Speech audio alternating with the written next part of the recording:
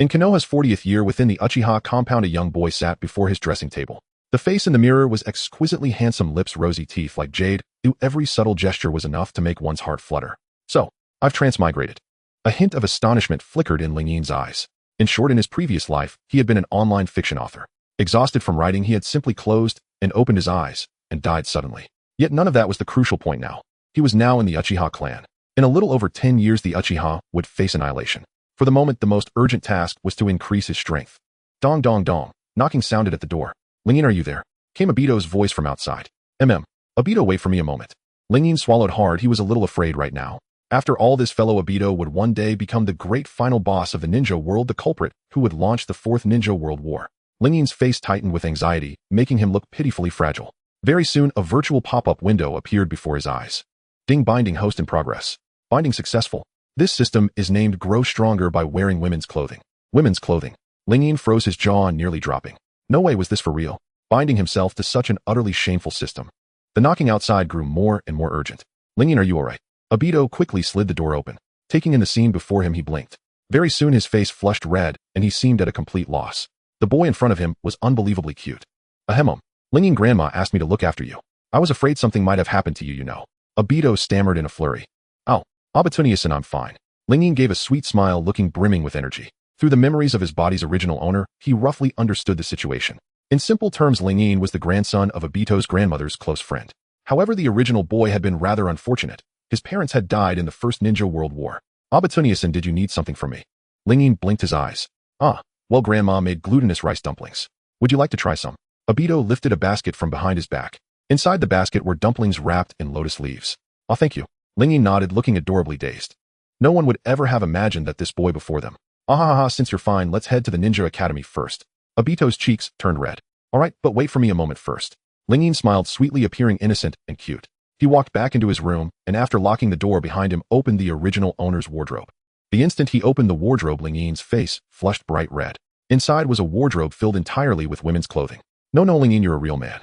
How could you submit to this damn system? Ding, the host has put on women's clothing.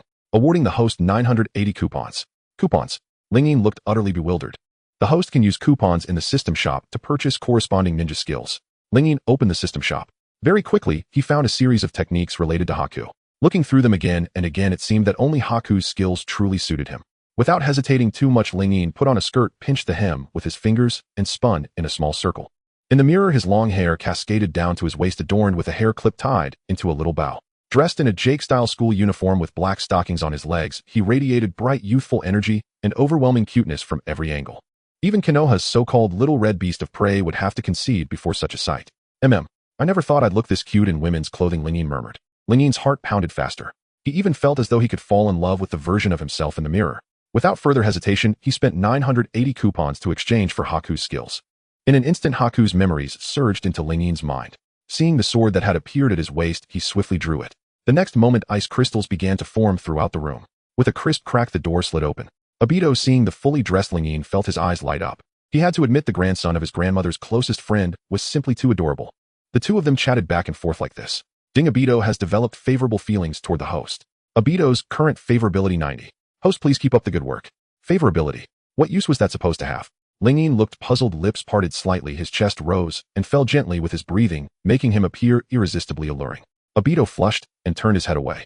Ling Yin was simply far too cute. No, this wouldn't do. Obito, you're supposed to be a steadfast, devoted boy. In your heart, there is only Rin. Obito shook his head. Obito-san, what's wrong? Ling Yin turned his head to look at the blushing Obito, his face full of confusion. Nothing.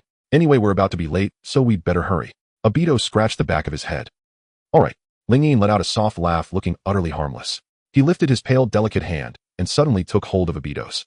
Obito froze. A breeze slowly drifted past. So this is what a girl's hand feels like, he thought, swallowing hard. Hand in hand, the two of them ran along. Before long, they arrived at the Ninja Academy. Luckily, they were not late. Once seated in his place, Ling Yin propped his cheeks in his hands, his fine brows slightly furrowed, looking adorably pensive. Ding, Obito's favorability toward the host has reached 95. The host is amazing. The system spoke in a cute, lowly-like voice, gazing at its host with utter adoration. No need to worship your big bro. Your big bro is a legend. Ling Yin's eyelashes trembled as he thoroughly enjoyed the system's praise. By the way, system, what is this favorability actually for? Ling Yin finally voiced the doubt in his heart. Favorability can be used to exchange for items. The system replied. Hold on, doesn't that mean I'll have to raise backup lovers and act like a green tea flirt from now on? Ling Yin's face reddened as he sat at his desk a little ill at ease. No matter what, he was still a man. Yet now he was expected to don women's clothing and become a walking wrench in people's relationships. Student Ling Yin, do you have a question? On the podium, teacher Gu Jintaro looked at Ling Yin with some concern. He had looked into the child's background. Ling Yin's parents had fallen in battle when he was very young. After learning of his parents' deaths, Ling Yin had sunk into a state of utter dejection. That was why Obito's grandmother had asked Obito to take care of him at all times. However, no one in the class knew that Ling Yin was actually a boy. The original child had rarely come to school, never dressed up, and hardly spoken. Everyone instinctively assumed that the person who had come to class today was a girl. Only this silly Obito, who had spent years with him and even knew that Ling Yin was a boy, still stubbornly believed the original child to be a girl. After all, in Obito's mind, how could a boy have skin so fair, hands so slender, legs so soft, and a voice so adorably sweet? No, Ling Yin was definitely a girl. Alright then. After skimming through the original boy's memories, Ling Yin could only fall silent.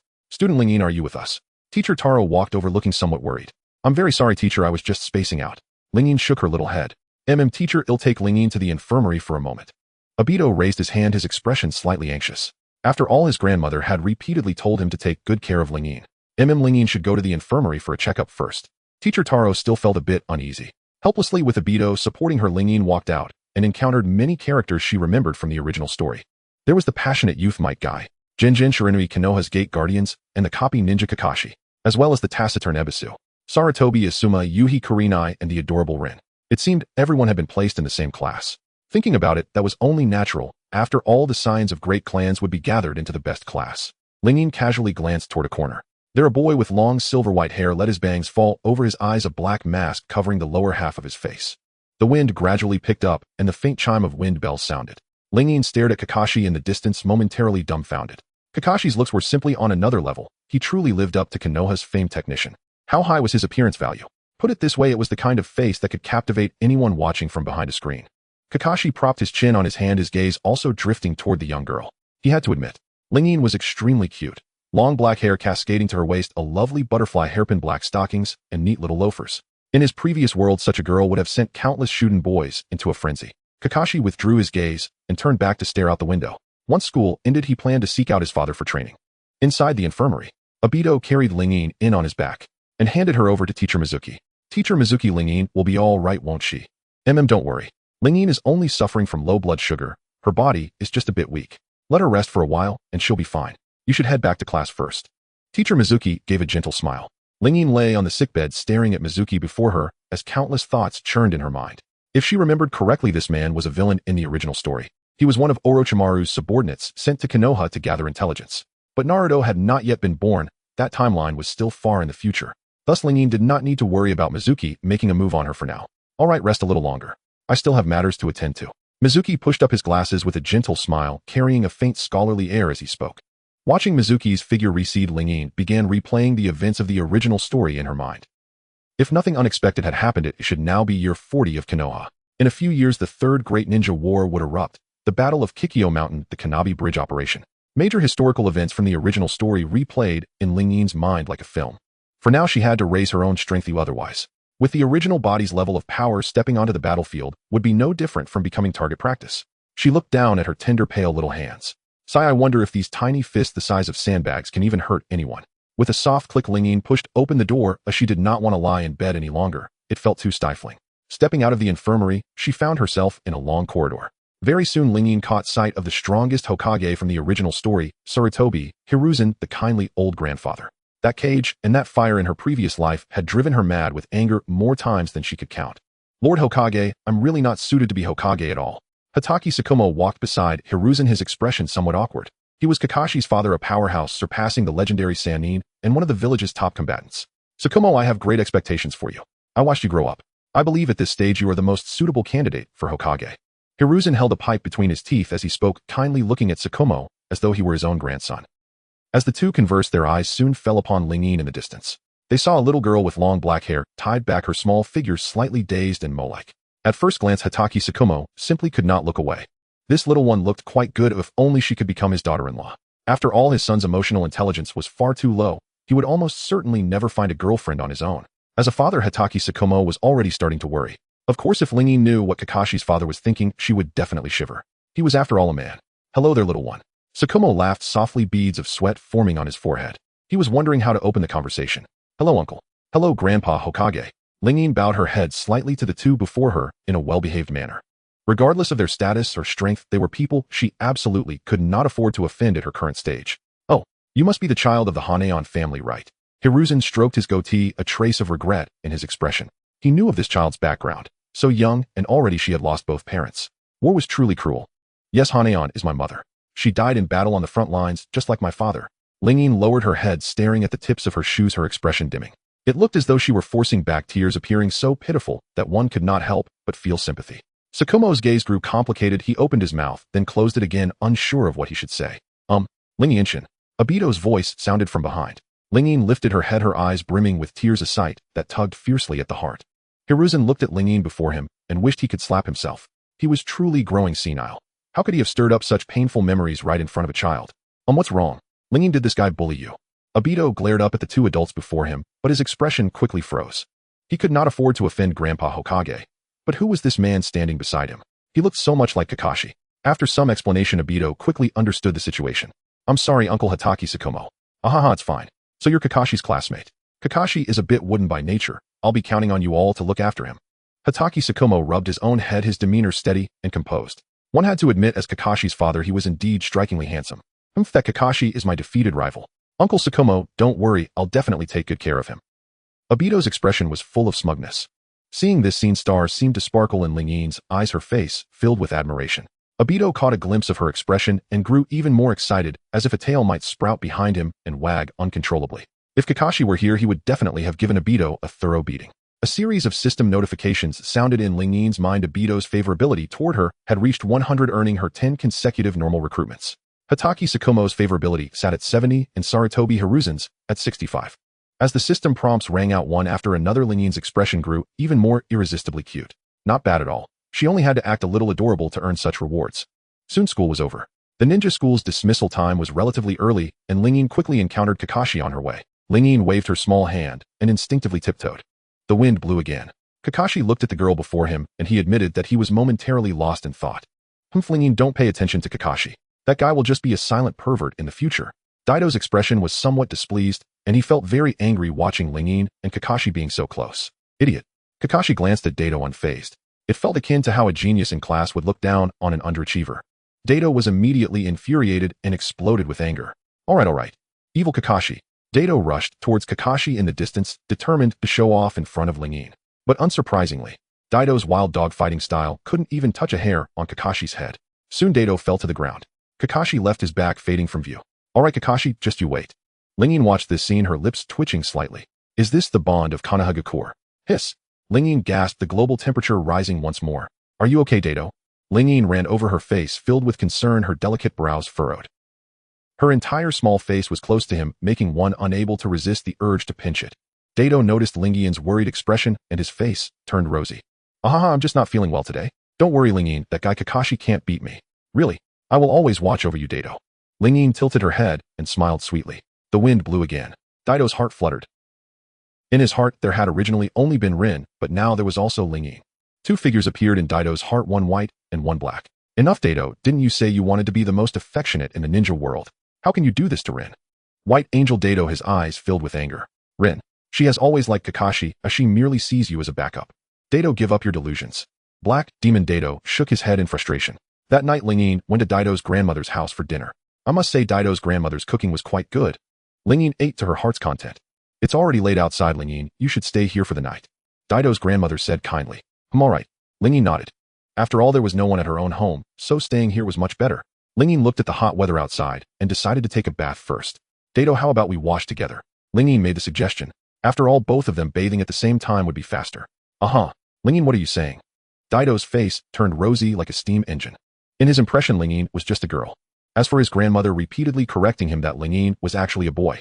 No, Daido believed his own little head's choice. Lingyin was so cute and beautiful, how could she possibly be a boy? All right then. Lingyin didn't mind much. He had merely said it casually to tease Daido. Watching Daido's awkward, innocent look, Lingyin couldn't help but chuckle inwardly. He finally understood what it felt like for girls to tease pure-hearted boys. Lingyin locked the door and secured the windows. Safety was very important. A girl. No, a boy must also protect himself. Daido sat on a small stool, feeling somewhat restless. Damn it, there were originally not many rooms in his house. There were originally 3 rooms, but one was a storage room and not livable. So he would likely have to sleep in the same room as Ling. Just thinking about Ling fair and tender appearance made Daito's heart race. No. Daito, you must be more careful. With a click, the door opened. Seeing Ling wrapped in a bath towel exposing her fragrant shoulders, Daito's heart raced wildly, his face flushed, and soon a stream of nosebleed flowed out. Damn, his head spun, and he fell asleep just like that. Daito, what's wrong with you? Ling approached, half kneeling on the ground, stretching out her delicate hand to touch Daito's head. At that moment, Daito's grandmother, still washing dishes, frowned, lost in thought. Isn't their relationship a bit off? Ling, you should sleep with Daito tonight. Daito's grandmother hesitated to speak. No problem. Ling smiled sweetly, appearing full of vitality. That night the wind began to blow softly. Daito's face was tense because the adorable Ling was currently hugging his neck. What should I do next? Daito felt an itch in his heart, wishing he could roll around in bed. However, fearing that he might wake Ling, he suppressed the discomfort within. His gaze shifted towards the girl before him. Under the bright moonlight, Ling's skin was fair, looking pitiful, especially with her arms wrapped around his neck, her cherry lips appearing incredibly alluring. Daito swallowed hard. His eyes soon changed, quickly turning into crimson eyes. A single tomo emerged. Due to the overwhelming tension, he activated his Sharingan. Ling felt the change in Daito's chakra, chuckling inwardly, but on the surface, she maintained her adorable, sleeping expression. Daito, I'm helping you get stronger, so you must protect me in the future. On the second day, Ling walked side by side with Daito as they headed towards the ninja school. Along the way, they encountered Kakashi, who, as in the original story, had his hands in his pockets, striking a pose that exuded an air of arrogance, looking as if he were invincible. Kakashi, Ling instinctively stood on her tiptoes and waved to Kakashi, greeting him with, "Good morning, Kakashi-san." Kakashi nodded in acknowledgement, though internally, he was quite conflicted. Last night his father had spoken to him about Ling, even asking him to protect this person standing before him. Seeing Ling's adorable and innocent expression. Ding, Kakashi's affection level is 65. Upon hearing the system's notification, Ling's smile grew even sweeter. As she beamed at Ling, both Kakashi and Daito felt their heartbeats quicken. Wait a moment, upon closer inspection, Ling seemed even cuter than Rin. Daito pondered quietly in his heart. Meanwhile, Kakashi was caught in a dilemma. Was this person really a boy? Kakashi truly wanted to lift Ling's skirt just to confirm her identity. The Uchiha clan had not yet relocated, and thus lived very close to the ninja school. Soon the 3 arrived at the school. At Daito, Kakashi, a sweet voice called out from a distance. Yahiko Rin came running over, accompanied by her friend Yugao. Looking at the 2 little girls before her, Ling admitted that there was a fleeting moment when her heart fluttered. No wonder Daito in the original story was so deeply in love with Rin. What's going on? Rinshin, why did you suddenly run out of the classroom? Daito asked, looking puzzled. Didn't you know? The first class is a practical lesson. Yugao slowly replied. Ling's delicate brows furrowed slightly, appearing somewhat frightened, like an adorable little rabbit. As Obito observed Ling's trembling body, his gaze grew resolute. Don't worry, Ling-chan, I will protect you. Obito approached with a light chuckle. Thank you, Obito-niich. Ling nodded. He's just a tail-end Charlie. Kakashi's expression darkened. Especially watching Ling interact with Obito made him feel particularly displeased. Of course, if Kakashi knew that the tail-end Charlie he spoke of would later spark the 4th Shinobi World War, he would be quite astonished. In the grassy area behind the school, Kajuro held the attendance sheet and began assigning the upcoming battle roster. Ling opened the ordinary recruitment interface, having saved the 10 recruitment tickets she had obtained earlier. It was just the right time to see what she could draw. Ling quickly clicked into the ordinary rewards pool before her reaching out her small fair hand to pull the lever.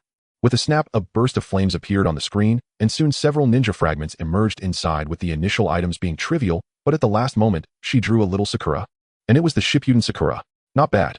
The strength of Shippuden Sakura should be around the Chunin level. Ling's face lit up with joy. Such a young age, and already possessing Chunin strength. Next match. Ling versus Kakashi.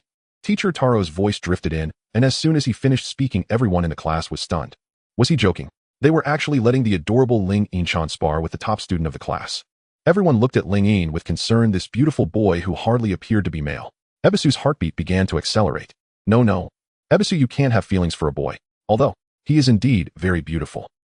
At that moment, a girl from the crowd stepped forward, looking exceptionally cute, giving off an air of purity untouched by the mud. Ebisu instinctively swallowed hard. Ding. Ebisu's affection level is 80. Ding. Noara Kumiko's affection level is 65. Ding. Shimura Danzo's affection level is 5. Affection level. A series of affection levels refreshed, but there seemed to be some odd individuals mixed in the crowd. Ling was stunned. Wait a minute, why is that guy Danzo eyeing me?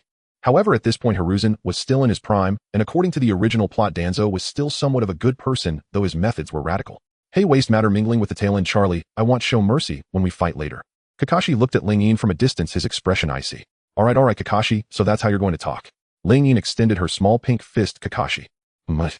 Have you ever felt my fist which is as big as a sandbag? Kakashi looked at the girl waving her pink fist from afar, utterly speechless. What the hell? As the teacher announced the start of the match, Kakashi vanished in an instant. Ling Yin's expression grew cautious, and in the next moment seeing Kakashi appear before her, she decisively swung a punch so fast. Kakashi's pupils contracted, and he swiftly used the body replacement technique. Bang! A bush was smashed to smithereens by Ling Yin's delicate fist. Kakashi stared at the bush reduced to wood chips in shock. That guy was actually this strong. He had been hiding his strength all along. Kakashi swallowed hard, his lazy demeanor turning serious. At that moment, Obito in the crowd clenched his fist and rubbed his eyes so fast.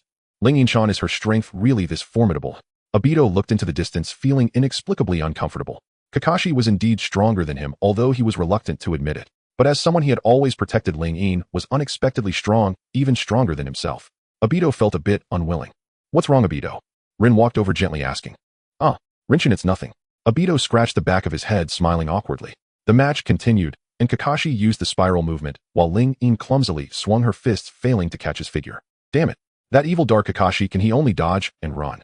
There's an opening. Kakashi's gaze turned cold, swiftly extending his leg to trip Ling Yin. Ling Yin didn't notice. Watch out. Ling Yin fell headfirst right, where there was a sharp rock. Kakashi immediately panicked, rushing over to catch the girl in his arms. Ling Yin instinctively hugged Kakashi's neck. The girl fluttered her eyelashes, and when she opened her eyes again, she realized she was a little high off the ground. The atmosphere felt a bit off. Only then did Ling Yin realize she was tightly held by Kakashi. Are you okay? Kakashi wiped the sweat from his forehead. I'm fine. Ling Yin nodded in a dazed manner. Kakashi set the boy before him down on the ground. The winner of the match is Kakashi. Both sides sealed a reconciliation mark. Teacher Taro finally reacted, wiping the sweat from his forehead, thankful that Kakashi had reacted quickly. Otherwise, his student would have really been in trouble. Hey Kakashi, what are you doing? Obito stormed out from the crowd, visibly upset. Watching Kakashi's interaction with Lin, he felt inexplicably annoyed. Seeing Obito approach in anger, Lin comforted him. Obito, are you okay? Is everything alright? I'm fine. Obito snorted coldly. Lin tilted her head adorably, looking at him, and then let out a light laugh. As he watched the girl smile, Obito's mood began to lift, the earlier frustration dissipating. However, Kakashi, observing their interaction from the side, felt a twinge of discomfort. Let's proceed with the peace seal. Teacher Taro stepped forward, awkwardly feeling helpless as a teacher who couldn't do anything. It was infuriating to realize that he was so slow to react when his students were nearly in trouble. Right, speaking of the peace seal, it hasn't been released yet. Lin suddenly remembered something, tilting her head adorably as she looked at Kakashi. Come on, Dark Ninja Kakashi, let's shake hands. Seeing the two holding hands, Obito gritted his teeth in anger. He was furious. So next up, the next pair of competitors. Teacher Taro glanced at the class roster, hesitating to continue. Teacher, let me challenge that Kakashi. Obito raised his hand. Obito, are you sure? Teacher Taro's mouth twitched slightly. In his memory, Obito was a total underachiever. How could such an underachiever defeat a genius?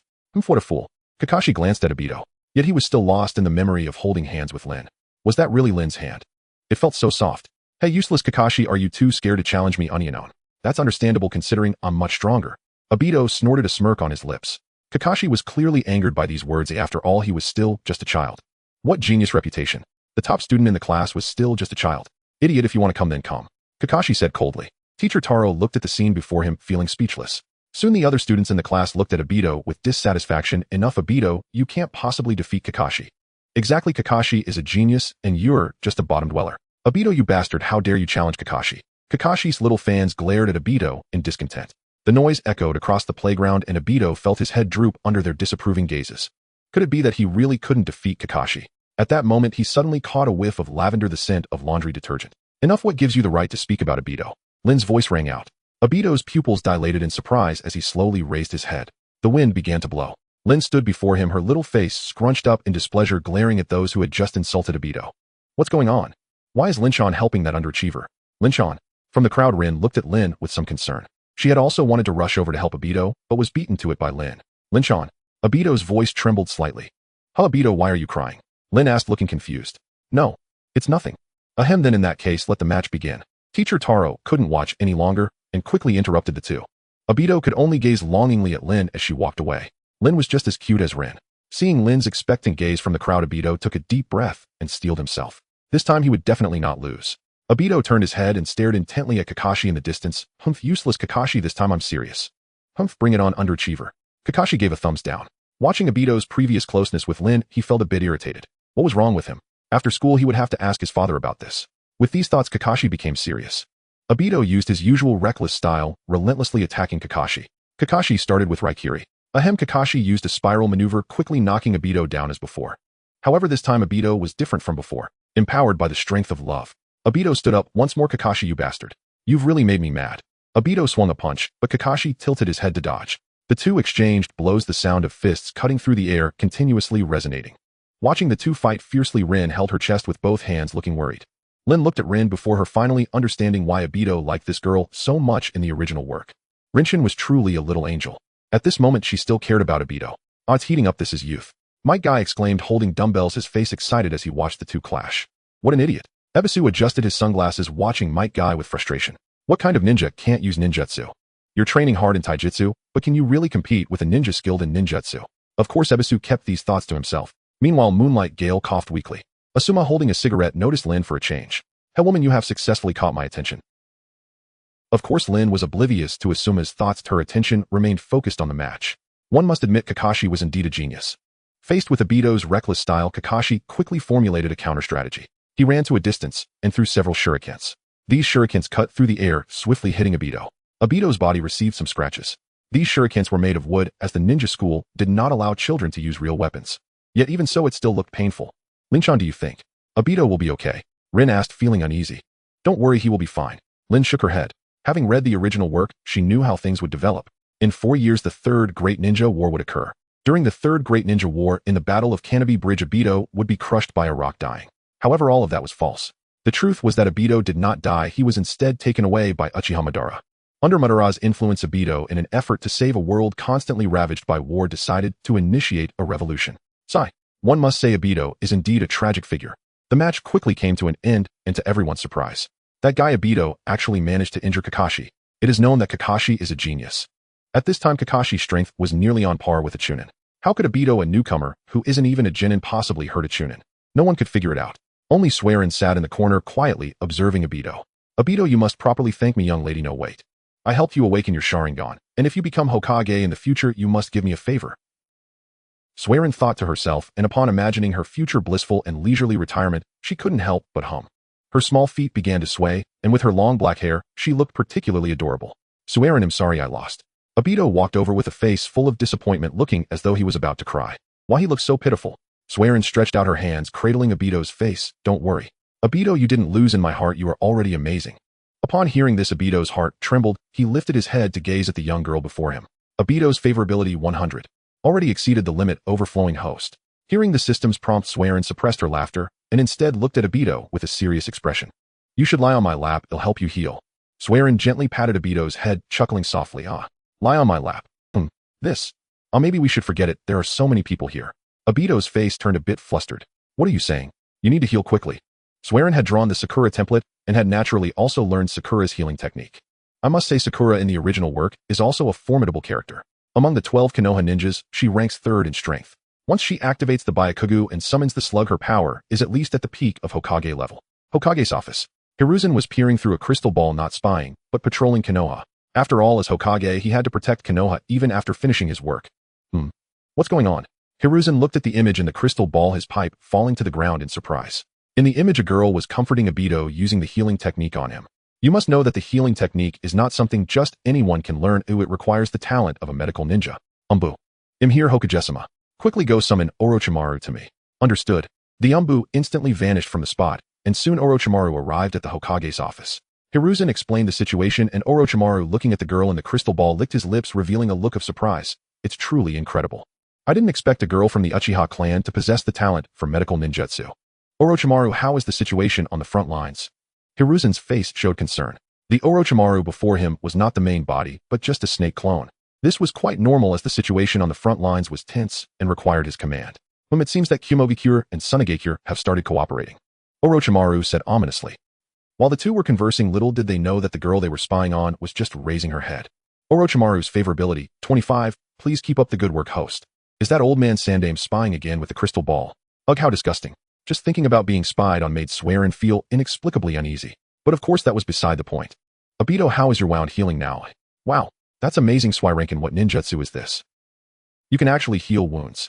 Obito walked in front, turning his head in surprise. In a moment of distraction, he didn't see the pole behind him and bumped into it. Oh, that hurts. Geez. Obito, if I'm not around in the future, who will take care of you? Suiren tiptoed and gently patted Obito's head. A gust of wind blew, causing the flowers in the alley to sway. It was only then that Obito came to his senses. Indeed, if Suiren were not around in the future, what would he do? After all, the current situation in the ninja world is very dangerous. In a few years, the Third Great Ninja War would break out, and Konoha would have to fight against 4 other villages. Who would dare believe such a record? It would all be built on corpses, and all villages would pay a painful price. I will protect you well, Obito said timidly. Then I believe in you, Obito. Suiren smiled, sweetly, looking full of energy. All right, let's not talk about that. What are we having for dinner tonight? Braised grilled meat and rib soup. Obito rested his hands behind his head, looking carefree. Meanwhile, on the other side, at the Hatake clan's estate, Kakashi pushed open the gate to the clan grounds, his eyes filled with complex emotions. He recalled the girl who had followed Obito. Suirenkin. Hey, little guy, long time no see. A familiar voice came. Kakashi looked up to see the man before him, his eyes lighting up. Dad. I was transferred from the front lines, and soon I will have to carry out a new mission. I just got some time now. Sakumo squatted down and patted his son's head. Konoha's higher-ups had assigned him a new mission to cut off the supplies from Awagakure. If this mission succeeded, the war would end early. At that time, he could also become Hokage. However, it seemed he had no political talent. Dad, can I ask you something? Kakashi said, his tone complicated. What is it? You look so glum. Kakashi recounted to his father what had happened to him today. Sakumo's lips curled up. Oh my, it seems my child has finally awakened. Not bad. He had met that child Suiren, and Orochimaru had also asked him to take good care of her. Being regarded so highly by Orochimaru indicates that the child must have extraordinary potential. Kakashi, do you know how your father met your mother? Sakumo said earnestly. Why are you suddenly telling me this? Kakashi tilted his head, looking confused. However, he was still able to draw some important information, which was to exchange gifts. The next day, Kakashi gazed at the carefully chosen gift, his expression somewhat conflicted. Will that girl dislike this gift? Kakashi, my lifelong rival, why do you look so listless? On the street, Mike Guy approached, a puzzled look on his face. A guy, I don't want to train with you today. What about the gift in your hands? Mike Guy curiously stared at the box Kakashi was holding. The box appeared exquisitely crafted, obviously containing a valuable gift. Oh, this is a gift for that girl, specially customized at a high price by my father. Kakashi spoke with pride, inadvertently revealing the truth. Mike Guy looked stunned. Kakashi realized he had misspoken and froze for a moment. What a fool he was. How could he accidentally speak his mind? Kakashi no longer loves me. You actually abandoned me, boo-hoo. Mike Guy felt a tinge of disappointment. After years of being brothers, he actually has a girlfriend. Hey Guy. Kakashi sighed in resignation. What is it? Promise me you won't tell anyone about this, okay? You can count on me. On the school rooftop, Suiren and Rin looked at the distant scenery. Suiren. What is it? Suiren picked up a squid sausage with her chopsticks, mumbling a question with her mouth full. You? Actually like Obito, right? Rin's expression was conflicted as she began to speak. Suiren nearly spat out the squid sausage in her mouth. Cough, cough. Suiren choked, drinking several sips of water before patting her chest. Rin, why do you say that? Because I feel like you pay a lot of attention to Obito. Rin shook her head, wearing a knowing expression. Suiren was stunned, falling into silence. She never expected that to outsiders they seemed to have that kind of relationship. The reason she treated Obito well was that she had read the original story. If Obito had not gone dark, he would unexpectedly become the 5th Hokage. Her future retirement life would depend on him. Rin, do you like Kakashi? Suiren asked curiously. In her previous life watching Naruto, she had always been curious about whether Rin liked Kakashi or Obito. All this. Rin's face flushed slightly, her hands fidgeting nervously. Cough, cough, let's stop this topic here. Suiren quickly finished her lunchbox, then stood up. She was destined to become the strongest man in the world. How could she waste time talking about love here?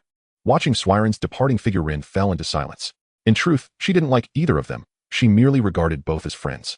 Ding-dong, the school bell rang, and Suiren hurried back to the classroom from the back playground, making them feel as if they had returned to their school days. How wonderful.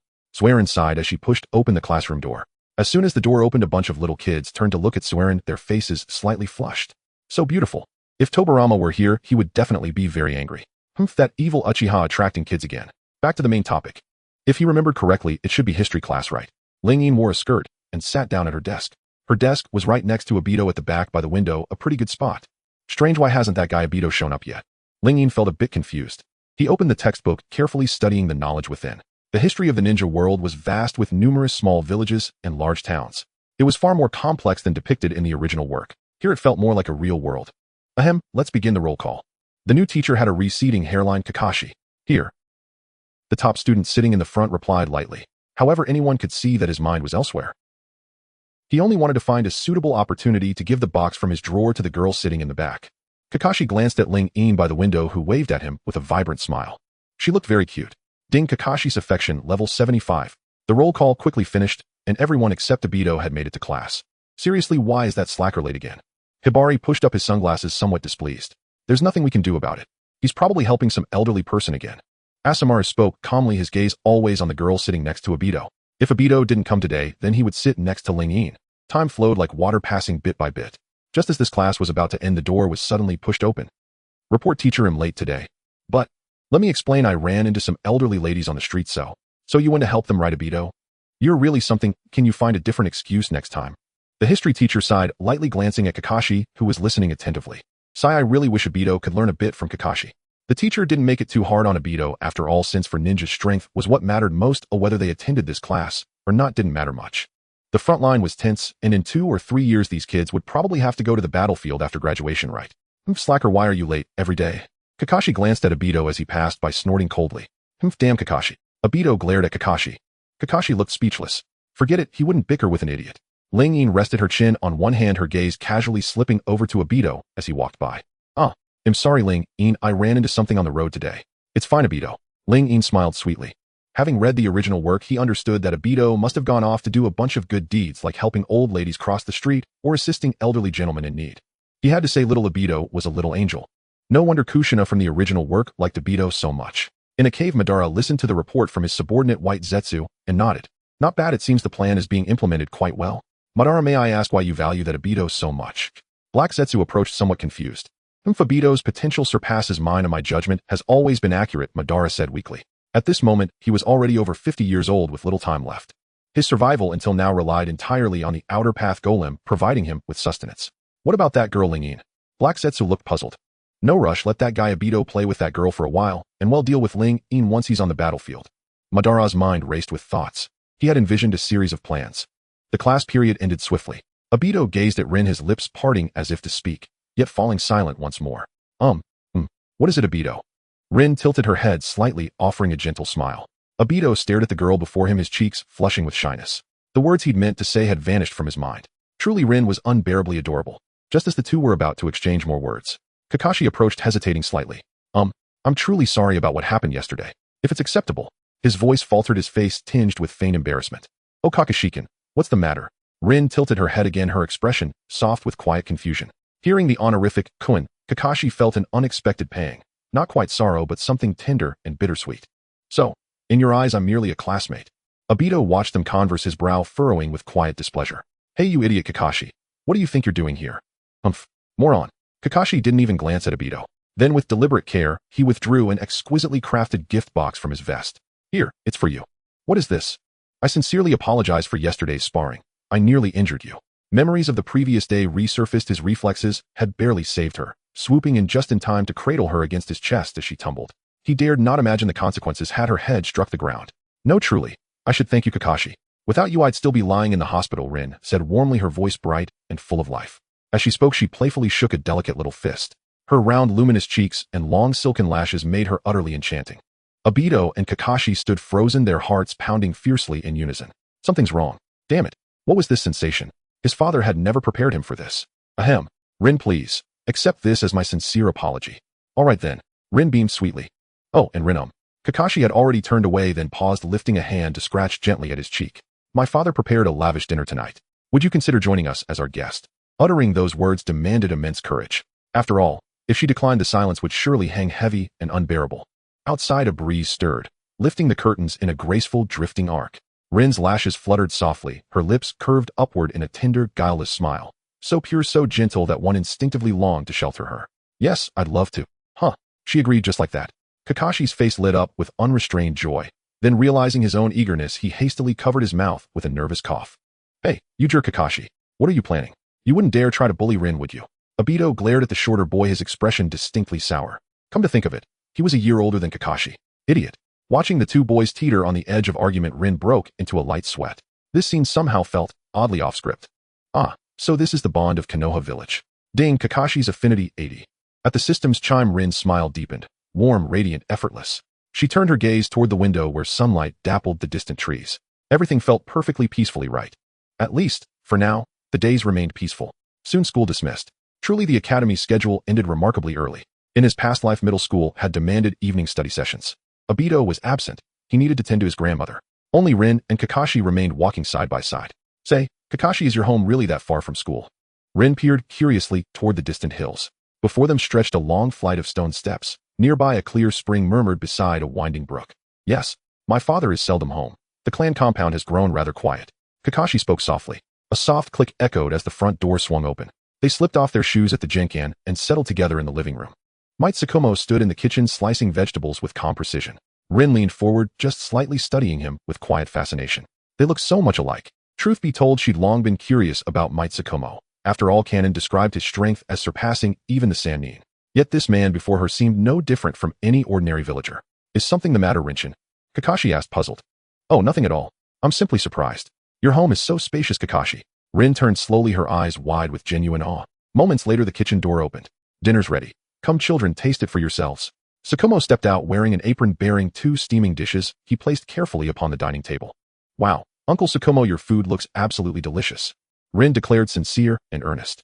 Really? He scratched the back of his head, a warm, quiet pride lighting his eyes. Just then, while Rin wasn't looking, Sakumo shot Kakashi a swift, knowing glance, a look rich with unspoken meaning. Son, this future daughter-in-law is exceptional. Hurry up and win her heart. Kakashi stared speechless. What on earth did that mean? Why had his father just given him that look? For no reason at all. Itadikamasu. Rin closed her eyes and pressed her palms together. Ritual demanded reverence after all. Then with delicate precision, she lifted her chopsticks and selected a savory meatball. Dipped in rich soy sauce, the meatball glistened. Its first bite unleashed an explosion of flavor across her tongue. She felt as though she'd plunged into a boundless ocean of exquisite taste. It's absolutely wonderful. Is it, eh? Sakumo smiled warmly, his confidence in his culinary skill unshaken. After all, in his youth he'd honed his cooking to win over his beloved wife. Watching Rin devour her meal with such innocent delight, Kakashi's gaze softened, deepening into quiet, unmistakable tenderness. Ahem. Rin, may I ask about your current abilities? Would you like some guidance from an uncle? Sakumo asked gently, his approval already complete. Her temperament, her grace, her charm, all met his highest hopes. Still, strength mattered in this shinobi world, where survival belonged only to the fittest. If her power fell short, well, I'd actually like to spar properly once. Rin nodded, her small face serious and focused. She bore the refined combat instincts of the wandering samurai Shiranui, layered with Sakura Haruno's chakra control and physical mastery from the Shippuden era. Her sole limitation was her youthful frame, her chakra reserves still modest. Yet in raw capability, she stood firmly at the level of a seasoned chunin. Among her peers, she was unquestionably peerless. Soon after dinner, the three moved to the rear garden. Rinchin, please strike me with everything you have. Don't hold back. I assure you, I won't be harmed. Sakumo, sensing her hesitation, spoke with quiet reassurance. All right. Rin nodded softly, her voice gentle, her resolve unwavering. As Lingian's voice fell, an icy blade coalesced in her hand. The girl's aura abruptly shifted, and Shuo Mao immediately became cautious. From his originally gentle uncle demeanor, he now seemed to transform into a seasoned assassin. Bang! Lingian stomped on the ground and instantly vanished from sight. Shuo Mao lifted the branch in his hand, claiming to be the white fang of the leaf, a top figure during the Second Shinobi World War. Facing a little girl who hadn't even graduated from the ninja school, he naturally felt at ease. Bang, bang, bang. The sound of tearing air erupted, yet no matter what, Lingian with the icy blade could not approach Shuo Mao even a step. Lingian's pupils constricted, feeling that Shuo Mao had become extraordinarily unfamiliar. Was he really this strong? The original text was indeed too conservative. I need to be cautious. Shuo Mao's voice came from behind. Suddenly, an ice mirror appeared before Lingian, and she passed through it, emerging from another mirror in the distance. Is this your bloodline limit? Shuo Mao's face was filled with shock. The Uchiha girl before him possessed ice release, and her reaction speed was incredibly fast. It should be noted that she hadn't even activated her Sharingan yet. If she did, this girl's future would be truly immeasurable. Shuo Mao thought to himself. In the blink of an eye, several ice pillars flew in from the distance, exactly the technique from the original text. Shuo Mao raised the branch in his hand, swiftly unleashing his self-created sword technique, sending the ice pillars flying. Lingian has been hiding her strength all along.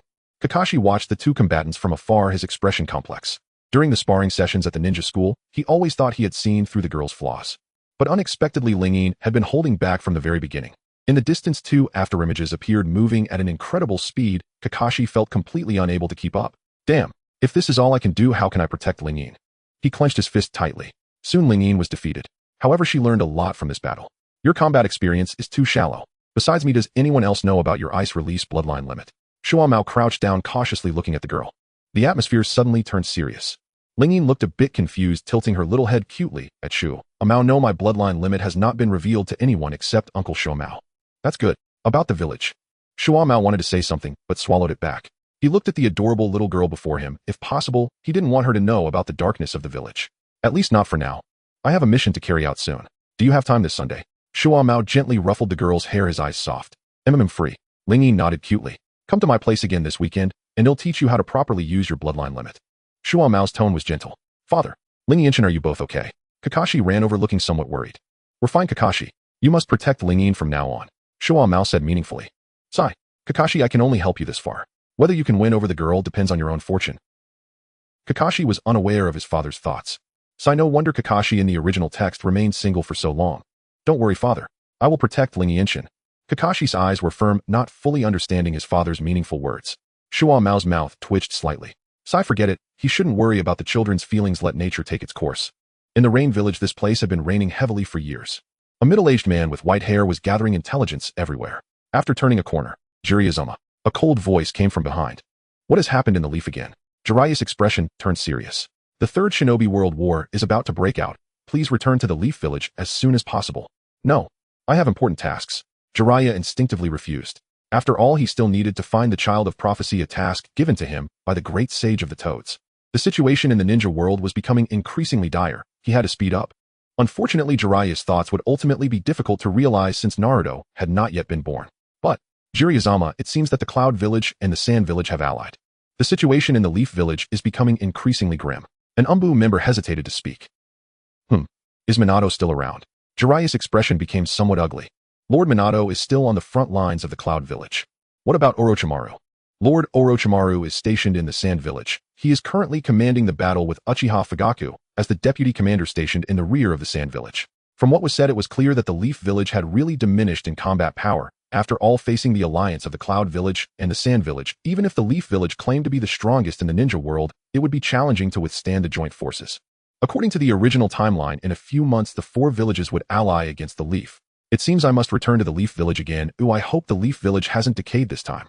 Jiraiya sighed softly. Along the way he gathered a lot of intelligence, and during the process he also learned that the Akatsuki organization was growing stronger. Jiraiya's eyes were somewhat gratified. It seemed that his three disciples who he gathered back then shared his ideals, intending to use love to influence the ninja world and achieve world peace. Of course, Jiraiya was unaware that in a few years that Gai Danzo would cause chaos, witnessing Yahiko's death, and Nagato would turn dark, intending to use force to impose peace on the ninja world. In the Hokage's office, has that guy Jiraiya finally decided to return to the village. Hisashi's face was excited upon hearing the news, completely oblivious to the pipe falling from his mouth. Jiraiya's return is good. Oh Lord Third, I have a request. Shuo Mao slowly began. What is it, Shuo Mao? Hisashi turned and asked kindly. It's about that girl Ling Yi.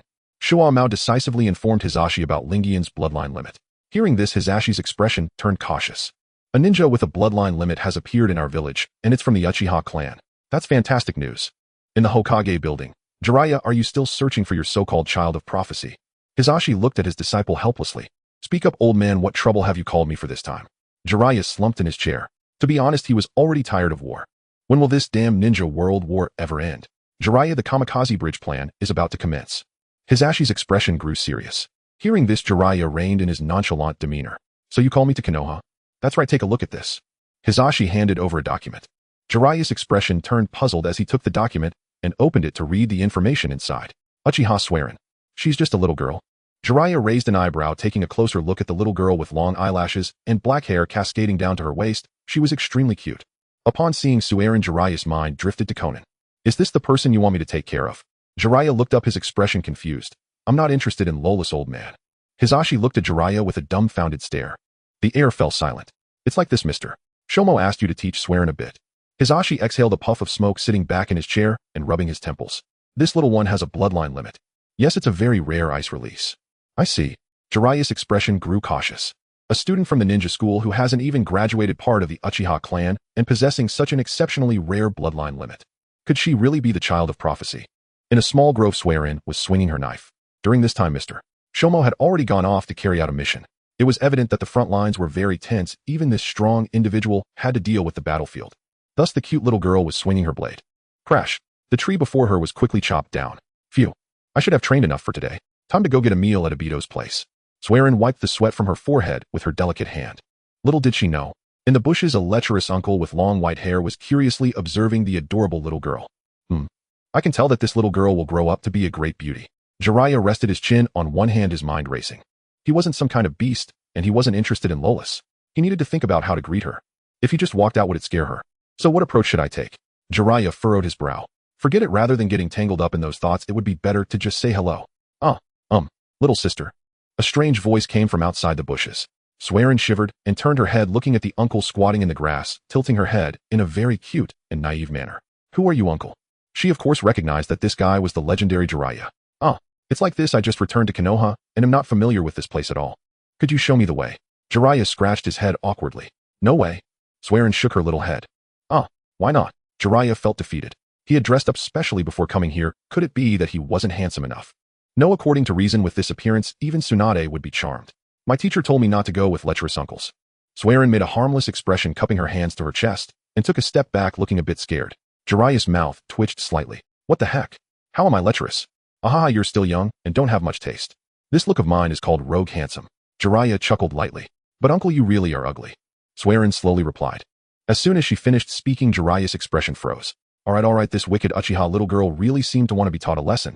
After a moment, Jiraiya took a deep breath, trying to calm his excited emotions. Looking at Jiraiya, who was blushing, Sueren almost laughed out loud. If not for the inappropriate setting, she would have really wanted to roll on the ground.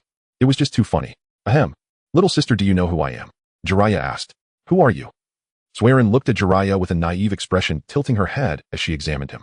I am the legendary great hero, the Toad Sage of Mount Mayaboku, Jiraiya. Jiraiya struck a pose, boasting as usual. Oh, Sueren nodded. Then will you show me the way? Jiraiya asked. Still no. Sueren replied. Jiraiya looked confused. Lecherous uncle. If you keep bothering me, I'm going to call the security department. Sueren pretended to be fierce and glared at Jiraiya. Upon hearing the words security department, Jiraiya instantly looked helpless. Little sister, would you like to learn this? Jiraiya extended his palm, and in the next second a blue Rasengan appeared in his hand. Sueren's eyes lit up as she nodded excitedly. I really want to learn. Great. Then come with me for a bit. Jiraiya chuckled. The two then headed towards the streets of Konoha. Sueren looked at the familiar scenery, her expression somewhat puzzled. That's right, speaking of which, she hadn't seen Kushina since coming to this world. Thinking about it, after all, Kushina was the Jinchuriki of the Nine Tails and couldn't go out easily. Jiraiya led Sueren to a residence in no time. The residence was located in the center of Konoha. Jiraiya knocked on the door. Is Kushina home? Jiraiya's tone was somewhat weak, seeming a bit fearful. Sueren also curiously tilted her head. The door creaked open, revealing a sister with long red hair, cascading like a waterfall to her waist, fair skin, and a beautiful face. Jiraiya, what are you doing here? Kushina looked at Jiraiya warily. She had no good feelings toward him. After all, which girl would like a creep who peeks at them while they bathe? Kushina, could you stop being so wary of me? Look who I brought back with me. Jiraiya patted Sueren's head. Sueren peeked her head out from behind Jiraiya, looking at Kushina with confusion. So cute. Kushina's face lit up with excitement as she squatted down and hugged Sueren tightly. Sister. Hello. Sueren struggled to breathe as she was hugged tightly by Kushina. By the way, Jiraiya, where did you find this little one? Kushina looked at Jiraiya with confusion. Could you say that in a nicer way? Jiraiya's mouth twitched slightly. After he explained the situation, Kushina quickly understood. She looked down at Sueren with surprise on her face. I didn't expect you to be so amazing. Kushina said. It's just average. Sueren replied softly. One must admit Kushina was indeed very beautiful. What a pity. Kushina's demise in the original story was simply too tragic. Well then, Rinchin, would you like to try my cooking? Kushina looked down at Rin with a doting gaze. No thank you, sister. I've already eaten enough on my way here. Rin felt beads of sweat forming on her forehead. If she remembered correctly, Kushina's cooking skills in the original story were quite poor. Even Jiraiya, one of the legendary three, had thrown up after eating her food. She couldn't imagine how her body would react to such cooking, fearing she might just collapse. Kushina lay on the sofa holding Rin and curiously asked Rinchin, are you classmates with Obito? Yes, why do you ask? Rin's face showed some confusion. What do you think of that boy Obito? Kushina's lips curled into a smile, her face displaying an auntie's delight. Rin's expression froze. Wait, what's with this strange atmosphere? Ding. Kushina's favorability score, 85. Ding. Jiraiya's favorability score, 80. Two system notification sounds appeared, and Rin's expression quickly transformed into a cute one. Good. If she could just put in a little more effort, she'd aim for another 20 consecutive pulls. Obito seems nice, but why are you suddenly asking about him, Sister Kushina? Rin tilted her head, looking a bit confused. At this moment, the girl had long hair cascading down to her waist, adorned with a butterfly hairpin, wearing black stockings and JK shoes. She looked extremely adorable. In her past life, she would have undoubtedly captivated countless otaku. Oh my Rinchin, do you like Obito? Kushina leaned in with a gossiping expression. Rin was taken aback, beads of sweat trickling down her forehead. A young Obito's image quickly surfaced in her mind. I wouldn't say I like him. Rin spoke shyly. However, upon closer inspection, one could see the tips of the girl's ears turning slightly red. Rin looked down at her feet, rubbing her hands together, presenting a pitiful appearance. Of course, this was all just an act. Ding. Uzumaki Kushina's favorability score 90. Hearing the system notification, Rin smiled, even sweeter inside. Nevertheless, she still wore that shy expression on her face. Ahem. Excuse me, Rinchin. Jiraiya coughed awkwardly. Hey kid, you better stay away from that perverted old man. Kushina hugged Rin tighter, glaring fiercely at Jiraiya. Jiraiya looked helpless. Sigh. What the heck? He was still young. When did he become a perverted old man? Kushina, I came back this time for serious business. Jiraiya's expression turned serious. Kushina nodded at this, releasing the girl from her embrace. Little one, could you show us your Kekkei Jinkai again? It's your ice release. No problem. Rin nodded adorably. She extended her hand, and at that moment her palm transformed into ice crystals visible to the naked eye. Ice release. Jiraiya covered his chin with one hand, his expression serious. Soon he took out some chakra paper from his pocket.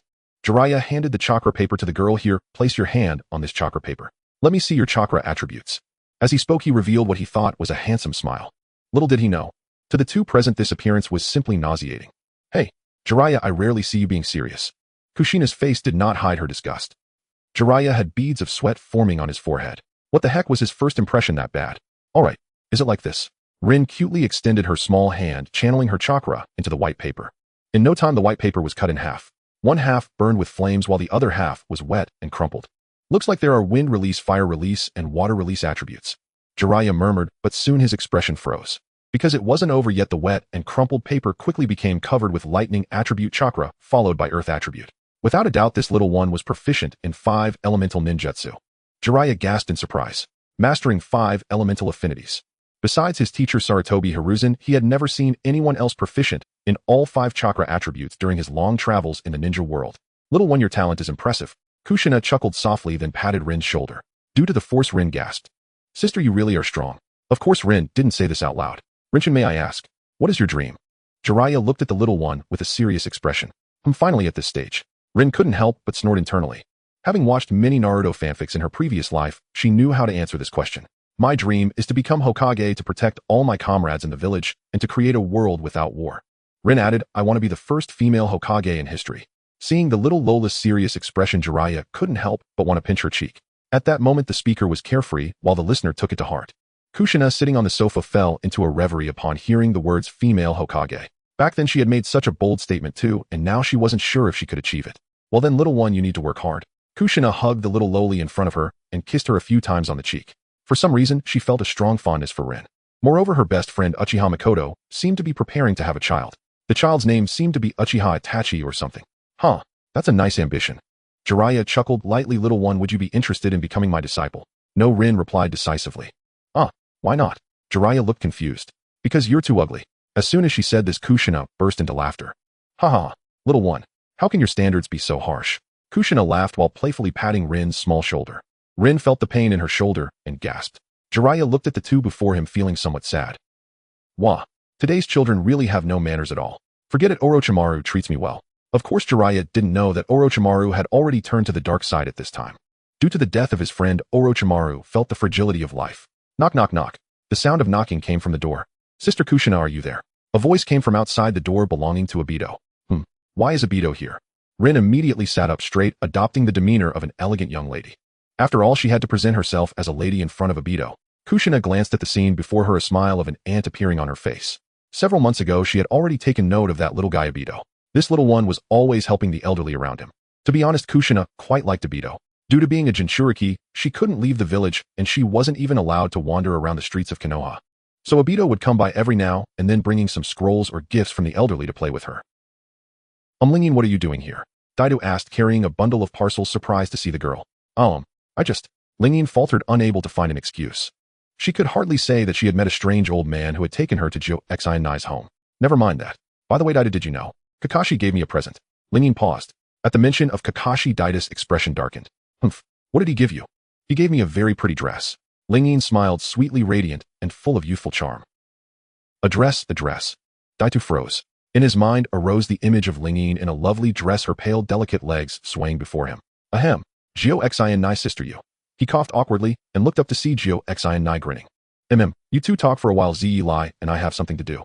Xi&I took Lingyin's small hand in one of hers and reached with the other to take Daido's hand. Under the watchful eyes of everyone present, Gyo Xian Nai brought their hands together. Ling Yin froze eyes wide. Daida's face flushed a vivid crimson. Oh, so this is Ling Yin's little hand. It feels so soft, he thought, his heart fluttering. Daida tightened his grip instinctively, then realized his mistake. He looked down at his toes, cheeks burning even deeper. Laughter rang out. Haha, Daida, why are you getting shy? Gyo Xian Nai clapped Daidu heartily on the shoulder, her manner boisterous and domineering like a jovial boss. She leaned close and murmured into Daida's ear, breathing lightly, if you are this bashful, be careful, your little girlfriend might be swept away by someone else. I would never admit such a thing. Daitu blurted out. The mood grew awkward. Gyo Xian Nai watched Daida's puffed-up expression and laughed heartily. Ziyi Lai, infected by her mirth, laughed as well. But Ziyi Lai's face stiffened soon after. Fine, my little cabbage is going to be swept off by that foolish boy, is it? He would never allow it. He made a disgruntled noise, and unable to shake his worry, began to follow them furtively. On the village market street, Daitu walked with Ling Yin's hand in his face growing redder. Damn it, I'm such an idiot. What was I even thinking? At the thought of Ling Yin someday being with someone else, a pang of anguish tightened his chest. Daitu, you're hurting me. A fragile voice came from beside him. Daitu froze, his pupils contracted. Looking down, he realized he had unconsciously tightened his grip. Ling Yin, I'm so sorry. Daitu patted the back of his head, sweat beading at his brow. By the way, my grandmother asked me to buy a bottle of soy sauce. Do you want to come? Yes. Ling Yin nodded with a guileless, endearing motion. Watching Daitu so shy, Ling Yin almost burst out laughing, wanting to double over with amusement. Hey Daitu, did you bring your little wife to buy soy sauce? The owner of a furniture shop teased the hand-in-hand pair. What are you saying? She's not my wife, I don't like her. Daitu protested, embarrassed, and let go of Ling Yin's hand. Ling Yin cocked her head in innocent curiosity, watching the scene unfold. Is that so? She really isn't your wife. The shop owner covered his chin and put on a mock-suffering expression. Really not. We're just friends. Daitu insisted stubbornly. Then could you give your wife to me? An old man like me hasn't found a partner yet. The owner teased, smiling at the corner of his mouth. Nearby, two elderly neighbors watched the scene with warm smiles. Both had been helped by Daitu before and held him in high regard. No, Daitu blurted reflexively, his voice unintentionally rising. The sudden shout startled the birds in the trees, which fluttered into the sky. Ling Yin jumped as well. The owner realized had gone too far with his joke. Anyway, Uncle Yuan Sheng, I just came here to buy a bottle of soy sauce. Daitu took a deep breath, forcing himself to calm down. But the words little wife had made him blush again, an effect that invited teasing. All right, here you go, the owner said as he handed over the bottle. The owner nodded, as if the matter were settled. After making their purchase, the two walked on, observed by the shopkeeper as they gradually distanced themselves. Inexplicably, there was a slight awkward space between them now. Daitu kept walking a step ahead, the remarks of Gyo Xian Nai and the shop owner echoing in his mind. What if Ling Yin ended up liking someone else and left him? The image of her in a wedding dress marrying a stranger tightened the ache in his chest. Daitu, what's wrong? Are you unhappy? Ling Yin trotted up and took his hand. No, it's nothing. He stammered, sweat on his forehead. He wiped the sweat from his brow, trying to steady his breathing. Unbeknownst to them, in a narrow alley nearby, Ziyi Lai's expression darkened. Humph, that wicked Yuji Bo. I will deal with this myself. Ziyi Lai, with the apparition of Qinsho Fei Jian, made a dramatic entry. If Qinsho Fei Jian knew Ziyi Lai's thoughts, he would surely give a thumbs up. Not bad, the young man shows promise. Those wicked Yuji Bo must be expelled from the village. 3 system-like chimes sounded. Ding Ziyi Lai favorability 90, ding Gyo Xian Nai favorability 95, and ding Yuji Bo band favorability 5. The 3 chimes reverberated. Ling Yin felt a bead of sweat trickle down her temple. She could make sense of the first 2 messages, but the third troubled her. Was Yuji Bo band plotting against her? Her little mind raced, and soon a faint wisp of smoke seemed to rise from her head in exasperation. Oh, Ling Yin, are you all right? Daitu noticed his close. No, simply a good friend, was distressed. Worried, Daida's bag, which he had been carrying tightly, slipped from his hand and fell to the ground. No, it's nothing. I'm fine. Ling Yin mumbled the words, indistinctly attempting to brush off her momentary panic. She had clearly overthought matters. Whenever she pushed her mind too hard, this would happen. From his perch concealed among the branches, Ziyi Lai watched the pair with a glare that had grown even more intense. Damn it. Wicked Yuji Bo, if I don't put you in your place today, they'll take to Shiwan's name. Ziyi Lai growled, his resolve fierce. In the territory of the Hatake clan, Kakashi was fishing, but his heart was restless, unable to find peace. What kind of feelings would Rin have upon receiving my gift? Perhaps she would joyfully put on a dress and twirl around gently. Just thinking of the adorable sight of the girl made Kakashi's lips curve into a smile. However, Kakashi did not know that the girl he longed for had already transformed into a figure resembling Obito. Damn it, what a twist. On the streets of Konoha, it's you, uncle. Obito looked curiously at Jiraiya. He still remembered this uncle from his time at Kushina's house. Don't call me uncle, I'm still young. Jiraiya's expression turned slightly displeased. Master. A soft voice came from behind. Hearing this, Jiraiya felt a rush of delight. How wonderful it was to have a female apprentice. He turned to Rin, and at that moment the image of little Conan gradually overlapped with the girl before him. So similar to similar. Jiraiya's favorability level 93. What's wrong, Rin? Is there something you need to tell your master? Jiraiya approached, releasing the tightly held hands of the two. Then he extended his hand to hold Rin's. At this moment, Obito, who had been left out, raised his hand, looking completely bewildered. Wait, uncle, is it really necessary for you to act like this? The next day, Rin wore the dress Kakashi had given her. I must say Kakashi's gift was thoughtful, the hem was full of girlish charm, and wearing it felt light and lovely. Rin looked at herself in the mirror, shaking her delicate thighs resembling two white radishes. I really look cute in a dress. Rin smiled sweetly, looking full of energy. Every day she practiced her smile in front of the full-length mirror. It was essential training. Rin, are you there? You're going to be late. Oh, just a moment, I'm coming. Rin's voice was crisp and pleasant as she ran lightly, looking like a fairy. However, the sun outside was a bit hot today. Rin stretched out her delicate hand to wipe the sweat from her forehead, while the other hand reached into her dress pocket and walked forward while swaying. Rin. Obito looked at the girl, his face slightly flushed, stuttering. Today's Rin was dressed too cutely. Was this dress really given to her by Kakashi? Just thinking about it made Obito feel a bit frustrated. Once he became a ninja and earned some money, he would have to customize a dress for her. No, he should do it every day, imagining Rin in a dress flashing a sweet smile while playing with him. Obito's face turned crimson, just like little Hinata's when she saw Naruto in the original story. Obito, it's really hot today. Rin pulled her hand out of her dress pocket, fanning her adorable face. I just happened to bring an umbrella when I left here. Obito chuckled foolishly, then took out a sun umbrella from his pocket, thoughtfully shielding Rin from the sunlight. Obito, you really are considerate. Rin smiled sweetly, and a gentle breeze blew, allowing Obito to even catch a whiff of the fragrance emanating from the girl. Just as the two were about to continue enjoying their sweet time, they turned a corner and saw Kakashi's grim face in the distance. Kakashi locked eyes with Obito. The tail of the crane. Damn, Kakashi. Seeing the tension between the two, Rin's eyelashes trembled slightly. Is this what friendship looks like in Konoha? All the way, the atmosphere felt a bit awkward due to the third party's presence. Soon they arrived at the ninja school. By the way, Kakashi. I really like the customized dress you gave me. Rin smiled sweetly. Kakashi's face was cold as he nodded, but inside his heart raced like a startled deer. Thump. Thump. His heart raced incessantly. He finally understood why Obito had been so persistent in pursuing the adorable Rin. Damn it, turns out being with this little one is so delightful. At the ninja school, Rin had no idea what thoughts were swirling in Kakashi's mind. Today at the ninja school, the lesson was chakra training, as they were about to graduate and needed to train diligently. Alright, today you'll show how exceptional I can be, and I must surpass Kakashi. Obito glanced at Kakashi, but his expression froze, for Rin was intimately chatting with Kakashi, their close demeanor piercing through his heart like a sharp blade. Obito damn, Kakashi. If I don't take you down today, I'll consider myself defeated. Obito's eyes blazed with fire. At this moment, Kakashi, who was talking to Rin, glanced at Obito, raising an eyebrow with disdain. As if to say, a talent like you is even worthy. Playing with a talent like you is a waste of time. Cough, cough. Today's chakra training is cancelled. Teacher Mizuki pushed open the classroom door holding textbooks and awkwardly cleared his throat. Upon hearing this news, the faces of the students in the class lit up with joy. Compared to training courses, everyone preferred textbook lessons because they could daydream. Hey Asuma, who do you think the class beauty is, eh? The brooding pervert Hibiyoshi leaned closer to Asuma, revealing a lewd smile. Asuma exhaled a smoke ring, his gaze fixed on Rin, who was conversing with Kakashi.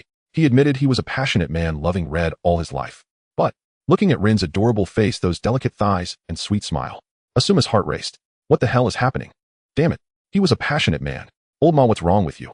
Narashikaku walked over, chewing on a toothpick. Yeah, why do you look so dispirited? The next class seems to be swimming lessons. Yamanaka Ino had a little crow perched on his shoulder. Swimming lessons? Asuma's expression was confused. It's called swimming lessons, but it's more about walking on the water with chakra. However, there are always some who are not skilled and end up like drowned rats. But these weren't the main points. A scene floated in Asuma's mind. The adorable Rin in a swimsuit looking at him shyly. Asuma-can, if possible, would you like to go out with me? The girl blushed, lowering her head, clad in a seductive swimsuit. But these weren't the main points. Damn it, he liked Red. Another scene began to emerge where Red was smiling at him in a swimsuit, but her charm seemed not as great as Rin's. Alright, just like before. Let's go to the back mountain of Konoha as per usual. Teacher Mizuki walked over, his expression gentle. In summer, under the blazing sun, Lingyin, dressed in a swimsuit, tentatively dipped her fair little foot into the water. It feels so cool. Lingyin. Obito approached. What is it, Obito? Lingyin turned her head, her expression a bit silly. Looking at the girl before him, Obito's heart raced. Damn, so cute. Ahem. Next they'll start calling names. Those whose names are called step on the water surface. Teacher Mizuki walked over, pointing at the class roster. Kakashi, I'm here. Among the crowd, Kakashi stepped forward, but his gaze lingered on the girl. Obito stood beside Lingyin, shooting a glare at Kakashi while blocking his line of sight. After all, Kakashi's gaze was definitely improper. In truth, one could hardly blame Kakashi. After all, Lingyin looked incredibly alluring in her swimsuit. Everyone present was transfixed. Asuma, what's your opinion on Lingyin? Ebisu approached, adjusting his sunglasses, his expression somewhat lecherous. Lingyin is indeed quite cute. Asuma nodded reluctantly, but his heart raced. Damn, he was a sentimental man who had vowed to love only Hinata for life. From afar, a girl's surprised voice rang out. "Ah, Lingyin, your skin is so fair." Kurenai walked over her face, showing some astonishment. "Indeed." Shizen nodded. Seeing the two little Lolas in front of her looking at her with envy, Lingyin felt a bit embarrassed. After all, she was just a boy wearing a skirt. However, fortunately the system disguised her identity. Even if someone activated the Byakugan, they couldn't identify her gender. "Lingyin, do you want to play with this water balloon?" Rin walked over holding a ball with both hands and displaying a sweet smile. Lingyin hesitated. After all, no matter how you looked at it, she was still a boy, and would it be inappropriate? Alright. After some mental struggle, Lingyin nodded her silly little head. Since there was still some time before roll call, it was better to relax during this moment. The voice of teacher Mizuki came from afar. Kakashi did exceptionally well. As expected of Kakashi. That's amazing. Everyone stared in shock at Kakashi, who was calmly standing on the water surface. It's hard to imagine that Kakashi was of the same generation as them. At this time, Kakashi already possessed the strength of a Chunin. If nothing unexpected occurred, he should be the top student in the class. After finishing his demonstration, Kakashi quickly stood on the beach and walked towards Lingyin. The girls in the class screamed just like in the original story. Everyone was curious about where Kakashi was going. "Lingyin, are you proficient in chakra control? I can guide you." Kakashi pushed aside Shizune and Kurenai. The two little Lolas who were pushed aside glared at Kakashi with discontent. Thank you, Kakashi. Lingyin chuckled. Having acquired the Sakura template, he had already reached a cage-level ability in chakra control. Seeing Kakashi invite her, she did not refuse. After all, Kakashi was a goal. Ding, Kakashi's favorability 90.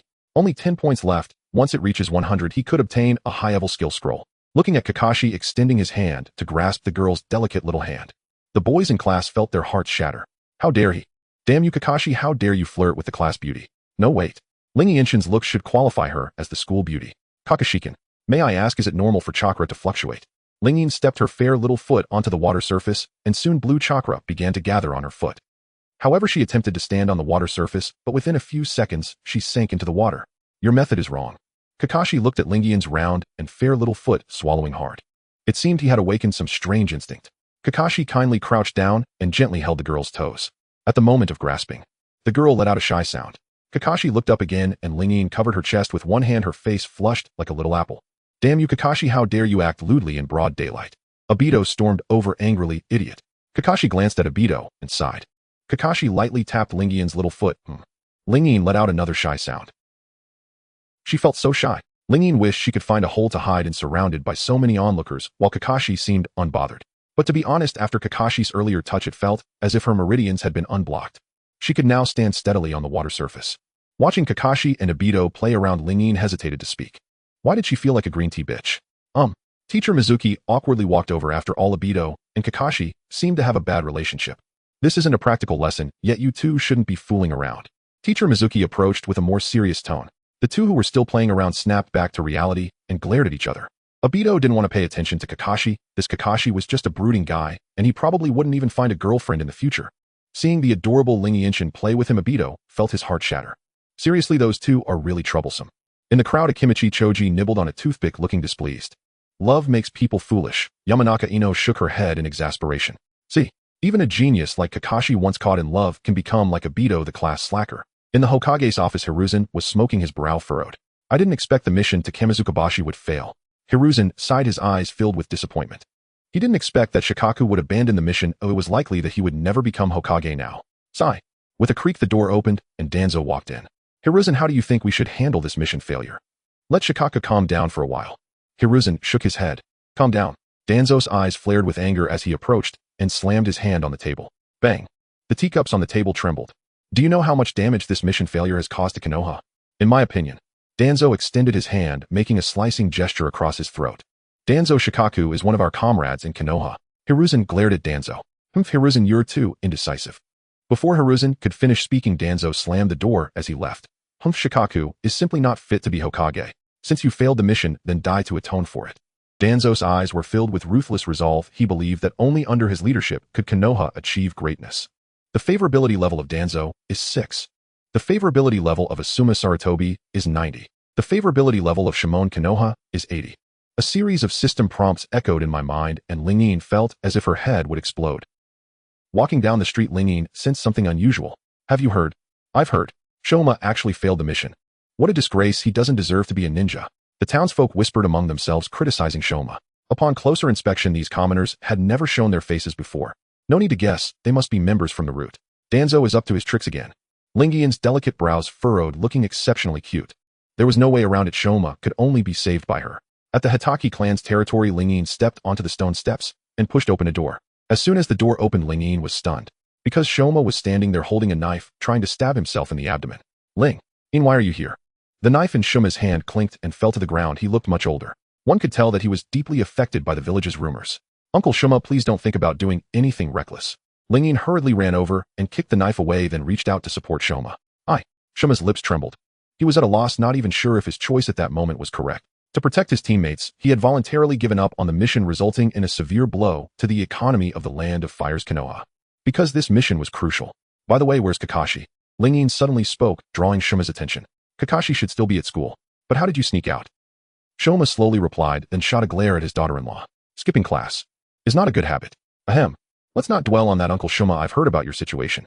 Lingian shook her head, looking very cute. Have you heard? Shoma looked down at his toes, silent.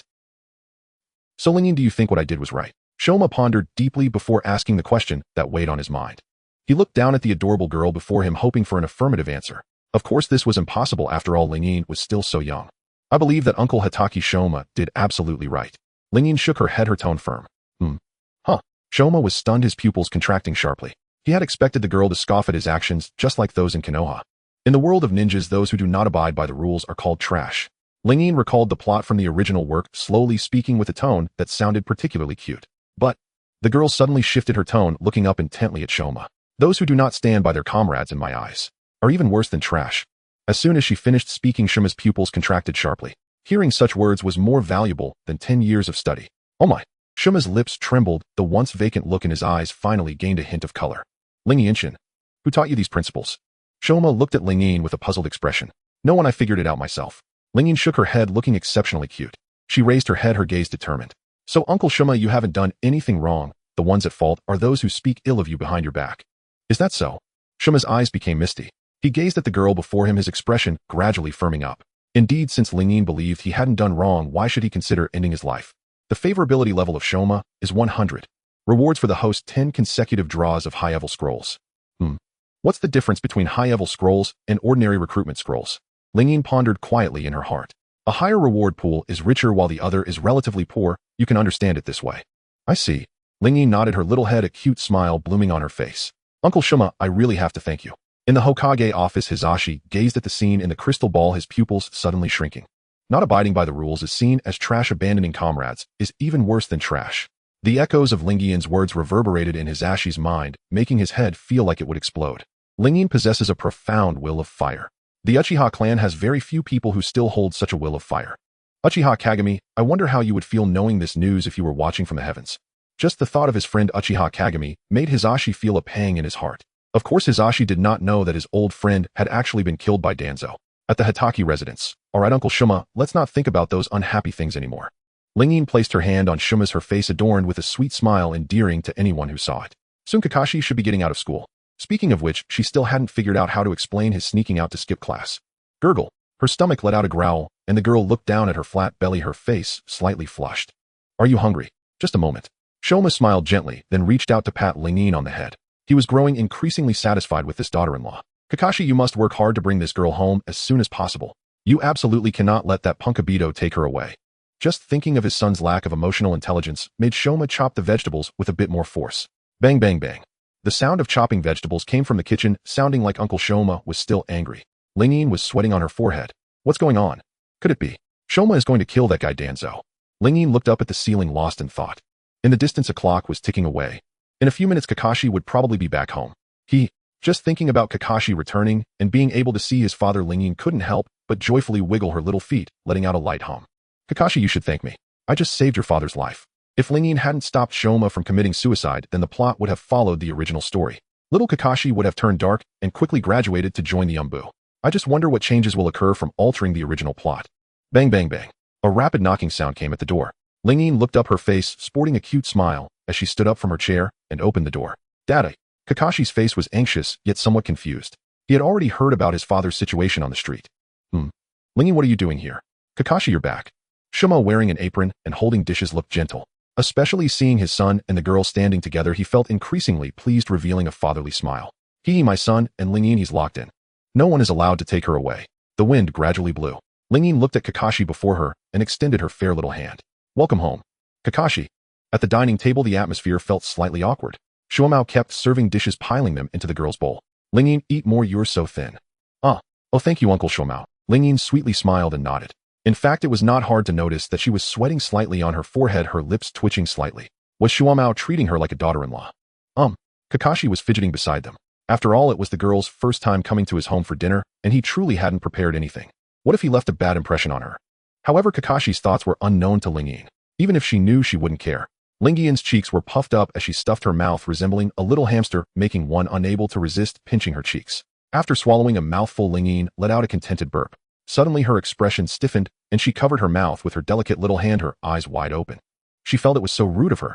Unbeknownst to her, Kakashi Hataki's affection level 95, Shuomo's affection level 100. Her appearance seemed quite adorable to outsiders. There's still plenty of food. Shuomao stood up, looking at the girl's empty bowl, suggesting to refill it. Lingyin waved her small hand, then touched her flat stomach. It seemed like her body just wouldn't gain weight. Lingyin, did you skip school today? Kakashi spoke slowly after a moment of silence. Yes, why? Lingyin tilted her head, looking confused.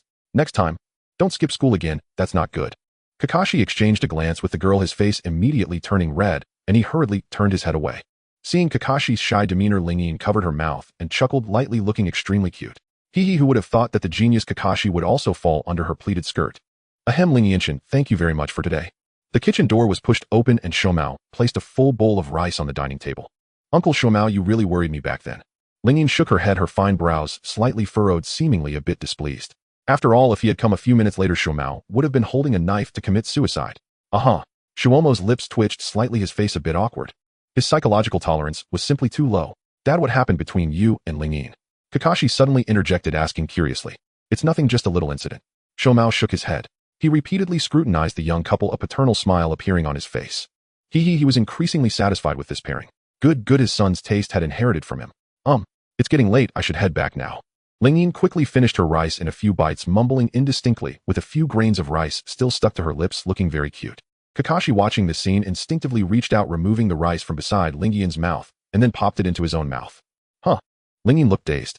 After a while, Kakashi sensed something was off. His face turned red, steam rising from his body, making him look as if he had just come out of a sauna. Kakashi. Lingyin's face flushed. Was this considered an indirect kiss? Kakashi, what are you doing? That's very impolite. Shuomao shot a glare at his son, then reached out and gave his head a light slap.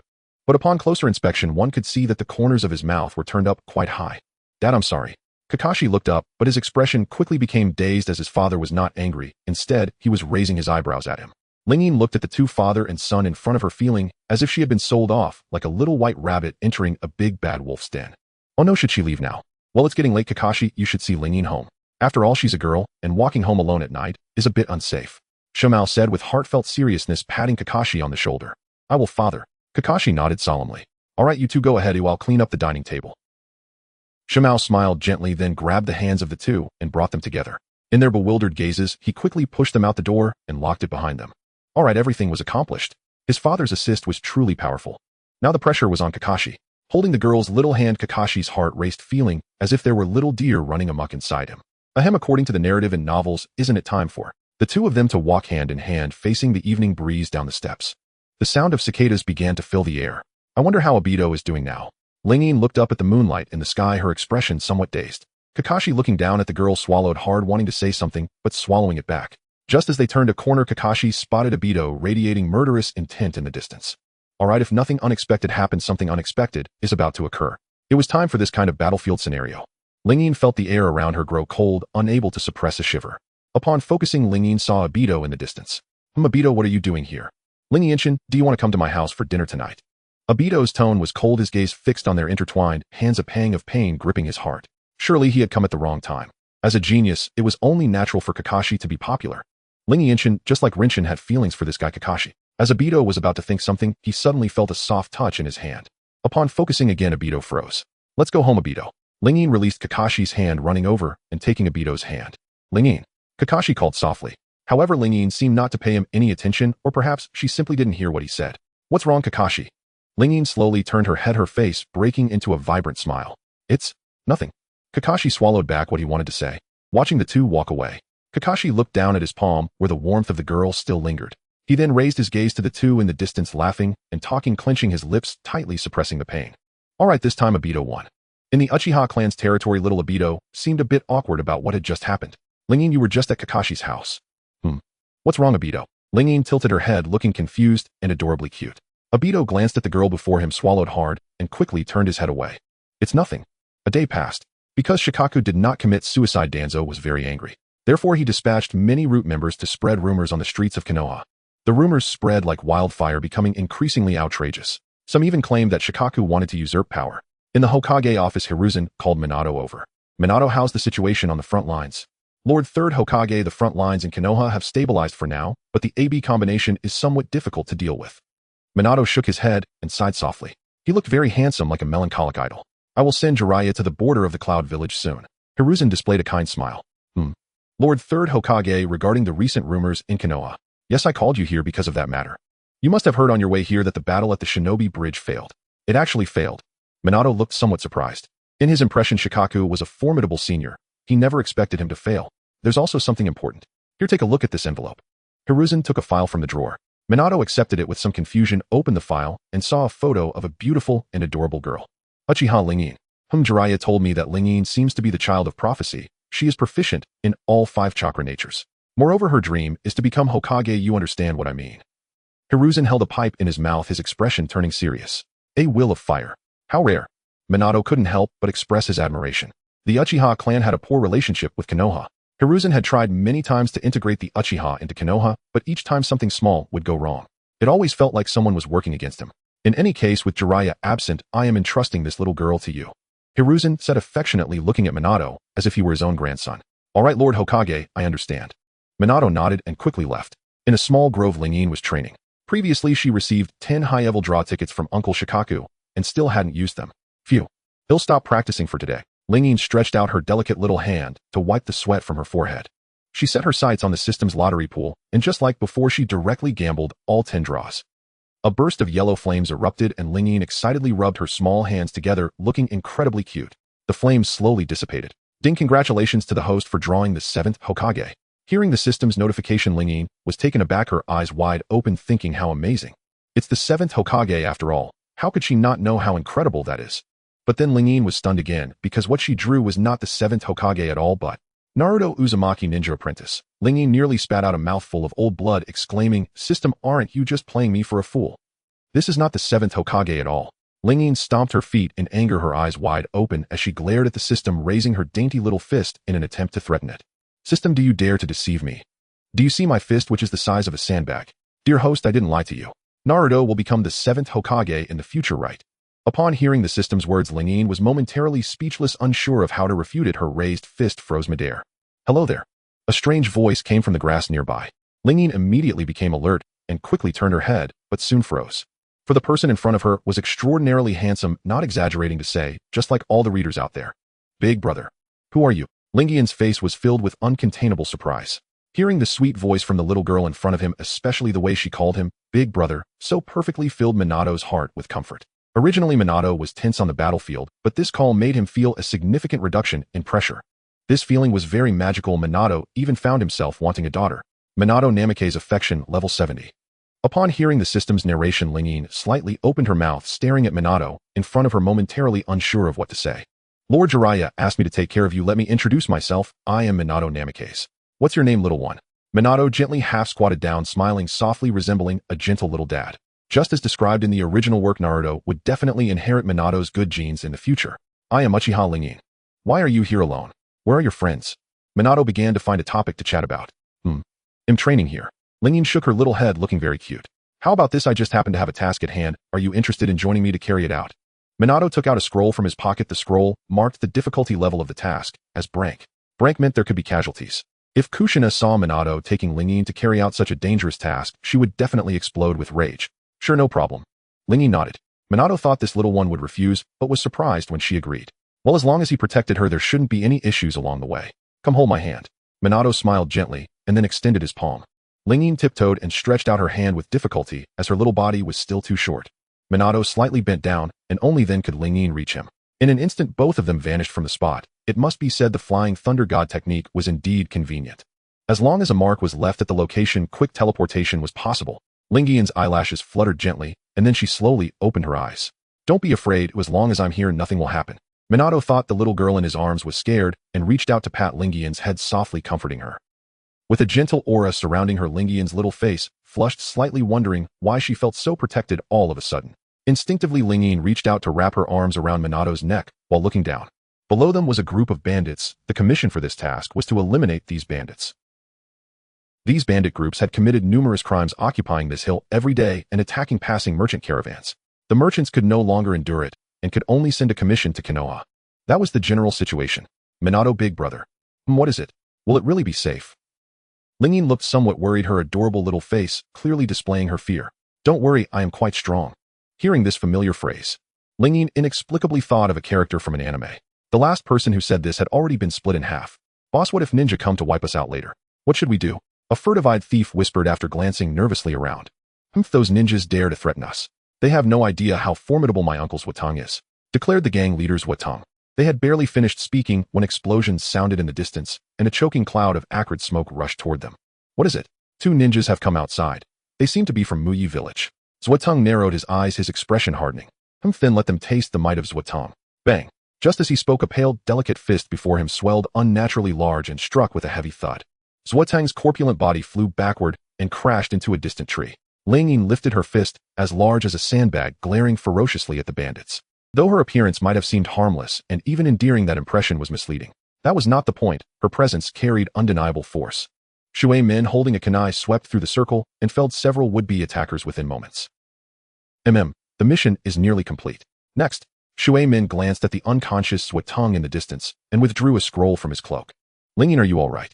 Shui Min turned concerned, softening his features as he looked at the girl. He had been worrying unnecessarily. Ling Yin felt no fear. She only grew more animated as she raised her sandbag-sized fist. Ninjas can infuse their strikes with chakra, making them devastatingly effective against bandits untrained in ninjutsu, and these foes proved no exception. Hands on her hips and chin tilted up, Ling Yin beamed. Hee. Brother Shui Min, this prank mission is nothing. Shui Min wiped sweat from his brow. On the way here, he had already ruined several of the enemy's devices, which explained the earlier explosions. In any case, the mission is a success. He sealed Zwatang's body into the scroll, then scanned Ling Yin from head to toe. After confirming she was unhurt, he breathed a relieved sigh. Come, you must be tired. I will carry you. Shui Min approached and spoke gently. Ling Yin stammered, feeling infantilized, yet she could not refuse. All right then. After all, it was only this once. When watching the tales of heroes, her favorite was always bluffing Shui Min. Handsome and gentle, he doted on his wife in a way that made her heart flutter. Shui Min noted the girl's flushed face and sweat on his own brow. He wondered if she might be unwell and resolved to take her to meet Zhou Xinai, who he thought would surely like the little girl. He lifted her in a princely embrace. Warmth washed over Ling Yin, and her heart beat wildly. Her cheeks flushed like ripe apples, and her lips parted slightly. She did not love him, she told herself. She was simply exhilarated to fight at the side of her idol. Hold on tight. Shui Min murmured with a smile, then vanished in a blink. With the girl cradled in his arms, he stepped along the branches and moved swiftly through the trees. Brother Shui Min, do you know the Fuyu clan leader? Ling Yin clung to his neck and asked in a sweet voice. Oh, Brother Fuyu. Of course I know him, we are well acquainted, Shui Min replied. His smile was warm as sunlight, and their easy conversation carried them swiftly to the gates of Muyi village. At that hour, Shin Yu Chuyan and Gang Zitai had not yet become guards of Muyi. The men stationed at the gate were strangers to Ling Yin. Please present identification. 2 gate guards from Muyi village maintained stern faces. Shui Min smiled and produced his credentials. His gentle manner bred an instant goodwill. The guards examined the papers, and their expressions shifted to astonishment and deference. It is Lord Shui Min. Our apologies for the delay, Lord Shui Min. We will open at once. No need for such formality, Shui Min answered with a smile. At home, Zhou Xinai chatted with Dai-Tu. Hey Dai-Tu. Yes, Zhou Xinai sister. How are you getting along with Ling Yin these days? Zhou Xinai asked, her face alight with curiosity. A mischievous expression of gossip crossed Zhou Xinai's face. The moment Ling Yin's name was mentioned, the lively image of the girl sprang into Dai-Tu's mind, and his face flushed crimson. Ahem. Zhou Xinai, please do not joke about that. They were about to continue their conversation when the doorbell rang.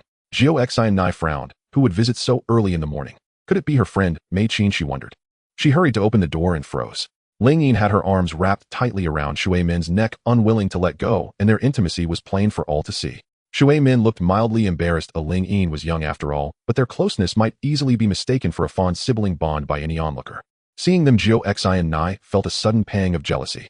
How could this be, she thought, after all the care I have given her, is she trying to steal my husband? Ling Yin had not contemplated such schemes. To her he was merely a man and an idol, being physically close to him felt natural enough, she supposed. Oh, Jiu Xin, are you all right? You do not look well. Shui Min gently patted the girl in his arms and turned to regard his wife with a puzzled expression. Jiu Xin bit her lip and looked plaintive. In a trembling voice she accused him, Shui Min, you faithless man, do you have a little girlfriend now? Ling Yin blushed with embarrassment and could only stammer, I did not expect brother Shui Min to know Jiu Xin's sister. The scene felt awkward, as if a third party had been discovered in an illicit tryst, though the reality was far from that. This was after all a story of pure affection. All right, Ling Yin, you can get down now. Shui Min remained untroubled, smiling with composed warmth and a striking charm. Dai Tu, seated on the sofa, watched their affectionate display dumbfounded, his jaw hanging, as if it could contain an egg. He scowled inwardly at the golden-haired rogue for deceiving such an innocent girl. Years hence Dai Tu would still brood over this moment, even delivering that famous rebuke about a teacher failing to recognize his own student. The living room was filled with an odd, uncomfortable silence. Shui Min and Ling Yin sat on one side, Dai Tu and Jiu Xin on the other. Hello there, little one, Shui Min offered haltingly. Dai Tu snorted a dismissive sound. Ling Yin. Jiu Xin's voice was laden with grievance. Ling Yin shivered and forced a strained smile. I promised Jiu Xin's sister I would never try to take your husband. I only admire brother Shui Min. I am not some scheming interloper. Her confession hung in the air, and the room fell utterly silent. In that instant she had spoken what was in her heart, leaving everyone stunned. Cough cough. Sister Kushina, I accidentally misspoke, just now. Rinna swallowed nervously. Kushina nodded meekly, her delicate expression radiating such poignant charm that one's heart ached with tenderness. Rinshin. Obito lifted his head with a pitiful, forlorn gaze. A fine sheen of sweat glistened on Rinna's forehead. What on earth was happening? She could understand Kushina's reaction, but why did Obito also wear such a wounded expression? Had she done something wrong? Tilting her head quizzically, Rinna gazed at Obito with innocent, dazed adorability. Obito raised a hand to wipe away his tears. Very well. Once he became Hokage, he would marry Rinna before the entire village. He imagined her in a resplendent gown, seated in a crimson automobile, her head veiled in scarlet silk, lips painted a vivid, luscious red, and instantly his spirits surged with renewed vigor. He would train diligently and listen attentively in class. The day passed swiftly. At dusk, Rinna and Obito shared dinner at Sister Kushina's home. Minato stood in the living room wearing an apron, bathed in the warm glow of the ceiling light. His golden hair shimmered brilliantly, accentuating his striking, handsome features. Truly breathtaking, more so than any celebrity from her past life. Rinna's heartbeat quickened. No, she must not look at him again. Rinshin. Obito's eyes beside her gleamed with quiet grievance, jealousy flickering softly within their depths. He kept glancing sidelong at Minato across the room, his expression sullen and discontented. Soon she'd have to ask Grandma to teach her cooking. After all, as the saying goes, to win a girl's heart, first capture her stomach. Another plan bloomed in Obito's mind, though whether his little head could master it remained uncertain. All right, dinner's ready. Everyone please taste and tell me how it fares. Minato opened the kitchen door and carried the final dish to the table. Lifting the lid from the serving platter, fragrant steam rose instantly. A golden legend. Rinna. Her cherry blossom lips parted slightly, exuding pure, endearing charm. Big brother Minato's culinary skill is truly exceptional, far surpassing Sister Kushina's. Hey, Rinshin. Kushina's face flushed crimson as she shot Rinna a mock scolding glance. Her cooking was admittedly lackluster. No matter how diligently she practiced, her dishes remained unpalatable. But could she truly be blamed? Surely it was capital itself conspiring against her. You really are something, you little rascal. I'd even considered teaching you forbidden sealing techniques. Kushina arched a delicate eyebrow. Her long, fiery red tresses framed her round, rosy cheeks like a ripe tomato. Kushina, don't be angry. Minato hurried to his wife's side, gently massaging her back, his eyes brimming with tender affection. Only you Minato-kun treat me so kindly. Watching the affectionate couple banter, Rinna felt a pang of unease. Oh no, she hadn't even eaten dinner yet her belly already felt strangely full. At that moment Obito gazed upon the loving couple, his cheeks flushing warmly. So this was married life. How utterly beautiful it appeared. Obito turned his gaze toward the girl seated quietly on a nearby chair. She was utterly adorable, her long silken hair cascading down to her waist, dressed in a schoolgirl uniform with polished leather shoes and sheer black stockings.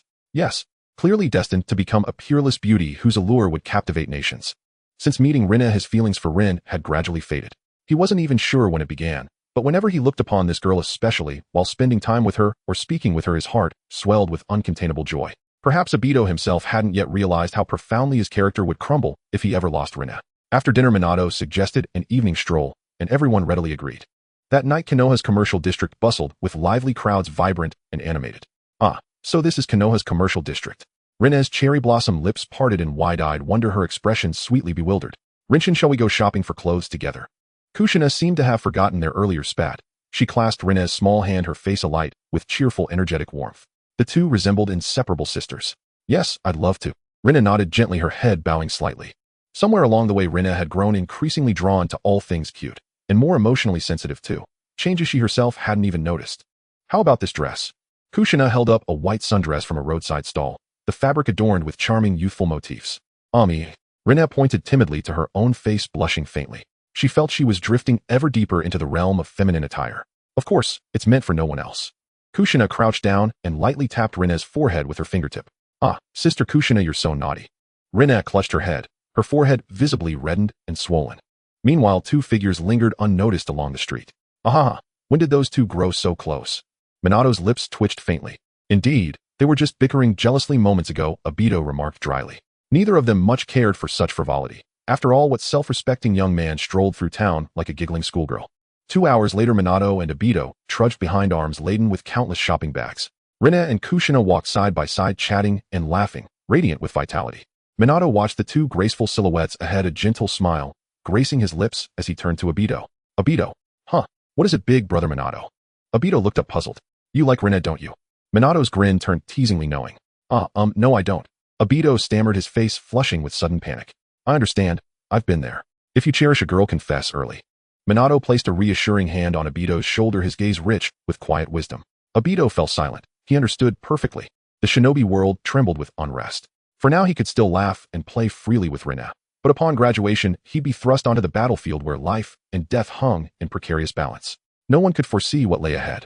His gaze drifted into the distance, where Rinna stood, one hand covering her mouth as she laughed, sweet and radiant. A soft breeze stirred. Obito's expression grew complex, his heart torn. His lips parted wordlessly. Moi. Rinna turned away from her playful tussle with Kushina, her brow furrowed in gentle confusion. Actually, wow, what is it?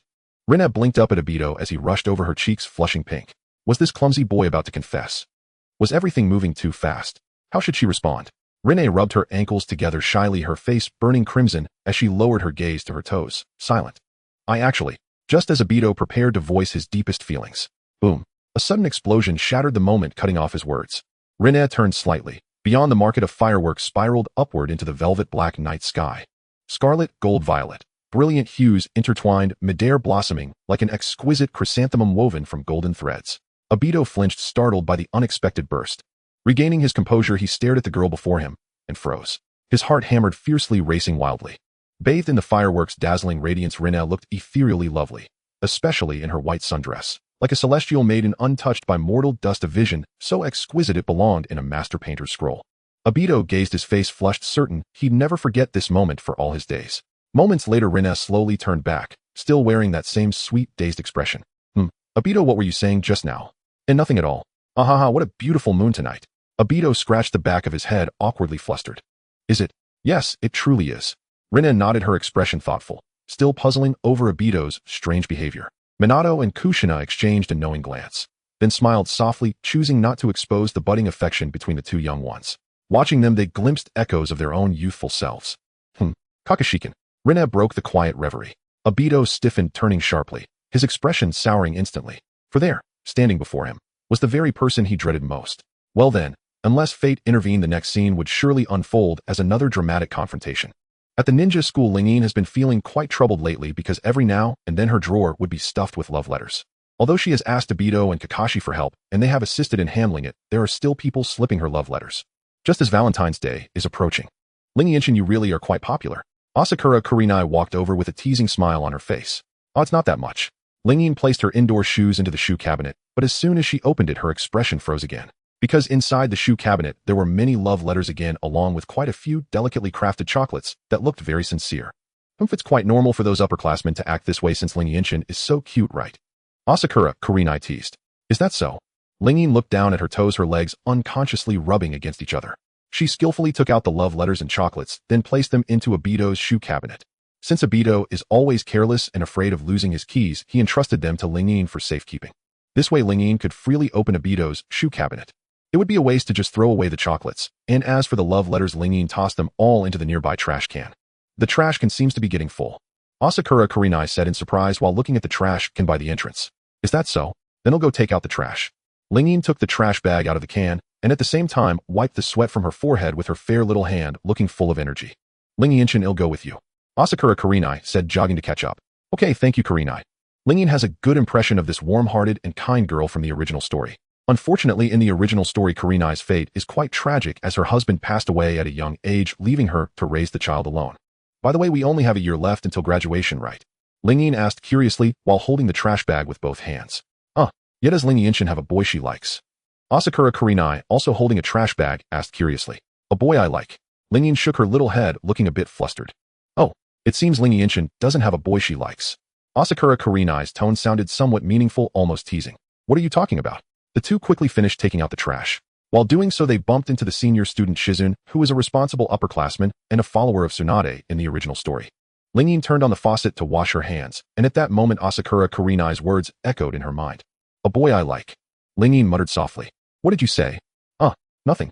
Ling-Yin realized she had misspoken, and her face instantly turned red. Does Ling-Yinshin like Obito more, or does she like Kakashi? Asakura Kurenai's eyes sparkled with amusement. Let's not talk about this topic. Ling-Yin hurriedly interrupted her best friend, Asakura Kurenai. Then she quickly left the school. The system at the ninja school is quite similar to her past life, just with one difference: there is no evening self-study. Knock, knock, knock. Ling-Yin reached out her delicate little hand and knocked on the door. Coming. Footsteps were heard from inside the room, along with Obito's barely contained excitement. Oh, Ling-Yinshin, you finally made it. Let me tell you. Before Obito could finish his sentence, his expression froze. Because Ling-Yin was holding a lot of exquisitely crafted chocolates and thinking about how Valentine's Day was just around the corner. Could it be that Ling-Yinshin is going to confess to me? This is so embarrassing. Obito's lips curled up, almost reaching the sky.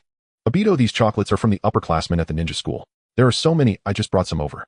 Ling-Yin's cute voice chimed. Obito's expression instantly stiffened. What did he just hear? Other upperclassmen actually gave Ling-Yin Valentine's gifts. Obito, you don't look so good. Ling-Yin waved her hand in front of Obito's eyes. It's nothing. Obito quickly snapped back to reality.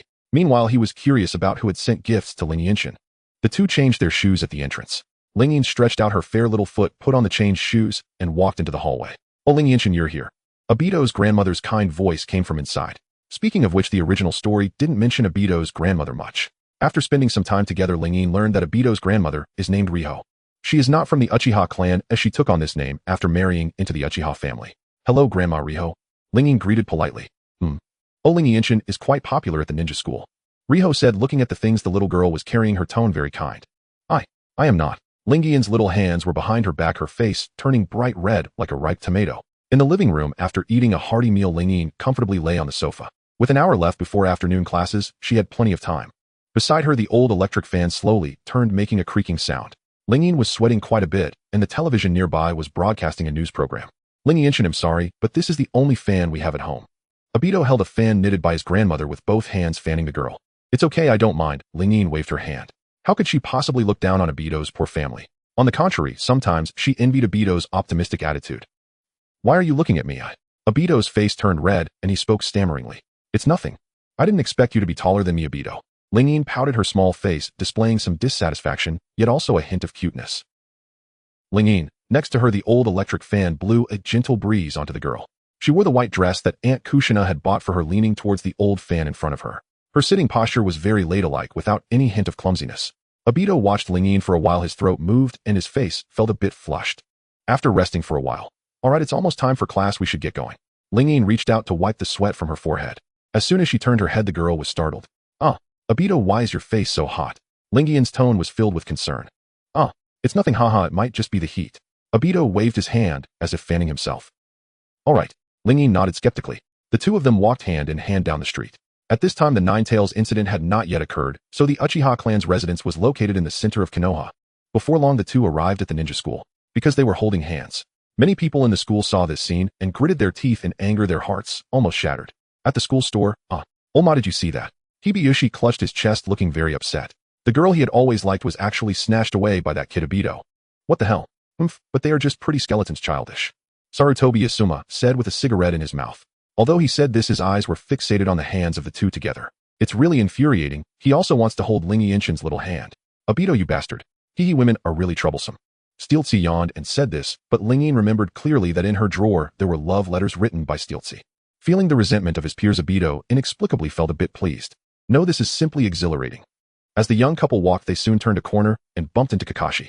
Kakashi had not forgotten his father's instructions. Kakashi, when I go on a mission, you must protect Ling Yinshin well, and never let that kid Obito get close to her. Shikaka said this with a serious expression. Kakashi clearly remembered this. Watching the two holding hands, he gritted his teeth, and suddenly felt a fire rising in his heart. So under everyone's gaze. Kakashi. Indeed, Kakashi has come. Bastard Kakashi, what do you want to do? Obito sensed something was wrong and hurriedly positioned himself in front of the girl. Come back to the classroom with me. Kakashi didn't even want to look at Obito, quickly extending his hand to grab him. Wow, so domineering. Lingian's delicate little hand was thus caught by Kakashi. Hatake Kakashi's favorability, 96. Seeing the sudden pop-up notification from the system, Lingian's eyes widened in surprise. Only then did she realize that Kakashi's favorability wasn't full yet. Kakashi-kun, you hurt me. The girl's gentle voice came through. Kakashi's grip softened. He slightly turned his head and looked closely, his heart skipping a beat. The girl in front of him was wearing a white dress with a flushed face. Hey bastard Kakashi, this is too much. Obito jogged over his face, a bit irritated. Kakashi released his grip, but his expression remained cold, as it seemed like the two were about to argue. Alright, you two stop fighting all the time. Lingyin extended her small hands, holding both of them. Seeing this, both turned their faces away, not wanting to look at each other. In the corridor, Yuhi Kurenai watched the situation between the three with a worried expression. In the end, who will Lingyin choose, Kakashi or Obito? Could it be that she will choose both? Kurenai thought about some inappropriate scenarios, her face suddenly turning red. What? Can Lingyin really handle two people? Kurenai, class is about to start. Why are you just standing here? Arin, long time no see. Kurenai waved her hand. Indeed, the ninja world teaches more than just techniques. Certain theoretical knowledge is equally vital. Obito, why have you suddenly become so earnest about studying? Susan gazed at Obito, who was diligently taking notes, her expression one of utter astonishment. This was utterly unlike what she had imagined. Well, it's because... Obito's cheeks flushed faintly. He would study hard, not only to master theory, but also to surpass Kakashi in every conceivable way, both on the battlefield and in intellect. Watching Obito's intense focus, Susan lowered her head and turned her attention earnestly to her textbook. The mathematics problems in the textbook were elementary, basic arithmetic operations with slightly more advanced ones involving systems of linear equations in two variables. Susan had never excelled academically before, yet these primary level problems posed no difficulty whatsoever. She glanced sideways at Obito, and sure enough, he sat hunched over, gripping his head so tightly in concentration that a wisp of steam seemed to rise from his scalp. Susan stared dumbfounded. No, surely not. Obito, these problems appear straightforward. Surely they shouldn't demand such Herculean effort. Suzuki-kun, can you solve these? Obito turned toward her, gazing at her with wide, hopeful eyes. Of course I can. These are child's play. Susan slid her small stool closer to Obito's until their shoulders nearly touched. Seeing the two young adolescents sit so intimately side by side, the other students in the classroom suddenly felt an inexplicable pressure swelling deep within their bellies. How strange. What on earth could be causing this? They hadn't even eaten breakfast. Well then, another unsolved mystery has just been added to the annals of the ninja world. Ahem. Teacher Taro cleared his throat sharply, his expression distinctly sour. After all, he was well past middle age and had never once experienced romance.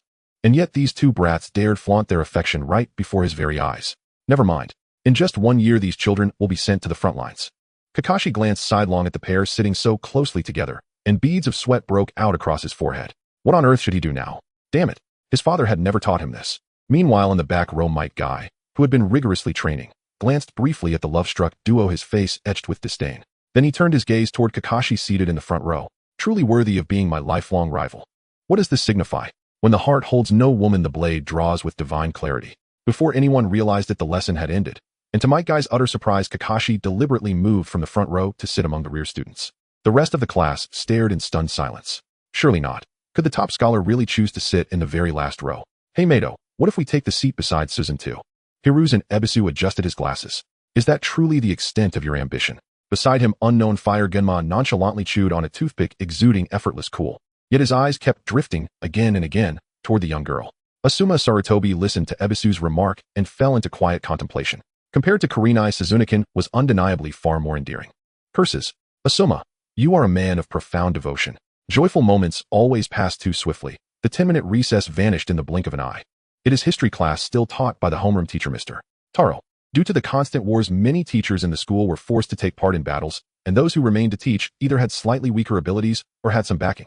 So, last time we talked about the second Hokage. Just as the homeroom teacher was about to continue the lesson, he suddenly froze. Wait a minute. Where is his good student Kakashi?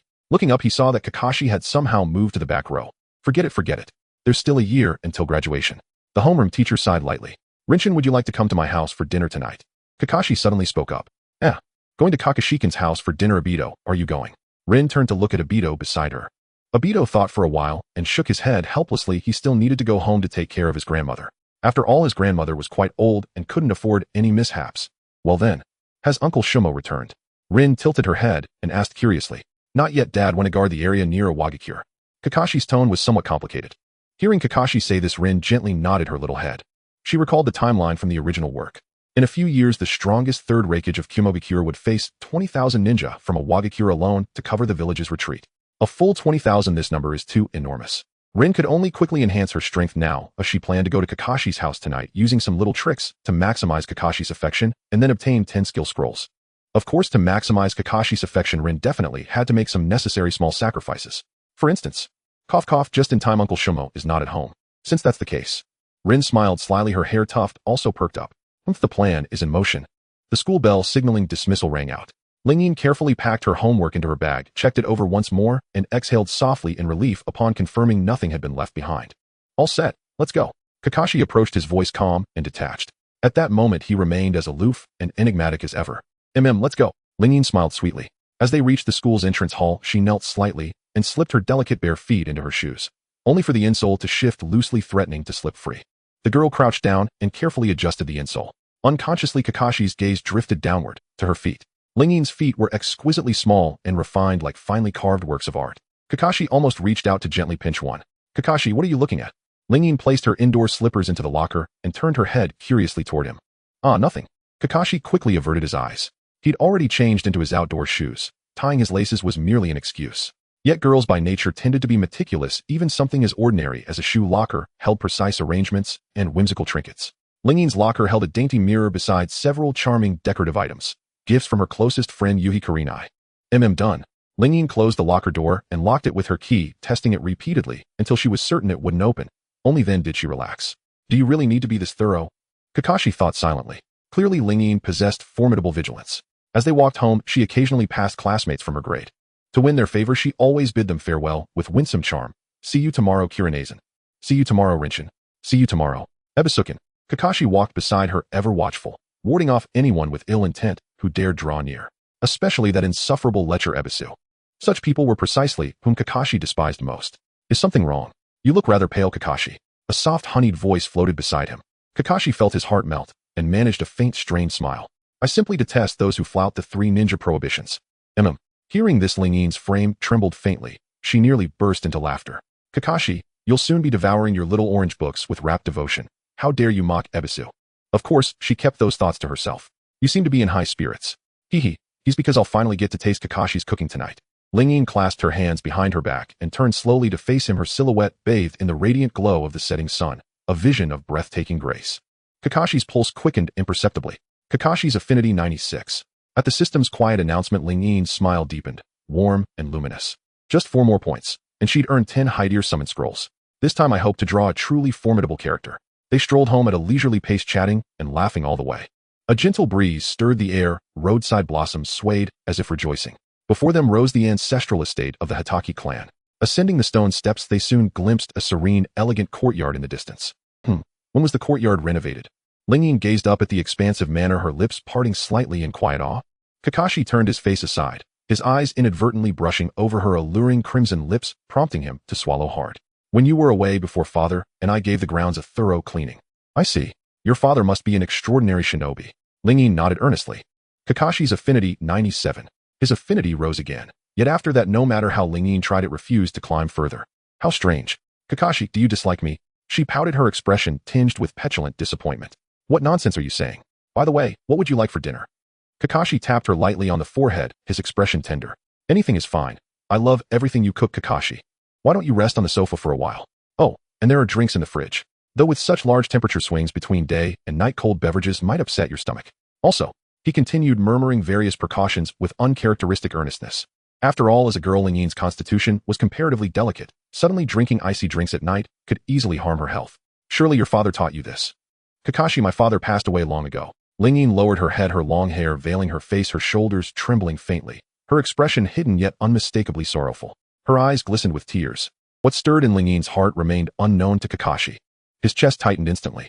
He recalled his father mentioning Ling Yin's tragic background. Both parents lost in childhood. How careless of me. I should have considered that. I'm truly sorry. Hatake Kakashi's current affinity 98.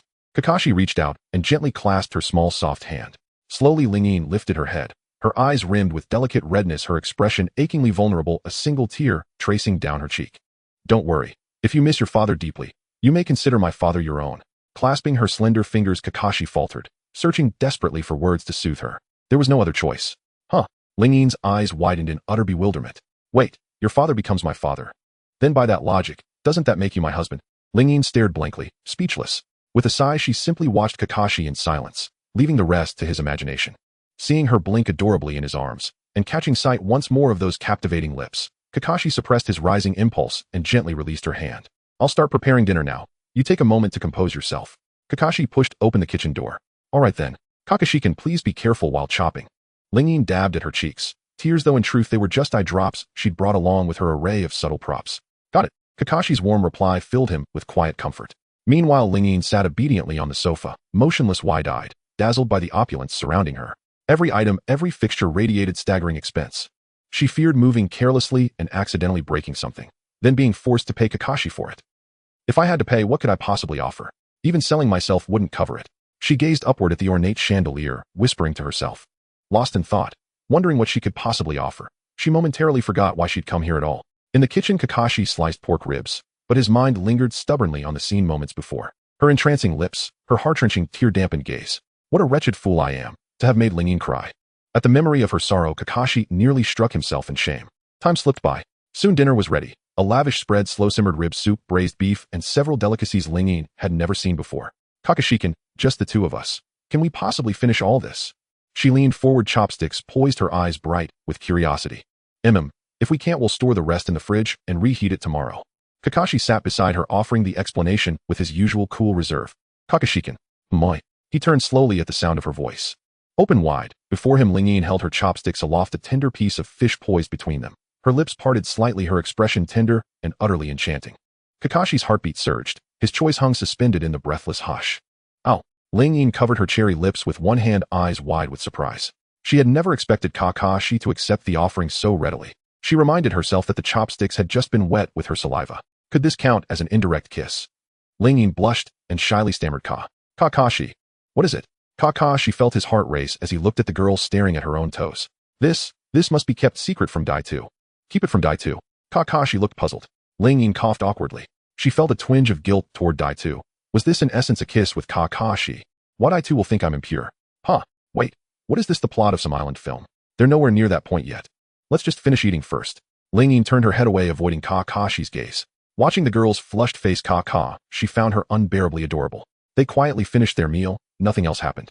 Unknown to them in the Huang office, Huajian peered through a crystal orb at the scene, pipe clenched between his teeth, and sneered. Children these days, maturing so early. He muttered. No, this must be mentioned to Mr. Shuamao. They were still so young, yet already this close. What trouble might brew in a few months? In the territory of the Chimu clan, Ling Yin, bloated from eating, let out a small belch. She widened her eyes and quickly covered her lips with both hands, mortified. After all, it was terribly rude. Unbeknownst to her, she found it irresistibly charming. Chimu Kakashi, affection 99. Startled by the system's tone, Ling Yin froze. She was only a sliver away from earning 10 Haidir vouchers. Kakashi, the girl said sweetly. What is it? Kakashi's breathing quickened as he unconsciously leaned closer. He had never been this close to Ling Yin before. Kakashi, actually Kakashi's gaze dropped to the girl's lips. Having just finished eating, a smudge of sauce clung to the corner of Ling Yin's mouth, heightening her endearing appearance. It's nothing. Ling Yin watched Kakashi, though more than him, she stared at the affection meter. Kakashi was so close to the last point, just one more increase. Ling Yin's heart fretted, but her face kept a sweet smile. The two of them simply held each other's gaze. Kakashi, yes. After a moment, Ling Yin asked, do you think I'm pretty? She tucked a fringe behind her brow, utterly charming. Kakashi was baffled. Why this question now? Still, his father had told him that when a girl twirls her hair for you, she likely harbors affection. Yes, very pretty. Kakashi nodded softly. Though his words were sincere, the affection indicator did not budge. How duplicitous of it. Ling Yin inwardly felt disdain at the cold meter. Soon after finishing their meal, she suggested a stroll. The cold night wind blew as the boy and girl walked side by side. Kakashi, let's hold hands. Ling Yin extended her fair little hand. Kakashi looked at her hand, swallowed, and took it. Her hand was soft to the touch. His first impression. His heart thudded. Hand in hand, they headed toward the back mountain. The Chimu household lay some distance from the Konoha market, since they were already out a detour into the woods did no harm. Cicadas hummed in the distance. Ling Yin turned to Kakashi, a smile forever at the corner of her mouth. Why are you smiling? Nothing. I'm just happy to walk with Kakashi. Ling Yin glanced furtively at the affection meter. Kakashi still had not stirred. Panic flickered in her mind. Must she do something decisive to win that last point? Her thoughts tangled. Kakashi, yes. Hearing her soft voice again, Kakashi felt as if his heart would melt. Do you like someone? Ling Yin asked in a whisper, her heart fluttering. Yes. Kakashi answered without hesitation. Who? Ling Yin held her breath. Right in front of me. Kakashi's tone was certain, his gaze fixed unwaveringly on Ling Yin. In the next instant, Ling Yin's mind went blank, her pupils contracted, her cherry mouth parted just so, and she looked utterly captivating. She had not expected Kakashi to confess in this way. So sudden she had no time to think how to respond. Her little heart hammered, panic rose, yet she forced a calm, playful air. Huh, Kakashi, you're joking. She laughed. No, I'm not, Kakashi said as he gently took her hand.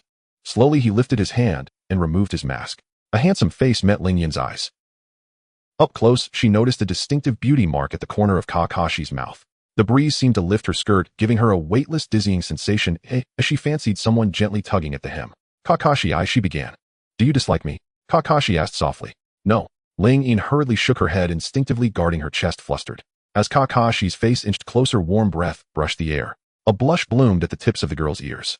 Ling Yin felt an itch at the nape of her neck. A delicious, maddening itch. Her whole body seemed on the verge of melting. Wait.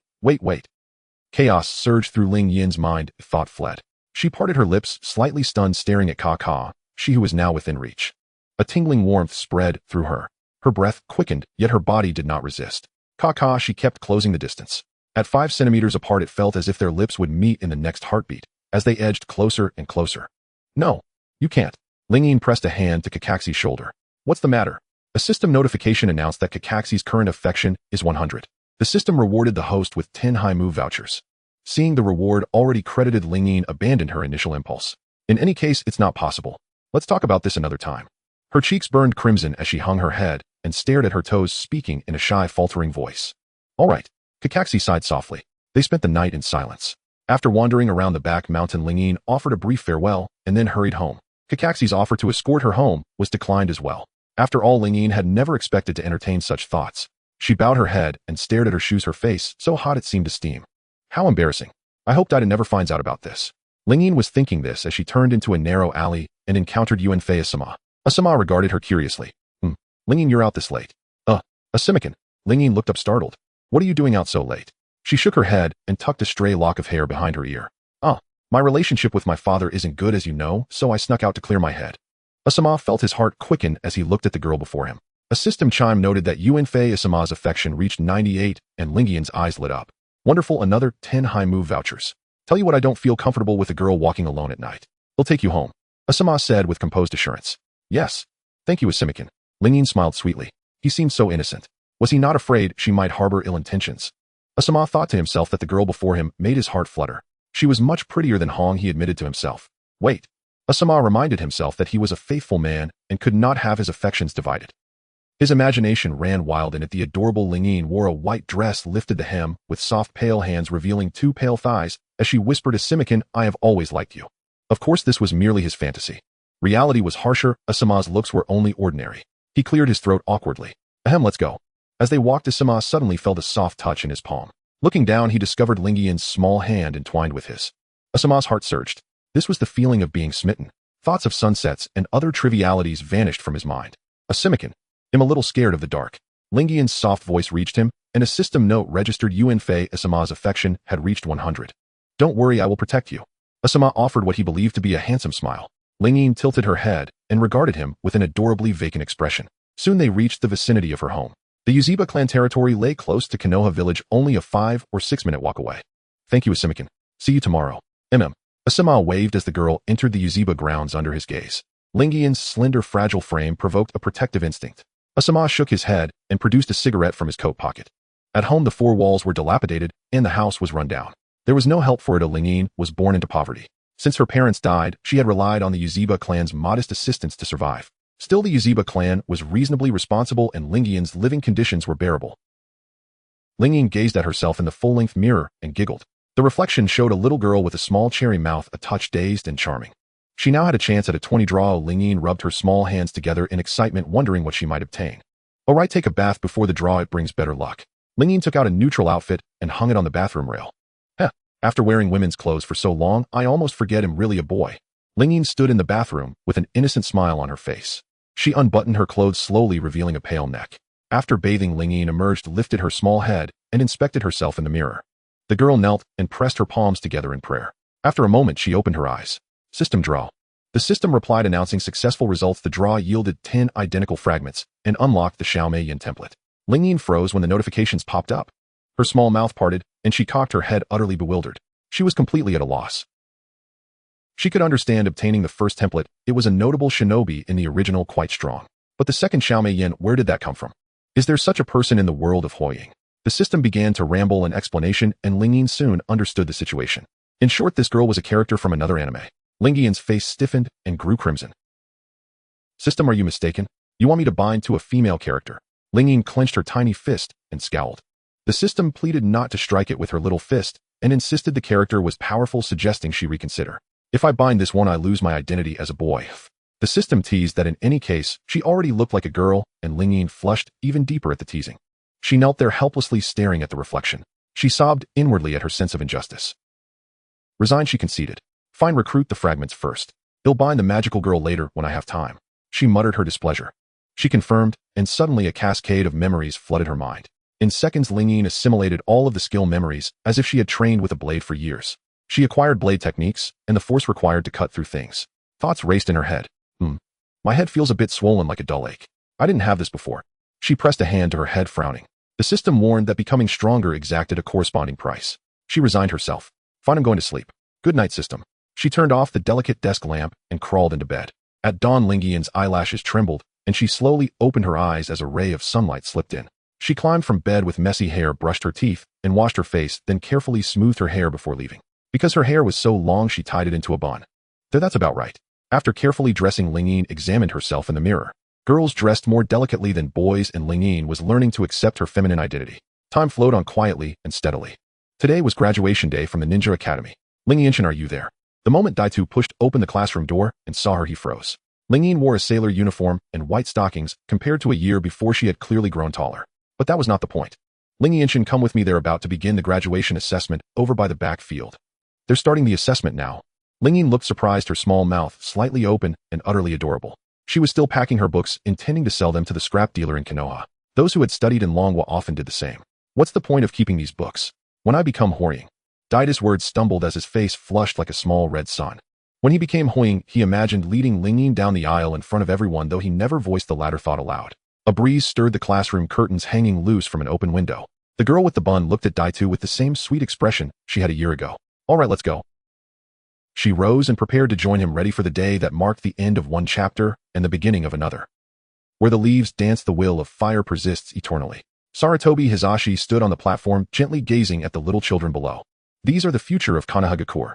Standing beside him was Chimu Sakumo. Sakumo scanned the crowd as if searching for something. Ah, she's here. Sakumo's face lit up with excitement as he spotted a girl walking through the crowd. The crowd parted automatically, all eyes fixed on her. Obito held the girl's hand, feeling inexplicably thrilled under the envious and jealous gazes of the crowd. At that moment, Hizashi, still delivering his speech, glanced at the scene below and helplessly stroked his beard. Sigh, being young is wonderful. Sakumo looked at Obito and the girl, then shot a glare at his own child in the crowd, feeling frustrated. He had been guarding a Wagakure all this time, not asking how powerful Kakashi was. At least he should be able to catch up to the girl, right? But now he was beaten to it by Obito. Damn it. Sakumo was so angry his teeth almost crunched together. Looking at the smug Obito below, he finally sighed. Time flew by quickly. Once the speech ended, everyone went on stage to receive their Konoha ninja forehead protectors. From this day forth, they would no longer be students of the academy, but true ninjas. Suzu stepped onto the podium, looking at Sakumo, who was handing out forehead protectors, and gave him a sweet smile. Ah, Suzu, long time no see. Sakumo smiled and patted the girl's head. Suzu remained a bit shy, just like a year ago. She put on the forehead protector, but it didn't look quite right as it completely covered her forehead, making her look a bit silly and oddly cute.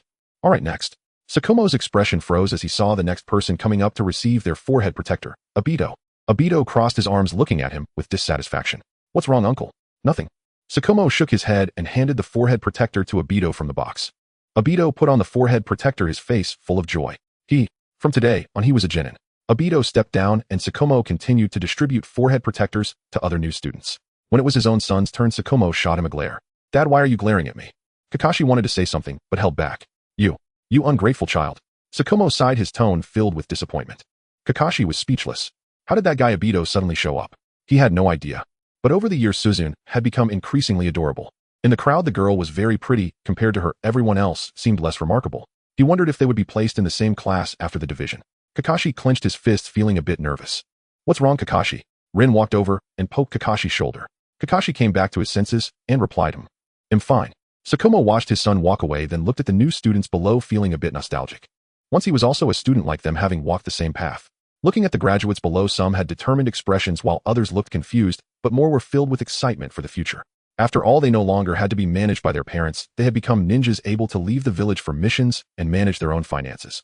At this moment on the ground, a young silkworm slowly broke through its cocoon, transforming into a butterfly flying towards the distance. From now on, they would be ninjas. To protect their village. I didn't expect time to pass so quickly. Suzu stretched out her little hand to wipe the sweat from her forehead. Today was quite hot, but Obito was smart, running over with an umbrella. Kakashi, standing nearby, looked displeased. Among the crowd, Asuma was chewing on a cigarette, his expression equally grim. He was just looking for a chance to give Obito a good beating. Suzuki-kun, how about we have a graduation ceremony tonight? Good friend Yuhi Kurenai walked over looking very happy. Graduation ceremony. Suzu tilted her head, looking a bit silly. Yes, don't you know? It's organized by the homeroom teacher. Kurenai smiled sweetly. Alright, I still need to go back to the classroom. As she said that, Suzu walked off into the distance. On the podium, Hisashi watched the students leave, his face showing satisfaction. Soon new children will come again. A child from the Uchiha clan was born, and in a few days there will be a full month celebration. Hisashi stroked his beard, feeling emotional. The new generation of Konoha has quite a few geniuses. First it was Chimu Whitefang's son, then Jiraiya's disciple Uchiha Suzu, and lastly that Obito. As for class divisions, Hisashi had long since made plans in his heart. Gradually, the number of people in the back playground decreased, and everyone left. In the distance, the setting sun cast a melancholic glow over the back playground. Suzu returned to the classroom, packing up the materials she had prepared earlier into her bag. In a bit, she still needed to sell them to an uncle in the village. Suzuki-kun, I'll help you. Obito walked over, but before he could speak, Kakashi interrupted, grabbing the small backpack from her shoulder. Suzu, let's go. Suzu sweetly nodded. It couldn't be better to have someone help her with the bag. Obito watched Kakashi and the girl being close, feeling a bit angry. The evil Chimu Kakashi, I will personally. Uchiha Obito Senju Tobarama appears. Obito, on the streets of Konoha. Obito held an umbrella to shield Suzu from the sun, while Kakashi, drenched in sweat, carried the bag. The situation was a bit awkward. Kakashi-kun, aren't you tired? Suzu stretched out her little hand to fan Kakashi. Don't worry, I'm not tired. Kakashi shook his head. This was nothing, his usual training was much harder. The three soon arrived at Konoha's junkyard, sold the books, and received 50 yen.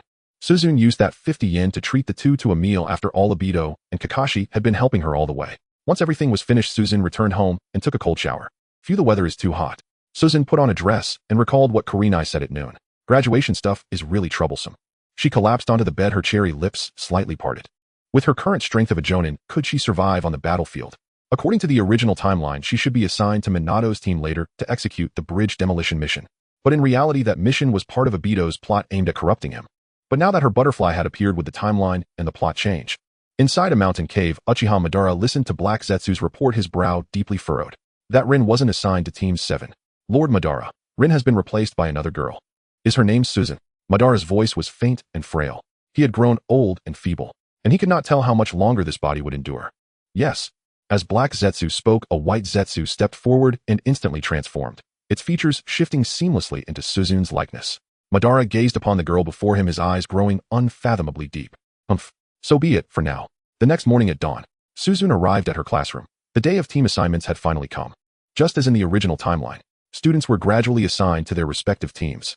All except Rin, who had voluntarily joined Konoha's medical corps. Suzu found Rin's choice deeply satisfying.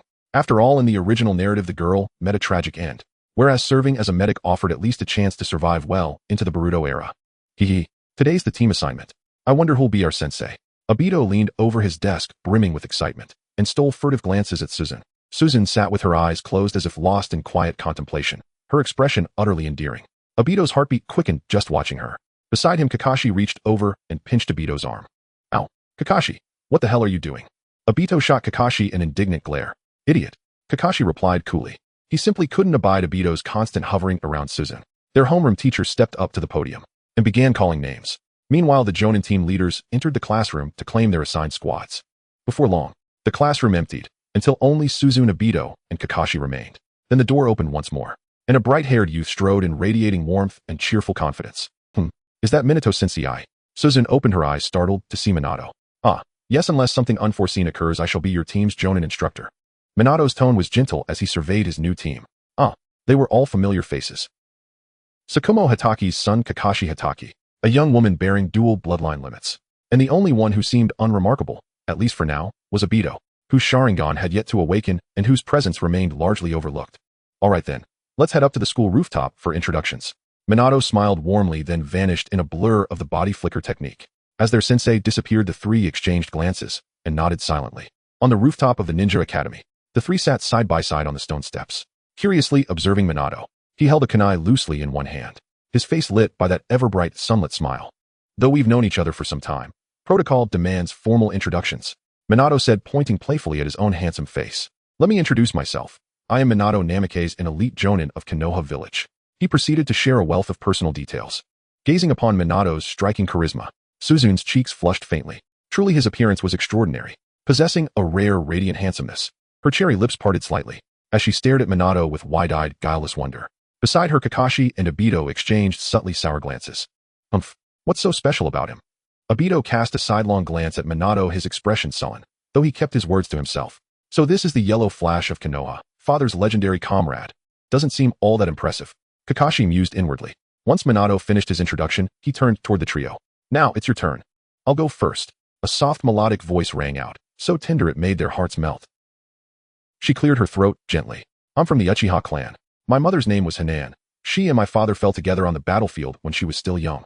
She coughed again, deliberately adopting a sorrowful expression, fragile, heartrending. A soft breeze stirred her hair as she lowered her gaze to her toes, each word seeming to cost her immense emotional effort. Anyone with eyes could see she was on the verge of tears. Obito and Kakashi looked stricken with concern. Hearing the system prompt, Suzu barely suppressed a laugh and continued her performance with renewed fervor. Have I spoken too much? I'm sorry, Minato-sensei. Eyes tightly shut, she appeared to be holding back tears, her delicate features amplifying her poignancy, tugging fiercely at the heartstrings. Suzuki, may I ask, what is your dream? Minato regarded her with complex, tender eyes. His wife Kushina had already told him of Suzu's difficult upbringing, how she'd grown up alone, isolated, and vulnerable. Recalling her earlier words, Minato felt a pang of deep compassion. My dream is simple, to protect my comrades, to safeguard the village, and ultimately to become the first woman Hokage of Konoha. She raised a small, graceful fist high above her head, her expression both earnest and charmingly whimsical. Minato watched her, and for a fleeting moment saw Kushina reflected in her eyes, just as she too had once declared such dreams. A bittersweet smile touched his lips. Yes, that is a truly noble aspiration. Minato's current affinity 95. Hiruzen Sarutobi's current affinity 80. Danzo Shimura's current affinity 6. At the cascade of system alerts, Suzu froze, utterly bewildered. Her expression slackened into pure, speechless confusion. What on earth was happening? Why were two elderly figures monitoring her? Her knees trembled faintly, but she steadied herself, sat down quietly on the steps, and composed her expression. Truth be told, she felt profoundly awkward. Very well, Suzu has finished. Obito, it's your turn, Minato said, turning to him with gentle encouragement. My dream is to become Hokage of Konoha, and finally. Obito rambled on with little substance, before blushing and glancing shyly at Suzu. Suzu gazed at him with open admiration, and repeatedly raised her tiny fist in enthusiastic encouragement. Seeing her unwavering support, Obito grew even more animated, launching into another torrent of rambling enthusiasm. Minato's brow glistened with sweat. Instinctively, he labeled Obito, hopelessly smitten. It seems Obito's dream is truly grand. And Kakashi? My dream is simple, to keep a certain fool far away from Suzu. Kakashi rested his chin on his interlaced fingers, his posture cool, aloof, and effortlessly superior. Fool? Kakashi, who exactly are you calling a fool? Obito flared up instantly. You know full well who. Kakashi glanced at him, calm and unblinking. Hey, you want to fight? Bring it on. I've got plenty of pent-up energy. Stop. Don't fight. Suzu stepped firmly between them, halting the imminent clash. Minato watched Team 7 unfold before him, and a faint twitch tugged at the corner of his mouth. He suddenly wondered whether this squad would prove unusually challenging to lead. Yet as he looked at the girl, standing resolutely between the two boys, a quiet sense of reassurance settled over him. Indeed, she was remarkably steady. If urgent matters arose, he might entrust her with leadership of this trio. Ahem. Tomorrow night, meet me at the rear mountains of Konoha for your first field exercise. Let me be clear, it will be rigorous. Should any of you fail, Minato's voice dropped, cold-edged with lethal intent, as killing intent rippled from him. The moment his words ended, Kakashi and Obito instantly moved, shielding Suzu. Without hesitation, their gazes locked defiantly on Minato. Minato's eyes flickered with surprise, but he said nothing more. Just as in the original chronicle, after delivering key instructions, he departed without further delay. Only once he was gone did the two boys exhale deeply, relief flooding their lungs. They had just withstood the killing intent of a cage-level shinobi.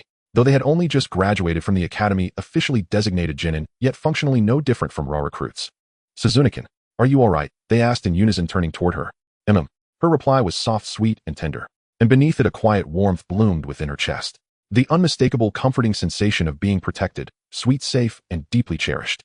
Before dawn, with the world still cloaked in darkness, and the sun yet to rise, the three of them reached the rear slopes, as Shui Min had instructed. Ling Yin was aware of the script, yet she would not defy Shui Min's rules. After all, her persona was that of a sweet, obedient girl. She simply could not act against her character. Although Ling Yin could not break the rule herself, Daitu could. Sure enough, Daitu produced 3 packets of instant noodles from his backpack. Ling Yin, I bought these on the way. Are you hungry? Daitu produced a thermos and smiled, gently radiating warmth like a small sun. But Daitu, Shui Min said, we are not to eat. Ling Yin's hands trembled and her face flushed with modesty. At that very moment, her stomach gave an audible growl. Ling Yin blushed deeper and cast her eyes to her toes. She had no idea how irresistibly endearing she looked to Daitu in that moment. Don't worry, Daitu will protect you, he promised. Daitu flashed a confident smile and pushed up his goggles. Kakashi, standing nearby with an expression of utter exasperation, spoke coldly to interrupt their moment. Don't slow me and Ling Yin down. The two seemed on the verge of clashing, and Ling Yin fretted, a bead of sweat forming on her brow. As in the original tale, Daitu and Kakashi were like fire and water. Soon Daitu brewed 3 cups of noodles with hot water from his thermos. Ling Yin swallowed and looked charmingly expectant. Kakashi picked up his cup with a peculiar expression. He had never eaten instant noodles before and wondered about their nutrition. He glanced at the girl, his gaze lingering on her chest. It was plain, he thought, if Ling Yin remained this way, would children be well fed in the future? As Kakashi's mind wandered, Daitu's cold voice cut through. Hey Kakashi, what are you thinking? Pulling him back to reality. That leering look of yours. Daitu crossed his arms and glared at Kakashi. How do you assume everyone is like you? Kakashi glanced at Daitu, slurped a strand of noodle, and his eyes brightened. Well, not bad, is it? My cooking isn't so terrible. Daitu smiled at Kakashi's reaction. It's passable, Kakashi replied coolly, turning his gaze toward the distance. Daitu, I'm full, Ling Yin said softly. The two turned stiffly. The girl placed a hand over her stomach, bashful, her lips glistening from the soup, and lending her an almost tempting appearance. They both swallowed. I'm not quite satisfied yet, Ling Yin. There's still some broth in your bowl, isn't there? Daitu's face flushed. He spoke haltingly and awkwardly. His eyes kept flicking to the rim of the bowl where she had sipped. The noodles were freshly steeped, and steam rose, making the faint imprint of her lips by the bowl all the more noticeable. A brief interruption, Shui Min said as he approached, his brow furrowed and his tone laced with displeasure. Didn't I tell you yesterday? Shui Min, teacher, you're here. Daitu turned stiffly. Beneath the moonlight, Shui Min's features were strikingly handsome. Ling Yin was momentarily stunned. What a refined, classical kind of beauty he possessed. Enough. I have explained the exercise, have I not? Shui Min produced 2 small bells from his garment. There are only 2 slots. Those who fail to claim them must return to the Ninja Academy to study another year. His tone turned stern. Wait, what does that mean? Ling Yin feigned ignorance, her lips trembling as she called Shui Min teacher. Shui Min replied, yes, there are only 2 slots. You are comrades, but you are also rivals. Only those who seize a bell may stay. Must I repeat myself, Ling Yin? Shui Min tilted his head and smiled faintly. Yet to Ling Yin he seemed very severe in that moment. Then the assessment begins. No sooner had he spoken than the 3 vanished from sight. Ling Yin hid within the grass, holding her breath. Daitu and Kakashi crouched protectively at her side. Kakashi cast a glance at Daitu beside Ling Yin and mused, there are only 2 places. I and Ling Yin must secure them. As for Daitu, sorry, repeat a year at the academy. This was the perfect opportunity for me to be alone with Ling Yin, he thought. Daitu glanced at Kakashi in return, nursing thoughts much the same. He imagined seizing both bells so no one would interrupt his time with Ling Yin. At the thought of that night by the campfire, man and woman huddled close. His smile took on a leering edge. What should we do? Our opponent is Shui Min, teacher. Ling Yin pressed her hands to her chest, looking pitiful and like a frightened rabbit. Cough, relax, Ling Yin.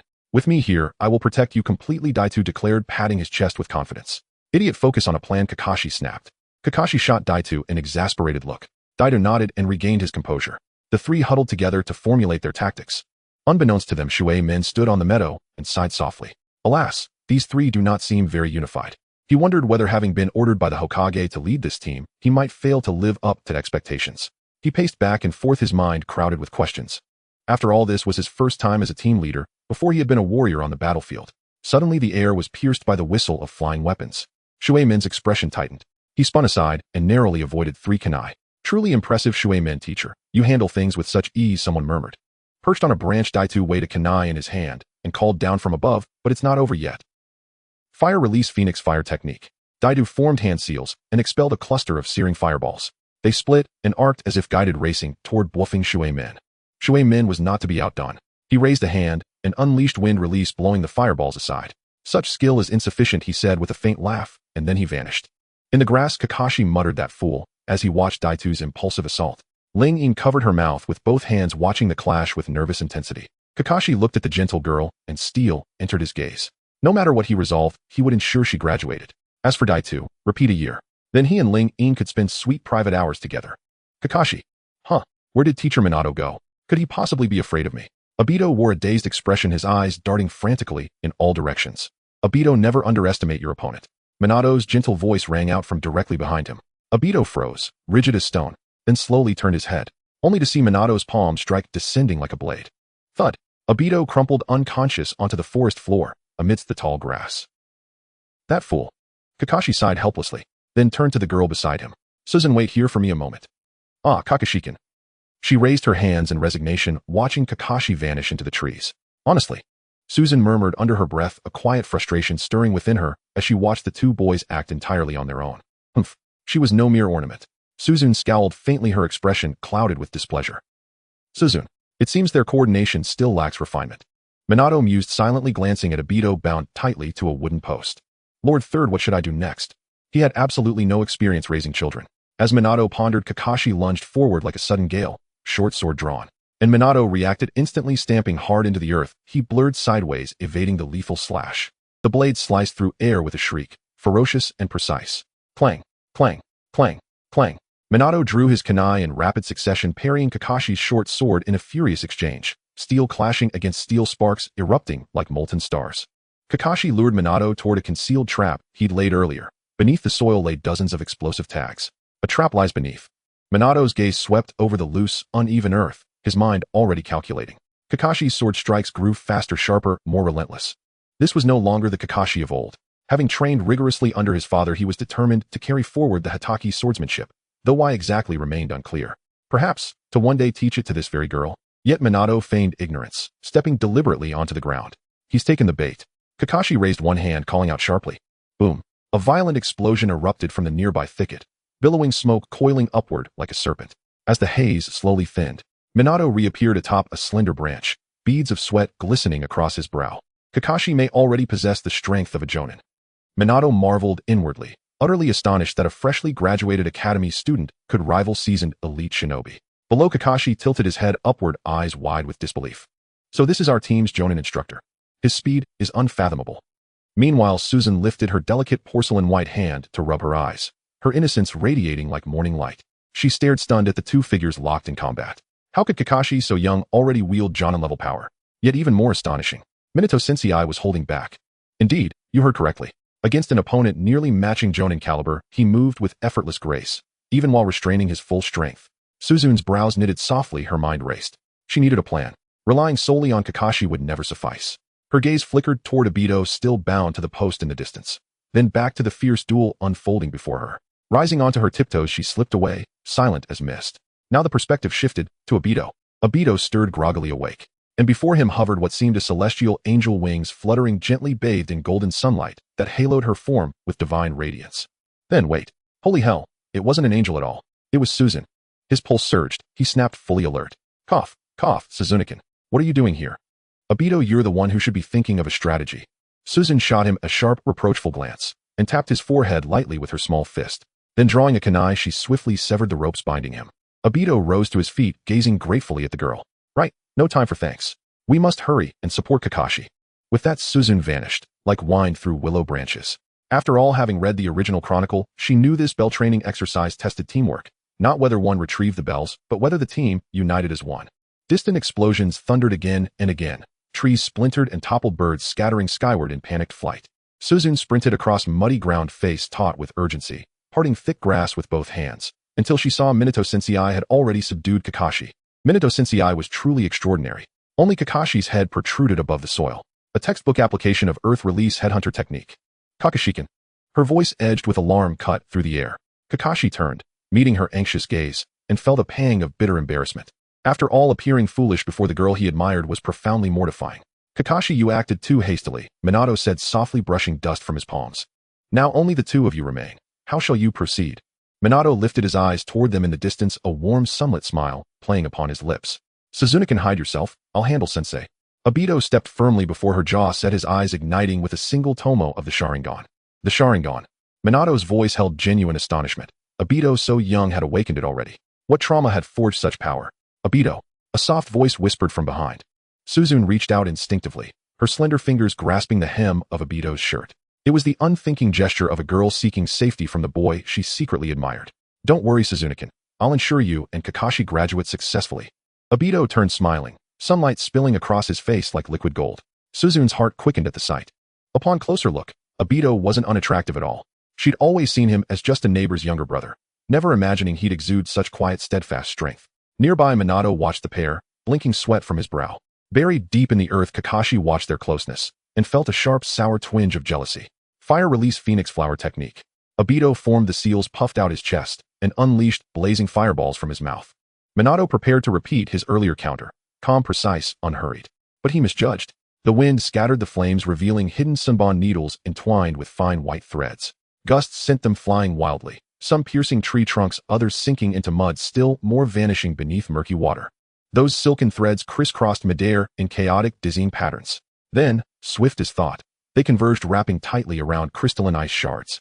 Instantly, the ice coalesced into a towering, impenetrable wall, encasing Minato completely. This technique was Suzu's adaptation of Haku's demonic ice mirrors, a simplified version crafted to suit her limited chakra reserves. From the dissipating white mist emerged the girl in her sailor uniform, her slender hand gripping a gleaming ice blade, spinning it once with elegant precision, fierce, poised, utterly commanding. Gone was her earlier air of innocence. Now she stood radiant with presence and authority. Yet, despite her intensity, that sweet, youthful face simply refused to look intimidating. Minato wiped fresh sweat from his temple. Another with Jonin-level prowess. Was this class truly that exceptional? He scanned the surroundings warily. The dense fog generated by the ice crystals had swallowed Obito whole, leaving Minato exposed, vulnerable, while his adversary lurked unseen in the shadows. What came next? Shuei-min, what are you looking at? A soft, charming voice rang out. In the next instant, the girl gripped her blade and sliced through the air. The strike seemed to rend space itself. Like her thoughts, she appeared saccharine, yet when opened up, she revealed a cunning, shadowed heart. Shuei-min frowned. In the blink of an eye, he withdrew with the flying thunder god technique. But in the flash that followed, the girl, using her ice mirror ability, suddenly stood before him. Her gaze was calm, almost innocently vacant. Could these ice escape mirrors used for teleportation be one of her bloodline limit abilities? Shuei-min's expression grew ever more cautious. Bang! A blast of frigid ice exploded outward. He hurriedly stepped back and avoided the burst of icy shockwave. The fog from the dry ice slowly dispersed, and the girl emerged looking impeccably crisp and dashing. Kakashi, still half buried in the earth, stared blankly at the girl in the distance. His heartbeat quickened a nervous flutter like fledgling deer within his chest. Strange, where did teacher Shuei-min go? Ling-in muttered, her eyes scanning the surroundings. They could not find Shuei-min anywhere. At that thought, she recalled an old joke she had once seen on a forum. Return-a-base, Shuei-min. Shuei-min had the flying thunder god technique. If he tired of a fight, he could dash home for a breather, then strike again when the enemy's guard was down. Though absurd, it was not entirely impossible. As Ling-in relaxed her guard, Shuei-min was quietly appearing behind her. Just as the adorable girl nearly fell victim to his move, Dai, too still watching from within the smoke, suddenly charged forth. Watch out, Ling-in-chan. Dai Tu's face was urgent, nerves made his pupils whirl, and the little Magatama in his eyes began to spin, suddenly multiplying into two. In his perception, time seemed to slow. Every motion of Shuei-min became crystal clear. As Shuei-min raised his hand to deliver a knockout strike, Dai Tu rushed in, his foot smashing through the mud, splashing dirt and parting the grass. Katon, great fireball technique. A scalding sphere of flame hurtled toward Shuei-min. Sensing the heat, Shuei-min tensed and hastily formed hand seals. With a gust of wind release, he blew the fireball aside. The dispersed fireball's scorching breath swept into the nearby trees and toppled them. Shuei-min's strength was indeed formidable. The sweet girl's lips parted, slightly surprise painted across her face. In the Hokage's office, Rijan peered through a crystal ball, observing Team 7's bell-grabbing exercise. He felt confident in this promising class. Shuo Mao, standing nearby, watched his son and could not help but shake his head with a fatherly mixture of exasperation and hope. Shuo Mao, there is something I should tell you. Rijan suddenly remembered something from a year ago. What is it, Lord Fireshadow? Shuo Mao asked, puzzled. Just speak to the children more about that aspect of things. Rijan tried to be euphemistic. Hearing that, Shuo Mao looked even more bewildered. What did Rijan mean by that aspect? After Rijan elaborated, Shuo Mao's lips curved into a benevolent paternal smile. Hee. Ahem. Shuo Mao, I do not mean to disparage affection between the children, but they are far too young. If this relationship continues to develop, I'm afraid someone might truly get hurt. Rijan trailed off awkwardly with a cough. Shuo Mao thought to himself that his son was finally showing promise. Ahem. Rest assured, Lord Fire Shadow will straighten that brat out when I return. He promised, thumping his chest, though a smile never left his mouth. The battle continued, growing ever more intense. Dai-Tu, seeing the sweet girl held by Shui Min, flushed with panic. Minutes earlier, Shui Min had staged a test. He knocked the girl unconscious and bound her. Yet the manner of her binding looked odd. The ropes bit into her figure tightly, making her seem especially small and endearing. Her white stockings drew the eye, and her rounded, smooth little feet looked almost like works of art. Very well, I will give you two a chance. Shui Min manned his voice with cruelty, a tone that made the skin prickle. There are only two bells now. You may choose to abandon one teammate. What do you mean, teacher Shui Min? Dai-Tu asked, his face creased with confusion, sweat beading from nerves. Shui Min, are you asking one of us to voluntarily withdraw so that the other two may remain? Kakashi's expression turned grave. Indeed. Well said, son of Baya. Shui Min nodded and roughly hauled the fainting girl to her feet. For the sake of the act, he had no choice. In his mind, he thought Ling Yin's sorry. He promised himself, all of Jio Xianna's future meals will be yours. Please forgive me. Shui Min produced a kunai and pressed the cold blade to the girl's pale throat. You should abandon this girl. After all, she is unconscious. Shui Min stared intently at the two in the distance. Abandon her? How could I possibly forsake a comrade? Dai-Tu retorted, his face flushed with indignation. Kakashi tensed beside him, inwardly plotting that if Dai-Tu stepped down, he and the girl could escape together. But the situation was fraught. If forced to choose, his mind had already settled on an answer. Slowly, Kakashi raised his hand. I choose to abandon. At that moment, Dai-Tu cried out loudly. Dai-Tu, are you sure you wish to return to the Ninja Academy? Shui Min asked coldly. Idiot, what decision are you making? Kakashi shot Dai-Tu an exasperated glare. If anyone should abandon, it ought be me. My talent surpasses yours and my father is Flagwood Shuo Mao, even if I leave the ninja path. Kakashi stammered, his cheeks reddening. In any case, you and Ling Yin should continue as ninjas. Worst comes to worst, I'll repeat a year at the academy. You wretch. Dai-Tu looked at Kakashi with a complicated gaze. He had not expected this side of the boy. Both of them wished to sacrifice themselves so Ling Yin and the other might continue as ninjas. You fool. You said what? Watching the two bicker, Shui Min's lips slowly curved into a warm smile. Third Fire Shadow, perhaps I am beginning to understand you. Is this what it feels like to be a teacher? The smile of Master Jiolai floated through Shui Min's mind. In that case, Shui Min's voice turned ice cold. The two swallowed nervously, both feared he might change his mind. What if none of them passed? The next moment, Shui Min's face softened into a gentle, composed warmth. All three of you are qualified. What? The two froze, eyes widening in stunned disbelief. The sleeping girl's lashes twitched, and she slowly opened her eyes. Huh, Ling Yinchan, you're awake. Shui Min looked down at the girl cradled in his arms and spoke tenderly. He held her in a princely bear hug. After all, one did not handle a young lady roughly. Ah, teacher Shui Min. Ling Yin had just woken, her small face still flushed. All right. Shui Min reached out, gently patted her head, and then set her softly back on the ground. After a brief explanation from everyone, Ling Yin quickly understood the sequence of events. The two boys had each chosen self-sacrifice to allow the others to continue as ninjas. Seeing their willingness to put comrades first, Shui Min decided to pass them all. Wonderful. From today onward, we are true ninjas. Dai-Tu beamed, pumping his fist with joy. Idiot. Kakashi feigned indifference, yet the corner of his mouth betrayed a smile. A breeze stirred, and the flowers on the grass swayed gently. Watching the girl chat happily with teacher, Shui Min, Dai-Tu, and Kakashi exchanged resolute glances and made silent vows. After this encounter, they realized how weak they still were. To better protect the girl in the days to come, they would become stronger. On the street of Mai today, we received our first task, which is to help Granny Chinji find her lost kitten.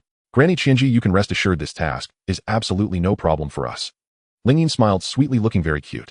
Granny Chinji is an elder in the village and usually enjoys raising small cats and dogs. Most of the tasks for finding cats and dogs in the village are issued by her. Minato looked at the girl chatting enthusiastically with the old lady in the distance and noted in his notebook, It seems Ling Yin is quite sociable. That's good, he doesn't have to worry too much. Among the three of them, he was most worried about Kakashi, who seemed cold and indifferent, as if he wasn't good at interacting with others. Hey Granny Chinji, I've found the kitten. Obito came running, cradling a pure white kitten in his hands, his face full of excitement. Thank you, you two little guys. Granny Chinji revealed a kind smile. Throughout the afternoon, her mood had been rather poor, but thanks to the little girl in front of her comforting her and telling various jokes, she felt much better. The boy with goggles, bright and sunny, had been searching the streets for the lost kitten. You two have a really good relationship. Are you dating? Granny Chinji laughed heartily as she looked at the two little friends in front of her. Granny Chinji, what are you saying? Ling Yin's face turned red and she stuttered a bit. Obito, who was beside her, nodded, quickly chuckling. Granny Shinji was really impressive. She could actually see the relationship between him and Ling Yin. Looks like he should help Granny Shinji more in the future. Granny Shinji, here's the payment for this task. Minato walked over, his tone quite gentle. Alright, speaking of which, I have high hopes for these two little guys.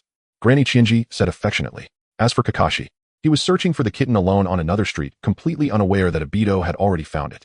One must say Obito's social skills were indeed impressive. Running from east to west, asking old grandpas and grandmas, and even consulting little animals on the road, he truly managed to find it. Okay, task complete. Next, let's find that guy Kakashi. Obito excitedly waved his fist. With this task completed, they could add a line to their resumes, and there would be an assessment.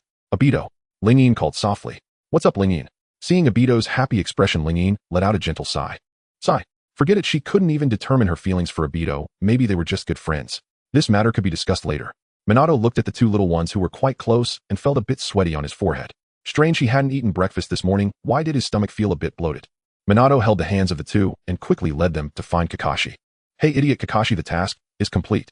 Obito waved his little hand. Kakashi, who was still foolishly searching for the kitten in the distance, was momentarily stunned. What the heck? The task was just issued, and within a few minutes it was found. Kakashi, Obito put in quite a bit of effort for this task. You still need to practice your social skills more. Minato patted Kakashi on the shoulder, his tone quite gentle. Kakashi wanted to speak, but held back, finally giving a cold hum. The four of them walked along, soon arriving at the Ichiraku ramen shop, known in the original story. Indeed, it was the place that Naruto thought about every day. Speaking of which, Ling Yin was quite curious about the taste of Ichiraku ramen. However, there was something more important at hand, which was seating. That's right. Ichiraku ramen hadn't developed into the large ramen shop seen in Boruto's era. It was still just a small stall.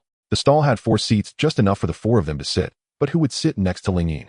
Obito and Kakashi exchanged glances. The tension in their eyes was palpable. It seemed like they were about to start a fight at any moment. Minato twitched the corner of his mouth. Ahem. Uncle Ichiraku, long time no see. Ah, it's Minato, long time no see. Uncle Ichiraku responded with a smile, then quickly called his daughter Shobu over. Just like in the original, Shobu was indeed a great beauty. Though still young, it was already apparent that she would definitely be stunning in the future. Wow, this little sister is so cute. Shobu became excited, hugging Ling Yin tightly, her face pressed against Ling Yin's face. Sister, calm down. Ling Yin waved her hands in confusion. At this moment, seeing the affectionate scene between the two girls, Obito and Kakashi were filled with envy. How wonderful this is, the bond between girls. Being able to hug each other on the street. The two turned to look at each other. I would like a bowl of tonkatsu ramen, thank you, Uncle Ichiraku. No problem, what about you three? I want the miso flavor ramen, and Obito likes to eat bamboo shoots, so please give him extra. Thank you, Uncle Ichiraku. Ling Yin nodded, speaking politely. Uncle Ichiraku looked at the cute and polite little girl in front of him, feeling quite motivated. Alright, I got it. And what about the guy in the mask? I want the salt flavor. Kakashi said coldly. Okay. What one says casually can be taken to heart, and seeing the two of them chatting happily, Kakashi felt uncomfortable. He didn't expect their relationship to be this good, even knowing each other's favorite foods. Kakashi felt a bit jealous. The number one jealous king in the ninja world was none other than him. Alright, it was time to decide the seating. Ahem, you all sit down quickly, what are you standing around for? Minato sat down in his seat looking puzzled. Obito and Kakashi glared at each other, both waiting for Ling Yin to choose her seat first so they could sit next to her. Ling Yin felt the atmosphere was a bit tense, as if a fight could break out at any moment. She behaved quite ladylike, adjusting the skirt that had fallen on her lap, her fair and tender little hands fluffing the hem of her skirt into a blooming shape. She sat down next to Minato. Now's the time.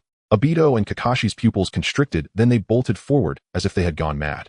They were fixated on the seat beside Ling Yin. The two stomped their feet, feeling as if time had slowed down. I must get this seat. Obito was anxious inside. In the end, I have to sit next to Ling Yin. Kakashi was just as anxious. They were getting closer and closer to the seat, and just when both of them reached out their hands about to grab the seat. Oh, excuse me. A cold and unfamiliar voice came. Just as they were about to rush forward, they found themselves unable to move. Their eyes widened in shock as they looked up. Standing in front of them was a serious-looking man with long hair.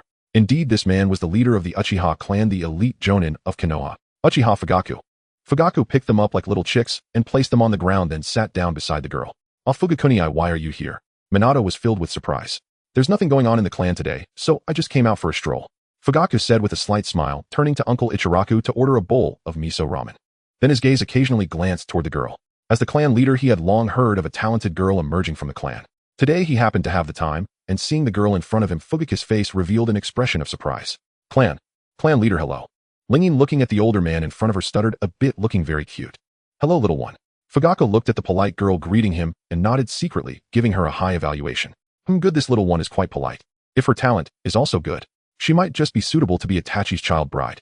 Itachi was born not long ago, and in a few days they would hold a full moon celebration. Fugaka looked serious, his thoughts racing quickly, beginning to ponder the future. Fugakunai recently the Uchiha and Konoha. Minato hesitated as he brought this up. The relationship between Konoha and the Uchiha has never been great, which is a well-known fact in Konoha. Let's not talk about that. I came today just to meet this little girl. Fugaka glanced at Minato, speaking softly. I see. All right, the seating arrangement was finally settled. Obito and Kakashi sat down with gloomy expressions in the adjacent seats. Lingin, I want to ask you something. Fugaku had no intention of beating around the bush, directly inquiring the girl. What is it? Clan leader. Lingin was just slurping her noodles, quickly swallowing them all down, then wiping the grease off her red lips with a tissue. Would you like to be my son's child bride? Of course, I know there is a bit of an age gap. As soon as these words were spoken, buffed, Obito and Kakashi were directly choked. What the hell, what? Upon hearing this, Minato was also quite shocked, but quickly reacted. This was quite normal. After all, this cute girl had 2 bloodline limits, and large clans often pair geniuses together to inherit excellent genes. Minato slowly turned his head, looking at the still dazed girl, his face full of curiosity. If Lingyin really got together with Itachi, wouldn't she become the clan leader's wife in the future, able to wield great power over the Uchiha clan? What the hell? What kind of high society girl drama is this? Huh. Lingyin was completely baffled. What on earth? They actually wanted her to be Itachi's child bride. Great elder this. The girl looked conflicted, her face flushed. She opened her mouth, but closed it again, unsure of what to say. Well, you do have quite an age difference. I won't meddle in matters of the heart. You can decide later. Fuyue forced a smile, trying to keep his tone gentle, though he still appeared quite fierce. All right. Then, great elder, take care. Lingyin politely nodded. Minato, I have something to attend to, so I'll take my leave first. Fuyue stood up and waved to Minato. Ah, okay. Minato nodded, his gaze fixed on the girl beside him, his expression growing a bit serious. If Lingyin agrees, what will Obito and Kakashi do? Hiss. Just the thought of the scene that popped into his mind made Minato strangely curious. Cough, cough. After finishing lunch, the 4 of them wandered the streets. Minato suddenly had something to do and left first. The remaining 3 looked at each other. So how about we go fish for goldfish? Obito quickly tried to change the subject. After all, they had just had a commotion and the atmosphere was quite tense. Obito felt a bit anxious. What if Lingyin really agreed? What should he do? It shouldn't be possible. Itachi is only a month old. If Lingyin really becomes Itachi's child bride, Obito would have to teach him a lesson that very night. Itachi, Obito, and Kakashi, let's go. Lingyin stretched out her delicate little hand, pulling them both along. Obito's face turned a little red. Although he had held the girl's hand several times, each time felt different. Kakashi, who had been frowning beside him, slowly relaxed his brows. The 2 were pulled forward by the girl, passing many vendors along the way. Obito specifically bought some red bean cakes because he loved sweets. However, every time he ate sweets, Lingyin would nag him, saying too much would give him cavities. Kakashi, on the other hand, bought some grilled fish as he was fond of it. Of course, Lingyin also had to repeatedly remind him to watch out for the bones in the fish. By the way, Lingyin, what kind of gifts do you like? Obito asked with a red face. Gifts I like. Well, cute things, of course. Lingyin's voice was soft. Cute things. Kakashi, who seemed uninterested, had his ears perked up high along the way, afraid of missing anything the girl said. Perfect. In just a week, it would be Lingyin's birthday, December 24th. This date is quite significant because Uchiha's ancestor Uchiha Madara was also born on that day. Cough, cough. I know. Obito nodded. Lingyin. Kakashi called out coldly. Lingyin turned her head, looking at him with a dazed expression. Nothing. Obito quickly covered Kakashi's mouth, looking anxious. After all, Kakashi was a bit scatterbrained and would definitely spill the beans about the birthday surprise. Giving a good friend a birthday gift, of course, had to be a surprise. Just thinking about Lingyin's surprised expression when she received the gift made Obito feel a surge of excitement. Really? Lingyin rested her chin on her delicate hands, slightly furrowing her brows, observing the 2 who were huddled together. You 2 are already this close. Just a few weeks ago. Who's close to this idiot? The 2 shouted in unison. Doesn't this count as being close? After teasing them a bit, Lingyin left because she had something to attend to. Watching the girl gradually fade away, disappearing into the crowd, Obito and Kakashi were left stunned, unable to snap out of it for a long time. Kakashi, you definitely remember, right? When is Lingyin's birthday? Of course I remember. What gift are you planning to give her? Kakashi asked while walking along the street with his hands in his pockets. As for me, Obito looked excited. Kakashi gave Obito a speechless glance. Upon returning to the Uchiha clan grounds, Lingyin greeted everyone. Uncle Ironfire, good afternoon. Elder Shana, hello. Uncle Eighth, hello. Watching this cute little girl greet everyone, the Uchiha clan members all felt quite fond of her. Uchiha Ironfire's favorability 60. Uchiha Shana's favorability 65. Uchiha 8's favorability 60. Hearing the system chime with a series of notifications, Lingyin smiled even sweeter. She waved her little hand, all the way behaving both ladylike and polite. You wouldn't believe it, among the younger generation of the Uchiha clan, Lingyin was the most outstanding. Not only was she adorable, but she was also exceptionally polite, and everyone, both adults and children, quite liked her. Lingyin, it's you again. A youthful voice rang out. Lingyin turned her head slightly, looking at the little boy in front of her with a light smile on her face. The little guy before her had a head full of black curls, a handsome face, and exceptionally fair skin. Although he was still young, anyone with keen eyes could tell that he would definitely grow up to be a handsome boy. Hello. Uchiha Shizui's favorability 30. This person was Uchiha Shirsue, a genius ninja of the Uchiha clan. However, the Third Great Ninja War had not yet begun, and Uchiha Shirsue had yet to earn the illustrious title of Body Flicker Shirsue. Lingyin held a good impression of this sunny, cheerful little handsome guy from the original work. Alas, it was a pity that Shizui's fate in the original work was truly tragic. Thinking of this, Lingyin's heart held a bit more resentment toward Danzo. Let me introduce myself first. I am. After a round of introductions, the two quickly clarified each other's identities. So Lingyin, can you practice with me? Shirsue smiled with a sunny demeanor resembling a little sun. You must call me Sister Shizuken. I am older than you by 5 or 6 years. Lingyin patted her chest, raising her little head, looking very cute. This. Shirsue hesitated, unsure of where to put his hands. Lingyin was indeed 5 or 6 years older than him. But that wasn't the point. Cough cough, I had a new understanding of the body flicker technique today. Shirsue awkwardly coughed twice, diverting the topic. Body flicker technique. Lingyin tilted her head deliberately, putting on a shocked expression. Having read the original work, she knew that it wouldn't be long before Uchiha Shirsue would dominate the battlefield with this crank ninjutsu. Interesting, let's go to the small grove. Lingyin smiled sweetly, energetically waving her fist. Okay. The boy and girl quickly walked into the small grove, and at this moment there were only the two of them in the grove. Like in the original work, Lingyin arrived at the place where Uchiha Itachi usually practiced. However, Itachi was still a baby now and couldn't even talk, so the grove was particularly quiet. This will do, Lingyin, be sure to watch closely. Shirsue chuckled softly, looking both sunny and handsome. If he were in his past life, he would have surely charmed many young girls. Lingyin wasn't too moved. Soon Shirsue charged over holding a short blade. Lingyin started to resist, and as she did, Shirsue in front of her suddenly turned into a series of afterimages, and the afterimages increased. In the blink of an eye, the surroundings were filled with Uchiha Shizui's shadows, each shadow clone grasping a blade, intently staring at the girl who was surrounded. At this moment, the surrounding space was like an illusion. Water droplets slowly rose irregularly to the sky, leaves rustled down, and the entire scene was particularly beautiful, as if everything was prepared for the girl. The girl had her hands behind her back, looking at Shirsue with a dazed expression. Sigh. Is this the technique you created? It looks amazing. Really. Upon hearing this, Shizui's heart raced. He admitted that he had started to like this girl in front of him. At first, when he heard rumors in the clan, he didn't really believe that such a beautiful and adorable girl existed. But now that he saw her in person, he realized the rumors were true. Shirsue, this move of yours is quite impressive. Your talent far exceeds mine. The girl smiled sweetly. Under this beautiful illusory scene, Shizui's face turned red. It's not that great. The two were still having a close conversation, unaware that Obito had returned to the clan grounds to take care of his grandmother. Oh. A tragic scream akin to a slaughtered pig rang out as Mikoto and Fugaku joined forces to take down Sasuke. Mikoto and Fugaku. The young Sasuke was suspended on the sofa as Mikoto relentlessly struck him with a clothes hanger. Itachi, filled with rage, followed up with several punches to Sasuke. Watching the family discipline Sasuke from a distance, Obito's mouth twitched slightly. Aunt Mikoto, Uncle Fugaku, perhaps you should stop. The child is still young and children speak without thought. Obito hurriedly stood up to intervene. Though he often bickered with Sasuke, it was all in jest. Seeing Sasuke in such a state of punishment, Obito felt a twinge of pity in his heart. He couldn't help but recall his own childhood when he was often bullied by Kakashi. Ugh. That guy Kakashi was a total weakling. It was clearly he who beat the living daylights out of him back then. Under Obito's intervention, Mikoto's family finally halted their actions. Itachi looked at his disappointing little brother, and his tightly clenched fists slowly relaxed. Sigh. Let's just let it go. Sasuke, covering his swollen behind, wore a face full of grievance as he began to cry. What was Sister Rin? They all hit me. Sasuke limped over. Rin, seeing the pitiful child in front of her, felt heartbroken and embraced Sasuke in her arms. Sister Mikoto, how about we just let it be? Rin gently patted Sasuke's head, then performed a reversal technique to quickly heal the wounds on Sasuke's body. Sasuke nestled in the girl's embrace, rubbed his head against Rin's chest. Rin's embrace is fragrant and soft. Rin was oblivious to Sasuke's little actions. She had always liked children, after all, for their innocence and charm. Seeing Sasuke cling to the girl, Itachi felt a pang of jealousy. Sasuke, get down from there. You shouldn't be so clingy to girls. Itachi reached out to grab the back of Sasuke's collar. However, Sasuke quickly wrapped his arms around the girl's fair neck. I don't want to. You're the worst brother. Sasuke huffed at this moment, recalling how Obito had protected him just before he felt a bit of fondness for him. But that was just about it. All right, Sasuke, come down now. Obito looked at Sasuke with helplessness. The commotion soon came to an end, and Rin briefly greeted Mikoto's family of 4 before leaving. See you next time. Bye-bye, Sister Rin. See you next time.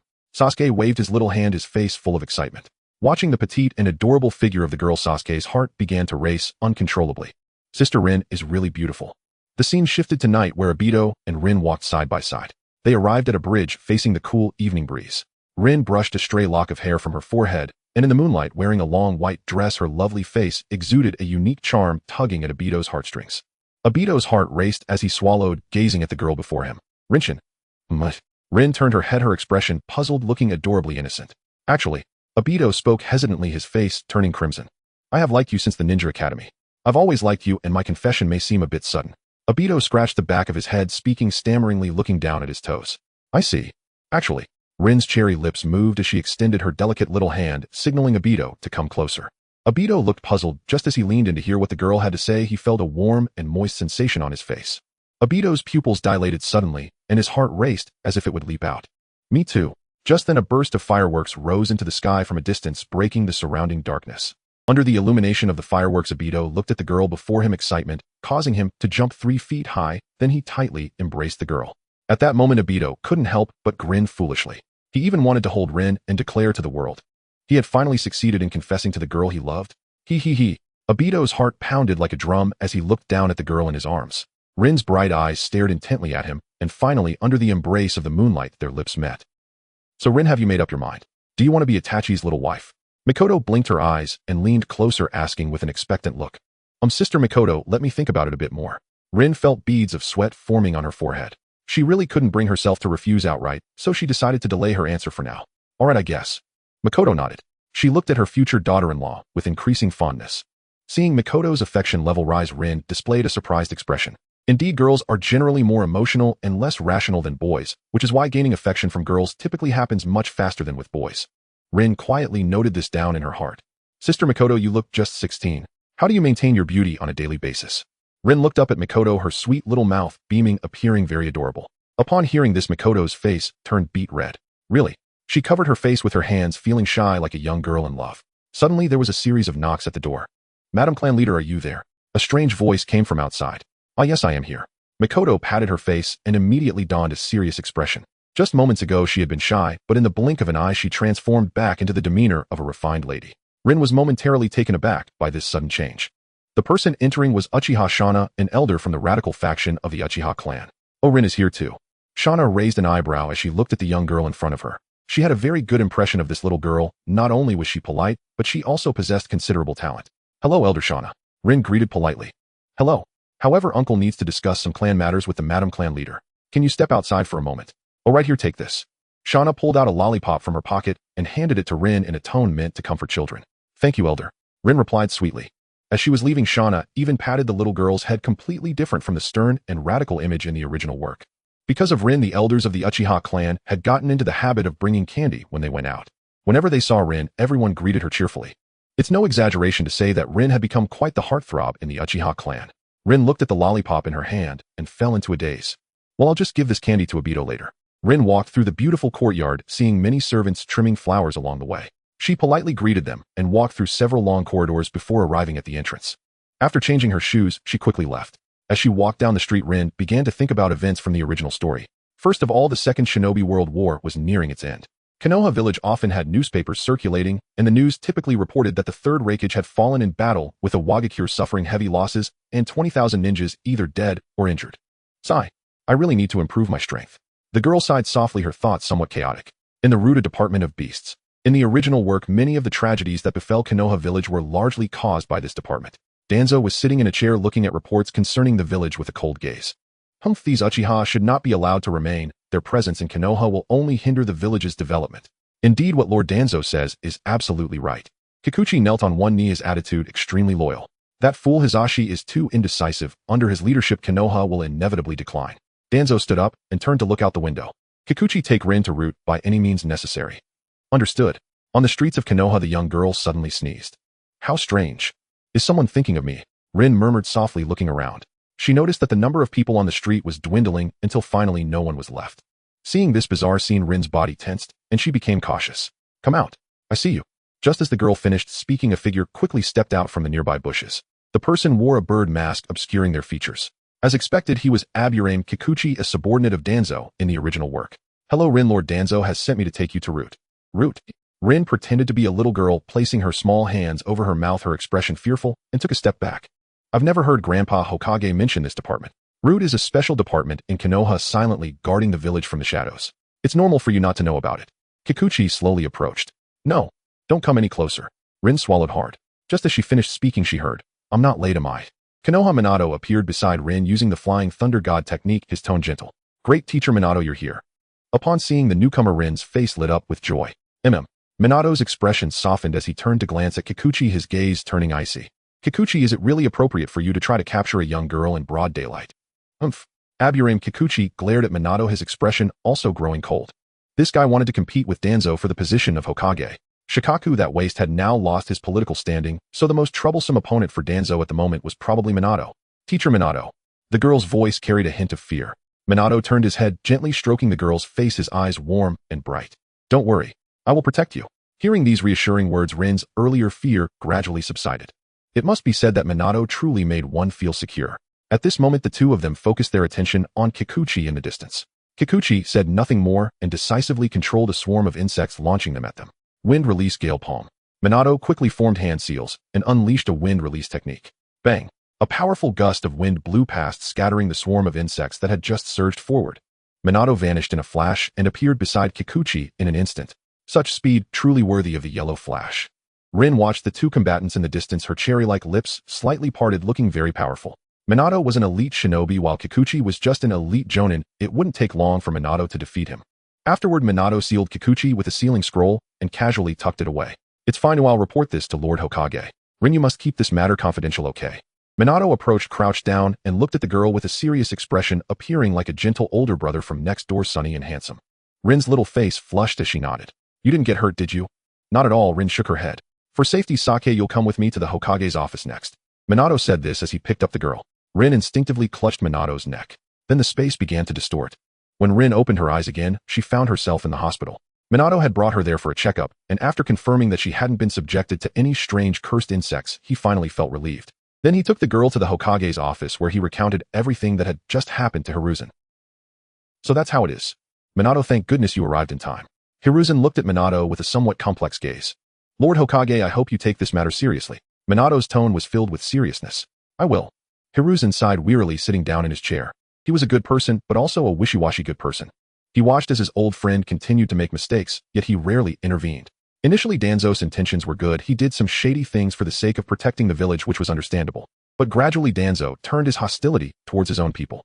In the original work, Hiruzen was actually aware of this situation, but was too soft-hearted, unable to bring himself to take action against Danzo, leading to a series of subsequent mistakes. Looking at the kindly old man in front of her, Rin opened her mouth to say something, but then closed it. After a long while, a soft voice broke the tense atmosphere in the office. Grandfather Hokage, are the Uchiha clan and Konoha still on amicable terms? Ringin asked, her expression adorably blank. Before the words had fully settled, Hiruzen's lips parted slightly. After a moment's quiet reflection, he continued gently. Ringinshin, rest assured. Once your sensei Minato becomes Hokage, tensions between the Uchiha and Konoha will fade entirely. I see. Ringin relaxed visibly and nodded. Inwardly, she assessed her current circumstances. Two matters demanded immediate attention. First, Danzo. That man never hesitated to prey upon his own. A decisive counterstrike was imperative. Ringin clenched her fists, eyes narrowing with quiet resolve. The second matter was Madara. Inevitably, according to canon, he would lure Obito down the path of darkness. Ringinshin, what's on your mind? A warm voice broke through her thoughts. Startled, she quickly bobbed her head.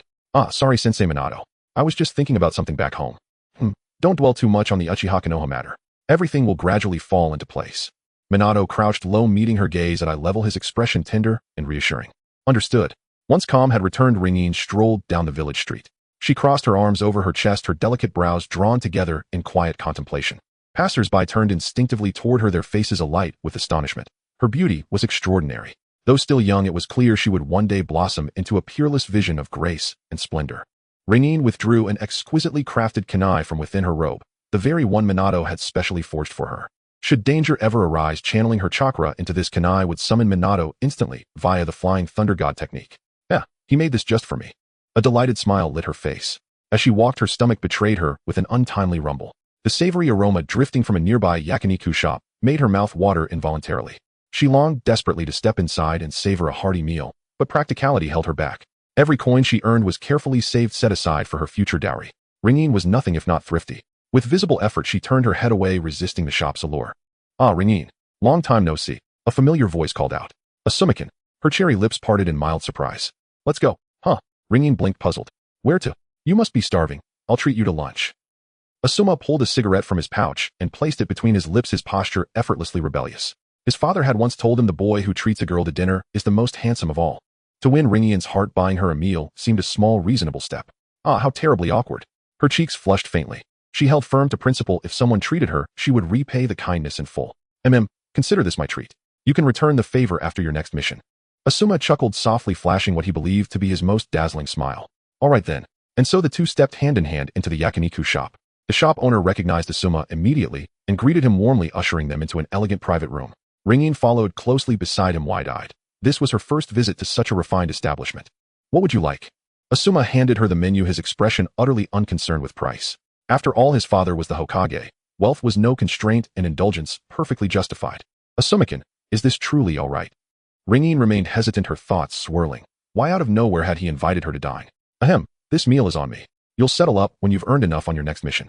Asuma waved his hand, breezily radiating effortless charm. All right then. Ringian lowered her gaze to the menu and nearly gasped. What she saw startled her. Prices were steep. Her fingers trembled faintly as she selected only the most modestly priced skewers, then passed the menu back with quiet trepidation. Ringian tilted her head, eyes wide and earnest. You're ordering only this much? Asuma scanned the selections, puzzled. I don't have much of an appetite. I see. Nodding, Asuma casually marked several items himself before handing the menu to the server. Moments later, servers entered with reverent precision, arranging dish after lavish dish upon the table, a feast overflowing with richness and color. Asuma-kun, I didn't order any of these. Ringian sat upright, her calves trembling faintly beneath her skirt. Don't misunderstand. I'm eating too. Asuma glanced sideways at her, blew a perfect smoke ring, and struck what he imagined to be his most dashing pose. Ringian suppressed a giggle. She understood now this was his gentle way of lifting her spirits, every sumptuous dish chosen deliberately for her. Warmth bloomed in her chest. Asuma truly understood a girl's heart. Yet fate had dealt him a cruel hand in canon, tortured to death by Haiden. Determinedly, she vowed inwardly, I will protect him, no matter what. Slow down. Asuma offered a napkin with uncharacteristic gentleness. Thank you so much, Asuma-kun. She beamed at him, radiant with pure, unguarded joy. Asuma faltered under that sweet, luminous gaze. His pulse quickened, thudding insistently in his ears. All right, got it. Flustered, he turned his face away. Watching her hum softly, light dancing in her eyes, Asuma felt his own mood lift, effortlessly without thought. Though he often defied his father, he had to admit some advice was simply irrefutable. Next time he visited home, he'd ask again, how exactly does one win a girl's heart? The meal ended swiftly. Asuma handled the bill without hesitation, leaving Ringian no chance to split it. I've got somewhere to be, off I go. Oh, and walk home safely. He slipped his hands into his pockets, the cigarette still dangling from his lips. Honestly, Ringian longed to protest. How can your body possibly withstand smoking so much? Asuma-kun, smoke less. It's terrible for your health. Her tone was stern, her gaze unwavering. Asuma's lips twitched faintly at the sight of her fierce, scolding expression. Elsewhere, Kakashi trained swordsmanship alongside his father. Unbeknownst to him, his skill had matured to the point of mastery, ready to stand on its own. Kakashi, let's end today's practice here. Yes, father. You've been unusually eager to master the Hatake sword style. Is it because of Ringian-chan? Sarutobi smiled warmly, his eyes crinkling with paternal affection. Kakashi blushed faintly and gave a quiet, affirming nod. Brat, if you let someone steal that girl away, you'll answer to me, Sarutobi warned, fixing his son with a mock-stern glare. Kakashi responded with a knowing grin and tapped his chest confidently. Rest easy, father. Meanwhile, in the Uchiha compound, Mikoto and Fugaku discussed an arranged marriage. Though whispers surrounded the clan, the Uchiha remained one of Konoha's most prestigious houses. Such alliances, sealed in childhood, were standard among elite families, a time-honored means of forging political bonds. No, Fugaku, listen to me. It must be Ringian. Mikoto fixed her husband with a sharp, unyielding stare. All right, Mikoto. I hear you. Fugaku sighed, his expression resigned. After careful consideration, he accepted her counsel. Most clans seeking alliance with the Uchiha were minor, motivated solely by ambition and social climbing. Better to secure unity from within. And truthfully, Ringian, that bright-spirited girl, had already won his quiet approval. Then it settled. Mikoto wrapped her arms around his head and planted a kiss on his cheek. For once, Fugaku's usually stern visage softened into a rare, heartfelt smile. In the Uchiha clan's territory, Fugaku and Mikoto were determined to have Rin marry Itachi. After all, they were quite satisfied with Rin. But they were unsure if Rin was willing. Just thinking about this made Mikoto anxious. Fugaku, what if Rin disagrees? What should we do then? Mikoto's face was full of worry. Fugaku listened to his wife's words, his eyes revealing a sense of helplessness. Mikoto, let's not meddle in the child's affairs. It's best to let things unfold naturally. At this moment, the girl they were discussing was walking down the street. Today, she planned to visit her older sister Kushina. Speaking of which, it had been quite some time since she last saw Kushina, and she wondered how she was doing now. The girl had a multitude of thoughts swirling in her mind as she held her bag with both hands and soon wandered in front of a residence. Rin reached out and rang the doorbell. Ding dong. The door opened suddenly, and Kushina quickly stepped out, her face lighting up with joy upon seeing the girl. Kushina squatted down, and while speaking rubbed the girl's cheeks. Rinchin, what brings you here today? It's like this. I came to find Teacher Minato because I want to learn the Flying Thunder God technique. Rin spoke a bit hesitantly. And also, Kushina, could you please stop pinching my cheeks? Rin said with a displeased expression, her lips almost pouting to the heavens. Rinchin is rejecting her sister. Kushina suddenly felt a bit wronged. Not at all. Rin quickly shook her head.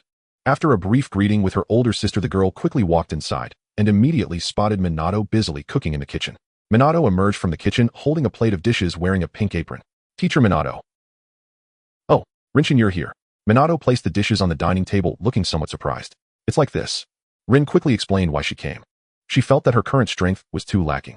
If she could master Minato's Flying Thunder God technique in case of danger, she could quickly teleport away and at least have some means of self-protection. The Flying Thunder God isn't something that just anyone can learn. It requires talent and space-time ninjutsu, Minato said seriously. To him, this little girl seemed to think too simply about it. How could the Flying Thunder God technique be learned so easily? However, Minato was also afraid of discouraging the girl's enthusiasm, so he patiently explained. Rin listened, nodding with a serious expression. I see. So it can be done this way. As she listened to Minato explain the Flying Thunder God, Rin's small mouth opened slightly, revealing an expression of sudden realization. Oh, she understood now. The Flying Thunder God technique didn't seem as difficult as she had imagined. Before long, the girl extended her fair little hand and drew a sealing technique on the table. Minato's eyes widened as if he had seen a ghost. What the heck? My adorable student actually learned it. Rin, has Jiraiya-sensei taught you the principles of the Flying Thunder God? Minato gazed at Rin with a serious expression. No, not at all. Rin looked up at Minato, who appeared tense, instinctively swallowing her saliva. Could it be that she had done something wrong? Indeed, no wonder you are the child of prophecy. Minato looked at the girl in front of him, secretly astonished. Rin, don't tell anyone in the village that you've learned the Flying Thunder God, understood? Minato crouched down, gently patting the girl's shoulder with a serious expression. Okay.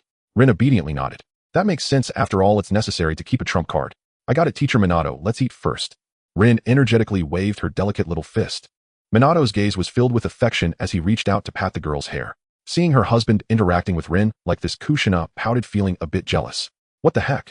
Why is my husband so close to Rin all the time? What's wrong, Kushina? Minato looked up, sensing something was off, his expression slightly tense. Minato-kun, do you love me? Of course I love you. Minato nodded quickly. But you were just so close with Rin. Kushina pouted, her face full of dissatisfaction. As soon as the words left her mouth, Minato leaned in and kissed her cheek. One kiss wasn't enough, so he went for another. All right. My face is all wet. Kushina's face flushed with shyness, looking just like a young girl. Watching the two of them flirt from afar, Rin fell into silence. How strange, she remembered that she hadn't eaten breakfast this morning, yet why did her stomach feel a bit bloated? Cough cough, Minato the child is still watching. Kushina playfully punched Minato's chest. Rin, you don't mind, do you? Minato turned to Rin, looking a bit embarrassed. Not at all.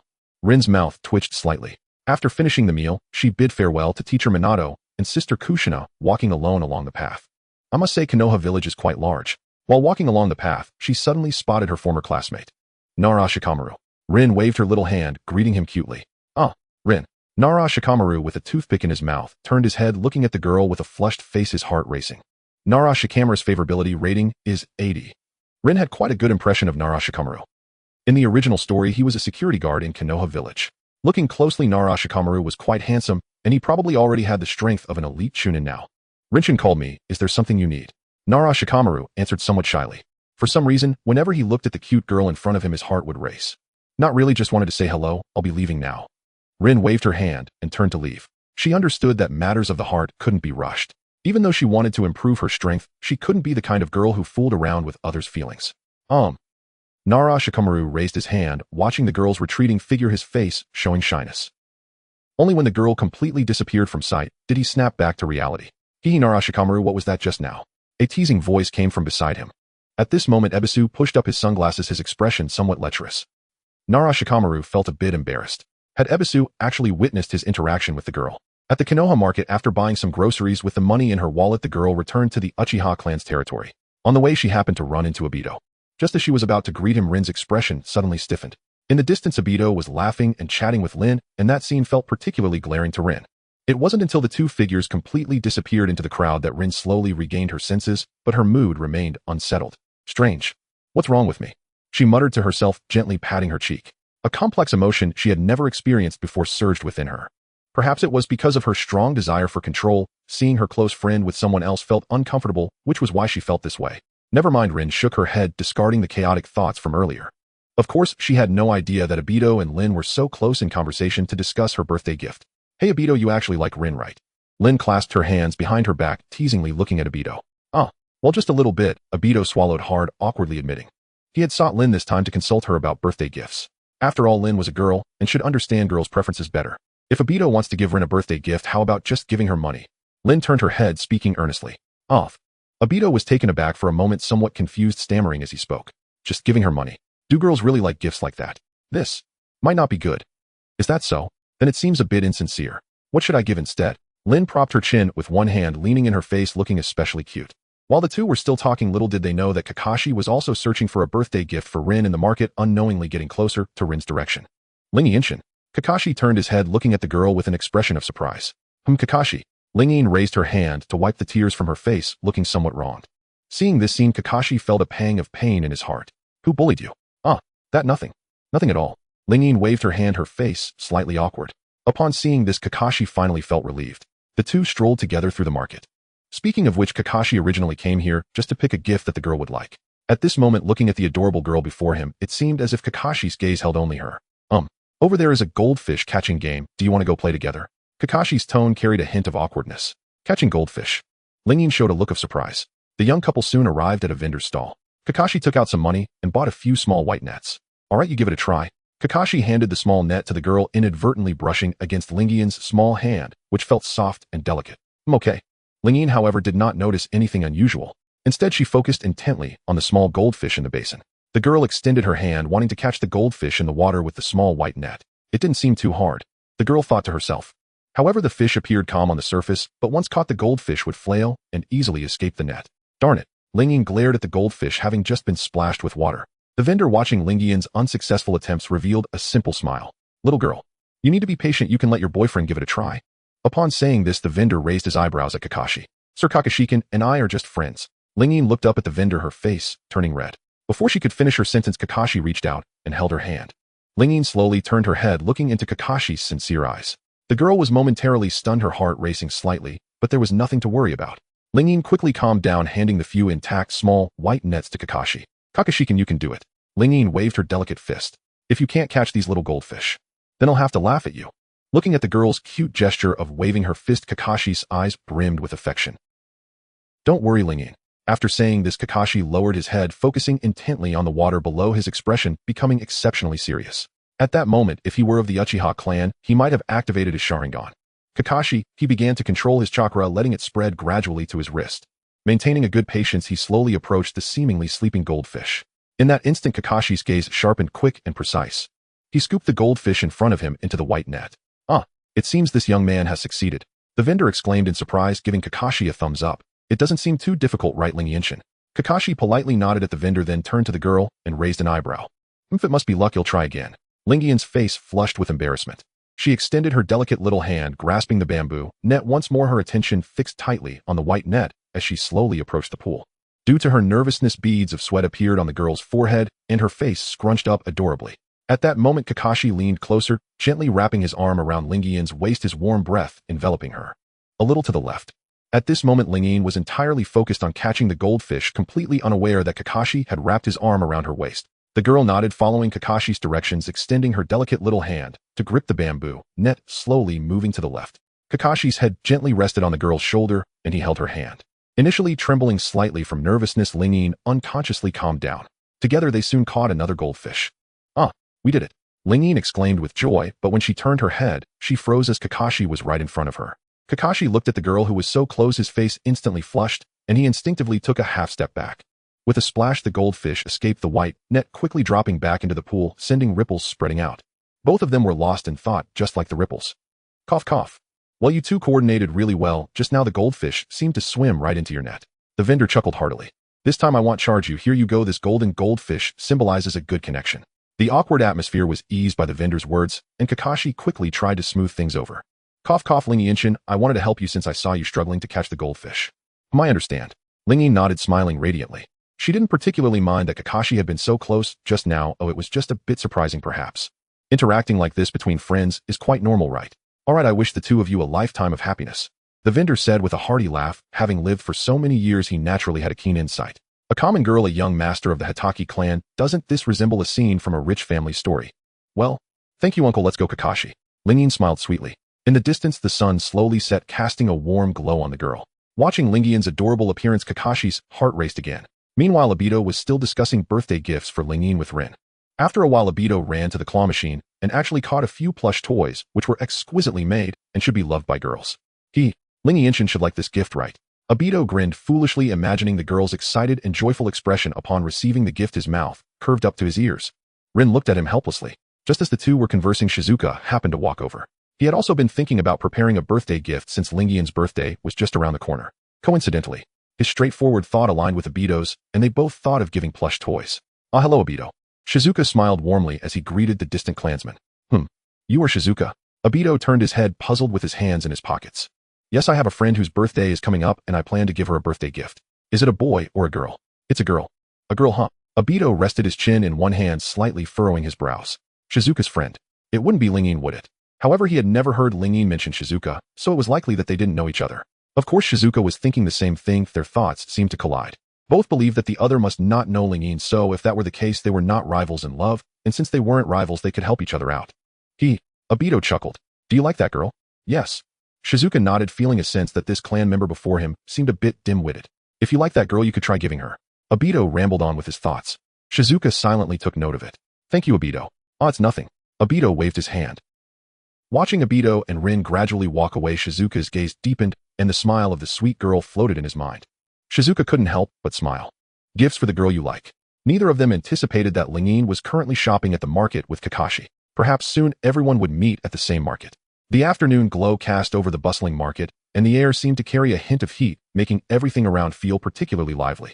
Dato held a teddy bear in one hand and a bunny plush in the other, his face adorned with an excited, silly grin.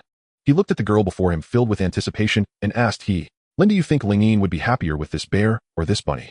Though he had yet to see Lingyin, his mind had already played out several scenarios. All right, Dato. Lin smiled sweetly. I believe that as long as you have this sentiment, any gift would be wonderful. Honestly, she never expected that her close friend who she had known for so many years would be so love-struck. However, just the thought of Lingyin and Dato being together made Lin genuinely happy for her friend. As people flowed in and out of the streets, the two chatted while walking. Suddenly, a lazy yet somewhat proud voice interrupted. Yo, straggler, and Linshan, you both are here too. Hearing that familiar voice, Dato and Lin turned their heads in unison. Huh, what a coincidence. Kakashi. Lin slightly parted her lips in surprise. Kakashi, you are here too. Dato looked bewildered. Kakashi glanced at the two plush toys in Dato's hand, his expression growing cold. Who are you giving those toys to? I'm giving them to Aunt Kushina. Dato's mouth twitched awkwardly. He slowly turned his head, his expression freezing. In the distance, Lingyin was running over with a bunch of bags. She had just bought some tricolored dumplings. Lingyin, what are you doing here? Dato felt as if he had been struck by lightning, stuttering his words. What a coincidence, everyone is on the same street. Linshan, it's Dato. I was just shopping with Kakashi, bought some dumplings. Here, do you want to try some? Lingyin offered the bag. Shopping. Dato was in shock, nervously glancing back and forth between Kakashi and Lingyin. Kakashi raised an eyebrow at him, his eyes dismissive, as if to say, hey Dato, you're too late. She's already mine, you have no chance. Looking at Kakashi's provocative demeanor, Dato furrowed his brow. How could this happen? Kakashi, you bastard. Dato stomped his feet in frustration. Kakashi maintained his lazy demeanor, watching Dato's reaction with a disdainful raised eyebrow. Well then, Dato, good afternoon. Good afternoon, my foot. Dato rolled his eyes, grumpily retorting. Just as he finished speaking, Lingyin lightly tapped his head. Dato, you need to be polite when you speak. Dato felt like crying. However, even a mad Lingyin was quite adorable. Dato shot a fierce glare at Kakashi, who returned the look without backing down. Watching the tense atmosphere filled with sparks between the two, Lingyin's cute little face was filled with confusion as she seemed to sense something was off. Dato, those two toys in your hands are so cute. You mean these? Dato looked at the toys in his hands, his face shifting from gloomy to sunny. Lingyin likes his gift. Thinking of this, Dato turned to Kakashi, raising an eyebrow in triumph. This time it was his turn to retaliate. Kakashi's lips trembled, his pupils constricting suddenly. No way. Dato actually anticipated this step. Damn it, he hadn't prepared a birthday gift at all. Dato, you beast. Ahem, Lingyin, this gift is for you. For me, eh? Lingyin extended her delicate little hand, pointing at her cute face and blinking her eyes. That's right, today is your birthday. Dato grinned, appearing innocent and cute. Thank you so much, Dato. The girl was utterly surprised, gazing at the boy before her. Lingyin rushed over and grabbed Dato's hand. What are you doing, Lingyin? Nothing, just too excited. The girl's face turned slightly red, murmuring with teary eyes. Don't worry. In the future, whatever gift you want, I will get it for you. Dato patted his chest. By the way, Kakashi, did you prepare a gift for Ling Yin? Dato turned to glare at Kakashi, raising an eyebrow. Damn. Lin looked at the tense atmosphere, her jaw nearly dropping in shock. Daido's move was too ruthless. He actually pointed out that Kakashi hadn't prepared a gift and went straight for the kill. Kakashi's lips trembled, his face going pale as beads of sweat formed on his forehead. What to do? Dato, you beast. Daido-kun and Ling Yinshin, you are also here. Another familiar voice rang out. Everyone turned their heads in unison, and a sunny, handsome boy walked towards them. Shizuka's gaze first landed on Ling Yin, then casually glanced over at Kakashi beside her, and finally settled on Dato. At the same time, he was also holding a toy that looked exactly like Daido's. Dato and Shizuka's eyes met, both falling into silence. The girl you mentioned is Ling Yin. They both spoke in unison. Dato fell silent. He looked at the toy in Shizuka's hand, which was identical to his own, while Dato felt foolish for laughing at himself. After all this, the gift he mentioned for the girl was also for Ling Yin. Damn. Shizuka, is this a gift from you? Ling Yin turned to Shizuka, surprised by the pair of toys in his hand. Shizuka's mouth twitched, laughing awkwardly. He imagined how sweet the girl would look when receiving the gift, but now they had collided with gifts. Dato, you beast. Shizuka originally had a good impression of Dato, but now he realized he was a rival. He sighed internally, realizing the trouble he was in. Watching the heavy silence in the air, Lin opened her mouth and then closed it. For some reason, this scene felt rather interesting. Oh no, Dato clutched his head, questioning his life. Ling Yinshin. Kakashi's voice rang out, capturing everyone's attention. Moi. Ling Yin turned around, her expression adorably blank, then quickly froze. The red glow of the sunset perfectly illuminated Kakashi's face, his gaze tenderly watching the girl, holding a beautifully crafted hairpin in his hand. The hairpin, adorned with a phoenix pattern, was a cherry red color, exuding a strong sense of girlish charm. At that moment, hiding in the grass, Shoma gave his son a knowing glance. He had already guessed that his son would forget to prepare a birthday gift, so as a father he had no choice but to step in. While everyone was caught up in the tense atmosphere, he quickly and almost imperceptibly handed the gift to Kakashi. This gift. Ling Yin's mouth opened in surprise, her face slightly flushed. Come a little closer. Kakashi spoke gently, his handsome features looking exceptionally charming in the glow of the sunset. The girl's heart raced as she instinctively moved closer to him. Kakashi gently arranged the girl's hair, placing the new hairpin in her hair. Watching the two interact from a distance, Dato and Shizuka felt as if they had been struck. Damn, Kakashi's skill level far exceeded theirs. Do I look good like this? A soft, adorable voice came through. Everyone looked up at Ling Yin, stunned, their hearts racing. The hairpin nestled in her hair, the sunset casting a glow on her little face. The girl slowly opened her eyes, lightly biting her red lips. Why is everyone silent? Don't I look good? No, of course you look good. Everyone nodded vigorously. Thank you, Kakashi. Did you make this hairpin yourself? I prepared it for a long time. Kakashi scratched the back of his head, speaking a bit awkwardly. Father, you truly are my real dad, I swear. If you are no longer around, I will burn money at your grave every day. In the Hokage office, Danzo, you are being too meddlesome. Rijan stood with his hands clasped behind his back, gazing coldly at Danzo. Rijan, you are just too indecisive. With your leadership, Konoha will inevitably decline. Danzo struck his cane forcefully, showing no signs of retreat. The reason Rijan was so furious when he sought out Danzo was that just a few days ago Danzo had sent his subordinates to ambush that girl. Enough, Danzo, I am the Hokage. Rijan shouted in anger, slamming his hand on the table. The table trembled slightly, causing ripples in the teacup atop it. You will regret this, Rijan. Danzo shot a furious glare at Rijan before storming out, slamming the door behind him. The door banged. Watching his old friend leave, Rijan wearily rubbed his brow. Sai, it's all my fault for being too indecisive. On the streets of Konoha, a new mission was about to commence today. However, they were all genin, and the tasks they executed were mostly simple. Of course, it was simple for now. Having read the original story, Ling Yi knew that in a few weeks they would receive a mission to cut off supplies to the Kamikaze Bridge. This mission was essentially a plot set by Uchiha Madara, primarily aimed at leading Obito into darkness. Looks like I need to prepare early, Ling Yi thought as she looked at the 10 special scrolls in her backpack, having exchanged them for a new ability. This new ability was the reversal technique, which allowed her to heal as long as a person did not die on the spot. Now my strength is probably on par with a Chunin, but compared to Uchiha Madara, I still fall far short. Ling Yinshin, what are you mumbling about? Obito turned his head, looking puzzled. It's nothing. Ling Yin shook her head, her face slightly flushed. At this moment, Kakashi, one of the three, turned to look at the pensive girl, his brows knitting together. The three were traveling along tree branches, and their teacher Minato had gone ahead due to urgent matters. By the way, Obito, can you really find that cat? Ling Yin looked at Obito with a puzzled expression. The mission they received was to catch the cat that Itachi had caught in the original story. However, due to the butterfly effect, Ling Yin and her two companions received this mission first. Don't worry, it's in my hands. I will definitely catch that cat. Obito patted his chest, his face filled with excitement. Idiot. Kakashi cast a disdainful glance at Obito. The three chatted casually as they soon arrived at a place crowded with cargo boxes. There were many cargo boxes densely packed, resembling a library. To complete the task quickly, the three decided to split up. Before long, Kakashi caught the cat. Hee hee, you three fools, let me go. The orange cat was plump and even spoke human words. Just as they had caught it, Ling Yin saw that this cat was actually drinking beer and was quite drunk. This scene felt so strange.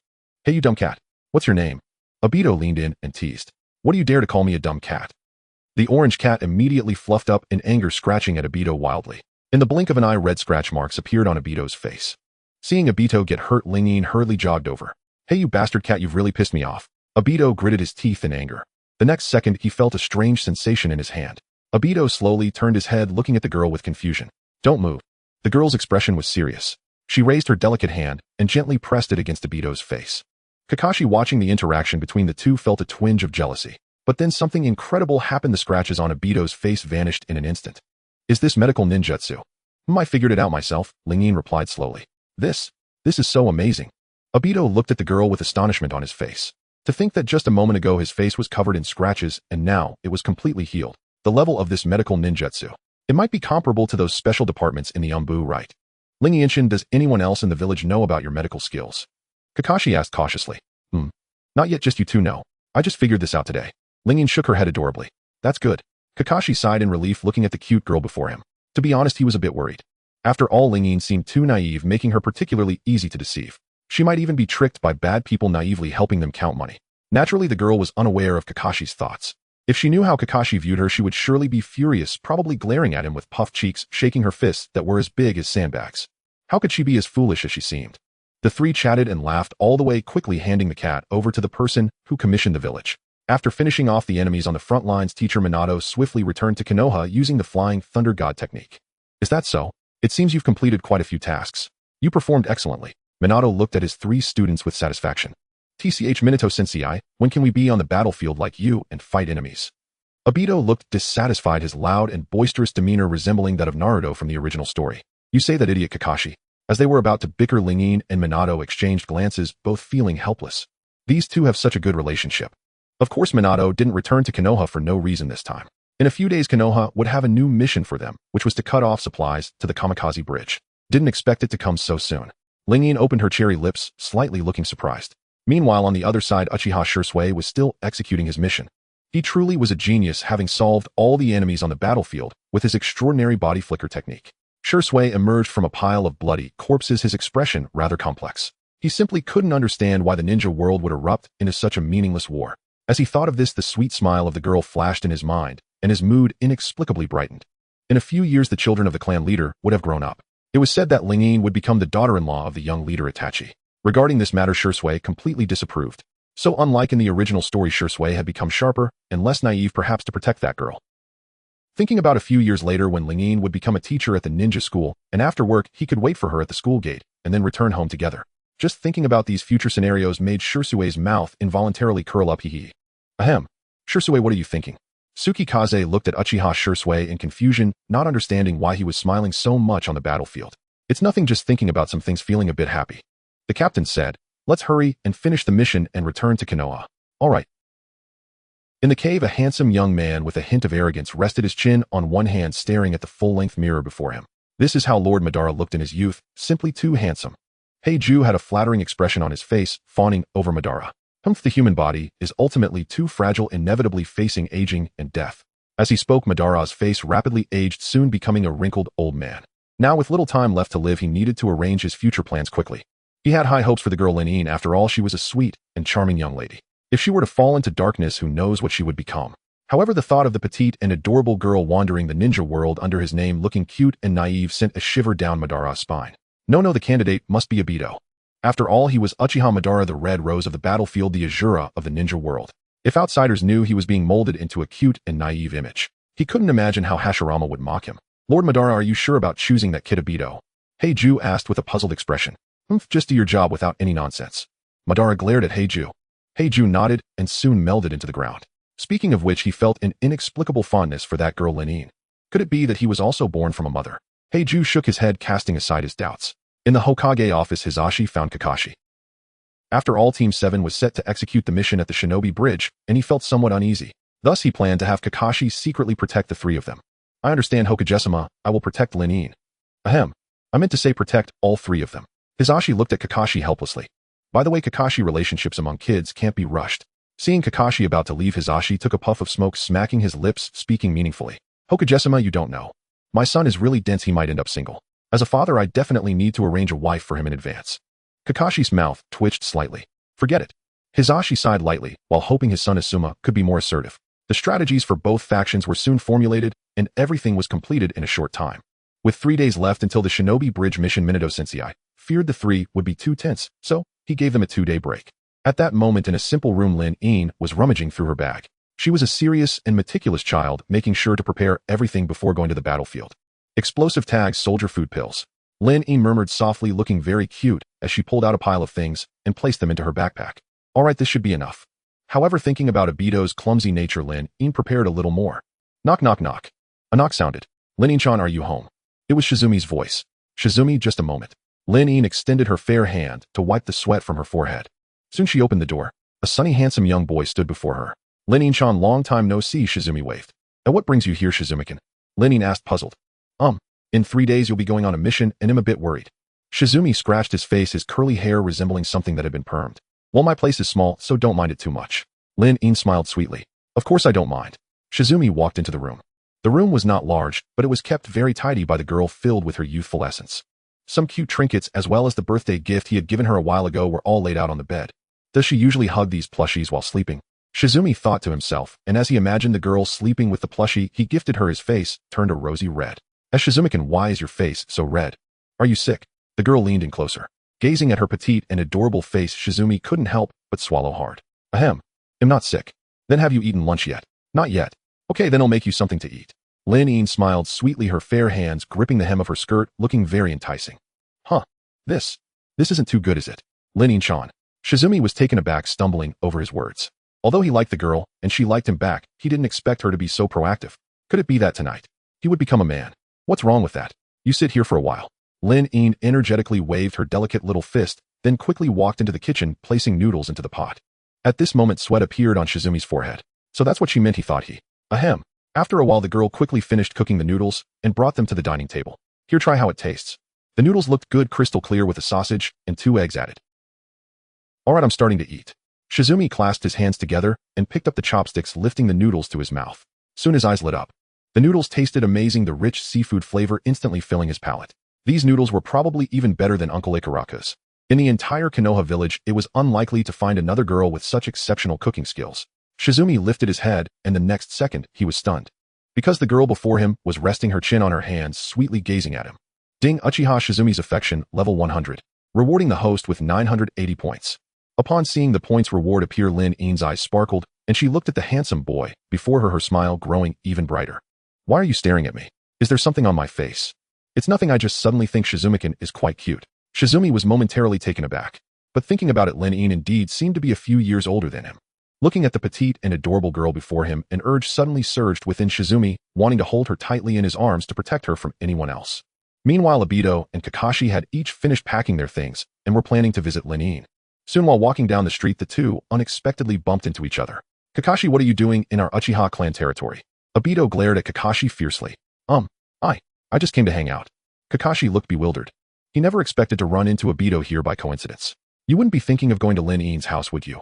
Obito's expression grew more vigilant. How do you think everyone is as lecherous as you? Kakashi looked disdainfully at Obito. Fine, if you're not going, then I will. Hey, wait. Kakashi grabbed Obito's hand. What? Obito replied coldly. I'm worried you have ulterior motives towards Lin-In, and to protect her, well, I must go with you. Kakashi spoke with a righteous tone, looking very serious. A man shouldn't be infatuated with women. Obito was at a loss for words. Forget it, he didn't want to waste words with Kakashi, so he might as well go see Lin-In together. Of course, neither of them had any idea that they were being watched, because at that moment Shizumi and Lin-In appeared to be sweet together. Outsiders would probably think they were in a romantic relationship. Daitu and Kakashi eyed each other with obvious distrust as they made their way toward Lin-In's home. Just as they were about to knock, a voice came from inside the house. Ajishue, be gentler. That hurts. The two of them exchanged stunned looks. What on earth is that racket? They hurried to the window and froze at the sight within. Lin-In lay on the sofa while Jishue was cleaning her ear. Jishue, sensed something was wrong, looked up and was equally stunned to see them. What? Why are these two idiots here? Jishue, what are you doing here? Daitu snapped, his temper flaring as he shot Jishue a furious glare. Without further hesitation, Daitu slammed the window open and he and Kakashi rushed inside. Kakashi's face went cold as he narrowed his eyes watching the intimate scene. Well, Jishui, long time no see, Kakashi said, his tone laced with barely concealed hostility. Jishui raised a brow, composed and feigning surprise. Daito Senior Kakashi, what brings you here? Zishui's voice was gentle and warm like a small sun that drew people in. Yet in Daito and Kakashi's eyes, Zishui's manner reeked of sly calculation. At that moment, Lingyin slowly opened her eyes. Oh, Daito Kakashi, why are you at my house? Lingyin beamed, totally oblivious to the tension thickening the air. Daito could not contain himself. He pushed forward and separated Jishui from Lingyin. Lingyin, you're leaving the village tomorrow. I brought you some self-defense tools. His tone was urgent and his manner rough. Daito, what's the matter? Lingyin asked as Daito gripped her pale shoulder so tightly it reddened. The girl barely minded. Tilting her head, she looked at Daito with an innocent, puzzled expression. Daito, you're being too rough. Jishui smiled faintly, reached out and pressed Daito's hand, using a little force to pry it away. Daito shot Jishui a venomous glare. Jishui was no ordinary youth. Despite his years, his strength could rival and even surpass Kakashi's. Daito narrowed his eyes, clearly not someone to be trifled with. An awkward silence settled. Lingyin was bewildered. What on earth was happening? She glanced back and forth between the two and then turned to look at Kakashi. Jishui, we have an important mission tomorrow. Lingyin needs rest. It's not appropriate to have so many people here, Kakashi said, stepping forward with an icy countenance. Jishui glanced at Daito and then at Kakashi, a smile never leaving his face. I see. Lingyin, I'm terribly sorry. He turned to the girl with a look of contrition. Oh, it's fine. Lingyin hurriedly waved her hand. The atmosphere remained painfully tense as the three faces were laid bare. Daito was fuming, Kakashi icily restrained, and Jishui smiling serenely. Lingyin blinked, her voice trembling slightly. Why do you all look so strange? It's nothing, perhaps two fools are jealous, Jishui teased in his sunny manner. No sooner had he spoken than Daito exploded. You scoundrel. Daito's eyes flashed with fury as he clenched his fists and lunged. In the next instant, Jishui blurred into an afterimage and vanished from sight. Moments later, Jishui reappeared and sent a punch at an extremely awkward angle. Daito reached out and caught Zishui's fist. But Jishui disappeared once more and struck again, reappearing with his fist already in motion. Just as Daito was about to be struck, Kakashi raised his hand and blocked Zishui's fist, his voice cutting cold. Jishui Jr., fighting in a girl's home is inappropriate. Jishui smiled lightly, and his pupils took on an unusual pattern. His handsome features paired with those crimson eyes gave him the power to captivate countless girls. The room felt unusually tense and forlorn. In the small rented apartment, the three who had been quick to trade blows sat like coiled springs while Lingyin pouted in displeasure. Why did you three suddenly start fighting? Don't fight in my house. You've made such a mess of my room. At her words, the three turned their heads in unison, a picture of embarrassment. Earlier in the heat of their scuffle, they had collapsed Lingyin's sofa. Some of her cute furnishings were left in disarray by the commotion. Lingyin, don't be upset. It's Kakashi and Daito's fault. I am not like them. I will make it up to you, Jishui said as he stepped forward, his gaze resolute. All right then, Lingyin said with a smile, feeling a little better. Meanwhile, Daito and Kakashi watched Zishui's glib behavior with rising fury, itching to give him a good thrashing. Daito had never been this angry in his life. Kakashi, let us form an alliance. Daito ground out between clenched teeth, each word forced through his anger. Kakashi replied coldly. Kakashi's eyes were hard. From their brief exchange, he judged Zishui's skill to be at least at the Shangren level. Jishui, so young yet so powerful. Truthfully, in terms of talent, perhaps no one in my could match him. Of course, should Yuze grow up in a few years, that would be another matter. Jishui had a real knack for soothing others. His sunny, open manner made him seem like the warm older brother next door. The furniture mishap had left Lingyin glum, but now she felt much cheerier. Kakashi patted his chest. Leave the furniture to me. I will compensate you tenfold. I will compensate as well, Daito said. Okay, I was a bit angry earlier. But the furniture isn't that expensive. I was planning to replace it anyway, Lingyin said with a sweet smile as she cheerfully punched the air. She had thought the three were at odds, but it turned out she had merely imagined it. As they were about to continue chatting, there was another knock at the door. Lingyin hurried to open it and found teacher Shuemin standing at the threshold. Ah, you're all here. That saves me the trouble of hunting you down individually, Shuemin said warmly at first. His expression suddenly turned grave as he issued orders. Have you prepared your gear? There is an urgent mission. According to Umbu reports, Yanin village has been active near the border of Tsaoji country and appears intent on severing our supply lines. What?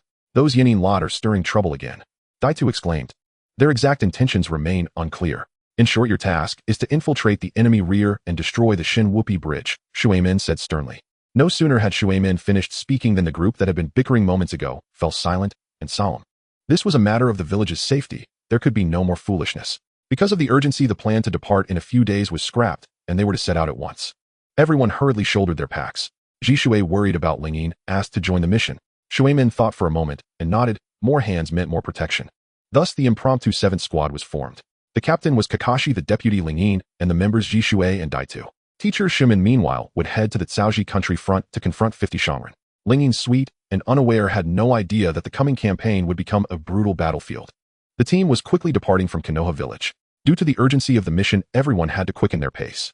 Unlike the original story, there was no Rin in the team now, and there was an additional figure, Suzu. In any case, the atmosphere was quite serious at the moment.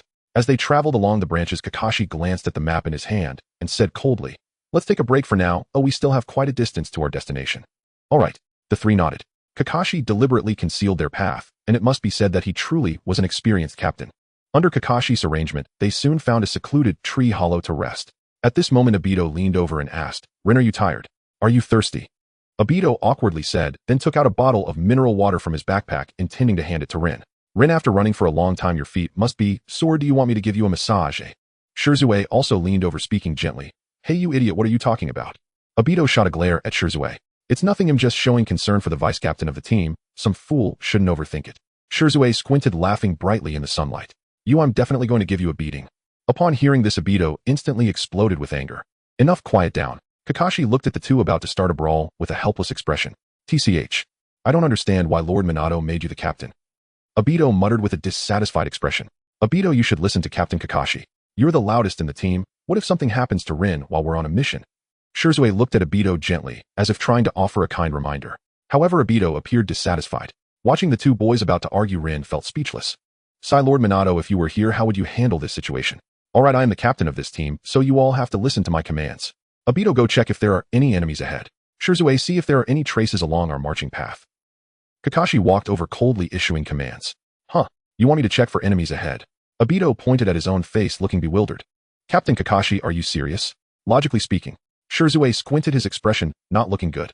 "Enough, I am the captain of the team. If I say go, then go." Kakashi's tone was icy. "You're going to regret this, Kakashi."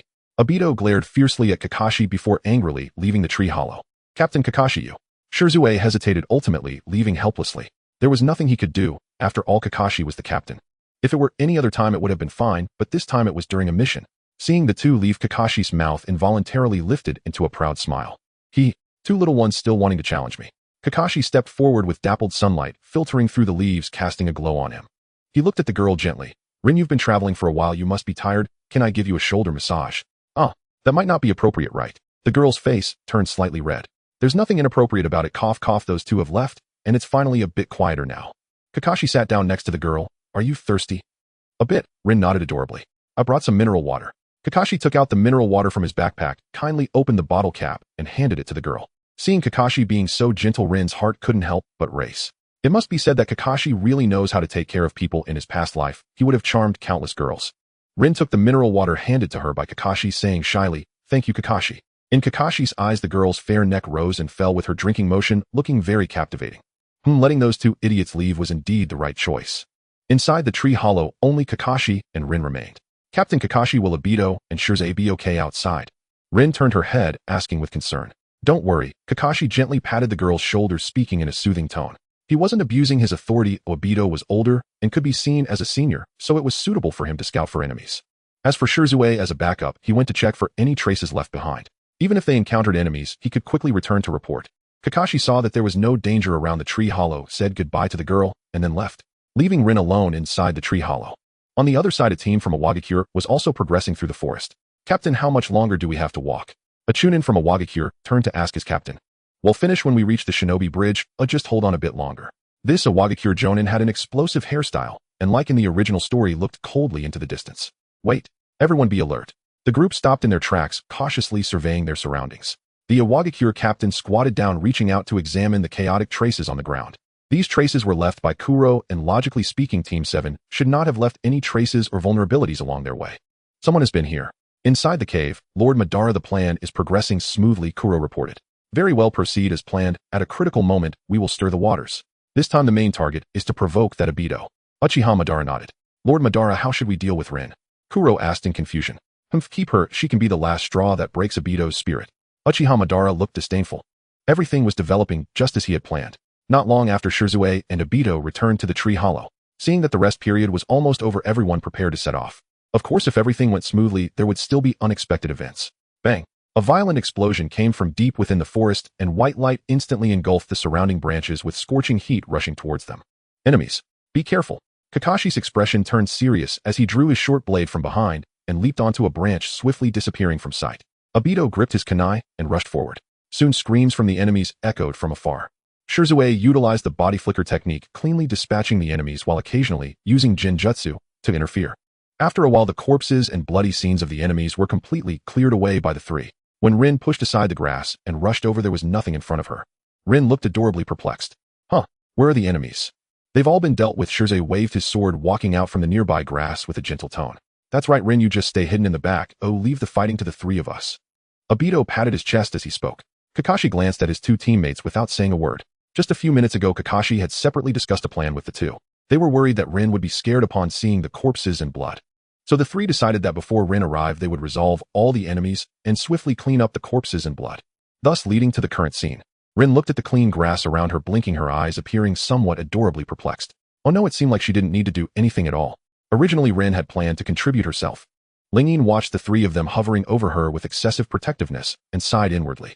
I can handle it, really. Her tone carried a quiet note of frustration. Ahem, Lingyin. Kakashi wiped a bead of sweat from his brow, visibly flustered. Are you all unharmed? Lingyin gazed at them with genuine concern etched across her face. During the earlier skirmish, Obito, distracted for a moment, had sustained a shallow gash along his forearm. Lingyin fretted deeply. With practiced precision, she applied her medical ninjutsu and sealed the wound in seconds. Nearby, Suzu and Kakashi observed Obito and Lingyin's tender exchange, and their expressions darkened with quiet envy. Logically speaking, the adversaries they'd just faced were no stronger than low-ranked genin. How then had Obito ended up wounded? At first, the two were bewildered, but as they watched the young woman gently tend to Obito's injury, understanding dawned. Brilliant. Truly brilliant. Once the wound was healed, Lingyin patted Obito's head with mock reprimand and said honestly, Obito, you're far too careless. What would happen if I weren't around? Her delicate brows knit together, adorably exasperated. Never fear. I, Obito, will always protect you, Lingyin, he declared with radiant confidence, heart quickening as he gazed upon the girl standing so near. His eyes lingered, just a heartbeat too long, on her rosy lips, and he swallowed dry. Just as he opened his mouth to speak, a familiar pressure settled onto his shoulders, firm, insistent. Suzu and Kakashi had both stepped forward, gripping him in unison, their faces clouded with silent warning. Lingyin, I also lost some blood just now. Would you mind healing me? Suzu turned toward her with effortless charm, his demeanor instantly shifting into one of cheerful warmth. Ah, Lingyin, I sustained an injury as well, Kakashi added through gritted teeth, feigning pain. Obito stared blankly, utterly baffled, as both suddenly claimed wounds. Seriously? Lingyin didn't question it further. She simply treated them both. As her hands moved over Suzu's arm, his gaze swept vigilantly across the surrounding forest. Kakashi did likewise. Though their banter was lighthearted, their awareness remained razor-sharp, each one sworn to safeguard the girl before them. After a brief rest, they resumed their swift passage along the treetops. Lingyin's brow furrowed faintly, tension coiling beneath her calm exterior. If memory served, the second phase of this trial would bring them face-to-face with elite Iwagakure shinobi, the Mushi Squad, led by an invisible jonin who in canon had cost Kakashi his left eye. Against such a seasoned opponent, even the three of them, still in their youth, would struggle. There was no choice but to intervene herself. A small determined fist clenched at her side. The four moved swiftly across the canopy. A soft voice broke the rhythm. Instantly, all three halted, tense alert, and turned as one toward Lingyin. What is it, Lingyin? They asked in unison, voices edged with urgency. I need to relieve myself. Her voice dropped to a hushed, flustered whisper, legs subtly pressing together as if holding back an urgent need. Huh. Obito blinked, completely nonplussed. Only then did the trio grasp the oversight. In their fervent strategizing, they'd fixated solely on shielding Lingyin, never once considering that she was after all a young woman. What if nature called mid-journey? Surely they couldn't accompany her, three grown men trailing behind. Yet leaving her alone felt unthinkable. Lingyin, let me accompany you. Kakashi offered, brow furrowed with sincere concern. Hey, what are you thinking, Kakashi? Obito sputtered, dumbfounded. Senior Kakashi, perhaps I should go instead. I'm younger and less likely to cause discomfort, Suzu interjected smoothly. No need. I'll manage perfectly well on my own. Lingyin's lips twitched faintly at the corners. Something about the three of them felt off, though she couldn't quite place what. She parted the underbrush and vanished into the foliage, swift as a breeze, gone before they could blink. Kakashi, should we really not follow? Obito asked anxiously. Exactly. What if something happens to Lingyin en route? Suzu echoed, equally agitated. Can you two please compose yourselves? Watch me. I'm perfectly calm. Am I trembling? Am I sweating? Kakashi shot them a stern glance, his voice cool, his rebuke measured, yet the slight tremor in his fingertips betrayed his true state. Elsewhere, Lingyin's form dissolved into shimmering ice crystals, accelerating with breathtaking speed. If her memory held true, the invisible jonin lay concealed somewhere ahead. Indeed, a furtive figure lurked in the distance. Without doubt, it was Ishii, the elite operative of the Mushi Squad. Ling drew her ice blade in one fluid motion and struck, clean, decisive, lethal. A sweet, serene smile graced her lips. Uncle, don't worry, it won't hurt much. Just a single stroke. A wet thunk, a head soared skyward, crimson arcs blooming in its wake. She landed lightly on the branch, graceful, poised, utterly unruffled. With a flick of her wrist, she spun the blade in an elegant flourish, every movement radiating fierce elegance. One down. Now, the explosive-haired Jonin awaits. She leapt forward, gliding across the treetops, when without warning a shadowy head emerged atop a distant branch. Ling froze, startled, momentarily wide-eyed, before realization clicked. That must be Black Zetsu. She ignored him entirely, didn't glance, didn't pause, merely flowed past like a breeze brushing over stone. In moments she was gone. Black Zetsu stared after her, a cold sheen of sweat glistening on his brow. She couldn't have sensed me. Yet why does that girl remind me, so unervingly, of Mother, he murmured, voice thick with disquiet. The path to Shinobi Bridge still stretched ahead, but Ling moved like a clear, unfettered wind. Rock Village, Shinobi barely registered her approach before their heads parted from their bodies. All the while Ling wore that same gentle, sugar-sweet smile, as though slaughter meant nothing at all. Screams erupted across the clearing, quickly drawing the attention of nearby Iwagakure forces. See, Captain, there's a demoness. A terrified Genin scrambled on his knees before Captain Hikari, a rock Jonin infamous in canon for capturing Rin. Hikari stood tall, arms crossed, expression unreadable. A demoness. Hikari's brow nodded in irritation. Yes, sir, it's like this. The trembling Genin stammered out, the full account, voice cracking with panic. A little girl from Konoha, and you're terrified. Pathetic. All of you are useless. Hikari's face flushed crimson with fury. In his view, female shinobi were largely ornamental, flashy, fragile, functionally hollow. What truly enraged him was the fact that all his subordinates had been slaughtered, not by a legendary warrior, but by a mere girl. Crack. A door exploded outward, shattered by Ling's ice blade, splintering into airborne dust. Hikari stared stunned at the vision before him, a girl of ethereal beauty standing amidst ruin. Wait, you mean that's the so-called demoness? Those slender arms and legs. Is she here to play pranks? Hikari scowled fiercely. Hey brat, I'm in no mood for games right now. Heh, uncle, forgive my bluntness, but every single one of you standing here is garbage. Ling sneered, raising her middle finger with contemptuous flair, dismissing them all with a single searing glance. The words struck like lightning. A jagged vein pulsed violently across Hikari's forehead. Little girl, don't mistake leniency for weakness. Women like you, I've broken many, and enjoyed every moment.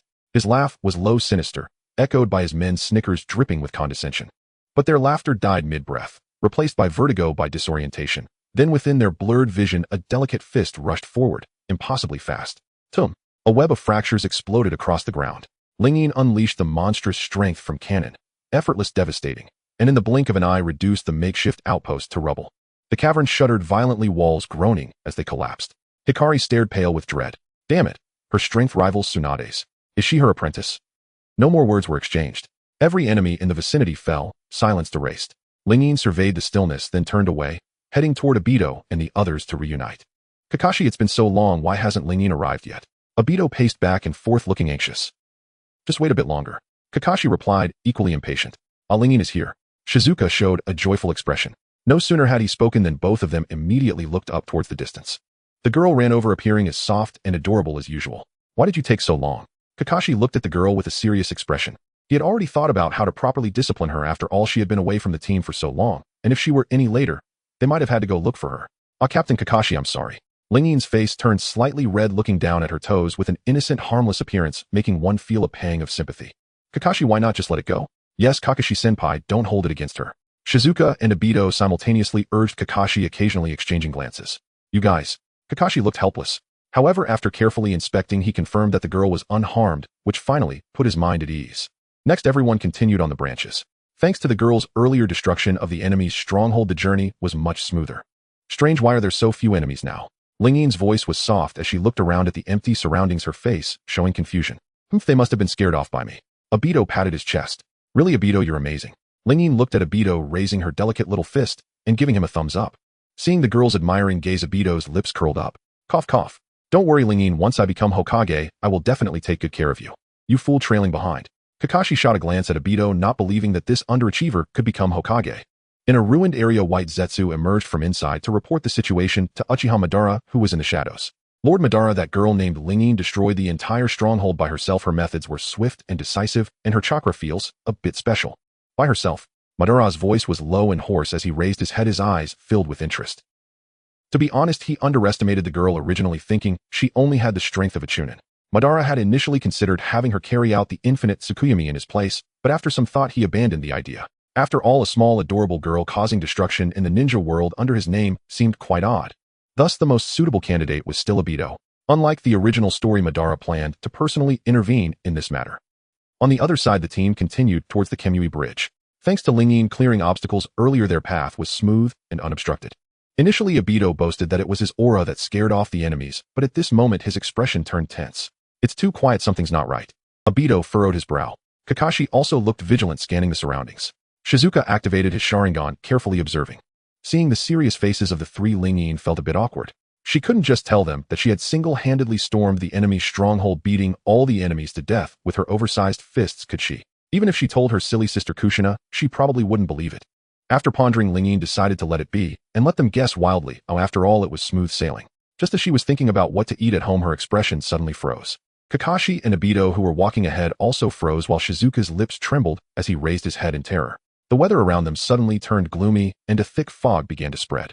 An overwhelming pressure of chakra instantly enveloped the area, indicating that they had entered a barrier.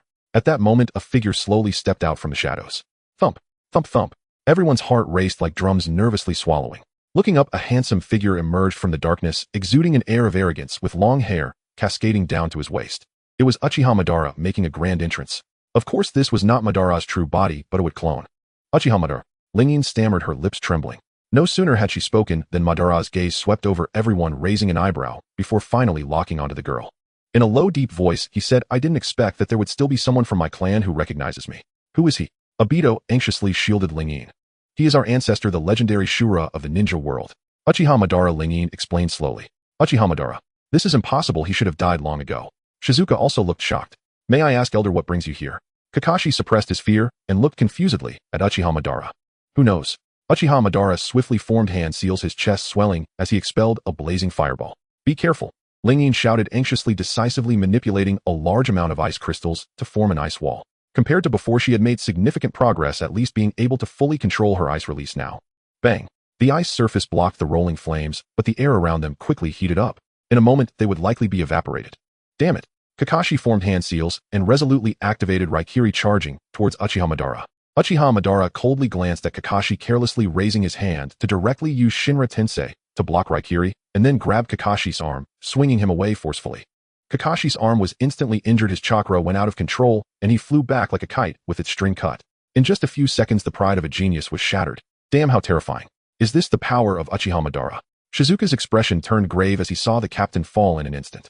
He flashed and disappeared from his spot, then activated his 3-Demo Sharingan, casting an illusion technique towards Uchiha Madara. Seeing Uchiha Madara standing still, Shizuka felt slightly relieved.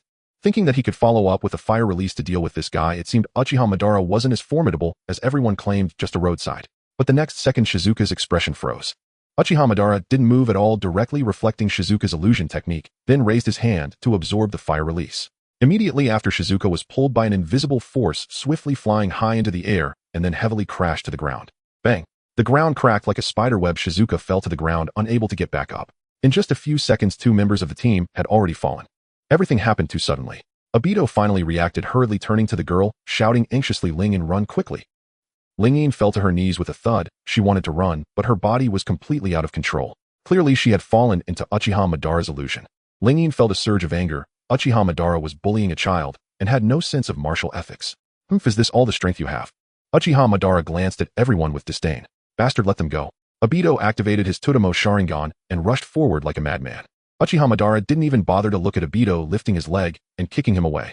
Obito was sent flying far away, spitting out a large amount of blood, immobilized. Madara approached Lingyin, slowly crouching down. "Stop it, you bastard." Obito weakly raised his head, sweat covering his forehead. "Is this the person you would risk everything to protect?" Uchiha Madara extended his long fingers, gently lifting the girl's soft chin while she glared at him with resentment. Madara smiled slightly, his handsome face always wearing a hint of disdain. Lingyin pouted angrily at Uchiha Madara. Although he was very handsome, it didn't prevent her from hating him. Fine, she would remember this debt. Uchiha Madara, just wait for it. Lingyin, your strength is nothing compared to true power. Madara looked at the girl in his arms, coldly laughing. Madara's breath brushed against Lingyin, her face slightly flushed as she felt an itch on her neck. "You are still too weak." Madara's pupils suddenly turned scarlet, his cold, proud face once again activated the illusion technique, and Lingyin quickly fell into a deep sleep. Madara then turned to Obito. "What did you do to Lingyin?" Obito's face was filled with rage as he spat out these words through gritted teeth. Death is too easy for you, I want you to feel pain. After saying that, Madara instantly vanished. Inside the cave, he coughed violently, his palms stained with a bit of blood. After all, the human body is too fragile. I could barely use ninjutsu before I couldn't hold on anymore. Lord Madara, please take care of your health. Black Zetsu looked at Madara with a worried expression. Did you lure them from a Wagakure? I've already had White Zetsu bring those ninjas over. Everything will proceed as planned. Black Zetsu made an okay gesture. Black Zetsu, you handle things well, I'm at ease. Madara nodded, leaning back in his chair and slowly closing his eyes. In his mind, the girl's breathtakingly beautiful face floated up. Lingyin, interesting. After an unknown time, Obito regained his ability to move. He single-handedly carried the seriously injured Kakashi, bringing the unconscious Shizuka and Lingyin to a cave. Kakashi, you must not be in any danger. Obito knelt on the ground, his expression anxious and his voice choked. Tears fell from his face, dripping down his high nose onto Kakashi's face. Lingyin and Shizuka had only fallen into a simple coma and weren't in much danger, but Kakashi was different. During the battle with Madara, Kakashi's left eye had been stabbed, and his arm was bent and broken. Drip drop. The spring water in the cave dripped down one drop at a time. Outside the cave, hurried footsteps soon approached. Obito panically turned his head, his lips trembling. Damn it, why did the enemy have to come at this moment? Boss, we found that little girl. She's hiding in this cave. Good, soon I will break her arms and legs and torture her properly. The cursed leech said angrily. A large number of Wagakure ninjas pushed open the stones of the cave. Seeing the awkward expressions of everyone inside the cave, they couldn't help but laugh out loud. Looks like we arrived just in time. These Konoha brats are all injured. Wait, those two seem to be from the Uchiha clan. Let's dig their eyes out later. The cursed leech spoke with a greedy tone. However, none of that mattered. Everyone's resentful gazes were fixed tightly on the girl in Obito's arms. At this moment, Dato listened to the arrogant shouts of the people outside the cave, his face filled with tension. Looking at his severely injured comrades lying unconscious, Dato's heart was filled with fear and anger. He had been gravely injured by Uchiha Obito earlier, and his body had not fully recovered. Faced with those Chunin, there was no doubt that failure was only a matter of time. No, absolutely not. Dato, you must be strong. Didn't you promise to become Hokage and protect everyone? Suzu is still waiting for me. I can't fall now. A surge of determination rose within Dato, suppressing the fear in his heart. He gently placed the girl down, stood up unsteadily, and resolutely blocked the cave entrance, turning his back to the unconscious group. Facing the distant enemies, his figure appeared somewhat frail. Boss, look. The enemy only has one Uchiha left now. The remaining Uchiha is a cripple, hee. Don't rush, take your time. Let's torment that girl well in front of this guy. With a smirk on his face, the evil leech said, Shut up, you bastards. You will not harm Suzu and the others. Dato was filled with fury. Upon hearing this, the mocking crowd was momentarily stunned, and then a wave of laughter erupted, their voices sounding particularly grating. Dato clenched his fists tightly. Speaking of which, his strength had always been the weakest in the squad. Shursue, younger than him, had already awakened 3 Tomo while he only had 2. A sharp pain surged in Dato's heart. The Wagakure ninjas didn't care what he was thinking at the moment. They rushed towards him. Bastards, didn't I tell you to scram? Can't you hear? Dato activated his Totemo Sharingan, formed hand seals with both hands, and spat out a blazing fireball. The fireball sliced through the air, raising the temperature around him instantly. The Wagakure ninjas hurriedly jumped away from the fireballs, but several slower ones were still hit. Boss, that guy seems a little tough. One Wagakure ninja stepped back a few paces, his lips trembling slightly. Yeah, why don't we?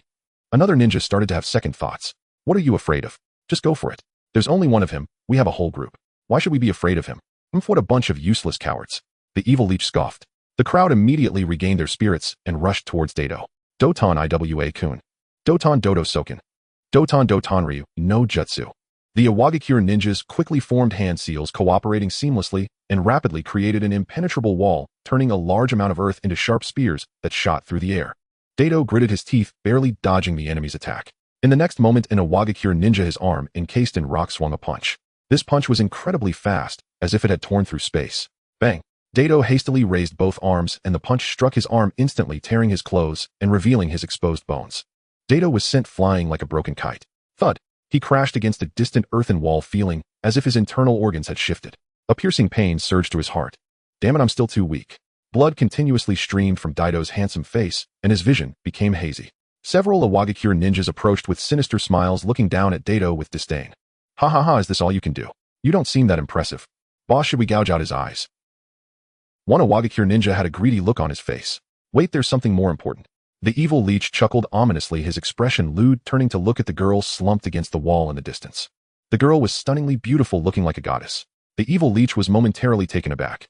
He had seen many women, but none as beautiful as her. The evil leech suddenly became excited, grinning widely as he reached to undo his pants. The surrounding lackeys watched the scene with mocking expressions. As expected of the boss, this idea is brilliant. Exactly. Who would have thought of such a game? Hey kid, make sure to watch how your woman is toyed with. One Awagakure ninja stepped forward, patting Daido's face. Daido gritted his teeth, filled with rage like never before. He nearly spat each word through clenched teeth. Get away, don't go near her. Kid, just look at your situation. Oh dear, I'm such a good-hearted person. The evil leech turned to Daido, letting out a sinister laugh. How about this, you bow to me a few times, and after we're done playing with your girlfriend, I might leave you a bit of soup, how about it? As soon as he finished speaking, the cave was filled with mocking laughter. A torrent of foul language and filthy words kept drilling into Daido's mind.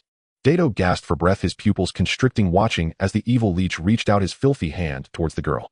A strong sense of hatred combined with extreme thoughts instantly provoked Daido. The scene gradually blurred. Daido, what will you do if I'm not by your side in the future? The girl looked at Daido shyly. At that moment he felt a bit at a loss, never having considered such a question. Time seemed to slow down at that moment, and all the events from the day he met the girl to now kept swirling in Daido's mind. Returning to the present, don't worry Suzu-chan, I will definitely protect you. Daido suddenly opened his eyes wide, his face filled with rage. His eyes underwent a transformation, the Tutamo Sharingan, swirling violently, morphing and connecting, quickly forming into a scythe shape. He would kill all these scum. He would sever all ties in this world. A cold, powerful, and spatially distorting chakra erupted explosively. The evil leech, who was about to reach for the girl's neck, suddenly froze in fear, turning his head in terror. The surrounding Awagakure ninjas looked at the slowly rising Daido as if they had seen a ghost. What's wrong with him? He's probably just putting on a show to scare us. Everyone, don't be afraid. The crowd swallowed hard, and soon someone voiced encouragement. Under everyone's gaze, the boy slowly walked out of the shadows, slowly raising his head, sending ripples of space around him. Blood began to seep from the boy's eyes. Strange patterns appeared in the boy's eyes, causing the surrounding Awagakure ninjas to turn pale with fear. What kind of eyes does he have? Is that still a Sharingan? Don't be afraid, he's just one person, we have the numbers on our side. As soon as this was said, everyone's eyes became resolute. Swish, swish, swish. A barrage of shurikens pierced the air, rapidly flying towards Daido like raindrops. However, Daido did not dodge or evade. Just when everyone thought Daido's head had been smashed, the next second the shurikens passed straight through Daido's body. Thud, thud, thud, thud. The crowd's heartbeats quickened. Following this, a large amount of blood spurted out, and the originally small and dim cave became irregularly distorted. Monster! Monster! Everyone run! The crowd was filled with terror, and the cave echoed with cries of despair. However, not a single person could escape, because the moment anyone made a move, their bodies would be twisted by a vortex. The speed was terrifying. Among the people around, some suddenly lost their arms, some had their legs disappear, and even some had their upper bodies vanish. The space tore apart everything around, and the entire process was silent, as if it had never happened, eerily surreal. The Awagakure ninjas were not fools. Seeing Daido grow stronger, they turned their spears towards his teammates. Daido, seeing this scene, felt a surge of anger and increased his chakra output. Boom! His figure instantly vanished, and after activating the Mangekyo Sharingan, his perception abilities became nearly infinite, his speed multiplied by dozens. To the naked eye, Daido moved as fast as the wind. Whenever someone tried to approach Suzu, that person's head would fly high into the air. Splash, splash. A torrent of blood gushed out like a faucet. The entire scene appeared exceptionally eerie. Daido was like a madman falling into a frenzied state. The evil leech held his feet firmly on the ground, staring at Daido in terror, but behind him was a wall, leaving him with no way to retreat. Boss. Don't come near me. I beg you, I was wrong, I shouldn't have attacked you. The evil leech's voice trembled, and at that moment he repeatedly bowed his head in submission. The dignity of an Awagakure elite ninja had long been discarded, he only wanted to preserve his life. At this point, do you think begging for mercy will help? Daido's body shimmered, stepping out of the Kamui space. Inside the cave, numerous corpses lay sprawled on the ground, and blood flowed freely. At this moment, Daido felt a splitting headache, his body began to sway, as if he would fall to the ground at any second. But he still gritted his teeth and held on. At the very least, he had to ensure everyone's safety. Daido raised his head, his blood tear-stained eyes fixed firmly on the evil leech slumped against the wall. This time, Daido endured the excruciating pain and activated Kamui once more. However, Kamui was somewhat unstable. Seizing the opportunity to escape, the evil leech lunged towards the distant white light like a drowning man grasping at a last straw. Daido increased his chakra output, his eyes filled with bloodshot veins. The next second, the effect of Kamui shifted. It failed to sever the evil leech's head, but managed to break one of his legs. The evil leech held himself up, gasping heavily, looking up with an expression of surviving a disaster. He gazed at the swaying, slumped Daido against the wall. The evil leech's lips curled up, looking exceedingly ugly. Die! The evil leech, gritting his teeth through the pain, quickly formed hand seals and decisively spat out a blazing fireball. In a moment of crisis, Daido disregarded the consequences and continued to activate Kamui. With a crack, the evil leech's head fell with a dull thud. Seeing that all the enemies had been dealt with, the tension in Daido's body instantly relaxed. The boy collapsed to the ground, gasping for air, the stinging pain in his eyes, and the feeling of weakness washed over him like a tide. Daido struggled to crawl to his comrades, repeatedly confirming that they were unharmed. Great. Great, everyone is fine, everyone is still alive. Seeing his temporarily safe companions, Daido said with relief, but his heart was filled with despair. He still vividly remembered Obito's earlier words. Only by using the Eye of the Moon plan can the ninja world achieve peace. Daido swayed as he stood up, using all his strength to place his unconscious comrades in a relatively dry area. Now what's next? Daido turned to look outside the cave, his gaze becoming resolute. Just like that, the boy looked back 3 times, deeply gazing at the unconscious girl. Suzu had not woken up yet. Her tightly shut red lips looked particularly tempting. Daido bent down, his handsome face mixed with his weary expression exuded an unspeakable charm, as if he had matured a bit more. He gently kissed the girl on the forehead, using his remaining tenderness to breathe warm air. You must live. You all must live happily together. I will pave the way for you. Daido whispered, affectionately stroking the girl's hair, his tone filled with reluctance and guilt. This was his last tenderness as Uchiha Daido. From this day on, he was no longer Uchiha Daido. Daido turned around, walking towards the distant cave entrance, and after stepping out, he used some rubble and branches to cover the entrance. After everything was taken care of, Daido felt his body swaying precariously, following the direction that Obito had informed him of in the illusion. The Eye of the Moon plan. Daido murmured to himself, his Mangekyo Sharingan appearing especially eerie in the dim light of the forest. This is a world filled with despair and pain, a false world. Obito was right. I want to create a world where Suzu, Kakashi, Shursue, and everyone will not be hurt and will not be separated. That is the true reality. Daido raised his head, his expression filled with desolation. On the way, he saw many corpses, some from different villages and some from Konoha. There were even children as young as 7 or 8 caught in this cruel battlefield, being dragged into war at such a young age. Corpses lay scattered across the hills, and numerous weapons intertwined with the surrounding traces of thick smoke continuously came into view. Daido crossed over pools of blood, stepping over bodies. Finally, he encountered Uchiha Obito amidst the ruins. You finally arrived, Daido. It seems you have seen through the truth of this world, so are you ready to create a new world? A weak voice came from the shadows, slowly enveloping Daido's weary and hollow face in darkness. I'm ready. The girl's consciousness surfaced slowly, struggling laboriously through a haze of primordial chaos. The sharp antiseptic scent filled the air. Beneath her lay the soft give of a mattress. Lingine's eyelashes fluttered faintly, her delicate brows knitted in effort as she forced her eyes open. Where am I? Her voice emerged low and hoarse. She tried to move her fingers, yet her body felt leaden, paralyzed beneath an unbearable weight. You're awake. Does anything still hurt?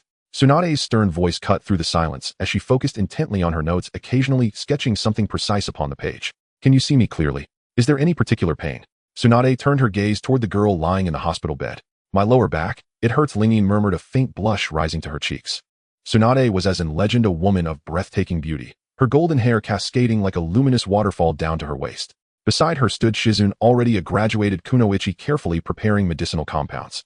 Lingine turned her head to survey the room. A spacious, quiet hospital chamber, seemingly occupied by no one but herself. Strange. What had become of Obito? Of Kakashi? A wave of anxiety surged within her. You may enter, Tsunade said softly toward the door. A sharp click echoed, and then hurried footsteps approached. Minato burst through the doorway, his face etched with urgent concern as his eyes locked onto the girl. Lingine, thank the heavens, you finally awakened. A rare, gentle smile softened Minato's serious features, radiating warmth like a tender sun. Right behind him entered Jiraiya, Kakashi, and Shursue. Minato-sensei, the girl whispered weakly. What is it? Tell me, Minato replied, bending close, his gaze tender and unwavering. Where is Obito-kun? The moment the words left her lips, silence fell over the room like a shroud. All exchanged glances, no one spoke. Yet their expressions betrayed that something grave had transpired. Obito is currently missing. It is possible he was taken by shinobi from a Wagakure. Minato's expression darkened with profound complexity. He had been engaged in combat on the front lines, utterly unable to reach her in time. At that moment, Kakashi, leaning silently against the doorframe, stiffened at Minato's words, his eyes clouding with turmoil. His left eye was tightly swathed in thick bandages, his entire demeanor had grown colder, sharper, like tempered steel. Shursue stood beside him, managing only a strained, fragile smile. Lingine, how are you feeling now? Would you like to go outside for a walk? No, she's still injured. Jiraiya shot Shursue a sharp, disapproving glare. These young men were always hovering near his apprentice. He'd long since grown weary of them. More footsteps echoed outside. The door opened again. Fugaku and Mikoto had arrived to visit. Oh, my dear daughter, how is your body faring? Mikoto held baby Itachi in her arms, her face lined with deep concern as she gazed upon the girl lying in bed. Mikatoni, I'm feeling much better now. And what about the mission? Lingine's voice trembled with frailty. Having read the original chronicles, she knew precisely what had unfolded. That wretched Uchiha Madara, how utterly vile he was. And yet his obsession with Obito remained undimmed. The mission has concluded entirely. The Battle of Canopy Bridge ended in our victory. Minato shook his head, his tone heavy with sorrow. Our Anbu have searched relentlessly for Obito, but thus far found no trace. He is most likely. Minato faltered, grief tightening his features. As a teacher, he had failed to protect his own student. At the mere mention of Obito, Kakashi's fingers twitched faintly, and his fists clenched, knuckles widening. It was all because he had been too weak then. Madara's power was truly monstrous. Surely he had long surpassed even cage-level strength. Within Konoha, perhaps only Minato Sensei could stand against him. The Wagakure's losses have been catastrophic, their supply lines severed completely. Shursui stepped forward to speak. Is that so? Then it's truly wonderful. Lingyin extended a slender pale foot, its smooth translucent curve gleaming like a work of art. She attempted to rise from the bed, only to be seized by a sudden searing pain. It hurts. Your chakra pathways are severely disrupted, your physical reserves are exhausted, and your spirit bears deep trauma. Tsunade clasped Lingyin's hand, her expression grave and resolute. Oh, I see. Thank you, Tsunade-sama. Lingyin offered a polite, grateful bow. Very well, I'll take my leave now. See to her daily care. Tsunade nodded, her beauty arresting, her presence commanding. In the shinobi world, few women possessed both such extraordinary grace and peerless strength. As Tsunade departed, all eyes returned to the girl resting in bed. Lingyin, you must be famished. Don't fret. I brought you a bento. Shursui stepped forward, his voice warm, his gaze tender and adoring. Here, I'll feed you. Open wide. He lifted a plump dango with his chopsticks, smiling softly. Thighs isn't proper, with everyone here. Lingyin flushed, deeply covering her cheeks with delicate pale hands. Nearby, Jiraiya's brow erupted with a visible vein, shaped unmistakably like a kanji 4 well. You brat, what do you think you're doing? Ah, Jiraiya-sama, please calm yourself. Sweat beaded on Shursui's forehead as Jiraiya gripped his collar tight. Jiraiya glared at the youth before him, seething inwardly, ready to pummel him senseless on the spot. Kakashi watched Shursui's flustered state with undisguised disdain. Humph, serves him right. With that, Kakashi stepped forward, his expression softening as he looked upon the girl. Lingyin, would you like an apple? Let me feed you. He withdrew a perfectly peeled apple from his pack and selected a toothpick with practiced ease. In the next instant, Jiraiya seized Shursui by the back of his collar with one hand, and Kakashi's with the other, then flung them both out of the room like unruly kittens. Lingyin needs rest. Keep your distance, you two. Jiraiya fumed, glaring at them both. Seeing his fury, both boys broke into cold sweat. Fine, fine. You old lecher, just wait. Rivers shift in 30 years, and never scorn the youth in poverty. Silently, they vowed those words in their hearts. Meanwhile, hidden within a thicket, Obito stood cloaked in black, observing every moment unfolding inside the hospital. Watching Shursui and Kakashi vie to feed the girl, he sneered inwardly, how foolish, distracted by petty infatuation. Seeing that Lingyin appeared unharmed, he nearly turned to leave, yet paused. Since he had come this far, why not linger a little longer? After all, the infinite Tsukuyomi could be enacted at any time. So he watched, his gaze upon the girl in bed gradually softening. Lingyin, truly adorable. Lost in contemplation, he forgot time entirely, until Black Zetsu cleared his throat, awkwardly jolting him back to awareness. Lord Obito, we must proceed to Kirigakure to subdue the three tails. Begone. Can't you see I'm occupied with something important? Do not disturb me again. Obito shot Black Zetsu a murderous glare, aura thick with killing intent. Black Zetsu stared back, helpless, silent, resigned. Yet before turning away, he cast one last lingering glance at the girl upon the bed. Is it my imagination? She bears a startling resemblance to Mother. Could she be Mother's reincarnation? In a dim subterranean chamber, Danzo listened to his subordinate's report, his face twisted with fury. Humph, I granted you ample time, yet still no sign of Obito's corpse. Lord Danzo, we shall redouble our efforts. Several root operatives knelt rigidly, faces blank, devoid of emotion. Humph, that accursed Uchiha clan. If Konoha is to attain peace, the Uchiha must be dismantled. Danzo gazed out the window, his expression hardening into glacial coldness. That very night, he resolved to dispatch assassins to eliminate the girl lying helplessly in the hospital bed. Hiruzen, you hesitate too long. Under your leadership, Konoha will only decay. At night, the moonlight poured down from the high sky, illuminating everything with a bright glow. Lingyin looked up at the moon, her mind swirling with thoughts. I wonder how Obito is doing now. The girl murmured, and the door to the hospital room was quickly pushed open. Tsunade entered, rubbing her tired forehead. First, take your medicine. Ah, okay. Lingyin smiled sweetly and quickly swallowed the pill that Tsunade handed her. Watching the girl swallow, Tsunade felt a bit uneasy. Does your waist still hurt? Tsunade reached out and gently squeezed the girl's soft waist. Tsunade.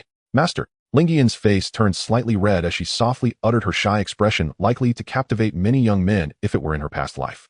If you're fine, I'll take my leave. If you feel unwell, press this button and it'll come right away. Tsunade quickly left the hospital room. Lingyin let out a sigh of relief and lay on the hospital bed. System, host him here. Can my current strength take on Uchiha Obito alone? That might be a bit difficult. Then fine. Lingyin sighed softly. She opened the system shop having earned 980 points earlier and thought for a while before deciding to exchange for the fourth Mizukajigura. Before long, a flood of memories merged into her mind. Lingyin clenched her delicate little fists, feeling her strength increase a bit more. I wonder how Obito is doing now. The girl was speaking when suddenly a hole broke through the ceiling and a poisonous sunbon shot in from who knows where. Lingyin furrowed her brow and decisively used water release to bounce the poisonous sunbon back. A few root members saw their ambush fail and quickly smashed the glass window. Lingyin, Danzo wants to see you alone. Hee, I don't wish to meet that old man Danzo. Lingyi's expression turned cold as she decisively pressed the hospital's emergency call button. Lingyi's body transformed into a flurry of ice crystals disappearing from the hospital room in the blink of an eye. After her, the root members exchanged glances, their expressions cold. Yes. In the bushes, Obito's expression turned grim. Konoha is getting worse by the day. Obito quickly vanished from his spot, intending to rescue the girl first, and then find a time to deal with that old man Danzo. Using his Kimui ability, he soon disappeared without a trace. In the hospital, Lingyin walked down the corridor, her expression highly vigilant. At this moment, she was not feeling well, and if she were captured by the root members and taken to the basement, wouldn't that lead to an unpleasant scenario? The defeated CG. The images in her mind gradually became blurry, showing a delicate and adorable lowly bound all over with ropes of cloth stuffed in her mouth, while Danzo holding a cane looked down at her from above, ultimately pulling out something long, black, and thick from his bosom. A kunai? He gouged out the girl's eyes. Just thinking about that scenario made Lingyin shudder, and she hoped desperately that someone would come to rescue her. Sister Tsunade seemed to have vanished, and now the entire hospital was deserted. She should have been caught in an illusion. Fire release, great fireball technique. A brilliant flame suddenly surged down the dark corridor. Lingyin gritted her teeth, her face anxious. Just as she was in a dire situation, a distortion of space appeared successfully, whisking Lingyin away. A cool breeze blew and causing the curtains in the corridor to flutter slowly. There was no one around, only the traces left by the flames on the ground. Captain, where's that girl? She can't have run away, can she? Keep looking. The root captain's eyes were icy. This was Danzo's order, and if they failed to capture the girl, they would face severe consequences. In the Kamui space, Obito was dressed securely, staring intently at the girl in his arms. Lingyin shyly opened her eyes. Having read the original, she certainly recognized that the person before her was Obito. However, she had to act as if she didn't know. After all, she couldn't ruin the plan. Lingyin suddenly struggled free from Obito's embrace, her face filled with terror, her legs trembling, retreating as if she were a little rabbit encountering a big bad wolf. Who are you? Obito looked at Lingyin's appearance, the corners of his lips curling up beneath the mask, unable to resist wanting to tease her. Meanwhile, Kakashi was still at home, training, eager to quickly elevate his strength to better protect the girl in the future. Little did he know the girl he had been thinking about was currently locked in a room with Obito, engaged in indescribable activities. I'm sorry, Kakashi-kun, I can't go back anymore. Vast and silent, nothingness stretched endlessly in every direction. Strange irregular geometric blocks surged forth from the void. The young girl stared at Obito with wide-eyed terror, like a startled rabbit confronting a ravenous wolf. Rinne feigned utter fear, shrinking into the corner, her body trembling uncontrollably. Who are you? Why have you taken me? Her voice trembled with simulated distress. She gazed up at Obito, her voice quavering on the verge of tears. Her performance was flawless. Had she lived in a former life, she might well have claimed an Academy Award for Best Actress. Outwardly petrified, inwardly, she rolled her eyes in exasperation. Obito, must you posture so absurdly? Arrogance invites heavenly lightning. Surely you know that. Keep this up and you'll end up getting a Rasengan back rub. Rinne muttered silently to herself. To Obito's eyes, the girl appeared heartbreakingly vulnerable, fragile, defenseless, utterly at his mercy. Arms crossed, he watched her trembling expression with amused fascination. How had he never noticed before? Intimidating Rinnekan was unexpectedly delightful. Her eyelashes fluttered faintly. Though trembling with terror, she clung stubbornly to a facade of courage, tears brimming in her eyes, rendering her irresistibly endearing. Obito nearly burst into laughter. No, I must not laugh. Not yet. Stepping forward, he lowered his voice to a low, gravelly timbre thick with menace, like a kidnapper from a bygone era. So, you're just a brat from the Uchiha clan of Konoha. In an instant, Obito loomed over her, bending down to stare deep into her eyes. Then lifting her chin with a gloved finger, his gaze, intense and fathomless, pierced through the hollows of his mask. Yet to the girl, Obito looked utterly ridiculous. Still, she had no choice but to play along. Rinne wondered what would happen if she refused to comply, if she simply named him outright. After brief deliberation, she sighed inwardly and resolved to follow the canon path. This is your prison. Within these walls I hold absolute dominion. And you, merely a caged bird. Obito turned slowly, surveying the surrounding void as he spoke in that same low, rasping voice, unaware that to the girl he grew ever more absurd. Yet she continued her charade, her body jerked violently, and Obito mistook it for fear. A quiet, perverse satisfaction swelled within him. Was tormenting his own little wife truly this entertaining? Don't laugh. Rinne, hold yourself together. She suppressed the urge to burst into giggles, forcing instead a smile, so strained it resembled a grimace. Big brother kidnapper, could you please let me go? Let you go? Humph. Little one, I'd rather savor your flavor first. He exhaled warmly, the heat brushing against her face. Then reaching out, he seemed poised to undo the buttons at her chest. A faint itch rose across her collarbone, her body shuddered. But far stronger than any discomfort was her irrepressible amusement. Hiya. She knew Obito well enough, all lust no nerve. This was merely theatrics. Still to sustain the illusion. The next moment the girl, feigning desperation, opened her mouth and sank her small pearly teeth into his fingertip. Bracing her palms against the floor, she scrambled backward in panic, curling tightly into the corner. Pervert. Filthy pervert. Lecherous monster. Stay away from me. Frantically she fumbled inside her skirt pocket and hurled several kunai toward him. Obito, don't do anything rash. True, I can't beat you right now, but if you dare come closer I'll cry. Right then and there. And I'll make you ache with guilt. Her furious shrieks and flailing strikes struck precisely the chord of absurdity Obito found irresistible. Arms still crossed, he stood motionless, letting the kunai and other sharp projectiles pass harmlessly through his translucent form. Time slipped by. When she'd thrown everything she possessed, she buried her face in her knees, small, trembling, pitiful as a stray kitten. Wawa, how utterly heartbreaking. Obito watched her huddled form and felt a pang of unexpected tenderness. Cough. Humph. Today my mood is generous. I shall spare you. His tone softened slightly. From the swirling dimension of Kamui, he withdrew a large war fan and extended it toward her. Here, take this. Her lashes trembled faintly, her eyes glistened with unshed tears, so fragile, so tender she broke hearts without effort. But when she saw the object clearly her mind reeled. That's the Uchiha war fan. Obito, you reckless spendthrift. You just gifted me a legendary artifact. As her fingers closed around the fan, Obito vanished without another word. When Rina blinked again, she stood alone in the Uchiha compound. A gentle breeze stirred the air. Clutching the towering fan in one slender hand, she looked adrift, bewildered, disoriented. What in the world had just happened inside Kamui? Moments later, members of the Umbu Intelligence Division converged swiftly. We've located the captain. Confirmed. The chakra signature belongs to Rina. Thank the heavens. Dozens of Uchiha activated their Sharingan, forming a tight, anxious circle around her. From the crowd emerged two tall, imposing figures. Uchiha Rina, were you attacked by someone outside the village? Are you unharmed? Fugaku stood with arms crossed, his gaze stern and searching. Only after confirming she bore no injury did the tension ease from his shoulders. He wasn't foolish. He knew Danzo had orchestrated the assault. Yet the Hokage stood beside him. One must understand the delicate art of social navigation. Rinakan, are you all right? Let grandfather examine you. Hiruzen approached, his expression heavy with remorse. Well, nothing serious happened really. She waved her dainty fist, energetic, radiant. Cradled against her chest, the massive war fan only emphasized her delicate frame. What is that? Wait, that's our clan's sacred heirloom. What? I can't believe I'm seeing it in my lifetime. Tetsuhi Uchiha stared stunned. Elder Uchiha Yatsuya, Elder Uchiha Setsuna, and the rest of the Uchiha Council stood equally dumbfounded. Yet even as our rippled through the crowd, their foremost concern remained Rina's safety. Rina, thank goodness you're safe. Hiruzen glanced fleetingly at the fan, then said nothing more. After all, they stood on Uchiha soil. And unless something extraordinary had occurred, that fan had likely been stolen long ago by Danzo himself. Danzo's audacity grows bolder by the day, Hiruzen murmured, a flicker of anger darkening his features. Grandfather Hokage, clan head Fugaku, I'm perfectly fine. Please don't worry, everyone. Rina offered polite, graceful greetings to all present. Bathed in the soft silver glow of the full moon, she looked utterly enchanting. A sweet, winsome, impeccably mannered little girl no one could resist. Yatsuya Uchiha favor 100. Setsuna Uchiha favor 95. Tetsuhi Uchiha favor 100. Fugaku Uchiha favor 80. Uchiha. A cascade of favor notifications bloomed in Rina's mind. She nearly squealed with delight. Still formalities remained. Accompanied by the others, she soon arrived at the Umbu Intelligence Division headquarters to give her official statement. She recounted only this: an assailant from beyond the village borders had attacked her, only to be thwarted at the last moment by a masked savior. Their expressions hardened instantly. Hiruzen felt the deepest shame among them.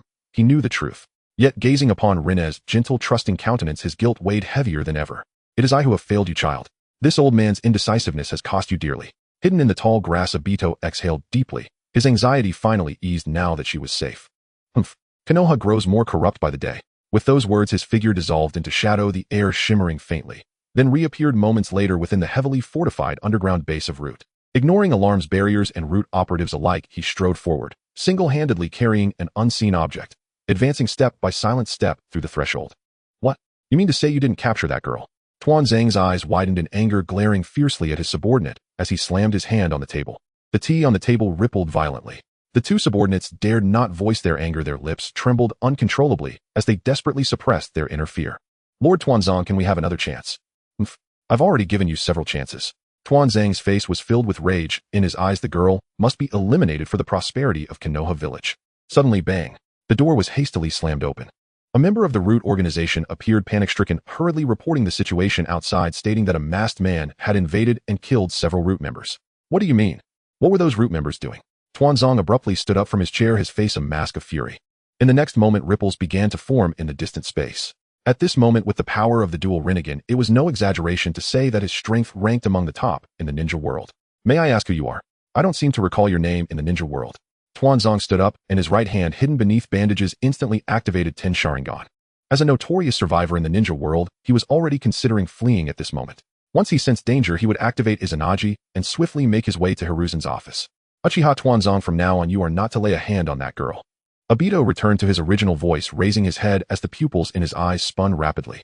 Who are you? Hearing that familiar voice, Tuanzang's pupils contracted sharply, feeling as if he had heard it somewhere before, yet he couldn't recall when. In the next instant, Obito did not give Tuanzang a chance to react. The crimson light of the Mangekyo Sharingan flashed like lightning. In an instant, Tuanzang's right hand was shattered by this bizarre space. Blood gushed out in torrents, and even the chair beside him was devoured by the space.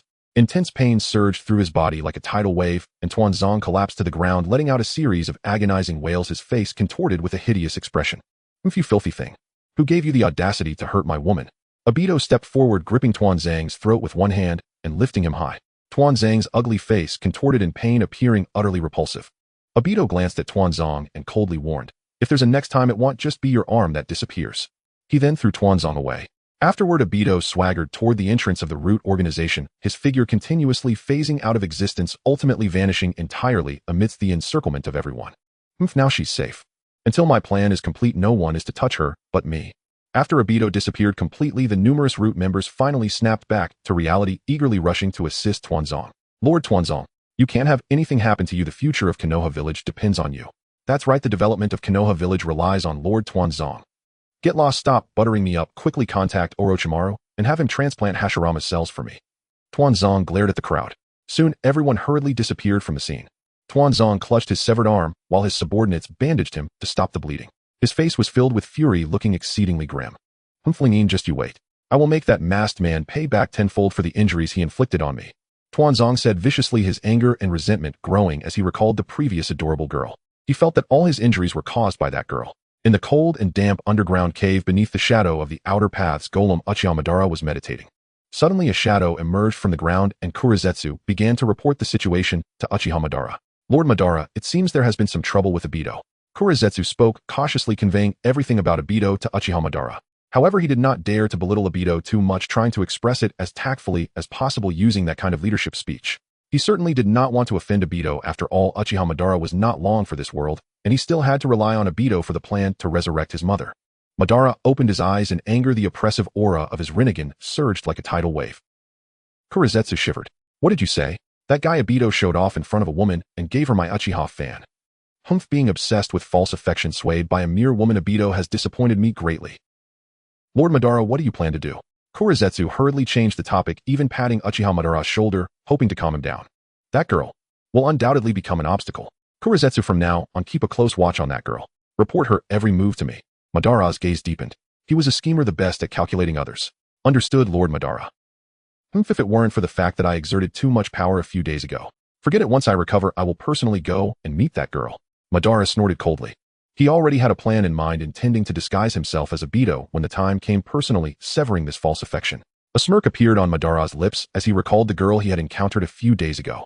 Especially when he had lifted her chin with his hand, her cherry lips slightly parted, he remembered that look clearly. Mere feminine charms, Obito is truly weak-willed. In the Hokage's office, Hiruzen was puzzled as he listened to Shikaku's report, his expression blank. The pipe he was smoking fell to the ground with a clatter. Are you saying that a masked man broke into the root organization and single-handedly injured Tuanzang? That's the situation. Shikaku was equally baffled. Was there really such a powerful figure in the ninja world? Even the strongest of the 5 Kage today would not dare to infiltrate the root organization and leave unscathed, right? Then there was only one possibility. That guy Tuanzang must have been acting on purpose. But what could his motive be? Hiruzen's expression turned cold and thoughts raced through his mind like lightning. Go bring Orochimaru here and also bring Lingyin. Understood. Shikaku quickly disappeared from the scene. Rinnegan, the miso soup's run out of salt. Could you please run to the store? Miko's voice drifted from the kitchen. Rinna cradled you in her arms, a delicate smile playing upon her cherry lips, utterly charming. Long before this moment, her senses had already detected Black Zetsu. At first, she'd remained cautious, but after waiting for what felt like an eternity, Black Zetsu made no move to strike. Gradually, her wariness softened. And now, an opportunity had arisen. She would confront him directly. Knowing full well that Black Zetsu was secretly observing her, Rinna deliberately strolled down a quiet, narrow street, holding you close. She followed the path deeper, then paused beneath a cherry blossom tree belonging to her clan. Yes, a cherry blossom tree. The girl halted. Her shoulders trembled faintly, as if stifling sobs, mourning something unseen.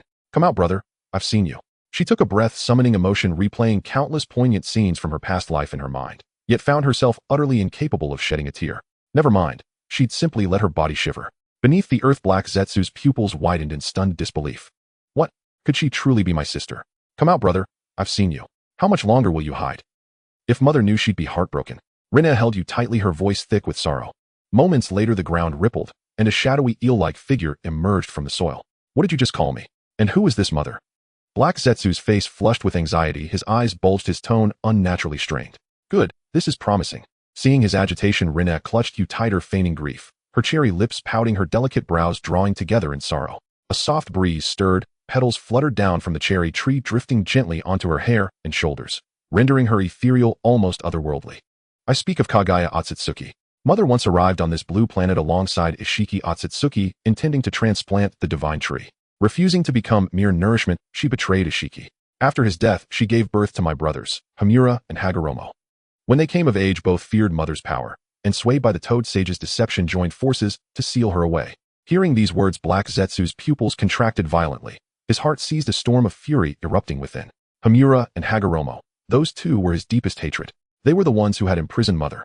Watching Black Zetsu seethe, Rinna fought desperately to suppress her laughter. Her body quivered uncontrollably. Help! This is absurdly hilarious. Ahem. The girl coughed softly, radiating innocent charm. As mother neared her ceiling, she used spatial abilities to cast me far away. Later, I encountered a divine artifact named Ri, and through it, I was transported to this era. She recounted her arrival in this world, though every word was pure fabrication. Fortunately, she'd watched Naruto Shippuden and Boruto. Otherwise, she could never have spun such a convincing tale. Sensing lingering doubt in Black Zetsu's gaze, she let tears glisten in her eyes and shivered anew, as though barely containing her sorrow. Brother, I've searched for you for so long. At last, I found you again. Mother misses you terribly. Her voice broke as she gazed upon the shadowy figure before her. Her pitiful, tender demeanor melted all resistance. Black Zetsu's suspicion dissolved instantly. He was certain now this girl was truly his sister. 1,000 years, millennia of solitude, obsession with mother, bitter resentment toward his treacherous brothers, and now the sudden, overwhelming revelation that he still had family. That mother had cherished him until her final breath. These emotions collided, shattering the icy composure of the master manipulator.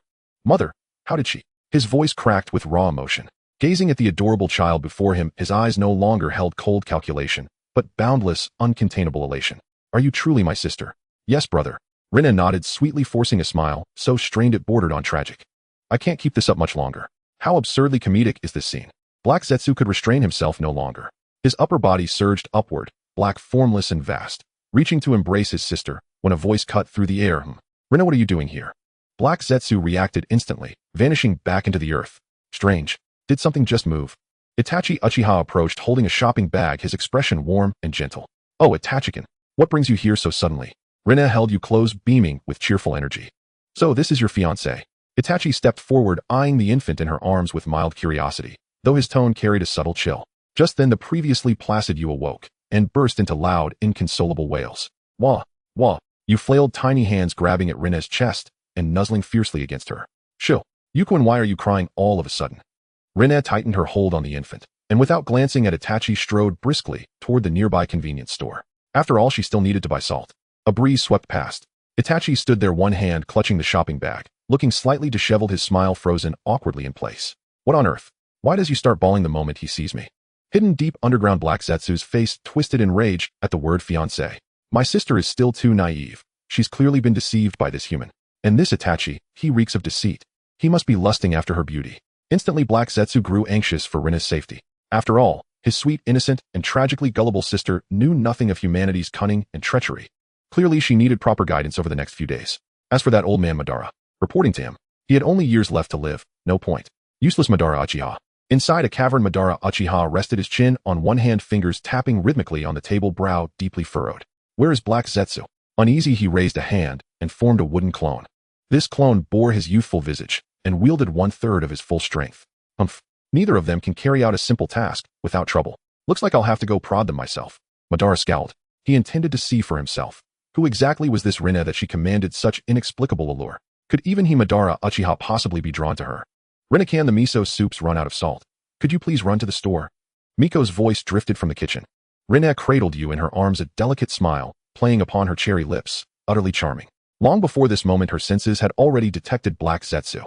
At first, she'd remained cautious, but after waiting for what felt like an eternity, Black Zetsu made no move to strike.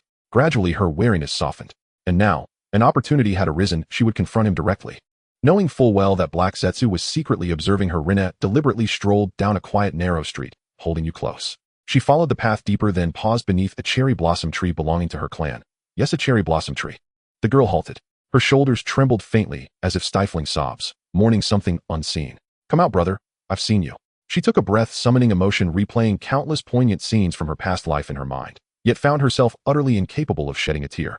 Never mind. She'd simply let her body shiver. Beneath the earth, Black Zetsu's pupils widened in stunned disbelief. What? Could she truly be my sister? Come out, brother. I've seen you. How much longer will you hide? If mother knew, she'd be heartbroken. Rinna held you tightly, her voice thick with sorrow. Moments later, the ground rippled, and a shadowy eel-like figure emerged from the soil. What did you just call me? And who is this mother? Black Zetsu's face flushed with anxiety, his eyes bulged, his tone unnaturally strained. Good, this is promising. Seeing his agitation, Rinna clutched you tighter, feigning grief, her cherry lips pouting, her delicate brows drawing together in sorrow. A soft breeze stirred, petals fluttered down from the cherry tree, drifting gently onto her hair and shoulders, rendering her ethereal, almost otherworldly. I speak of Kaguya Otsutsuki. Mother once arrived on this blue planet alongside Ishiki Otsutsuki, intending to transplant the divine tree. Refusing to become mere nourishment, she betrayed Ishiki. After his death, she gave birth to my brothers, Hamura and Hagoromo. When they came of age, both feared mother's power, and swayed by the Toad Sage's deception, joined forces to seal her away. Hearing these words, Black Zetsu's pupils contracted violently. His heart seized, a storm of fury erupting within. Hamura and Hagoromo, those two were his deepest hatred. They were the ones who had imprisoned mother. Watching Black Zetsu seethe, Rinna fought desperately to suppress her laughter. Her body quivered uncontrollably. Help! This is absurdly hilarious. Ahem. The girl coughed softly, radiating innocent charm. As mother neared her ceiling, she used spatial abilities to cast me far away. Later, I encountered a divine artifact named Ri, and through it, I was transported to this era. She recounted her arrival in this world, though every word was pure fabrication. Fortunately, she'd watched Naruto Shippuden and Boruto. Otherwise, she could never have spun such a convincing tale. Sensing lingering doubt in Black Zetsu's gaze, she let tears glisten in her eyes and shivered anew, as though barely containing her sorrow. Brother, I've searched for you for so long. At last, I found you again. Mother misses you terribly. Her voice broke as she gazed upon the shadowy figure before her. Her pitiful, tender demeanor melted all resistance. Black Zetsu's suspicion dissolved instantly. He was certain now this girl was truly his sister. 1,000 years, millennia of solitude, obsession with mother, bitter resentment toward his treacherous brothers, and now the sudden, overwhelming revelation that he still had family. That mother had cherished him until her final breath. These emotions collided, shattering the icy composure of the master manipulator. Mother, how did she? His voice cracked with raw emotion. Gazing at the adorable child before him, his eyes no longer held cold calculation, but boundless, uncontainable elation. Are you truly my sister? Yes, brother. Rinna nodded, sweetly forcing a smile, so strained it bordered on tragic. I can't keep this up much longer. How absurdly comedic is this scene? Black Zetsu could restrain himself no longer. His upper body surged upward, black, formless, and vast, reaching to embrace his sister, when a voice cut through the air. Rinna, what are you doing here? Black Zetsu reacted instantly, vanishing back into the earth. Strange. Did something just move? Itachi Uchiha approached, holding a shopping bag, his expression warm and gentle. Oh, Itachi-kun, what brings you here so suddenly? Rinna held you close, beaming with cheerful energy. So this is your fiancé. Itachi stepped forward, eyeing the infant in her arms with mild curiosity, though his tone carried a subtle chill. Just then the previously placid you awoke, and burst into loud, inconsolable wails. Wah, wah. You flailed, tiny hands grabbing at Rinna's chest and nuzzling fiercely against her. Shoo. Yuko, why are you crying all of a sudden? Rinna tightened her hold on the infant, and without glancing at Itachi, strode briskly toward the nearby convenience store. After all, she still needed to buy salt. A breeze swept past. Itachi stood there, one hand clutching the shopping bag, looking slightly disheveled, his smile frozen awkwardly in place. What on earth? Why does he start bawling the moment he sees me? Hidden deep underground, Black Zetsu's face twisted in rage at the word fiancé. My sister is still too naive. She's clearly been deceived by this human. And this Itachi, he reeks of deceit. He must be lusting after her beauty. Instantly Black Zetsu grew anxious for Rina's safety. After all, his sweet, innocent, and tragically gullible sister knew nothing of humanity's cunning and treachery. Clearly she needed proper guidance over the next few days. As for that old man Madara, reporting to him, he had only years left to live, no point. Useless Madara Uchiha. Inside a cavern Madara Uchiha rested his chin on one hand, fingers tapping rhythmically on the table, brow deeply furrowed. Where is Black Zetsu? Uneasy he raised a hand and formed a wooden clone. This clone bore his youthful visage and wielded 1/3 of his full strength. Humph. Neither of them can carry out a simple task without trouble. Looks like I'll have to go prod them myself. Madara scowled. He intended to see for himself. Who exactly was this Rina that she commanded such inexplicable allure? Could even he Madara Uchiha possibly be drawn to her? Lingyin cradled the infant Yuji Boyu and soon returned home. Along the way she kept reaching out to tease the baby, giggling incessantly. Her manner was utterly adorable. Meichin Jiji, I'm home. Thank you for your hard work, Lingyin. Come help prepare dinner. Fuyu has matters to attend to and won't be back for now. Meichin hurried out from the kitchen, carrying dishes to the table. Is that so? Lingyin nodded. Indeed, Fuyu was busy. On reflection, it made sense. He was the head of the clan and must have many duties. Lingyin prodded the infant's chubby cheek with a gentle fingertip as she held him. At the dining table, Lingyin ate, while Meichin fed porridge to the baby with a spoon. Lingyin's gaze drifted to a corner of the room. In that corner, Heijue stood silently watching them. Lingyin looked exasperated. She planned to find a time to seal Heijue away. After all, from reading the original story, she knew Heijue was a mastermind villain constantly plotting schemes across the ninja world. At this moment, Heijue watched the food Lingyin ate with a sour expression. That brat Yuji Boyu is far too close to my sister. And that human Meichin is also far too close to my sister. And that brat Ji Shui I met this afternoon, his look toward my sister was wrong. Haiju's thoughts spun. Just as he was about to think further, his pupils contracted. He sensed a familiar chakra. It was not anyone else, but that of Yuji Boban. Yuji Boban, what is he doing here? Could it be because of my sister? Heijue looked at the charming Lingyin with extreme caution. A knock sounded at the door. Meichin paused mid-feed, puzzled. Huh, so late. Could Fuyu have returned? He'll go open the door, Meichin Jijia. Lingyin stood from her chair, suddenly solemn, and walked slowly toward the entrance. If her senses were right, the aura outside belonged to Yuji Boban. Lingyin swallowed, and her small white hand trembling slightly gripped the doorknob. The knocking continued. Oh, she summoned her courage and swung the door wide. Outside there was no one. The distant streetlights flickered. Lingyin stood bewildered and gathering nerve called out, Yuji Boban, only to see a stir in the nearby flower bed. A stray dog emerged from the flower bed, and Lingyin exhaled in relief. So it was just a stray dog. She patted her chest, and as she turned to close the door, the corner of her eye glimpsed a face leaning over the back of her neck. The owner of that face rested a hand on the girl's shoulder. Lingyin was startled. Ah, Yuji Boban. Humph, little girl, I didn't expect you to remember me. Yuji Boban's mouth curved. Moonlight bathed his handsome features. His bearing exuded arrogant recklessness. You're so timid. Humph. You, what business do you have with me? Lingyin bristled at the man before her. She remembered all too well the time he had rendered her unconscious. Tell me, will you come with me and carry out the Yuji Yin plan? Yuji Boban turned slowly and approached the girl. His cold face was fully revealed in the moonlight, his deep eyes like a bottomless icy pool. The Yuji Yin plan. Lingyin cocked her head, looking dazedly at Yuji Boban. Hidden in the brush, Heijue watched the interaction with a face full of rage. He wanted nothing more than to rush out and kill Yuji Boban then and there. That bastard Ban dared lay a hand on my sister. Heijue, show yourself. I see you, Ban called. Ben glanced toward the grass where Heijue hid, his expression icy. He intended to set an example before his subordinates and show them what true methods looked like. If the girl refused to cooperate, he would show no mercy. As he looked at the dim-witted little girl before him, his expression suddenly froze. He thought of his brothers and sisters. Regrettably, those unborn brothers and sisters had been slain by the cunning Qianshou clan during the war. Only Yuji Bo Quan Na had survived to grow up with him. Memories of the Warring States era stabbed Ban's heart. Moonlight fell upon the girl's lovely face. Lingyin's small mouth parted. Oh, she looked both frightened and expectant as she regarded him. For a moment, Yuji Boban did not know how to speak. He cleared his throat awkwardly and tried to soften his tone. Heijue, watch and learn. You and Dai too are useless, too indecisive. Ban glared fiercely toward the brush. Hidden among the grass, Heijue stared back angrily. If Ban truly meant to harm Lingyin, he would not stand idly by. If necessary, he would slay Ban's true body. Ban lifted his hand and placed it upon the girl's shoulder.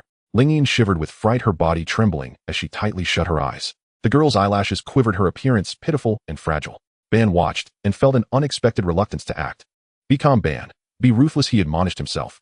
Brad, I'll ask you one last time, will you join me in carrying out the Yuji Yin plan? Lingyin murmured to herself, puzzled by Ban's words. Lingyin thought to herself incredulously, brother Ban, you keep talking about the Yuji Yin plan, but never explain how it would be done. How am I supposed to decide whether to join you? Ban, Bander and I I don't know what you mean. Lingyin stepped back a little, her eyes reddening, her voice trembled with a sorrowful, plaintive timbre. Bandarin. I really don't know. I'm only a low-ranking shinobi. Still playing at that. Ban could not believe his ears when he heard the words low-ranking shinobi. The same girl who had once stormed an enemy camp barehanded now claimed to be a lowly underling. Bandarin.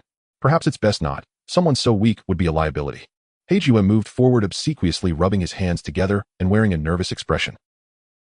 His sister was too inexperienced. When faced with a seasoned schemer like Ban, she should feign agreement and then wait for a better opportunity to act. My patience is limited. Your name is Lingyin, correct? Ban crossed his arms, his face cold. All right, Ban. Bandarin, fine. I'll join. Please don't be harsh on me, okay? The girl covered her head with her hands and looked at Uchiha Ban with tearful, fearful eyes. To be honest, Lingyin could no longer sustain the charade. She wanted to hit Ban, but her strength would not permit it. Sigh. A wise choice. Ban allowed a slight smile. Lingyin, what's wrong over there? Miken's voice called from the living room. The instant Meichin spoke, Uchiha Ban and Heijua vanished. Why are you standing there like an idiot? I'm coming. Lingyin snapped back to herself and walked toward her little room. Was there really no one outside just now? Meichin asked, puzzled. Yes, I was wondering the same. Why was there no one at the door? Lingyin took off her shoes and placed them neatly in the shoe cabinet. We'll go take a bath first. You stay and play with you a while. Meichin handed the infant to Lingyin. All right. Lingyin smiled sweetly. The girl's earlier unease vanished as she looked down at the baby in her arms. Oh, who is this little infant? Uchiha Ban raised an eyebrow and planted a foot in the entranceway. Sir, you are supposed to remove your shoes before entering. Didn't you know that? Lingyin looked disdainfully at the soiled entryway and at Uchiha Ban. After their earlier conversation, she realized he bore no obvious hostility toward her. With that in mind, she felt less panicked. Brat, mind your manners. I am your. Ban glanced at the girl and suddenly fell silent. Heijua hesitated beside him, fumbling for words but afraid to speak them aloud. After thinking it over, Heijua still held his tongue. If Ban learned the truth, given his temperament, he would likely strike harshly at the entire Uchiha clan, which would derail Heiju's plan to resurrect his mother. What is this baby's name? Oh, he is my betrothed, called Uchiha Yu. Lingyin's voice held a sweet note as she teased Yu's cheek with her little finger. She did not notice the color draining from Uchiha Ban's face. Uchiha. Itachi. The cold and sharp gaze of Madara locked onto the infant lying in the cradle. Beside him, Black Zetsu felt a twinge of panic and quickly signaled to his sister. Feeling Madara Uchiha's gaze, Lingyin tightened her hold on the infant and took a step back, her expression turning cautious. Uncle, although Itachi-kun is considered my fiancé, it's merely a verbal agreement. You understand, right? Lingyin looked up, beads of sweat forming on her forehead. At this moment, sounds of water flowing from the bathroom could be heard, indicating that Sister Mikoto was still taking a bath. Hearing the sound of water, Madara Uchiha slightly restrained himself, as this was someone else's home and basic etiquette must be maintained.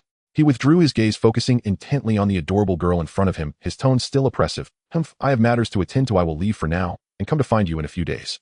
As he turned to leave, he glanced back at the girl, his voice laden with meaning. Little girl, listen closely. You will do things for me now. This world is filled with falsehoods, and suffering, wars, and hatred are endless. Madara spoke words reminiscent of a cult-like doctrine from the original work. Lingyin felt troubled, but still pretended to listen earnestly. The cute girl listened intently to Madara Uchiha, occasionally nodding. Seeing the girl affirm his words, Madara inexplicably felt a sense of pride. He became more animated as he spoke, the corners of his mouth lifting. After a while looking at the girl before him, Madara suddenly felt a little dazed and instinctively raised his hand to pat her head. However, the girl instinctively recoiled. Madara's hand stopped midair, his expression awkward, before he coldly issued an order. Your strength is too weak, now focus on improving it first. When the time is right, I will naturally tell you what to do. Remember, my patience is limited and you cannot afford the consequences of betraying me. At this moment, the sound of water stopped and Mikoto curiously asked, Lingyin, who were you talking to just now? Madara's expression tightened, and he gave Lingyin and the infant Itachi a deep look before signaling to Black Zetsu, let's go. Black Zetsu, as if granted amnesty, hurriedly followed. The two instantly vanished as if they had never appeared, leaving only a soiled entryway behind. The girl sighed in relief, looking at the dirty entryway, and muttered through gritted teeth, that hateful old man. After that, she immediately put on a sweet smile and said to Mikoto, no, Sister Mikoto, I was just playing with little Itachi. He was cooing just now, so adorable. She quickly handed Itachi to Mikoto and ran to grab a cloth to clean the entryway, still complaining about Madara's lack of manners in her heart. While cleaning, Lingyin's expression gradually became complex. Having read the original Naruto, she certainly understood Madara's intentions. The ninja world is indeed cruel, and initiating the infinite Tsukuyomi doesn't seem wrong at first glance. However, the infinite Tsukuyomi is actually a method for the Otsutsuki clan to bear fruit from the divine tree. It was merely altered by Black Zetsu. All along, Madara Uchiha had been kept in the dark. Speaking of which, Madara is quite pitiful, having worked hard for most of his life. Just when he was on the brink of success, he was severely deceived. In the hidden mist village, a white figure emerged from the ground and exclaimed to the masked figure in front of him, waving his arms dramatically, "Report Obito, something big has happened. Madoradono has gone to find Ling Yinshin." Originally disinterested Obito froze upon hearing the name Ling Yin. "Tell me more." White Zetsu nodded and quickly embellished the story, turning it into a wild tale. Madoradono smiled at the girl and even kissed her cheek. They chatted sweetly for a long time. And during that time the girl seemed to have cried, as if Madara Uchiha had hurt her. Oh, by the way, they also mentioned the little baby. As soon as the words left his mouth, the air around them instantly turned cold. Obito's face hidden behind the mask began to twist. He clenched his teeth, his fists tightening until his knuckles turned white.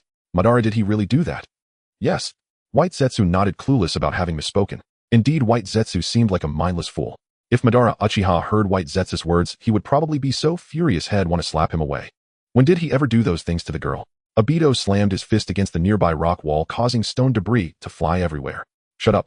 Startled by Obito's outburst, White Zetsu shrank back, feeling a little scared. Once I complete this mission, I will personally ask Madara Uchiha. My woman. He dares to touch. The moon looked particularly beautiful. No one knew that within the moon there lay hidden wonders. In front of a giant crystal ball device, two figures stood. A young boy with silver hair and blue eyes exuded an aristocratic aura, clearly a natural noble. The boy was observing the movements in the ninja world through the crystal ball. Standing next to him was his father, who appeared very imposing. Shunrin looked through the crystal ball, witnessing the brutal war scenes across the ninja world where bonfires and smoke filled the air, resembling a hellish landscape. Corpses lay strewn about, blood flowing profusely. Shunrin gritted his teeth, his face filled with anger. Indeed, Lord Yua's policy is correct. These humans do not deserve to live on Earth. Just as he was about to say something, Shunrin saw a different scene through the crystal ball. In a luxurious courtyard, a cute and adorable girl sat on the porch, staring at the flowers and plants in the courtyard, seemingly lost in thought. She slowly lifted her head to gaze at the moon in the sky, the moonlight casting a beautiful glow on the girl that made her appear exceptionally stunning. Watching the adorable girl in the image, Shunrin felt a strange sensation in his heart. I didn't expect that amidst the chaos of the ninja world such a beautiful scene exists. Shunrin, what are you looking at? Don't be deceived by the surface appearances of the ninja world. There is only degradation and conflict there. Remember our mission to monitor the ninja world and await the revival of the rebirth, i.e. the teachings of our ancestors from Hiruzen, must not be forgotten. His father admonished him with a serious expression. Shunrin did not respond to his father's words, his mind lingering on that cute girl from earlier. Father, I think I saw someone special. Shunrin thought to himself as he slowly opened his eyes, revealing sparkling and translucent Byakugan. He made a firm resolution that when he grew up he would definitely go and marry that human girl. One day time slipped swiftly by. With Obito missing from the team, a new comrade was needed to fill his place. Ah, it seems you two have already arrived. Kakashi Hatake smiled warmly and brightly as he gazed upon the two young shinobi before him. Sensei Hatake, are we truly replacing our teammate? Rin's expression turned complex. Among those present, only she knew the truth, that Obito had not perished. Rinshin. Sensei Hatake nodded solemnly, his gaze clouded with quiet sorrow before turning away and then back again. From behind him emerged a youth. At that moment, both Kakashi and Rin lifted their eyes, and there stood before them a silver-haired boy with sapphire blue eyes and an air of noble grace. This was none other than Otsutsuki Shikamaru. Rin nearly gasped aloud at the sight. What in the world? Wasn't he supposed to be that reclusive moon dweller? How could he possibly be their new teammate? Logically speaking, in the original chronicle, Shikamaru wouldn't appear until long after Naruto had grown into adulthood. Greetings. I am Hyuga Shikamaru, a surviving heir of the Hyuga clan who was raised beyond the village walls. Shikamaru offered a gentle smile, strikingly handsome and serene. His gaze flickered briefly toward Kakashi, then settled upon the girl, tender and deliberate. Sunlight glistened upon his silver hair, heightening his refined, youthful elegance. Kakashi frowned deeply as he studied the newcomer, instinctively unsettled, especially when meeting those calm blue eyes. Due to Obito's absence, Lord Hokage has ordered us to reconstitute Team 7. That is the essence of the matter. Shikamaru, please introduce yourself. Shikamaru stepped forward with effortless grace. In truth, he had forged this identity solely to meet the girl he longed to see. Moreover, he had cast a subtle genjutsu upon the Hyuga clan during their mission in the Mist Village, guiding them to bring him back to Konoha. His official cover story, a secret offspring of the Hyuga bloodline, recently returned to the village after years of exile. Upon his arrival, the Hyuga clan convened an emergency council. Hayashi Hyuga, the current clan head, was furious. The Hyuga forbade intermarriage with outsiders. Elders observed the boy's pale pupilless eyes, his Byakugan lineage unmistakably pure. After deliberation, they swiftly granted him formal recognition. From this day forth, he would serve as a newly registered shinobi of Konoha. Starting today, Shikamaru will be your new teammate. Kakashi-ren, you must learn to cooperate closely with him. Sensei Hatake spoke with quiet kindness. Having accepted a mission within Konoha, he departed hastily, leaving Kakashi to assume temporary leadership of the team. That afternoon the sun blazed fiercely overhead, its heat as capricious and unpredictable as a maiden in the throes of first love. Is our assignment really to assist local farmers with weeding? Kakashi stared blankly at the mission scroll, beads of sweat forming on his brow. Weeding? What precisely does that entail? Shikamaru tilted his head, genuinely puzzled. Perhaps it would be best for a certain noble gentleman to remain beneath the shade of that tree, rather than soil his hands with labor. Kakashi shot Shikamaru a cool, dismissive glance, harboring no warmth toward the boy. Rinshin, might you explain it to me? Ignoring Kakashi's barb, Shikamaru turned gently toward the girl, his lips curving into a soft, affectionate smile.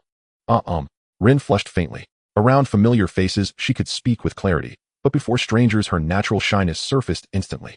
It's quite all right. I won't judge you. Shikamaru stepped closer, lifting a slender, translucent finger to gently brush aside a strand of hair from her forehead. Rin swallowed hard, nerves fluttering. Shikamaru-kun, actually, we haven't even introduced ourselves yet. She flustered, waving her hands awkwardly. Meanwhile, Kakashi labored at weeding, only to glance up and find the two engaged in warm, animated conversation. A vein throbbed visibly on his temple. Hey, Kakashi strode over and seized Shikamaru's wrist, his voice icy. So you're the Hyuga heir? Touching your teammates so freely. Is this the etiquette you learned beyond the village walls? Release Rin immediately. At the sudden tension between them, Rin broke into a cold sweat, her heart pounding with anxious uncertainty. Rin thought desperately, oh no, Kakashi's about to lose control. Obito, hurry back. This team will fall apart without you. She couldn't help but long for Obito's presence. Surely he would have diffused the conflict with his easy charm and warmth. A breeze stirred softly. Shikamaru narrowed his eyes, not in anger but in quiet amusement, as he met Kakashi's fury. His lips remained curved in that same gentle, unshaken smile. Yet within those beautiful blue eyes flickered a glint of detached indifference, cold, almost disdainful. With a subtle twist, his wrist slipped effortlessly from Kakashi's grip. Ignoring Kakashi entirely, Shikamaru turned once more to the girl before him, his gaze tender, his voice soothing. Rinshin seems troubled. I only wish to understand you better. It appears someone has misunderstood my intentions. Rin stammered, gesturing helplessly between them. And no, Kakashi-senpai, perhaps Shikamaru-kun simply isn't yet accustomed to our customs. Customs? Shikamaru tilted his head, feigning innocence. As a scion of the exalted Otsutsuki lineage, human social conventions remained profoundly alien to him. Rinshin, do you mean customs of friendship? You may teach them to me. For your sake, I would master every single one. His eyes held hers with unwavering tenderness, and the three words "for your sake" resonated with deliberate, resonant clarity. From beginning to end, Shikamaru treated Kakashi as if he were invisible. Kakashi's face darkened dangerously, veins pulsed along his temples. Friendship. Don't you know the boundaries between men and women? Restrain your impulses. What you're doing is, he nearly said, flirting, but checked himself, deeming it unfit for a lady's ears. Ahem. In any case, we're here to complete a mission, not to idle away and chatter. Kakashi began ushering them back to work. As tension crackled between the two, Rin's brow glistened with perspiration, her back damp, her delicate skin faintly visible through her soaked shirt. Rinshin, you're drenched in sweat. Shikamaru extended his fingers lightly to rest against her waist, his expression soft with concern. How foolish these humans were, to burden such a delicate girl with menial labor. In his clan, every Otsutsuki was rigorously trained in dignity, propriety, and respect, even towards servants. Rin blushed deeply. Shikamaru-san, you truly don't understand humans, do you? Reaching for a girl's waist like that, you risk being branded a lecher. Granted, appearances did matter in this world. Shikamaru's striking beauty lent him some leeway, but even so, touching a girl's most sensitive areas so casually was unforgivable. Hey you, have you no concept of decorum? To behave so shamelessly in public. Kakashi's voice turned glacial. He despised lewdness above all else, and this new teammate filled him with visceral revulsion. I merely sought to assess Rinshin's physical condition, Captain Kakashi. You've misjudged me. Shikamaru smiled faintly, eyes half-lidded, serene, unruffled. Kakashi stared utterly speechless at the boy's guileless ignorance. Yet recalling Sensei Hitaki's earlier words, how Shikamaru had been abandoned by his father and left to grow up alone in the remote mist village, Kakashi felt a reluctant pang of sympathy. Perhaps his social ineptitude was after all understandable. Fine, Shikamaru, come here. I'll show you how to weed properly. Kakashi softened his tone, striving to appear less severe. Weeding fascinated Shikamaru. He'd never performed manual labor in his life, having lived as a pampered noble. Watching Kakashi demonstrate, Shikamaru looked astonished, then turned to Rin, who had rolled up her pant legs to reveal smooth porcelain-like calves, delicate as lotus stems. Rinshin, why must we remove these green plants? Shikamaru asked, bewildered. To allow the crops to flourish more fully. Rin wiped the sweat from her brow with a slender hand, and Shikamaru's expression tightened with quiet anguish at her exhaustion. Rinshin, your hands must ache. Let me assist you. Disregarding Kakashi's ongoing demonstration, Shikamaru moved straight toward her. Unaware, Kakashi continued explaining, until Shikamaru stepped behind Rin and gently took the tool from her grasp. From this day onward, you shall never lift a finger for such labor again. Cradling her gently, he raised his right palm, and opened his sapphire blue eyes. Silver Wheel Rebirth Blast. Boom. A chaotic vortex of wind erupted violently from his form. Within a heartbeat, every weed within range lay severed and scattered. Shikamaru's expression was grave, commanding, utterly resolute. He would never permit the girl he cherished to perform such grueling tasks, especially not when he saw the raw bleeding cuts on her palms. He gazed down at her, his eyes lingering on her rosy lips, tender and reverent. The wind swirled erratically around them. A single leaf drifted softly onto his outstretched palm. He held it aloft, lowering his gaze to meet hers. Rinshin, does this leaf not resemble your eyes? And the way you glistened with sweat just now was equally enchanting. Rin stiffened, mortified. What unspeakably awkward flattery. Brother, such cliched lines went out of fashion centuries ago in the shinobi world. Flustered, Rin pushed him away. Thank you, Shikamaru-kun. But no need. I can manage on my own. Only then did Kakashi look up, realizing he'd been completely ignored. What? I showed restraint out of compassion, and you dare court the girl I care for, right under my nose. Shikamaru-kun, missions like this forbid the use of jutsu. They're meant to forge discipline, to mold us into true shinobi. Do you comprehend? My apologies, Captain Kakashi, but I refuse to let the girl I love perform such menial labor. Shikamaru smiled softly, eyes crinkling at the corners. Hearing those words, Kakashi nearly lunged, then froze, suddenly wary. That wind technique hadn't resembled any standard chakra-based jutsu. And since when did the Hyuga clan master wind release? Shikamaru-kun, that technique you used, was it wind release? If I recall correctly, the Hyuga do not traditionally train in elemental jutsu. Kakashi's gaze sharpened, cold and penetrating, and he drew a short blade from his vest. Rinshin, step away from him. His voice rang with urgent authority. Before he could act, Rin obeyed, retreating with wide-eyed apprehension, watching Shikamaru warily. A confrontation loomed, yet it was wholly unnecessary. Shikamaru had no intention of harming her. Please, Captain Kakashi, remain calm. I bear you no ill will. My sole desire is to protect Rinshin, to shield her from all harm. Surely you understand that. Shikamaru smiled again, gentle yet laced with quiet, knowing cunning. Amid this strange, charged atmosphere, the weeding task concluded successfully. Once the team disbanded, Kakashi headed straight to the Hokage's office to file his report. Rin exhaled deeply, relieved the standoff had ended. Well then, Shikamaru-kun, I'll be off now. She turned to leave. Wait, Rinshin, please, just a moment. Shikamaru reached out with his pale hand and gently caught her wrist. What is it? Rin blinked, utterly bewildered. Truthfully, she found him slightly overwhelming. Here, give me your hand. Oh. Rin lifted her delicate, unblemished palm, wide-eyed and adorably flustered. Shikamaru placed his hand over hers, and instantly a black spherical orb, the demonic statue's truth-seeking ball, materialized, pulsing with gentle energy as it healed the wounds on her skin. Warmth flooded her body, soothing and profound. Grateful, Rin looked up at him. Thank you, Shikamaru-kun. It has been my deepest honor to meet you today. Please accept this token. From the ornate folds of his robe, Shikamaru produced a dazzling array of gold, silver, and precious gems. These treasures had been brought from the moon, though he knew little of their value in the shinobi world. Still, surely any girl would delight in such shimmering brilliance. Rin froze, her expression stiffening as she struggled to maintain composure. What kind of absurdly wealthy aristocrat is this? No, really, Shikamaru-kun. Such priceless gifts belong with you. I see. Shikamaru furrowed his brow, genuinely perplexed as to what else might win her favor. As the two lingered in quiet conversation far away, in the village hidden in the mist, Obito, having completed his mission, prepared to return to Konoha to see the girl. Using Kimui to teleport across vast distances, his face lit with anticipation. He pondered how best to greet Rin. Should he project commanding authority? Or should he choose gentle warmth? The more he imagined it, the brighter his smile grew, rising steadily until it rivaled the blazing sun itself. Inside the Hokage's office, Kakashi swiftly reported to the Third Hokage on Shikamaru's situation. You mean, this individual is from the Hyuga clan, yet also masters other ninjutsu, and possesses an unusual chakra. That sums it up. Still, Shikamaru treats Rin quite well, Kakashi said after a brief silence, speaking slowly. Is that so? Then all is well. You may withdraw. This matter requires careful consideration. The Third Hokage nodded. Understood, Lord Hokage. Kakashi bowed once more and departed swiftly. After the door closed, Hiruzen wearily massaged his temples. Only the faint, soft crackle of burning tobacco filled the quiet office. And no, really, Shikamaru-kun, there's no need for all this. These items are far too precious. Please keep them for yourself. Rin blushed faintly, her eyes wide with astonishment, as the young man drew one rare artifact after another from his robes. Though fond of wealth, Rin was neither greedy nor unreasonable. Very well. Shikamaru sighed softly. Do you have any further business with me, Rin asked gently. None at all. Then I'll take my leave. See you tomorrow. She waved cheerfully and vanished down the street in moments. Watching the slender silhouette recede into the distance, Shikamaru's pale, pupilless eyes clouded with quiet confusion. He could not fathom why his earnest gesture of goodwill had been declined. Slowly, he replayed the girl's expression in his mind. Her delicate brows had furrowed slightly, as though vexed. Could it be she dislikes me? His expression grew complex. In a dim, narrow alley, Obito emerged seamlessly through Kimi, the air around him rippling like disturbed water. Come to think of it, it's nearly been a week since I last set foot in Konoha. Obito breathed in the village air deeply, savoring its long-forgotten familiarity. Just then a white Zetsu surfaced silently from the earth beside him, lips curled in amusement. Shall I assist you with a transformation technique, Obito? To avoid drawing attention, Obito chose caution. In an instant, the white Zetsu merged into his body, and Obito's appearance shifted accordingly.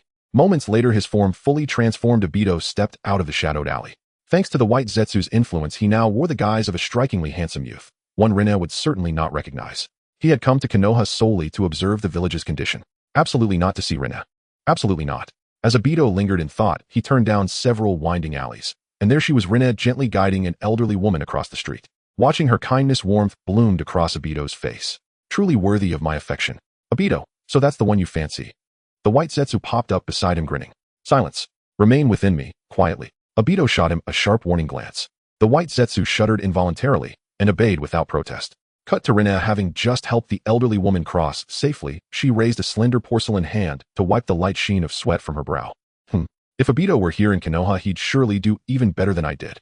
No sooner had the words left her lips than Obito's ears twitched. Her voice, clear and tender, reached him with uncanny clarity. A gentle wave of warmth rose unbidden in his chest. Inside a jeweler's shop, Shikamaru laid out several valuable artifacts before the shopkeeper. Master, please appraise these. How much might they fetch? He smiled warmly, eyes half-lidded. Let me see. The jeweler gazed upon the flawless, luminous gems, and his pupils contracted sharply. By the heavens, I've never seen stones of such purity in my life. His gaze darted to Shikamaru's Byakugan, pale, featureless, and unmistakable. Instantly understanding dawned. This is a noble scion of the Hyuga clan. Young Master Hyuga, may I ask your honored name? Pray step inside. We shall discuss terms most thoroughly. The jeweler beamed, rubbing his plump hands together eagerly. No need, master. I'm pressed for time. Please convert them to coins swiftly. Shikamaru shook his head, his expression remaining serene and kind. A memory of the girl flickered in his mind. Hiruzen refused those gifts. Perhaps they held no practical use. But money. As he pondered, a heavy sack of coins landed weightily in his hands. Young master, here's your cash. Should you require more, you're always welcome back. The jeweler's face glowed with excitement. Very well. Shikamaru spoke calmly, indifferent to the sum. What he'd handed over were merely lower-grade gold, silver, and jewels. Such pieces were plentiful in his family's vaults. Yet staring at the bulging sack, Shikamaru frowned faintly. He knew little of this world's economy. No matter, surely this amount suffices. On a Konoha street. Oh, Obito stumbled dramatically as he passed Rinne. Little one, what happened? Rinne hurried, over concern bright in her eyes. The white Zetsu's disguise was flawless, beyond ordinary perception, so Rinne remained utterly unaware that this youth was Obito himself.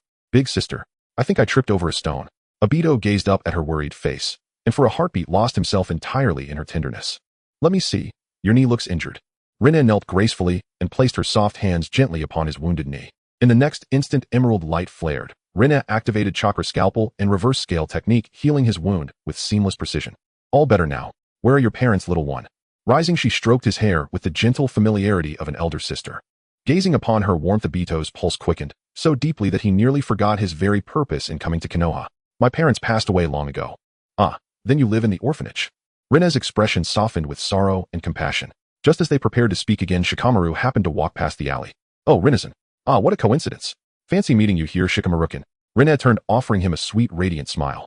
Yet her eyes fell upon the heavy money sack in his hand, and a cold bead of sweat traced her temple. Shikamaru-kun, where did this money come from? Oh, Rinne, this can buy whatever you need. He lifted the sack high before her. Staring at the thick stacks of crimson bills, Rinne's eyes widened. Then, realizing the awkwardness, she coughed lightly into her hand. Ahem. Shikamaru-kun, I don't need money like this. Why not? He blinked, genuinely perplexed. Earlier, while exchanging the goods, Shikamaru had probed the jeweler's memories using his innate ability, and learned that currency held immense sway in the shinobi world. Everyone valued it highly. This revelation tightened his brow. He found human avarice distasteful. Yet witnessing Rinne's integrity, her refusal to accept ill-gotten or excessive wealth, deepened his regard for her. Daimaru Shikamaru's affinity 90. At the system's sudden chime, Rinne froze, astonished. She lifted her gaze, studying the boy before her with quiet intensity. Shikamaru in turn savored her focused attention. Unbeknownst to them both, Obito stood nearby, fingers trembling, barely restraining himself from reverting to his true form and striking Shikamaru down. Sharinkan, I truly do not need so much money. Looking at the girl who repeatedly declined, Sharon's eyes were filled with confusion as he slowly leaned closer and then reached out to grasp the girl's fair wrist. Lingyin felt the warmth on her wrist, lifted her head to look at Sharon, her face displaying a hint of bewilderment. Sharon's gaze remained gentle as he quietly stared at the girl, his eyes particularly lingering on her rosy lips. He slowly extended a finger, gently lifting Ling Yin's chin. Ling Yin. At this moment, Daitu could no longer watch. Ling Yinshin was simply too innocent, feeling that any man could easily deceive her. Hey, you bastard. Daitu clenched his fists just as he was about to strike Sharon. A familiar voice called out, Yo, Ling Yinshin and Sharon from the Hyuga clan, what are you doing here? Kakashi walked over with his hands in his pockets. He first glanced at the boy standing beside the girl, feeling inexplicably that this boy looked somewhat familiar, because he exuded a silly charm somewhat like Daitu. Kakashi shook his head, finally letting his gaze settle on the two clasped wrists. Sharingan is truly generous, but Ling Yin is right. There are many ways to express friendship in Konoha, and only a fool would give money directly. Kakashi stepped forward and pulled the girl's wrist away from Sharon's grip. Ling Yin looked somewhat dazed at the two men in front of her. Suddenly, a tense atmosphere began to spread. Is that so? I just hope Ling Yin can live a better life. Sharon narrowed his eyes, a chill emanating from his gaze. He had endured Kakashi for a long time. In this tense atmosphere, Shirzue walked over. Indeed, everything was so coincidental. Kakashi-senpai, Ling Yinshin, long time no see. Shirzue approached with his usual smile, looking bright and handsome. However, a trace of vigilance flashed in his eyes as he looked at Sharon. By the order of Hokage Grandpa, he was now tasked with secretly observing this Sharon. Sharon glanced at Shirzue, sensing the power in the boy's eyes, his tone carrying a hint of caution. The Uchiha clan's powerful descendant of Indra, is it? What are you saying? Who is Indra? Shirzue looked confused. This Sharon, this is my good friend Shizuikin. I think you two should get to know each other. Ling Yin smiled, sweetly looking vibrant. Is that so? I'm glad to meet you, Uchiha Shirzue. Sharon extended his palm. I'm also glad to meet you. Shirzue also extended his hand. The two clasped hands, yet the handshake seemed to linger a bit too long. Ling Yin was completely baffled, wondering what was going on. Why did she feel that the atmosphere was a bit off? What's wrong with you guys? Ling Yin asked softly. The adorable sight of the girl stirred a hint of softness in the hearts of the four men present. Shirzue, I'm glad to meet you. Sharon squinted his eyes and smiled slightly, withdrawing his palm, but anyone could see that his hand was trembling slightly. Me too. Shirzue was similarly not in a better state. His palm was completely red. Then Kakashi turned his gaze towards the boy next to Ling Yin, his expression becoming serious. Hey, kid, may I ask what your name is? Daitu felt somewhat awkward hearing Kakashi call him. He hadn't thought of a name yet. Kakashi, captain. Sharon suddenly spoke, seriously drawing everyone's attention. What's wrong? Kakashi turned, looking at Sharon with confusion. Sharon activated his Byakugan, looking at the boy before him, quickly piercing through his disguise. Danger, he has unusual chakra. Sharon grabbed Ling Yin's hand, and before she could react, he suddenly pulled her into his embrace. With no time to explain, he raised his palm. Silver will rebirth explosion. Boom. This violent storm surged towards Daitu in the distance. Hey Sharon, are you crazy? Kakashi looked up, about to speak, when his expression froze the next moment. Because the little boy quickly tore off his disguise. At this moment, he was wearing a whirlpool mask, and two Mangekyo Sharingan appeared before everyone. Mangekyo. Sharon's expression became even more vigilant. Ling Yin, hold on tight to me. Okay. Ling Yin instinctively wrapped her arms around Sharon's neck, her innocent appearance looking somewhat adorable. Shirzue activated his 3-demo, closely watching Daitu in front of him. Who are you? Are you from the Uchiha clan? At this moment, Shirzue only had 3 tomo and did not understand the Mangekyo. Kakashi stared at the masked man in the distance, his expression somewhat dazed. He felt as if he had seen this masked man somewhere before. Sharon, holding the girl, furrowed his brow, sensing that something was off, and quickly retreated behind everyone. After all, he had to protect the girl now, and couldn't be distracted by the fight. I didn't expect such a powerful expert to come to Konoha after a while. Daitu looked up, staring intently at Sharon in the distance. Shirzue and Kakashi beside him were completely ignored. If possible, Daitu just wanted to take Ling Yin away right now and fly far away. Excuse me. A deep, hoarse voice came from the alley. Everyone was taken aback. Hee. It's quite lively. Looks like I came at a bad time. From the shadows, Orochimaru slowly emerged, a playful smile on his face as he licked his lips. He scanned the crowd with great interest, finally landing on Ling Yin, who was held in Sharon's arms. Just now, Hokage-sama ordered that Ling Yinshin come with me. As for you, this guy. Orochimaru turned to glare at the masked man, his expression flashing with a hint of wariness. A battle was about to erupt. On the street, Jiraiya and Tsunade were also slowly approaching, along with Hisashi in combat gear and Minato and Shikaku standing guard in the shadows. All the experts that Konoha could muster had come here. Earlier, Hisashi had observed Sharon through a crystal ball, not expecting to make an unexpected discovery this time. Is that so? I didn't expect you all to have noticed me already. Data's expression turned icy. Glancing at a few familiar figures in the crowd, Daitu twisted his body to avoid trouble and quickly vanished from the spot. He left. Hokage-sama, what should we do next? Several Umbu anxiously looked towards Hisashi. Konoha must immediately enter a state of alert. Hisashi's expression was serious. The people of Konoha did not know who that masked man was, but Ling Yin was very clear in her heart that that guy was Daitu. Indeed. Daitu finally came to Konoha to see this girl. Ling Yin felt a bit happy inside. Sharon looked at the girl in his arms, just about to say some cheesy lines when Shuriken Hokage just ordered to find Lingyin, so it'll take this little girl away first. Orochimaru stepped forward, a meaningful smile on his handsome face. He snatched the girl from Sharon's embrace, then looked down at Lingyin in a princess carry. In his golden serpent eyes there was a sense of curiosity. Didato Senpai. Lingyin covered her heart with both hands, looking a bit scared like a little rabbit encountering a dangerous big bad wolf. Having read the original work, she of course knew that Orochimaru had already turned to the dark side at this moment. Hey Orochimaru, you scared the little girl. Jiraiya walked over looking somewhat displeased.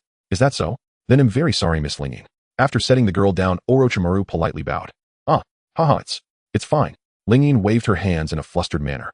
At this moment, Shirzue, Kakashi, and Sharon all looked at Orochimaru with full hostility for having held the girl. In the crowd, Shikaku glanced at his child, shaking his head in disappointment. Sigh. Kakashi, it's been so long, why haven't you gotten together with that girl yet?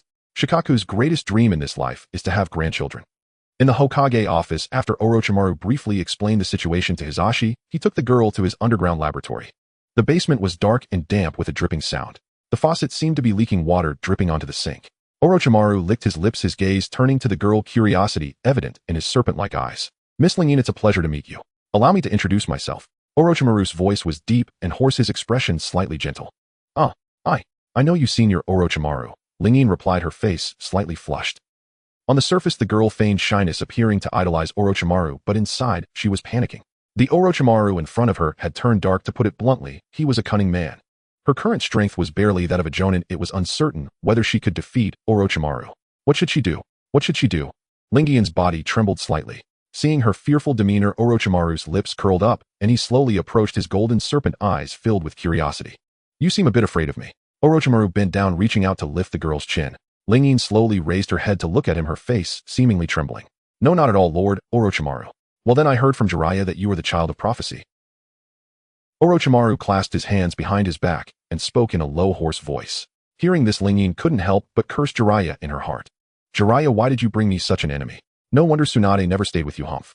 Lingyin forced a smile, managing a look worse than crying. Well, Jiraiya-sensei, I must have exaggerated. Is that so? I happen to want to conduct an experiment here. Would you be willing to be my test subject? Orochimaru licked his lips. Just as he finished speaking, a strong, killing intent emanated from him. Bang! Lingyin was instantly frightened, her legs trembling. Of course, this was all an act. She was now planning to strike decisively, while Orochimaru was unguarded. At that moment, the girl who had been pretending to be scared suddenly flashed a hint of murderous intent in her eyes.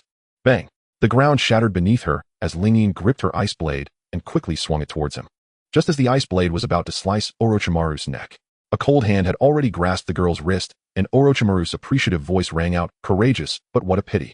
In the next second, Orochimaru suddenly stretched his neck and opened his mouth wide to bite into the girl's neck. It hurt so much. Lingyin gritted her teeth tightly, her eyes suddenly reddening, looking pitiful. But Orochimaru paid no heed to this. He was not like that fool Jiraiya, infatuated with women. Bang! Orochimaru swiftly knocked the girl unconscious with a chop of his hand. Her strength is probably already at the jonin level. She might become stronger in the future. Take this, it's a gift from me. Orochimaru's voice was low and hoarse as he looked at the girl sprawled on the ground, his gaze tinged with amusement. In the Hokage office, Hisashi received news from his subordinates. It was said that Orochimaru had now colluded with Danzo. Are you sure this information is correct? Hisashi's pupils constricted. Hokage-sama, it's absolutely true, no mistake about it. The Umbu nodded. Hearing this, Sakumo, who was still in the office handling official duties, looked extremely anxious. After all, this was a matter concerning his daughter-in-law. What if something happened to her? What would he do? What about his future grandchildren? Given Kakashi's character, he would probably die alongside the girl. Sakumo takes Shirzue, Shonen Kakashi, and Asuma Sarutobi to form a temporary team to investigate Orochimaru's whereabouts. The other Umbu will be responsible for checking suspicious escape routes in the village. Hisashi's mind raced, and he quickly issued orders. He quite liked that Lingyin, she must not come to harm. Moreover, if the girl died at Orochimaru's hands, he would feel guilty for a lifetime. Who knows when that guy Orochimaru started collaborating with Danzo? Hokage-sama, there is one more thing. Just as Hisashi was pondering, another sound came from the Umbu. Speak up. Recently, several children have gone missing in the village, and I suspect it may be related to Orochimaru. The Umbu hesitated to continue. I will look into this matter. Hokage-sama, I will take the temporary team to rescue Lingyin right away. Sakumo's face was anxious. Yes, make sure to protect the girl's safety. Hisashi nodded. On the streets of Konoha, Sakumo quickly found the four. Upon hearing the news, all four looked furious. What, Senior Orochimaru actually collaborated with Danzo? Shizui's pupils constricted. Father, are you sure this information is accurate? Kakashi was extremely anxious. The situation is correct. Shonen, activate your Byakugan and see if you can find any clues. Sakumo shook his head and turned to look at Shonen, his expression serious. Unforgivable. How dare they bully Lingyin? Shonen clenched his fist, his face full of anger, and his tensigen even showing signs of awakening. Consciousness fell into endless darkness, and he didn't know how long it had been. Lingian's eyelashes fluttered, and she groggily opened her eyes. In front of her was a huge lamp, the light shining directly on her face. Lingian felt very uncomfortable at that moment.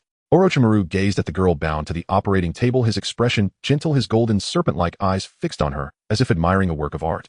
You're awake. I just extracted some of your blood. It seems your body has considerable potential.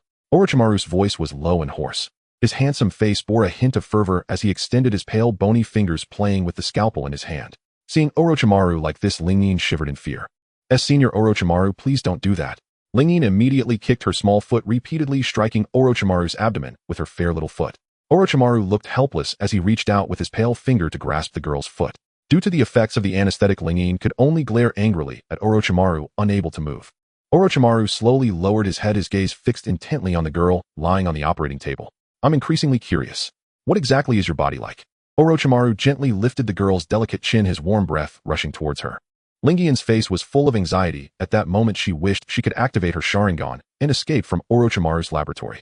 She felt like she was about to be left with a psychological scar. But this wasn't a novel. Even when faced with difficulties, Lingian could only think of her own way to cope. Orochimaru placed the scalpel on the table. Seeing this, Lingian let out a sigh of relief. But the next second her cute little face instantly turned pale. Because Orochimaru pulled out a slender. The girl's pupils widened in shock. Is that a syringe? Orochimaru's fingertips glinted coldly. He intended to use this syringe to extract the girl's blood. Watching the needle slowly approach her delicate palm, Lingian grew increasingly anxious. Lord Orochimaru. Please don't. I was wrong, boohoo. Lingian's tone was laced with tears, though this was all an act. Why are you talking so much? Orochimaru frowned, covering the girl's lips with his pale hand while his other hand gripped the syringe. Just as her fair hand was about to be pricked. Bang. Lord Orochimaru, something's wrong. The door to the laboratory was suddenly shoved open, and Kabuto rushed in looking serious. Orochimaru paused, frowning in displeasure. Kabuto, I told you not to disturb my masterpiece. Speak, what is it? Orochimaru's striking features tightened into a frown. Seeing this, Kabuto bowed his head respectfully and spoke with urgent precision. My deepest apologies, Lord Orochimaru. Sasarissima appears to be conducting abnormally large-scale puppet deployments along the border of the Land of Wind. Their objective remains unclear. This may be linked to our prior transaction. At the mere mention of Sasori's name, a flicker of wariness crossed Kabuto's face. Hearing this, Orochimaru's gaze instantly turned glacial. He withdrew the syringe from his hand, and his fingers, previously pressing down on the girl's mouth, relaxed their grip. The girl gasped deeply, her breath returning in ragged relief. Rinin's petite, delicate face flushed faintly, perhaps from prolonged breath-holding. A long silence settled over the laboratory. Rinin was no fool, who lying upon that surgical table, her mind had raced with lightning speed. From Kabuto and Orochimaru's exchange, she'd pieced together fragments of the timeline. Sasori had already implanted the puppet curse seal upon Kabuto. Kabuto was now a double agent, reporting Orochimaru's movements to Sasori while simultaneously feeding Sasori's intelligence back to Orochimaru. Slowly, Rinin lifted her small head, and for an instant her gaze met Kabuto's across the room. Kabuto offered a faint, courteous smile, but his eyes held no warmth, no trace of feeling. Though the girl lying before him was undeniably lovely and endearing, he felt nothing, not even a whisper of emotion. Having trained as a spy since childhood, infiltrating every major shinobi village as a deep covert operative, his capacity for sentiment had long since been eroded to dust. What of Akatsuki? After a long silence, Orochimaru spoke, voice cold and edged like sharpened steel. Akatsuki's current status remains uncertain, though we have located the third Kazekage. Yes, Lord Orochimaru, Kabuto replied with formal deference. The Edo Tensei technique remains under refinement. That fool, did he truly seal the puppet curse seal upon you? Orochimaru gazed down at Kabuto, who stood motionless before him. Yes, Lord Orochimaru. Kabuto nodded fervently. Orochimaru was the one figure he had revered above all others. Betrayal was unthinkable. That naive fool Sasori, wasting the third Kazekage in his grasp. Orochimaru's tongue flicked lightly over his lips. As the two men spoke again of Akatsuki, Rinin, still lying upon the surgical table, felt sensation gradually returning to her limbs. The anesthetic's grip was beginning to fade. A flush of exhilaration rose to her cheeks. Soon, she would escape this laboratory. Once free, she would report Orochimaru's atrocities directly to the Hokage. You'll pay for this, Orochimaru. Just wait, this isn't over. Rinin, with a muffled thud, she tumbled off the operating table, her legs buckling instantly, as she curled helplessly onto the floor. The sound drew the attention of the two men deep in conversation. They turned slowly. Kabuto looked down at the girl crumpled on the floor, his expression utterly devoid of empathy. What a useless girl. It seems the anesthetic has worn off. Orochimaru murmured, tongue tracing his lower lip. Then I shall administer a higher dose, Lord Orochimaru. No need. For now, take her away from here. Orochimaru shook his head, voice low and gravelly, his eyes deep and inscrutable. Lord Orochimaru, why? Kabuto asked, perplexed. Given the old man's cautious, suspicious nature, he's likely already dispatched pursuit teams. This place is no longer safe. Orochimaru spoke calmly, his peripheral gaze drifting toward a shadowed corner of the lab. Step forward, you've been seen. No sooner had the words left his lips than a figure emerged from the gloom. Sarutobi's hand rested firmly upon the hilt of his short blade, his gaze locked on Orochimaru with chilling stillness. Orochimaru, I once held great promise for you, yet I never imagined you'd sink to such experiments. Sarutobi raised his blade, its edge gleaming coldly in the dim light. Murderous intent radiated from him in palpable waves. Lord Orochimaru. Kabuto adjusted his glasses, voice tinged with detached curiosity. Kabuto, take the girl and go. I'll hold Sarutobi-san. Orochimaru's expression hardened into icy resolve. Before Kabuto could lift the girl, a streak of silver flashed through the blackened lab. Kabuto's pupils contracted sharply. He executed 3 rapid backflips, narrowly evading the strike. The blade sliced cleanly through several strands of hair at his forehead. Kakashi burst forth, blade-drawn chakra crackling in the air. Meanwhile, Shikaku stood guard by the entrance, his gaze fixed upon the girl who moments earlier had lain helpless upon the surgical table. His face twisted with anguish. In his mind, vivid scenes unfolded. Then, softly, those images blurred. A petite, delicate girl, bound tightly at wrists and ankles with coarse rope, stared up at Orochimaru wide-eyed with terror, her heart pounding with desperate hope. Shikaku, please come for me. Hurry. The thought that he'd arrived minutes too late only deepened Shikaku's sorrow. Of course, all these visions were pure fantasy. Bullying a woman. Hardly honorable, Lord Orochimaru. A cool, measured voice echoed from the shadows. Asuma stood there, chakra blade gripped in one hand, a cigarette dangling from his lips. Almost instantly, Shursui activated his 3-tomo Sharingan blade, held steady in one hand. His eyes locked unblinkingly on Kabuto. His instincts screamed that Kabuto was formidable, certainly a legion in caliber. And Orochimaru's true strength, utterly impenetrable. Even Kakashi and Shursui working in tandem might barely hold their own against Kabuto alone. Yet the decisive turning point of this confrontation would hinge entirely upon Orochimaru's battle. Minds race, strategies crystallized in split seconds. Long time no see, Lord Sarutobi. Orochimaru adjusted his glasses. A man in a crisp white physician's coat, deceptively refined in appearance. Humph. I have nothing to say to someone like you. Sarutobi's eyes remained frigid, unyielding. A battle, fierce and inevitable, was about to erupt. Elsewhere, Obito's face paled with alarm upon learning Renin had been abducted by Orochimaru. He sprinted forward without pause, driven by raw urgency. Damn it, what are those Leaf Village shinobi doing? Obito, what's your next move? White Zetsu trailed beside him, voice laced with idle curiosity. Humph. No matter what, it ends with Renin returning to Akatsuki. Obito's voice was glacial, his jaw set in grim determination. He believed Konoha corrupt beyond redemption. That Renin trapped there likely endured hunger, thirst, and cramped, miserable quarters. Each night, tossing restlessly in bed, she would surely think of him. Then, the image dissolved softly like mist.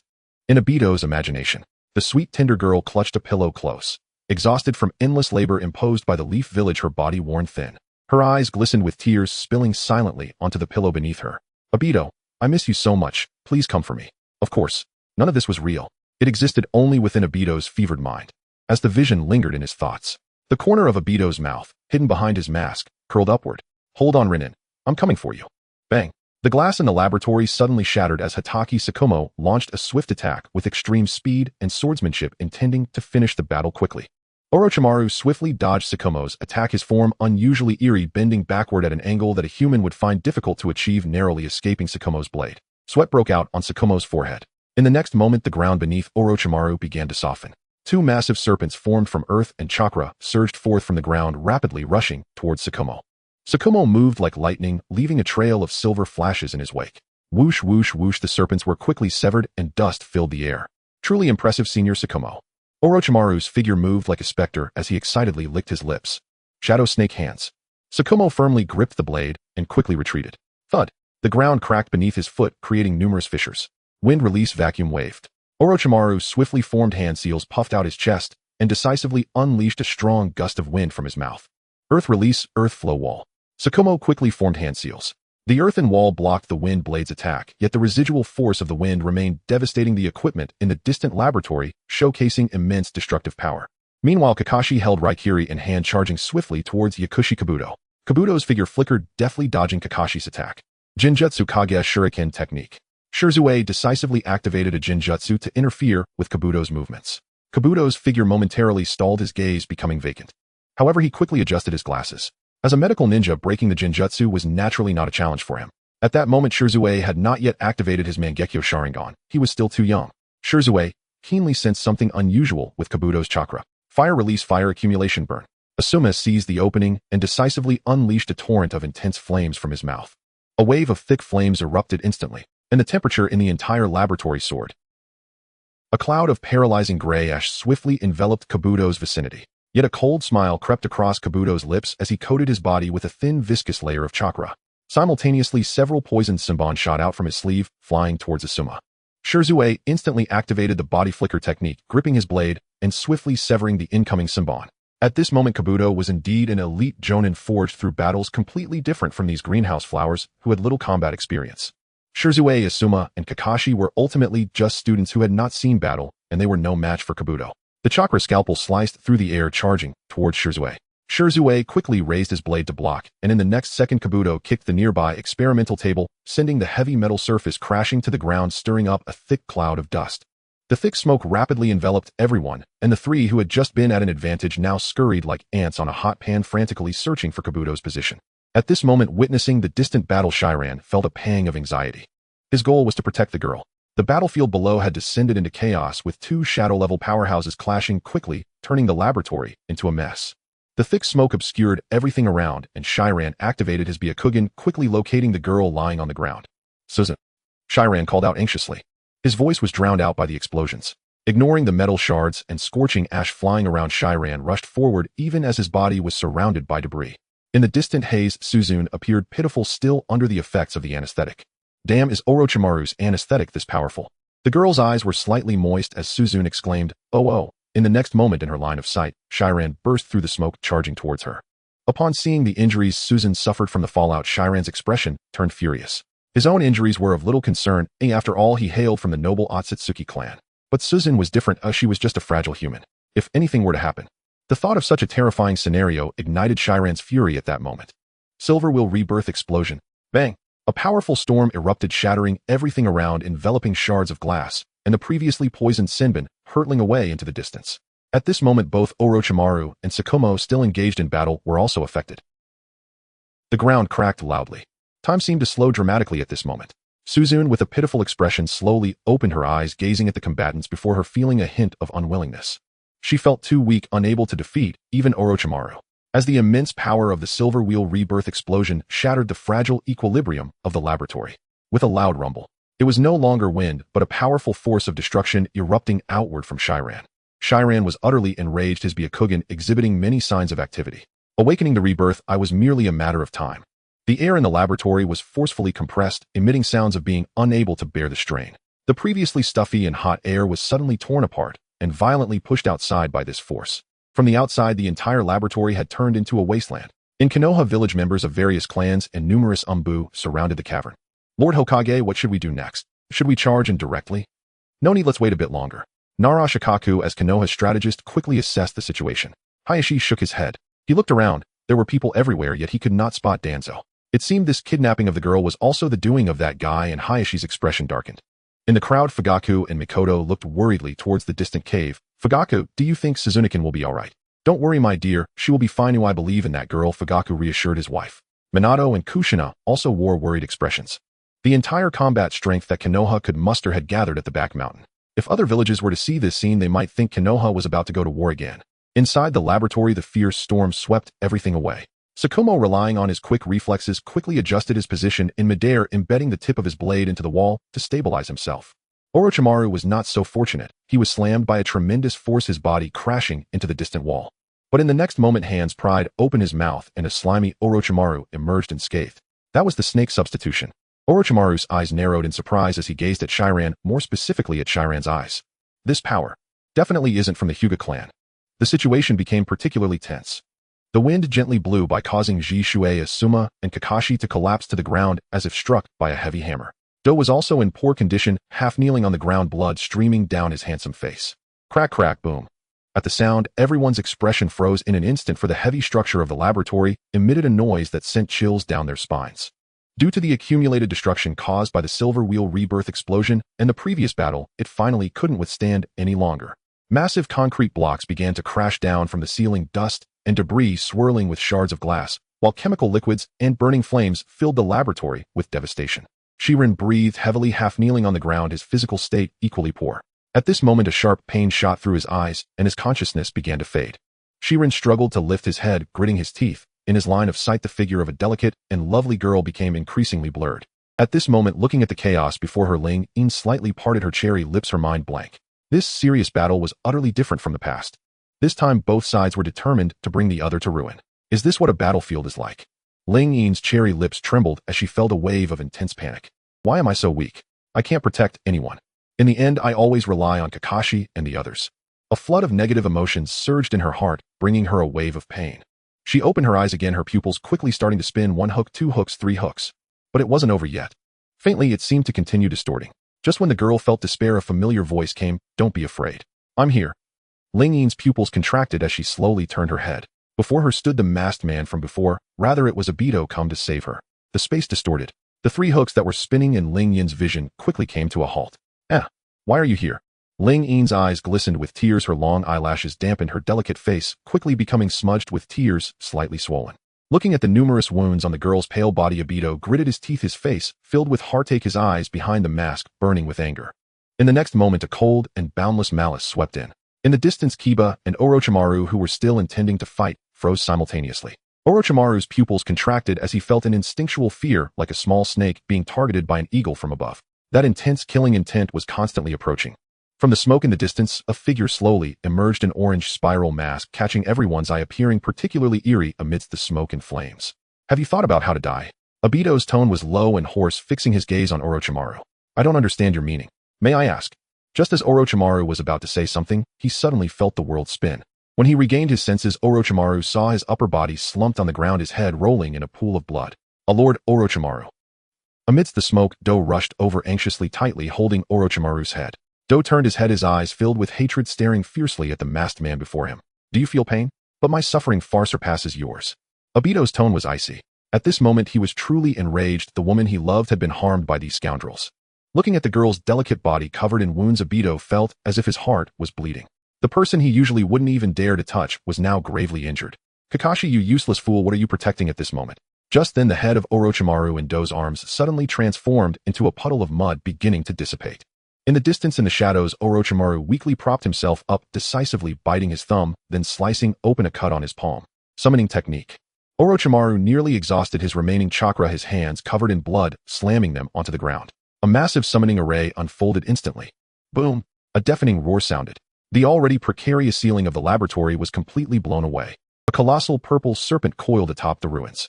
Its crimson vertical pupils surveyed everything below, emitting an impatient hiss. "Orochimaru. This time I demand 100 sacrifices. Otherwise I'll eat you." Orochimaru coughed up blood, weakly grasping the scales of the 10,000 serpents. "Hurry up." Do did not hesitate, immediately leaping onto the serpent's head. At that moment, the entire laboratory had been destroyed. The people still standing on the mountain peak of Konoha looked at the nearly 100-meter-tall summoning beast in the distance, their faces filled with terror. "Chase, quickly chase after them." From the crowd, someone issued the command. Everyone collectively unleashed the ninjutsu in their hands. Fire release, water release, lightning release.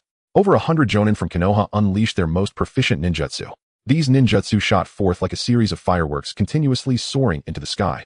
The pitch-black night was instantly illuminated by these explosions. The surroundings became extremely heated. Hayashi watched the smoke in the distance, his expression quite complicated. He was very clear about the summoning technique of the 10,000 serpents. It belonged to the Dragon Cave. If the 10,000 serpents were harmed, he would have to compensate the White Serpent Sage.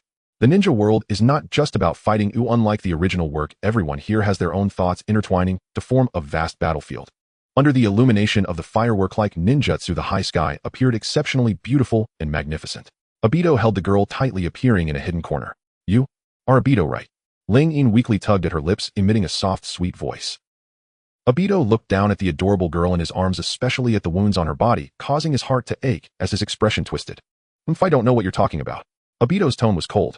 At least before becoming the Sage of Six Paths, he intended to keep his identity hidden and not reveal it to the girl. "Alright, I was overthinking it." Ling-in coughed, spreading her palm, with clear bloodstains appearing on her fair little hand. Seeing this scene, Obito's pupils shrank sharply. He quickly took the girl into the Kamui space, frantically transmitting in the space. All the way, he tightly held the girl, sparks mixed with lightning cutting through numerous shrubs, grass, and branches. Obito's expression grew increasingly anxious, watching the girl in his arms becoming weaker and weaker, feeling at a loss as he recalled some first aid methods learned in ninja school. Meanwhile, Shirin slowly opened his eyes, quickly feeling a wave of pain. First close your eyes, your identity no longer matters. Ji Shui extended his hand, gently pressing it against Shiren's eyes. After the recent battle, he had completely trusted Shiren. Where are we now? How is Ling Yin? Cough cough, how is she doing? Her current condition is unclear. It seems she was taken away by that masked man, Kakashi said weakly. What did you say? Shiren was anxious, nearly roaring. Calm down, Ling. Ina's been abducted. We are all feeling unwell, but we need to adjust our state. Shuemo walked over, his expression serious. The area where the 10,000 serpents had passed had injured some Konoha ninjas. Now the entire back mountain of Konoha was in disarray, with many medical ninjas busy. Hayashi stood at a high point looking at the devastated land below, sighing complexly. Jiraiya, you ultimately couldn't harden your heart. A breeze blew by, carrying a few leaves slowly drifting into the distance. Thank you for the gifts, brothers and sisters. I am truly grateful, sob sob sob. In the wilderness, Dato clumsily bandaged the girl's wounds using the wrapping methods learned at the ninja school. The girl bit her red lip tightly, her face pale from the pain. Seeing her in such a state, Dato felt an overwhelming sense of heartache. He took out some military rations from the Kamui space, added some warm water, mixed it together, and fed it to the girl. Watching her weak appearance, Daido's expression became complex. I'm sorry, it's all my fault for being too late. He had initially envisioned a scenario where he would take the girl away from the chaos of war, allowing her to join the Akatsuki organization, silently protecting her as the mastermind behind the scenes. Cough cough. Rin's face was deathly pale as she weakly coughed up some blood. The curse seal given by Orochimaru had a terrible impact. Thank you for saving me. Rin's voice was soft and sweet, carrying the exhaustion of having survived a catastrophe. She raised her blood-stained hand and gently tugged at Daido's black sleeve. Do you know? Kakashi. He is very worried about me. Upon hearing the name Kakashi, Daido's body trembled slightly, though it was barely noticeable. The girl sensed this and continued slowly. You must be Daito, right? As she spoke, Rin struggled to open her eyes, looking at the masked man before her, almost forcing each word out with effort. Having read the original work, she undoubtedly recognized this guy as Daito, but for now she had to pretend she didn't know. Stop asking useless questions. Rest for a while, I will handle this. Daito snorted coldly, his tone exuding dominance. As he spoke, he gently wiped the bloodstains from the girl's body with a cloth. Seeing that the girl had recovered somewhat, Daito stood up, his expression hidden beneath the mask was filled with agony. Meanwhile, medical ninjas were doing their utmost to assist the injured while the Umbu sealed off the experimental site. Everyone began to investigate the laboratory, searching for any clues related to Orochimaru. At the same time, many people in the crowd looked at Sharon with complex expressions. This boy's destructive power has probably reached the level of a Kage, right? Is he really from the Hyuga clan? The members of the Hyuga clan were equally bewildered. However, Sharon's Byakugan cannot be faked. Regardless of whether he is from the Hyuga clan, everyone can only recognize him as such. In the Hokage's office, the windows were wide open and the cold wind carried with it the smell of gunpowder and a faint hint of blood. The third Hokage, Sarutobi Hiruzen, stood with his hands clasped behind his back, gazing out the window with a complex expression. Across the desk, Shikaku, Minato, Kakashi, Shirsue, and Asuma shared similarly complex expressions. Tsunade and Mito Minya sat aside, while Danzo leaned on his cane, pushing open the door and attracting everyone's attention. In my opinion, everything is caused by that girl. Perhaps she knew that masked man long ago, and this is all a self-directed play. Danzo said coldly. Enough, Danzo, be quiet. Hiruzen's expression was serious, the pipe in his mouth slowly burning, making it difficult to see his current mood. An Umbu quickly walked in holding a scroll and began to report the current casualties in Konoha. In summary, Uchiha Rin was taken away by the masked man using space-time ninjutsu. Orochimaru and his assistant Kabuto successfully escaped with the help of the summoning beast Manda. Our casualties are being counted. The laboratory has been completely destroyed, and there is a strong, unknown chakra reaction remaining at the scene, initially judged to be from Hyuga Sharon.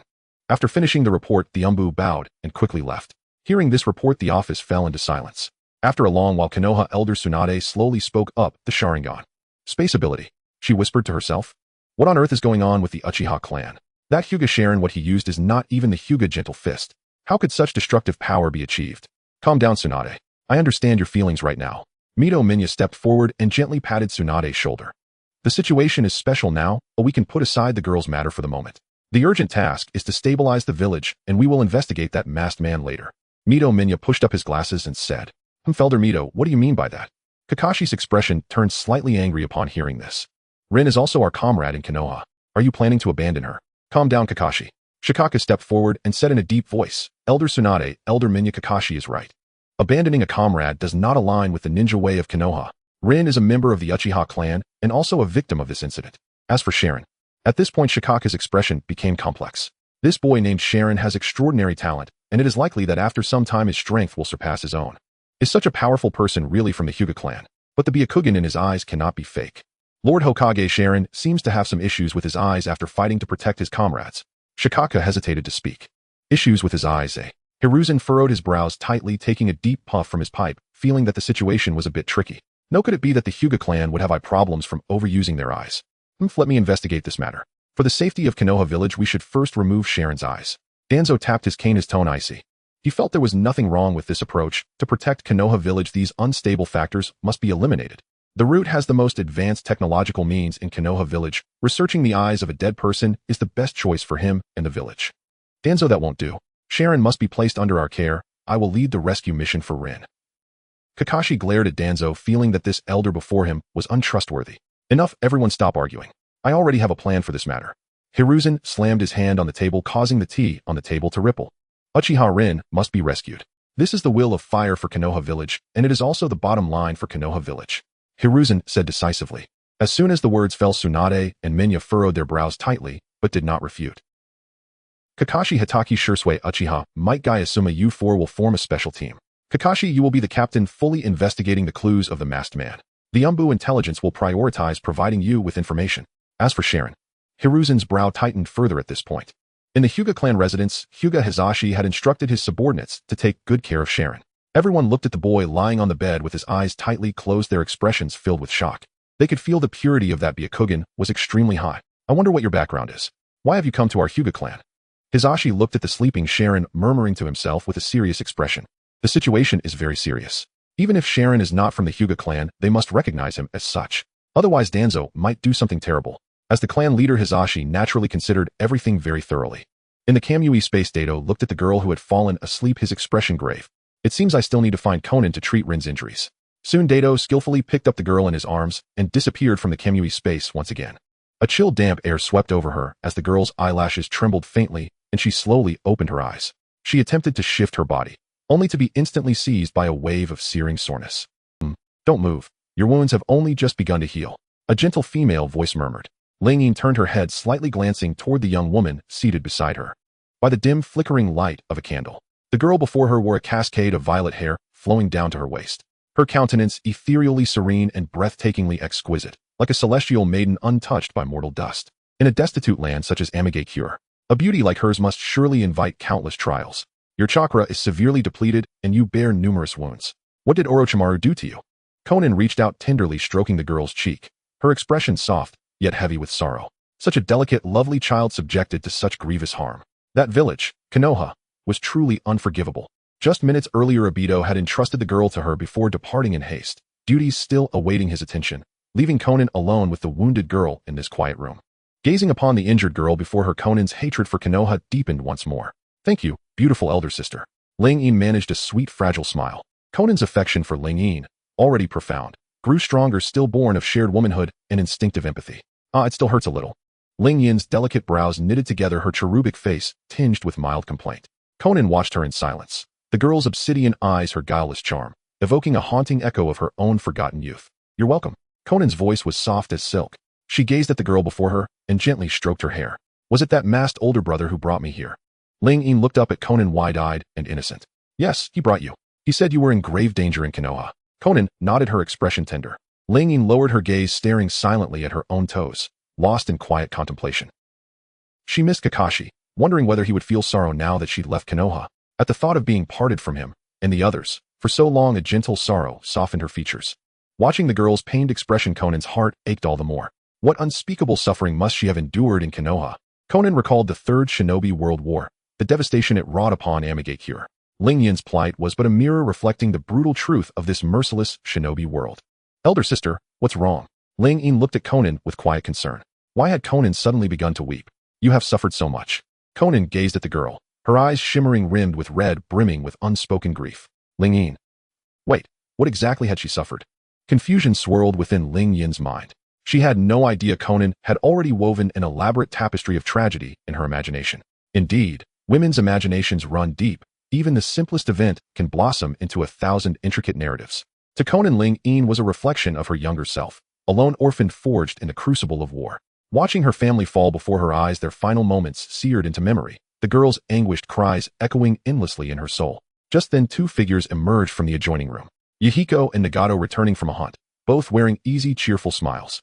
In this timeline, Danzo had not yet moved against the Akatsuki, so Yahiko still lived. Yet according to the original chronology, he would perish when Itachi was barely 2 years old. Oh, hello there, little one. Yahiko looked down at the girl resting on the sickbed, his face alight with warmth and kindness. A smile as familiar and comforting as that of an elder brother next door.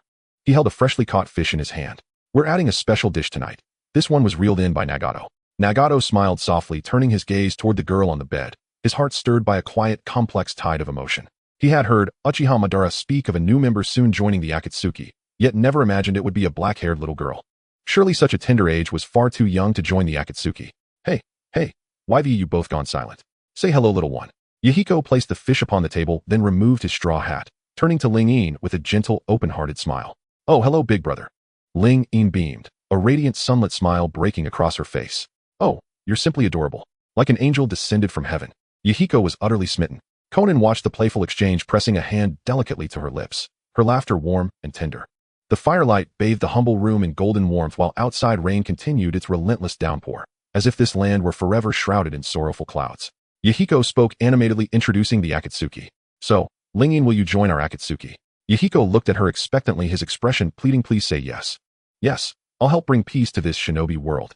Ling Yin raised her dainty fist, her earnest gesture irresistibly charming. Yahiko's face lit up with pure joy. He reached out and ruffled her hair fondly. Wonderful. Then we welcome another kindred spirit into our fold. You too. Conan stepped through the kitchen doorway, her apron tied, neatly, her gaze soft, as she observed the two together. They were all orphans, for souls bound by loss forming something like family. The meal is ready. I hope my cooking meets your approval. Conan's voice was warm and sincere. Yes, we may begin. Nagato cast one deep lingering look at the girl before lowering his head to eat. Throughout the meal, the three kept offering Ling Yin generous portions, until her bowl overflowed like a verdant hill. Panicked, she waved her hands frantically. At this rate, she'd swell into a plump little piglet. Ling Yin-chan, what is your strength level? At the table, Nagato spoke coolly, his gaze fixed intently upon the wide-eyed girl, his tone layered with unspoken meaning. My strength. Well, Ling Yin hesitated. With her fully awakened Mangekyo Sharingan, she was likely near cage level, perhaps even beyond. Hey, Nagato. Yahiko shot Nagato a stern glance. Nagato fell silent. Yahiko's ideal was noble, to wield power not for conquest, but to forge lasting peace across the shinobi world. He refused to send children to war, especially not a girl as tender and luminous as Ling Yin. Conan's affection for Ling Yin rose further, now at 80%. Yahiko's affection soared to 90%. Nagato's remained distant, merely 20%. At the system's chime, Ling Yin's lips parted in quiet surprise. Well then, today marked her first day joining this modest, unassuming organization, perhaps the beginning of a new path altogether. Elder sister Conan, big brother Yahiko, does our organization consist only of the four of us? Ling Yin asked, puzzled, before the words had fully settled in the air. This is not your concern. From today onward, Nagato himself will oversee your training. Conan spoke with quiet authority. Oh. Ling Yin blinked, bewildered. Why was Conan forbidding her from meeting the other members of the organization?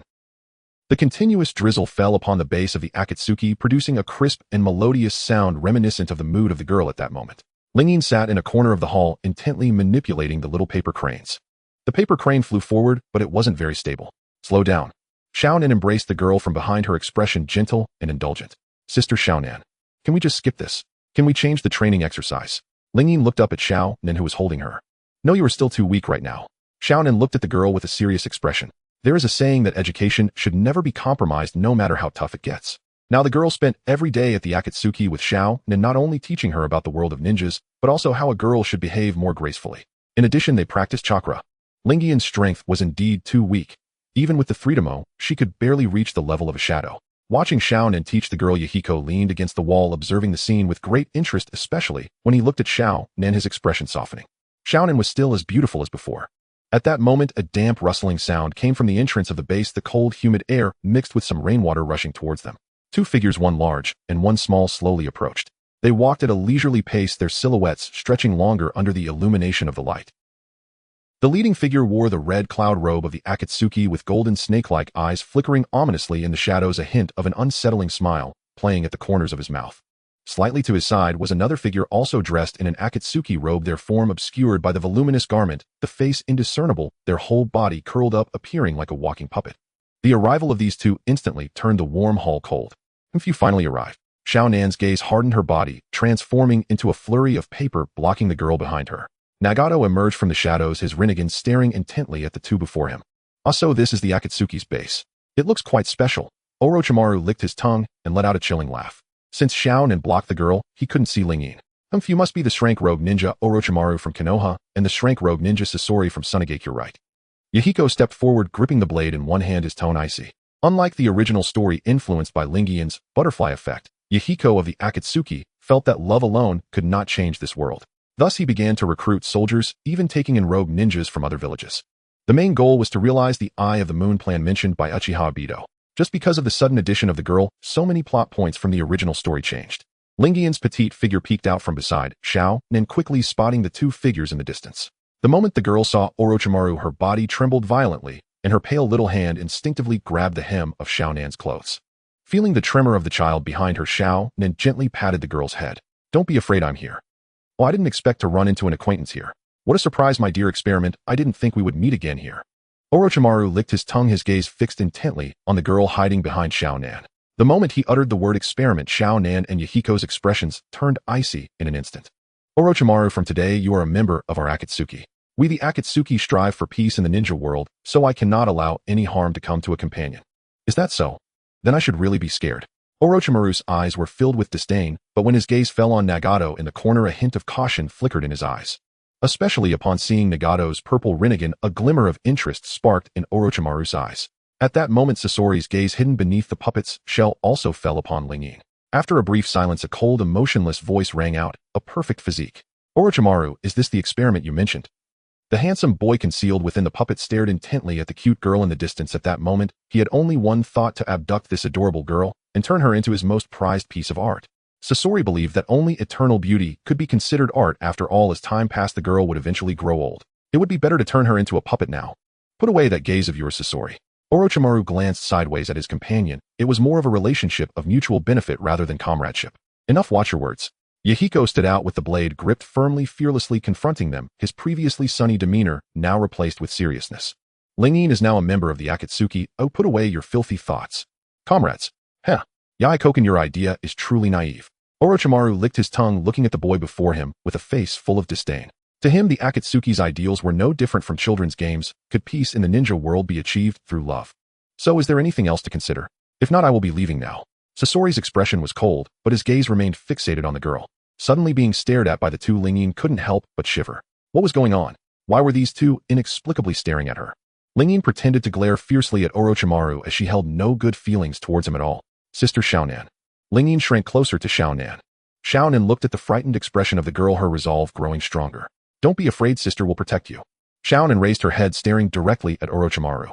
Orochimaru, I know a bit about your past. From today, you and Sasori are companions tasked to complete missions together. I oppose. Sasori raised his hand, his expression icy. I want to team up with that girl. He pointed his finger at Lingyin. Lingyin is a logistics personnel of the Akatsuki and will not participate in combat. Xiao Nan snorted coldly. A massive amount of paper suddenly surged from her body. She had now developed a killing intent. After all, Sasori was also a rogue ninja, and killing him would not make Xiao Nan feel guilty. Just some paper things.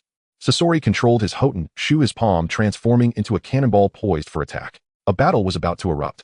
Enough, everyone shut up. Bang! A wave of cold chakra swept over, and Orochimaru and Sasori froze instantly, as if they were being watched by a deity. Nagato, using the ability of his Rinnegan, exerted pressure on the two. He stepped out from the dark corner. From today onwards, as members of the Akatsuki, you must listen to Yahiko. Lingyin. She is also a member of the Akatsuki, do not harm her. Nagato's expression was cold. The girl harbored immense potential, and if she could adjust her mindset, reaching his level should not be too difficult. From the conversation among the few, just now Nagato noticed the girl curled up, exhibiting a fearful demeanor, and he couldn't help but feel a bit frustrated over her lack of resolve. However, seeing the girl in such a terrified state reminded him of his own childhood, when he too must have looked like this, possessing power, yet unable to protect anything. Listen well, from now on, as members of the Akatsuki, no one is allowed to lay a hand on Lingyin. Touching her means opposing the divine. Nagato fixed his gaze on Orochimaru. This guy seemed to harbor some trepidation towards his eyes. I have no objections. Sasori nodded. So this is the will of the divine. I understand. Since she is a girl valued by the Akatsuki, I shall naturally abide by the rules. Orochimaru licked his tongue, his expression excited. He was secretly planning to find an opportunity to obtain Nagato's eyes. Unfortunately, this thought of Orochimaru was destined to be unfulfilled. In an inconspicuous crack of the base's pipeline, Obito slowly emerged. As the mastermind behind the Akatsuki, he was always slightly uneasy about placing the girl in this organization. After all, most of its members were fools. Orochimaru, I didn't expect you to still be alive. Lord Obito, should we kill Orochimaru now? White Setsu asked curiously. No need, just give him a warning. If he dares to harm my woman. Obito's tone turned cold at this point. I don't mind letting him experience my methods. I have plenty of ways to deal with him. After saying this, Obito's figure vanished from the spot. He still had to go take control of the Kirigakure, leaving him little time to look after the girl. He could only hope that Yahiko would take good care of her. Outside the window, the rain continued to fall incessantly. Ling Yin, dressed in a beautiful long dress, was sitting in front of the window. The girl propped her chin on one hand, gazing at the rain outside with an adorably dazed expression. I wonder how Kakashi and the others are doing, and if they miss me. The girl's thoughts were a whirlwind. Knock, knock, knock. The sound of someone knocking on the door echoed. Ling Yin was startled, gradually coming back to her senses. Just a moment. She hurriedly checked herself in the mirror, confirming that her appearance was fine before opening the door. Hello. A handsome young man greeted her. He had short red hair, exquisite features, and fair skin. If one did not look closely, they might genuinely mistake him for a girl from somewhere. In terms of the previous life, he was undoubtedly a charming young star. Who are you? Ling Yin looked at him with a dazed expression. She knew the person in front of her was Xia, but still pretended not to know. I am Xia, the one who hid in the Fei Lu Hu a few days ago. Xia slightly bowed to the girl in front of him, appearing quite gentlemanly. Oh, you are Senior Xia. Ling Yin covered her mouth with one hand, her face filled with disbelief. Yes, beautiful lady, I am very pleased to have the opportunity to be alone with you. Xia nodded, extending his well-defined fingers to gently hold Ling Yin's fair little hand. Following that, under Ling Yin's adorably dazed gaze, Xia slightly leaned down and gently kissed the back of her hand. A tingling sensation surged through her palm, causing Ling Yin to shiver slightly, her face flushing as she hurriedly withdrew her hand. Xia. Senior Xia, what are you doing?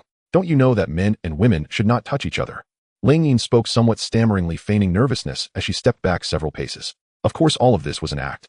In my hometown, it is customary for men to do this when meeting women, Xia said calmly.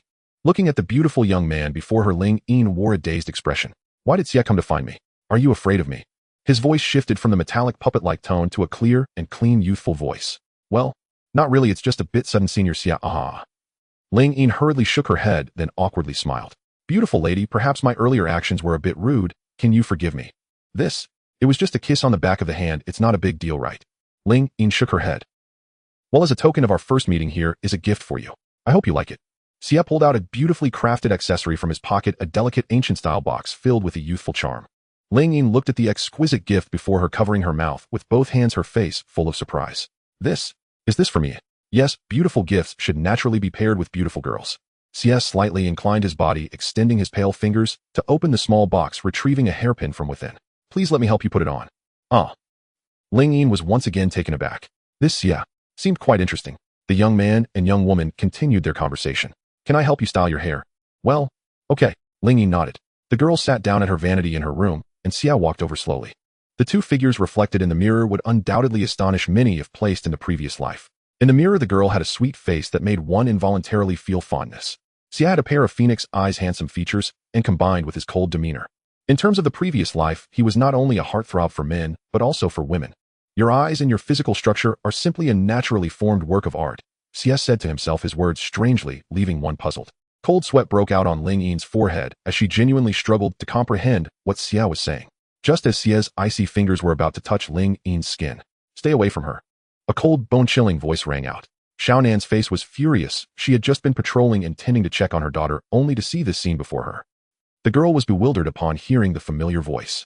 Xia was immersed in his interaction with the work of art when he was suddenly interrupted by an outsider, causing anger to surge in the young man, his eyes filled with murderous intent. Sister Xiaonan, what brings you here? Ling Yin looked at Xiaonan in surprise. Upon seeing Xiaonan outside the door, Xia abruptly halted his movements, his icy blue pupils narrowing slightly. It's you again. Always interrupting my interactions with my artwork, Xia said with a displeased expression. Artwork? Xiaonan's expression turned cold upon hearing this. What do you mean by that? Are you trying to turn Ling Yin into a puppet?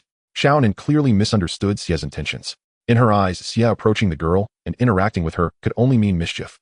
Ling Yin's innocent and naive nature made Xiaonan worry, what if Xia really took her away? Xiaonan thought of something, her face turning cold as she glared at Xia, numerous explosive talismans slowly floating out. Xia also wore a cold expression, decisively summoning a puppet from the third generation of Wind Shadow. The two locked eyes and the atmosphere turned icy. Ling Yin was instantly flustered at the sight before her. Senior Xia, Sister Xiao, then you must get along well. The girl said in a panic, quickly standing between the two. Ling Yin, you're still young. You don't understand his intentions towards you. Xiaonan shook her head, her expression serious, extending her palm towards Ling Yin. Come here, sister. Ling Yin, don't listen to her. I have no ulterior motives towards you. Xia also shook his head, similarly extending his palm with a serious expression.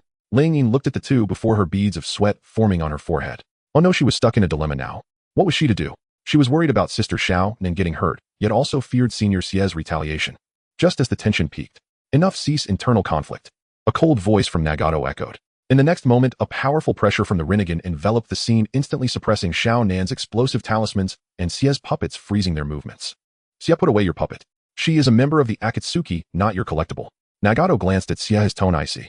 If I just find this guy displeasing, Xie said coldly, shooting a glance at Nagato's Rinnegan, feeling a twinge of apprehension. Soon Xie left with a stern face. Seeing him go, Xiaonan felt reluctant, but said nothing more, putting away the explosive talismans. Ling Yin, come out for a moment.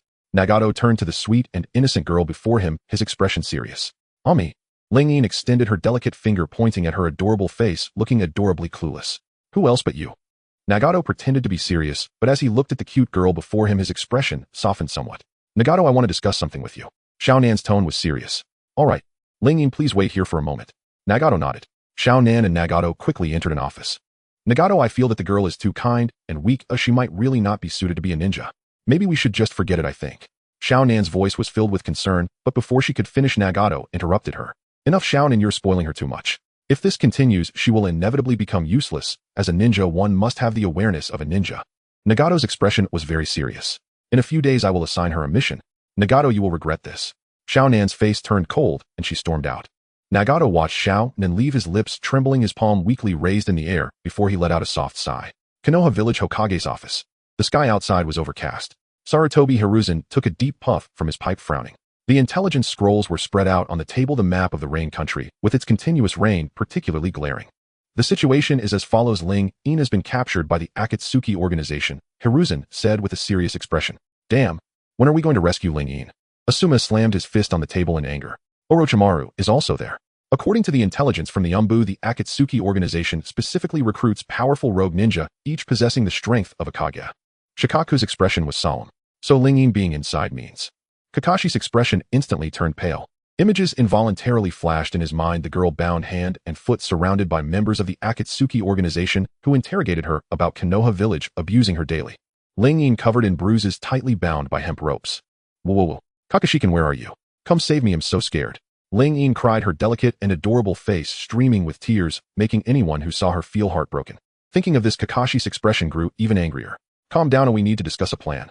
Minato's expression was serious.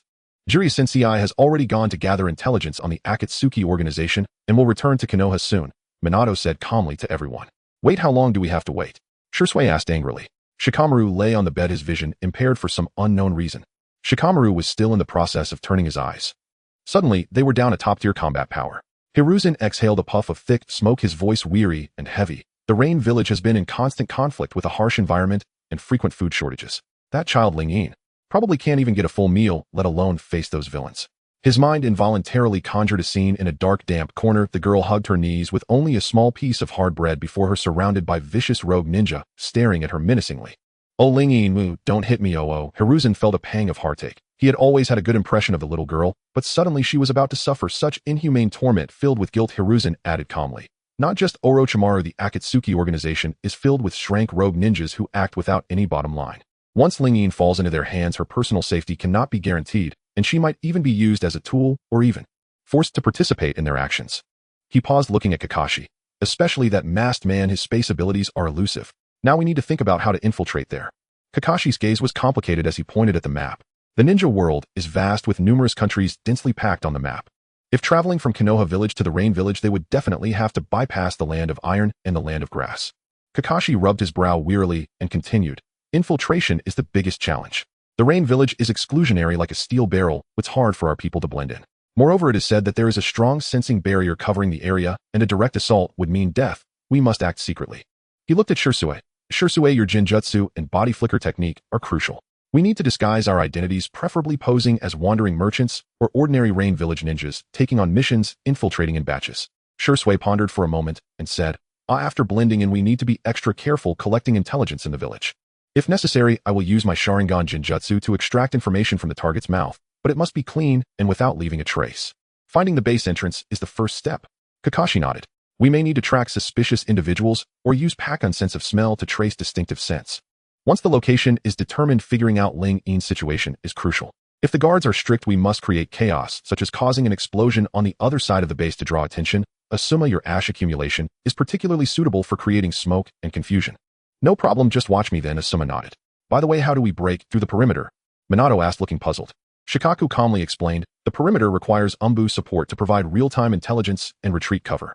The medical team is on standby at the border. Once we rescue the person, they will immediately move for treatment. We have planned 3 routes for retreat utilizing the Rain Village's complex underground waterways and architectural clusters, as well as this annoying rainy weather as cover. If it comes to that, everyone was still discussing plans. Hiruzen looked at the group, discussing their plans, feeling determined. He planned to mobilize most of Konoha's combat power to rescue the girl. As for who would protect Konoha, this old man is not ready to retire yet. In Uin village, torrential rain fell in a steady rhythm upon the surface of the water. The young girl stood upon the sea, her expression tense as she stared at the distant Nagato. Next, I will personally guide you to use all your attacks against me. Nagato's face was stern, his tone extremely serious. Nagato, maybe we should just let it go. Konan's face showed concern. Konan, you are too indulgent with her. If this continues, she will become spoiled. Miyato could no longer watch and stepped forward, patting Konan on the shoulder. But Konan still wore a worried expression. Her gaze turned to the distance where 2 abandoned steel pipes floated on the vast sea. The 2 stood facing each other, locking eyes. Speaking of which, I haven't fought in a while. Sueren took a deep breath, her focus fixed on the distant Nagato. In the next moment, a multitude of ice crystals erupted from Sueren's body. She quickly vanished, wielding an ice knife as she rushed forward. Nagato glanced at her swiftly forming hand seals and exhaling a blazing fireball. The battle began with a fireball. Boom, boom, boom. 3 fireballs flew towards her at high speed. Using her ice crystal powers, Sueren rapidly created a wall of ice on the sea to block the impact of the fireballs. Creak, creak, the ice wall seemed on the verge of breaking. Sueren frowned slightly, a fearful expression on her lovely face. Is this the strength of the young Nagato? How amazing! At that moment, the spectators Konan and Miyato also became tense. Watching the daughter engaged in battle from afar, they were particularly focused. If the girl were to get hurt, they would rush over to stop it. In a hidden corner, a frog watched the 2 combatants from afar, quickly using reverse summoning technique to disappear. At Mayuboku Mountain, Jiraiya listened to the frog's report, his expression serious. Are you sure you didn't see it wrong? Lord Jiraiya, I didn't see it wrong. There's no mistake. The frog's expression was grave. It had seen a man with Rinnegan bullying a weak girl, the adorable girl unable to fight back, only able to endure the beating. The Akatsuki organization is truly wicked. Nagato, I never expected you to become like this. Jiraiya's face was filled with guilt. He never thought that his kind-hearted disciple would actually bully a weak girl. Of course, had Jiraiya known that the 2 were merely sparring, he would have likely killed the frog. He let out a heavy sigh, wrote the news on a scroll, and quickly sent it to Konoha. Thus, an inexplicable wild history emerged. In the Hokage's office, Hiruzen stared at the news on the scroll, his face turning ashen with anger. This confirms that Sueren has been mistreated by the Akatsuki. Is there any justice left? Is there any law left? Kakashi clenched his fists, wishing he could immediately kill Nagato. So the group no longer hesitated, packing their gear and setting off immediately. They were headed to Uin village to meet up with Jiraiya. Team roster: main attack team Uchiha Fugaku, Hatake Sakumo, Hatake Kakashi, Jiraiya. Breakthrough team Shursue, Minato, Namikaze, Asuma, Sarutobi. Support team Tsunade, Senju, Shizen, Shoten. With such a luxurious lineup, if Raikage A of Kumogakure saw it, he would probably think that Konoha was about to start a war. The Akatsuki organization is bullying our comrades from Konoha. It seems there is no need to hold back. Kakashi thought to himself as he quickened his pace with his team. In the land of water in Kirigakure, Madarasama. This is bad. White Zetsu emerged from the ground, panic etched on his face. What happened? Madara's expression was cold. He was truly annoyed with White Zetsu. It's about that girl. White Zetsu shook his head. Tell me. Madara was somewhat puzzled, but since it concerned Sueren, he wanted to hear it. It's like this.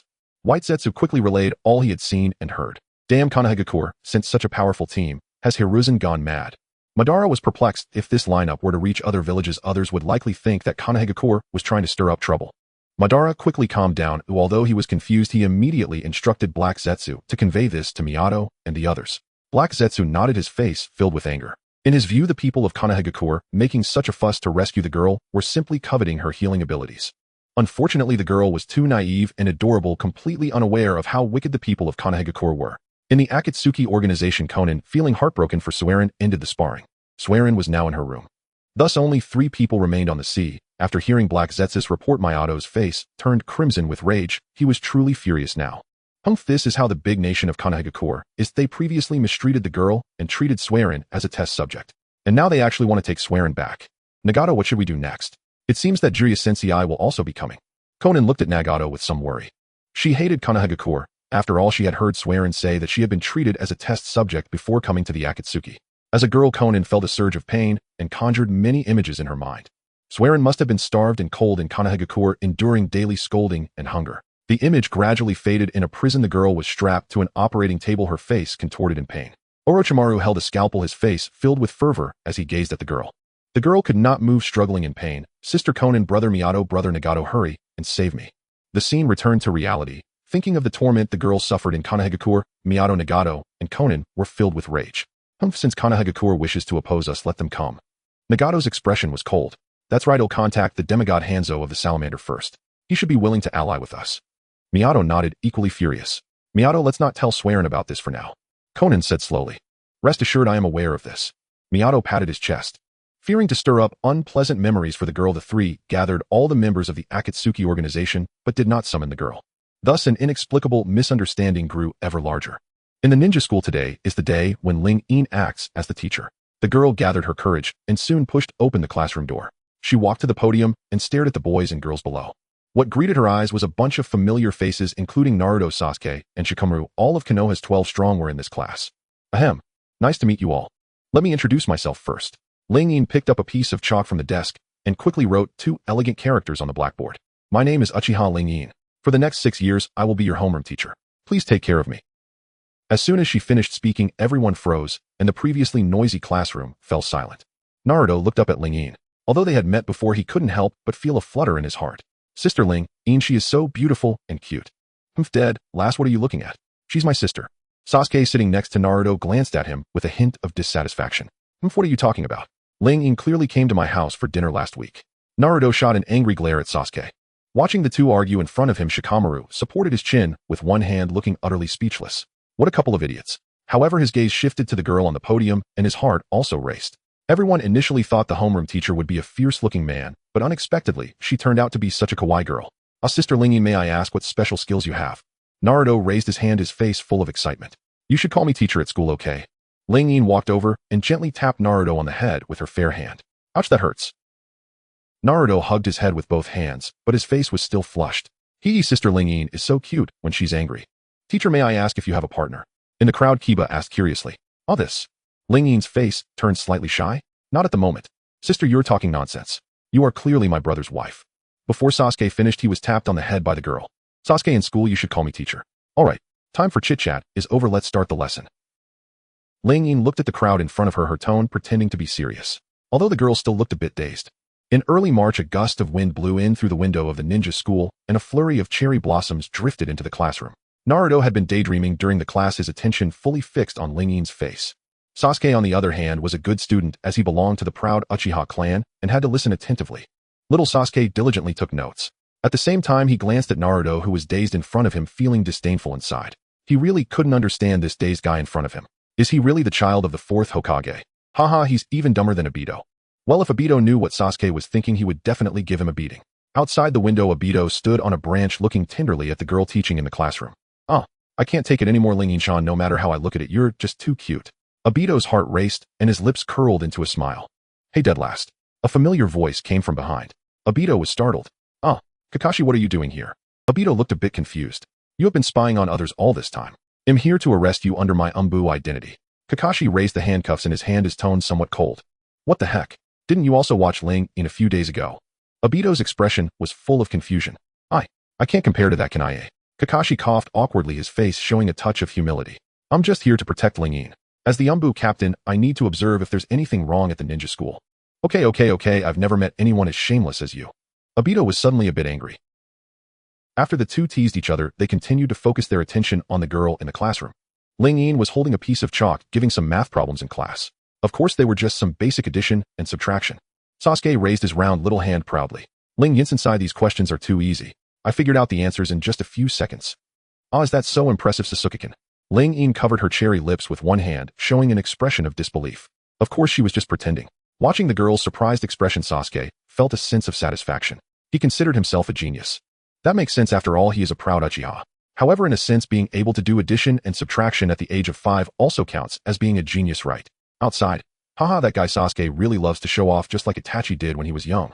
Obito crossed his arms looking somewhat displeased. Weren't you just like Sasuke back then? Oh right, let me check the time. It seems that school is about to end soon. Kakashi glanced at the watch on his wrist. Hehe, Kakashi, shouldn't you be on an Umbu mission today? Don't get me wrong, I'm taking a day off today. Captain Yamato is filling in for me. Kakashi patted Obito's shoulder, his lips curling up. At this moment, both of them thought about standing at the entrance of the ninja school in front of all the parents and students waiting to take the girl home. The sun gradually set, and time flowed like sand, quickly passing by. The school bell rang. All right, school is over. Everyone remember to be careful on your way home. Ling Yin sighed in relief. Great, finally school is over. Naruto, who had been sleeping, suddenly opened his eyes. Sasuke glanced at Naruto, full of disdain. Dead last. Bastard, what did you say, Sasuke? Naruto gripped Sasuke's collar, and the two were ready to start fighting over a trivial matter. Ling Yin felt sweat forming on her forehead. Is this what friendship in Konoha looks like? Ha ha ha. You two should get along, well, don't fight. Ling Yin floated over and held onto both of their wrists. Then she held their small hands together. Humph, if it weren't for the fact that you're my sister, I would have beaten this guy to death ages ago. Naruto shot a glare at Sasuke. Hehe, you dead? Last, do you really think you can beat me? Uchiha Sasuke looked at him with disdain. Seeing that the two were about to argue again, Ling Yin's lips twitched slightly. After sorting out their matter, Ling Yin walked out of the corridor, placed her shoes in the shoe cabinet, and after changing her shoes, she walked out of the school. As soon as she stepped out, she saw a crowd in the distance. At the school gate, everyone was staring dumbfounded at a few boy bands in front of them. Kakashi, standing 1.8 meters tall, wearing an Umbu uniform, showcased his muscles perfectly. Kakashi's silver hair shone elegantly in the glow of the sunset. Because of Ling Yin's influence, Kakashi seemed to hardly wear a mask at this time. Kakashi was casually holding a bag that contained milk tea, of course, only 2 servings, as he planned to share it with the girl on their way home. Next to him, Obito, also standing 1.8 meters tall, was dressed casually, looking a bit carefree, and they spotted Ling Yin from a distance. Ling Yin-chan, over here. Obito waved his little hand excitedly, while Kakashi also smiled. Ling Yin looked at the two, inviting her, and sweat dripped down her forehead. Ha ha, Obito, Kakashi, why did you suddenly come to school? Ling Yin slowly walked over, looking somewhat confused. What do you mean suddenly come to school? Of course I'm here to take you home. Isn't today your first day as a teacher at the ninja school, eh? Obito rested his hands behind his head, smiling brightly. Kakashi lifted the bag. Ling Yin-chan, didn't you say last time that you wanted to drink milk tea? I specially arranged for it to be customized from the land of soup. Kakashi's expression was gentle. Off. Ling Yin was suddenly a bit excited, as there weren't many good drinks in the ninja world. Drinks like cola, milk tea, and Sprite were all absent. She didn't expect that the milk tea she casually mentioned before would be remembered by Kakashi, who even specially asked the 5-star chefs from the land of soup to help customize it. Watching the girl and Kakashi huddle together, Obito's hands dropped helplessly, and he was instantly petrified. Damn, he had underestimated the situation. Kakashi was truly shameless using such a tactic. Dead last, this is your share. Kakashi chuckled at Obito's petrified expression. Fine, ill reluctantly accepted. Obito took the milk tea that Kakashi handed over, initially grateful, but then he saw Kakashi pull out the last milk tea from the bag and inserted 2 straws into the same cup, handing it to the girl. Ling Yin-chan, let's drink together. This is a bit inappropriate. Ling Yin's face turned slightly shy. Obito, drinking his milk tea, almost choked at the sight before him. Kakashi, you bastard. Hey idiot, don't mess around. Looking at the playful interaction between Kakashi and Obito, Ling Yin couldn't help but cover her cherry lips with her small hand and laughed out loud. You two are still just the same as when you were kids. Obito glared at Kakashi. Kakashi glared back defiantly. Around the ninja school, the parents watching the two couldn't help but gasp, wondering what kind of scene this was. 2 guys fighting over a girl. In the Hokage office, after much effort, Minato became the Hokage and was currently receiving guidance from Jiraiya. This part should be modified like this. This plan isn't very good. Jiraiya rested his chin on one hand, beginning to revise Minato's documents. So that's how it is. Minato suddenly realized. It was astonishing how a few small details could cleanly and neatly handle a complex situation. One must say Jiraiya's political skills are truly impressive. In the Uchiha clan, Uchiha Itachi was preparing dinner. The young boy had a refined appearance with long hair hanging by his ears, exuding a strong scholarly aura. Strange, Ling Yin-chan, why hasn't she returned yet? Itachi looked up at the clock on the wall, furrowing his brow. At this moment, Itachi had no idea that Ling Yin was walking down the street with Kakashi and Obito. As they walked, Kakashi, still on a mission, left early, casting a fierce glare at Obito before departing. Obito whistled nonchalantly, seemingly unfazed. Great, that jerk Kakashi finally left. Obito, what time is it now? It's almost 7 o'clock. Why? Rinshin, do you have something urgent? Obito replied, his expression a bit puzzled. That's not good. Itachi-kun is waiting for me at home. Rin looked a bit anxious. All right then. Obito nodded and swiftly picked up the girl. Hey, what are you doing, Obito? Rin shot him a shy glare. I just happen to have coordinates in the Uchiha clan and can teleport quickly. Obito chuckled lightly. Then you can just pat my shoulder and take me with you. Rin's face puffed up in annoyance, resembling a pufferfish. Ahem. Obito coughed awkwardly. Soon with the coordinates of Kamui, they returned to a residence, briefly greeting the servant. Rin pressed the doorbell. I'm here. A youthful voice came from inside. Sasuke slowly opened the door, his eyes brightening at the sight of Rin. However, upon glancing at Obito behind her, his expression turned to one of irritation. Obito also glared back at Sasuke with displeasure, both of them looking quite annoyed. Sasuke took a deep breath, turning to the living room. Mom, Dad, big brother Renichin has been fooled by this jerk Obito again. As soon as he finished speaking, hurried footsteps echoed from the living room. Itachi looked delighted, gazing at the girl at the door with a gentle expression, but he stiffened as he caught a glimpse of Obito beside Rin. What the hell, why is this guy here too? The reason Sasuke disliked Obito was that he constantly stuck to Rin. In Sasuke's mind, Rin was his brother's wife, and to help his brother, he had to prevent Obito from getting close to the girl. After changing their shoes at the entrance, the two quickly walked into the living room. Ah, Obito, Rin, you both are here too. Fugaku held a newspaper in his hand, adjusting his glasses while sipping tea. Mikoto looked at Rin with increasing satisfaction, but then cast a glance at Obito. Her expression turned a bit awkward. Ahem, since you're here, let's have dinner. Mikoto stood up, her face softening. Long time no see, Mikoto Nichan. Rin smiled lightly. What's with the Nachon? Just call me Mom. Mikoto shook her head. Just as she spoke, Obito coughed awkwardly. Fugaku nearly spat out the tea he just drank. Mikoto, I told you before, the feelings between children should. Shut up. Mikoto shot a glare at Fugaku, who shivered. Mikoto then turned her head back, looking tenderly at Rin. Rinchin, come try this, you've lost so much weight lately. Mikoto's expression was filled with concern. Meanwhile, Sasuke shot an annoyed glare at Obito, who simply patted Sasuke's head, looking speechless. The family sat around the dining table, Mikoto continuously serving food to Rin, who was about to burst from eating so much. Sasuke was fixated on Rin, his eyes nearly sparkling. Hey brat, what are you looking at, huh? My wife is beautiful, isn't she? Obito leaned down, teasingly looking at Sasuke. Renichin clearly belongs to big brother. Sasuke pouted adorably, but his gaze kept darting toward the flat chest of the girl, feeling a bit scared. What if his brother had kids in the future and Renichin couldn't feed them properly? What would happen then? Not knowing what he was thinking, Sasuke innocently spoke up. By the way, Renichin, don't just eat these dishes, you should eat more papaya. I heard from that idiot Naruto that eating too much of this will. As soon as he finished speaking, Rin's chopsticks, tightly gripped in her hand, snapped and fell to the ground. The atmosphere in the living room turned quiet in an instant. Obito and Fugaku silently stared at Sasuke. Itachi clenched his fists. Mikoto glared coldly at her child. Sasuke seemed unaware of the tension, extending his finger and rambling on about papaya. Oh. A tragic scream akin to a slaughtered pig rang out as Mikoto and Fugaku joined forces to take down Sasuke. Mikoto and Fugaku. The young Sasuke was suspended on the sofa as Mikoto relentlessly struck him with a clothes hanger. Itachi, filled with rage, followed up with several punches to Sasuke. Watching the family discipline Sasuke from a distance, Obito's mouth twitched slightly. Aunt Mikoto, Uncle Fugaku, perhaps you should stop. The child is still young and children speak without thought. Obito hurriedly stood up to intervene. Though he often bickered with Sasuke, it was all in jest. Seeing Sasuke in such a state of punishment, Obito felt a twinge of pity in his heart. He couldn't help but recall his own childhood, when he was often bullied by Kakashi. Ugh. That guy Kakashi was a total weakling. It was clearly he who beat the living daylights out of him back then. Under Obito's intervention, Mikoto's family finally halted their actions. Itachi looked at his disappointing little brother, and his tightly clenched fists slowly relaxed. Sigh, let's just let it go. Sasuke, covering his swollen behind, wore a face full of grievance as he began to cry. What was Sister Rin? They all hit me. Sasuke limped over. Rin, seeing the pitiful child in front of her, felt heartbroken and embraced Sasuke in her arms. Sister Mikoto, how about we just let it be? Rin gently patted Sasuke's head, then performed a reversal technique to quickly heal the wounds on Sasuke's body. Sasuke nestled in the girl's embrace, rubbed his head against Rin's chest. Rin's embrace is fragrant and soft. Rin was oblivious to Sasuke's little actions. She had always liked children, after all, for their innocence and charm. Seeing Sasuke cling to the girl, Itachi felt a pang of jealousy. Sasuke, get down from there. You shouldn't be so clingy to girls. Itachi reached out to grab the back of Sasuke's collar. However, Sasuke quickly wrapped his arms around the girl's fair neck. I don't want to. You're the worst brother. Sasuke huffed at this moment, recalling how Obito had protected him just before he felt a bit of fondness for him. But that was just about it. Alright Sasuke, come down now. Obito looked at Sasuke with helplessness. The commotion soon came to an end, and Rin briefly greeted Mikoto's family of 4 before leaving. See you next time. Bye-bye Sister Rin, see you next time. Sasuke waved his little hand, his face full of excitement. Watching the petite and adorable figure of the girl, Sasuke's heart began to race uncontrollably. Sister Rin is really beautiful. The scene shifted to night, where Obito and Rin walked side by side. They arrived at a bridge facing the cool evening breeze. Rin brushed a stray lock of hair from her forehead, and in the moonlight, wearing a long white dress, her lovely face exuded a unique charm, tugging at Obito's heartstrings. Obito's heart raced as he swallowed, gazing at the girl before him. Rinchin. Rin turned her head, her expression puzzled, looking adorably innocent.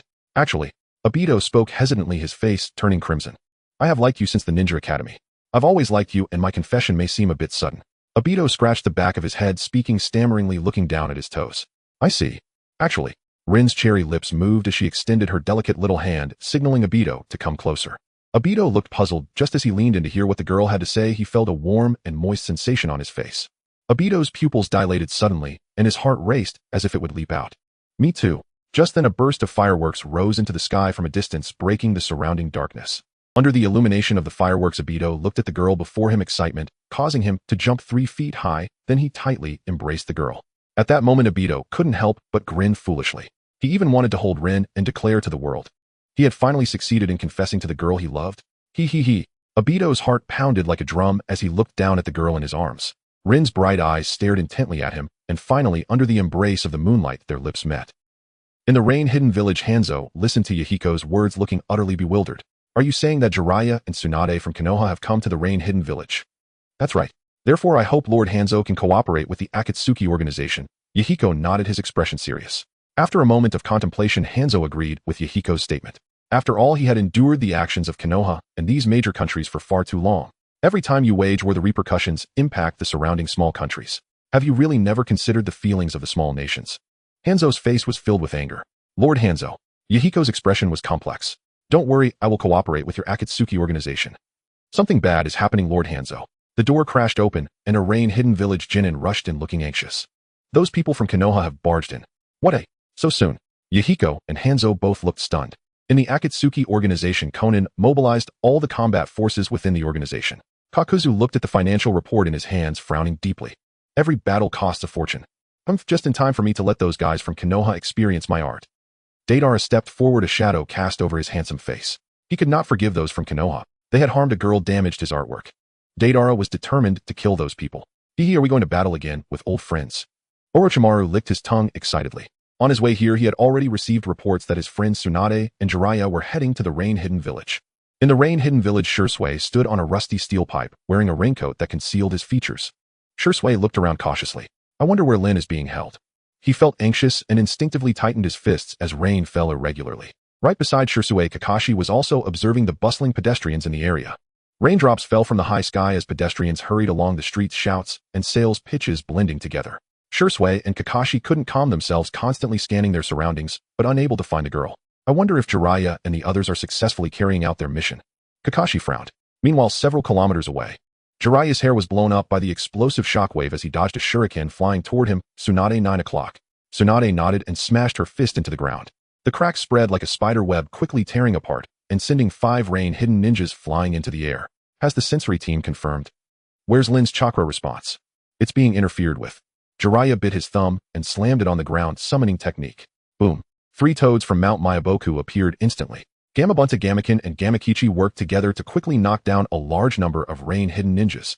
On the other side, Minato Namikaze was with Shikaka Nara. After placing the Flying Thunder God technique in various corners of the rain-hidden village, the Flying Thunder God is almost set up. Senior Shikaku. Minato turned to look at Shikaku. Shikaku nodded, his expression serious. Just as the two were about to leave, a low, hoarse voice suddenly echoed. I didn't expect to meet you again, Senior Shikaku, and the yellow flash of Konoha. Orochimaru emerged from the shadows. Following closely beside him was Kakuzu. Without further ado, Orochimaru took out 3 shurikens from his sleeve and swiftly threw them. Minato quickly dodged, and the next moment Shikaku's white fang short sword was silently drawn. Raindrops fell from above, pooling onto the ground. Everyone stepped through the small puddles, creating a violent splash of mud. It's truly an honor to make Konoha's 2 elites so vigilant. Orochimaru dashed forward, licking his tongue, pulling out the Kusanagi sword from his sleeve. Humph, Orochimaru, don't slack off in the fight. Kakuzu snorted coldly as he loosened his black cloak, revealing the writhing tentacles of the earth grudge fear beneath his skin. Whoosh! Minato suddenly vanished. The next second, 3 Flying Thunder God shurikens were pinned in a triangular formation around Orochimaru. A golden flash appeared from the left, and a Rasengan shot straight for Orochimaru's throat. The Kusanagi sword clashed with the Rasengan, and the chaotic chakra turned the rainwater into mist. Shikaku's white fang sliced through the rain curtain. Kakuzu's earth-style mask beast emerged from the ground, the rock wall blocking the blade's light. 5 million. Kakuzu's tone was icy. Just as his words fell, Shikaku was a bit bewildered. What 5 million? However, now was not the time to think about this. Kakuzu's right hand transformed into a black tentacle, and the lightning of the lightning released false dark shot straight for Shikaku's heart. Clang! The white fang short sword precisely cleaved the lightning, allowing Shikaku to charge forward. The blade cut across Kakuzu's chest, but only severed a few tentacles. Wind release pressure damage. The masked beast on Kakuzu's left shoulder suddenly spewed a high-pressure wind sphere. Shikaku leaned back to avoid it as the wind sphere sliced through the water pipes behind him within 10 meters. A high-pressure water column shot out. Boom. The water column rushed forward, cutting through the ground directly, sending a multitude of stones soaring into the sky. In the distance, Minato, still fighting Orochimaru, was affected quickly, using the Flying Thunder God. After several consecutive Flying Thunder God displacements, Orochimaru's expression darkened. After all, he had no displacement skills. He was the most affected during the fight. At this moment, Minato kept darting around, unable to catch him. Soon after an unknown number of flashes, Minato suddenly pressed the Rasengan to the ground, Flying Thunder God's second stage. Boom. Boom. The ground cracked rapidly, and Orochimaru reacted quickly, dodging this strike. Fire release, great fireball technique. Kakuzu simultaneously unleashed wind release and fire release with both masks, causing the flames to become even more fierce, a wave of intense heat rushing toward them. This flame engulfed the surroundings.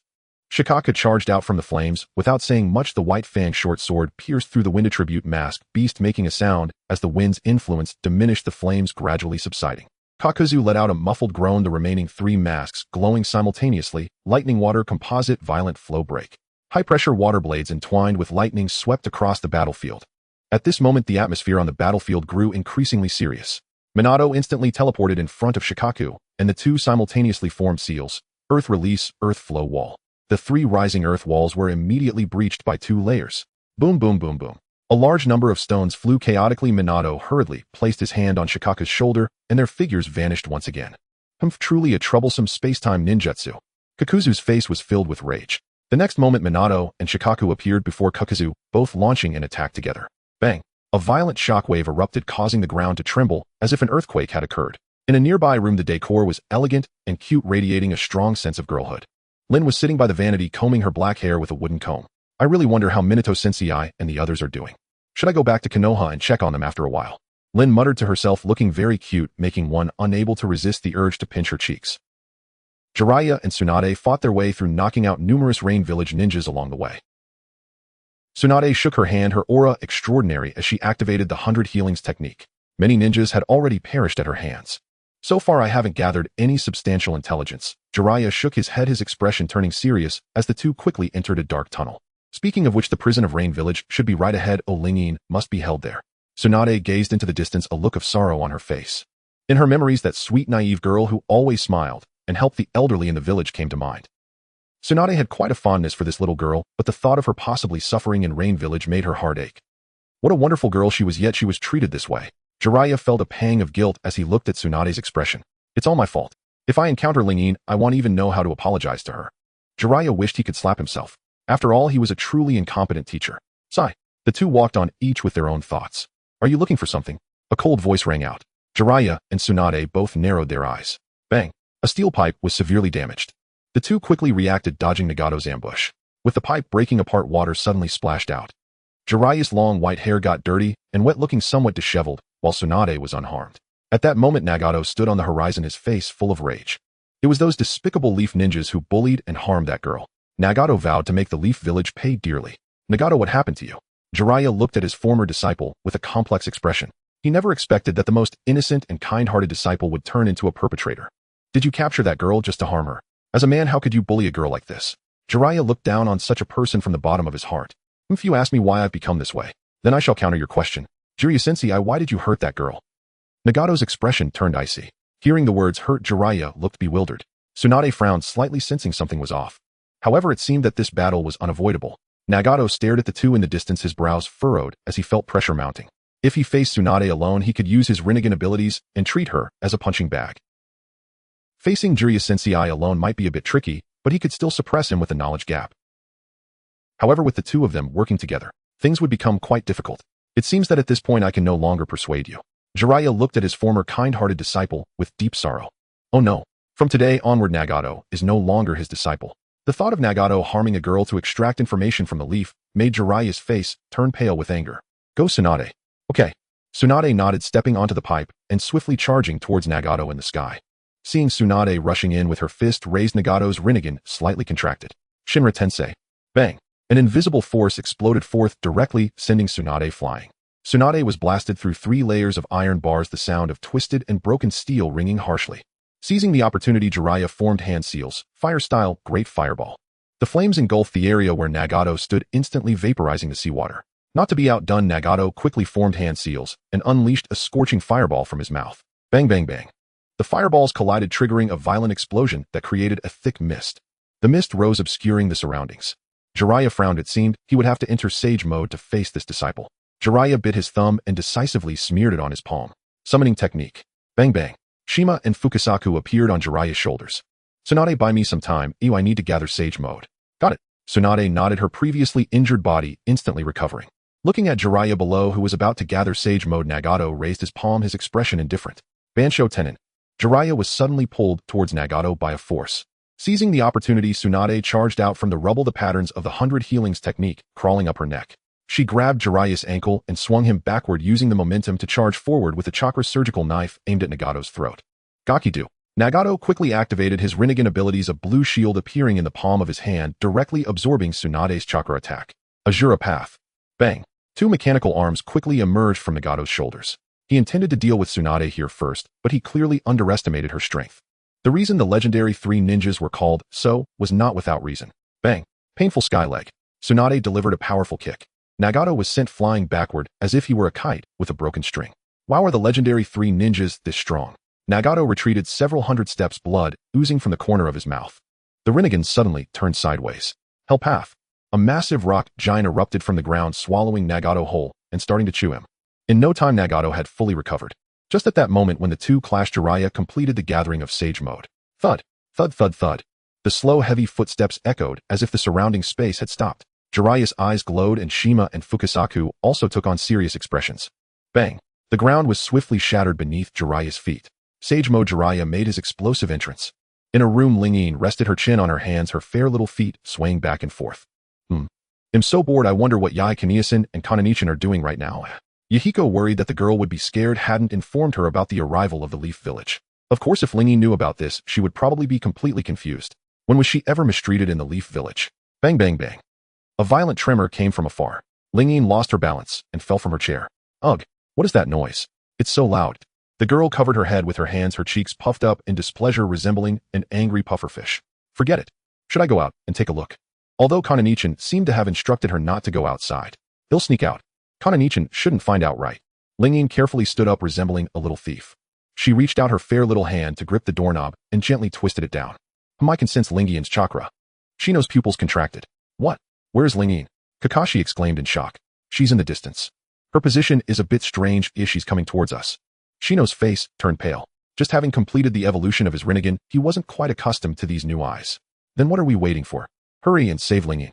Kakashi urged, stamping his feet anxiously. Okay. Shino nodded, lifting Kakashi and a princess carry, then swiftly flew towards the sky. The distance between the two parties grew closer. 500 meters. 200 meters. Until they saw that familiar figure. The two were first shocked, then burst into ecstatic laughter. Cough cough. Of course the two wouldn't act so rudely. They had to be graceful, yes, graceful. At this moment, Itachi is still an infant, far too young to arrive on the battlefield to aid the girl. Before the girl's eyes, Kakashi stood awkwardly, supported by Sharon, who carried him in a princess hold as they descended gently to the ground. Rinyan stared, stunned. What on earth is happening? I haven't visited Konoha in some time. Has Sichuan opera somehow infiltrated the village? Rinyan's eyes widened. Kakashikin, Sharinkan, you too. Her voice trailed off, hesitant and uncertain. Don't misunderstand. I simply can't fly, so I'm temporarily borrowing his ability. Kakashi shook his head, exasperation etched across his face. He quickly wriggled free from Sharon's arms, then brushed himself off with visible distaste. A faint twitch tugged at Sharon's lips. In unison, they gazed upon the girl before them, their expressions softening with quiet sorrow.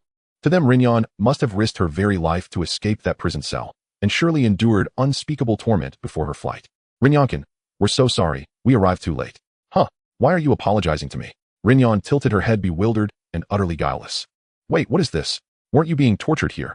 Sharon's sapphire eyes widened in genuine shock. Tortured? When did that ever happen? Rinyan twirled, lightly clutching her skirt, her youthful charm radiant. But Jiraiya told us you'd suffered abuse at Nagato's hands. Kakashi hesitated, words faltering. No, not at all. The older brothers and sisters of the Akatsuki treated me with nothing but kindness. Rinyan shook her head, her expression shifting into something oddly perplexed. Who started this baseless rumor? Step forward. Let me show you just how hard this fist can swing. Meanwhile, Orochimaru spiraled deftly aside, shedding his skin to evade Minato's Rasengan. Instantly, he drew the Kusanagi blade from within his robes and lunged toward Minato, only for the yellow flash to vanish once more via Flying Thunder God. TCH, how troublesome. Orochimaru's brow furrowed deeply. The battle between Kakuzu and Sakumo neared its climax. 3 of Kakuzu's masks lay shattered. Only one remained guarding his final heart. Kakuzu, ever the self-preserving strategist, recoiled inwardly. 3 hearts obliterated would haunt him for days. Humph. So the White Fang of Konoha commands a bounty of 50 million ryo. His voice was glacial. You're down to your last life, aren't you? If I'm not mistaken, those masks are your hearts. Sakumo spun his blade in a flourish, gaze locked unwaveringly on Kaku. Refusing further combat, Kakuzu unleashed a dual-element jutsu. Wind release fused with lightning release. Boom, boom, boom. A blinding explosion erupted. Churning smoke swallowed the battlefield. Under its cover, Kakuzu vanished, fleeing swiftly into the distance. Orochimaru, still locked in combat with Minato, froze mid-motion. What? Kakuzu, you just ran. Now it's me alone against 2. Cold sweat beaded along his temples. Elsewhere, Jiraiya and Tsunade pressed their assault against Nagato. His brow glistened with increasing sweat under their relentless pressure. Yet the tide turned abruptly. Hanzo arrived swift and decisive. Humph. The vanquished has returned to the village hidden in the rain. Hanzo stood aloft, stern-faced and implacable. At the familiar voice, Jiraiya leapt backward hundreds of paces in an instant. Tsunade whirled around, startled, her gaze locking onto Hanzo high above. What? Why are you here too? Nagato gasped for breath. Thank the heavens Hanzo arrived in time. Without him, he'd have been forced to summon the Outer Path giant Deva statue, a technique that would drain his body to dust. Tension thickened like storm clouds. Jiraiya's heel dug into shattered stone as he lifted his eyes, fixed unblinking on Hanzo above. That thorn in our side has finally appeared. Tsunade stepped beside him, her peripheral glance confirming Nagato's breathing had steadied.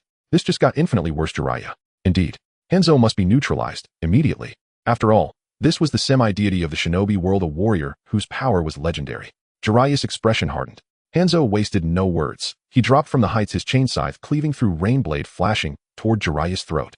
Jiraiya twisted aside, but the chain coiled instantly, snaring his right arm. That trick won't work on me twice. Shima perched on Jiraiya's shoulder, formed hand seals in a blur and expelled searing flames, racing up the chain toward Hanzo. He released the scythe and retreated, violet poison leaking from beneath his mask. Tsunade held her breath and drove her fist into the earth, shockwaves scattering the toxin, sending shards of rock flying like shrapnel toward Hanzo. Nagato seized the opening, palms clasped Shinra Tensei. Jiraiya's body wrenched helplessly toward him. Tsunade surged forward to intervene, when Hanzo materialized behind her, scythe arcing toward her neck. Jaw clenched, face grim, she braced, until, summoning technique, smoke detonated violently. Then a colossal slug erupted into view, absorbing the blow. With a wet slurp, its gelatinous body split open. Tsunade sprang backward, shouting in seal, release. Simultaneously, sage art, 1,000 needles. Jiraiya soared backward through the air, his white hair transforming into countless steel needles raining down like a tempest upon Nagato. Instantly, Nagato activated Chibaku Tensei to repel them. Elsewhere, Hanzo kicked the slug aside, swung his scythe wide, and forced Tsunade back. His masked gaze flicked to Nagato's wounds, his brow knotted in silent concern. That boy won't last much longer. Water release. Great exploding water collide. Hanzo shifted tactics. Towering waves erupted from beneath his feet. In moments, the battlefield drowned beneath floodwaters, forcing Jiraiya and Tsunade to leap onto higher ground. Nagato stood atop the churning surface, eyes lifting to the pair above. Drawing a slow, deep breath, he raised his hands, Chibaku Tensei. The earth trembled violently. Countless stones rose from the depths, swirling toward the black sphere overhead in a celestial vortex. The spectacle was awe-inspiring, so overwhelming a solemn, sacred melody swelled unbidden. Jiraiya, we must destroy that black sphere, now. Tsunade, absolutely. Sweat glistened on Jiraiya's brow as he bit his thumb, drawing blood to trace a crimson sigil across his palm. Meanwhile, Tsunade leapt atop floating rubble, charging Nagato, her chakra-enhanced fist aimed squarely at his spine. But Hanzo's chain scythe shot upward from the water, locking around Tsunade's ankle. Hanzo, must you interfere here too? Tsunade's voice turned glacial. Humph. Without reply, Hanzo yanked. Tsunade lost her footing and plunged beneath the waves.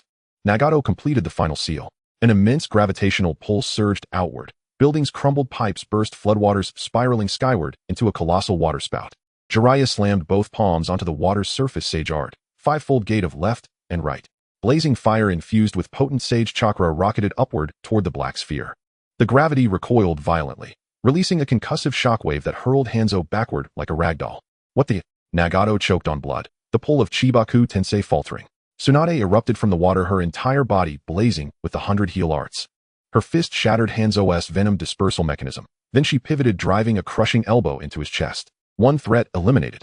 Hanzo flew backward like a severed puppet, slamming headlong into a distant water tower. Its reinforced steel warped and groaned, pinning him immobile within the wreckage. Nagato dropped to one knee, his chakra nearly spent. As he watched Konoha's reinforcements draw near, his face darkened with despair.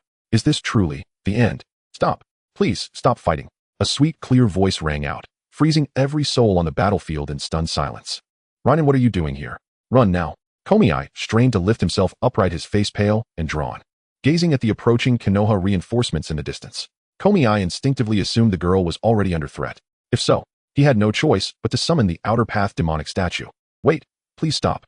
Rainen's voice rang with urgent anxiety as she swiftly leapt down from the sky. Rinnechen, be careful. Itachi's expression tightened with concern, especially upon catching sight of Komiai's Rinnegan in the distance. Don't worry. I promise you, brother Komiai is a truly kind man. He'd never harm me. Rainen shook her head gently, then broke into a light jog toward Komiai. Here, brother Komiai, let me see how badly you're hurt. Her brow furrowed with genuine worry. Komiai gazed at the girl before him, his thoughts drifting.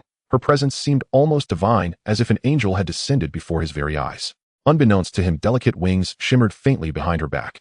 This was nothing short of an angel. A tender, affectionate smile slowly softened Komiai's features as he looked upon her. Rainen remained unaware of his reverie. With practiced grace, she activated her reverse technique, and in moments his wounds vanished entirely. Phew, good, nothing too serious. She raised her slender porcelain hand to wipe the fine sheen of sweat from her brow. Am I fully recovered now? Komiai stared at his own palm, astonishment blooming across his face. Yes, brother Komiai. Rainen beamed sweetly. Watching her shy, radiant smile, Komiai reached out with gentle warmth and ruffled her hair. High above, Itachi, Kakashi, and Shikamaru observed the exchange in stunned silence. What on earth was the nature of Rinnechen's relationship with Komiai? Sunadesima Jiraiya Sensei. Why are you fighting? Rainen blinked in bewildered confusion. According to Gamatatsu, you were being abused here. Jiraiya replied, equally perplexed, hastily recounting the intelligence he'd gathered. Rainen listened, and her expression shifted into something deeply strange. All eyes then turned to Komiai. And what about your Akatsuki? Rinnechen, weren't you once tortured by Konoha shinobi and used as a test subject? Komiai placed a protective hand over hers, his gaze sharp and wary as it swept across the Konoha delegation. The Konoha shinobi tensed in turn. The air thickened with mounting tension, until the girl sighed softly, helplessly. Enough. You've all misunderstood. Rainen stamped her foot in mild indignation, genuinely flustered. How had things spiraled so wildly, when no one had meant any harm? Rinnechen, Kakashi began, then paused, words failing him. From the periphery, Akatsuki members converged swiftly to support their leader, but sensing the volatile atmosphere, none dared move rashly. Within the Kamui dimension, Obito watched silently from the shadows. He neither revealed himself nor intervened, yet as his gaze lingered on the girl amid the crowd, his stern features gradually softened. Truly worthy of Rinnechen, she shines like an angel. Standing at the heart of the gathering, she lifted her hand calmly and drew a microphone from her system space. Please everyone, calm down. Her voice, soft and honeyed, swelled through the microphone, reaching every ear. Instantly expressions softened. Whose celestial child was this? Oh, she was utterly enchanting. Even Hayashi couldn't resist the urge to brandish a glow stick and cheer her on. From this day forward, he'd abandon all celebrity idols, devoting his fandom solely to Rinnechen. Asama glanced sidelong at Hayashi's uncharacteristic fervor, then followed his gaze to the girl, and his own expression softened in quiet awe. Unknown Fire Jinju watched her, and his pulse quickened without consent. Kotetsu and Izumo stood similarly struck, dazzled by her overwhelming charm. Whoa, was this the flutter of the heart? Uchiha Madara's affection 100. Tsunade's affection 80. Nagato Uzumaki's affection 100. Konan's affection 100. A cascade of system notifications flooded her senses, and Rainen's eyes lit up with exhilaration. He. With so much affection amassed, she could spin the gacha wheel endlessly. Pure, unadulterated joy. Just then the system shop unveiled a new event, the Summer Ninja Draw. The latest edition was Kuratsuchi, and gazing at her vibrant official artwork, Rainen was already itching to play. Ahem. Everyone please calm down. Let me explain. Rainen spoke in her most dulcet tone voice, like spun sugar. As she recounted the full sequence of events, the tense lines on their foreheads gradually eased. So, it turned out they were all allies after all. Well, then why on earth were they fighting? Murmurs rippled through the crowd. Yet as all eyes settled once more on the girl standing serenely at the center of the plaza, a quiet consensus settled. Perhaps it had all been worth it. Why did this feel so much like a live concert? Long live Rinnechen. Rinnechen is pure angelic grace. Someone in the crowd shouted, and instantly dozens of glow sticks rose like fireflies, pulsing with cheers. Before long, Rainen had been hailed as the divine maiden, the angel of Amigakure, the rain goddess herself. Ding! Congratulations, host. You've unlocked a new achievement. Title obtained in Amigakure, rain goddess. Unlike the original timeline, Konan's title of angel had been gracefully inherited by Rainen. Gazing down at the cheering throng and hearing the system chime anew in her mind, Rainen flushed deeply. steam practically rising from her temples like Hinata Hyuga in her most flustered moments. A wave of acute embarrassment washed over her. Help! Does anyone still remember she was originally male?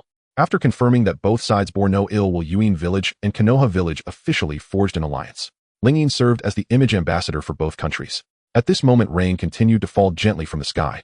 The young girl holding an oil paper umbrella walked toward a building under the gaze of the crowd. Ladies and gentlemen. Her sweet voice resonated through the speaker. As soon as the voice rang out, the people of Yuin Village instantly pulled out glow sticks. Lord Lingyin.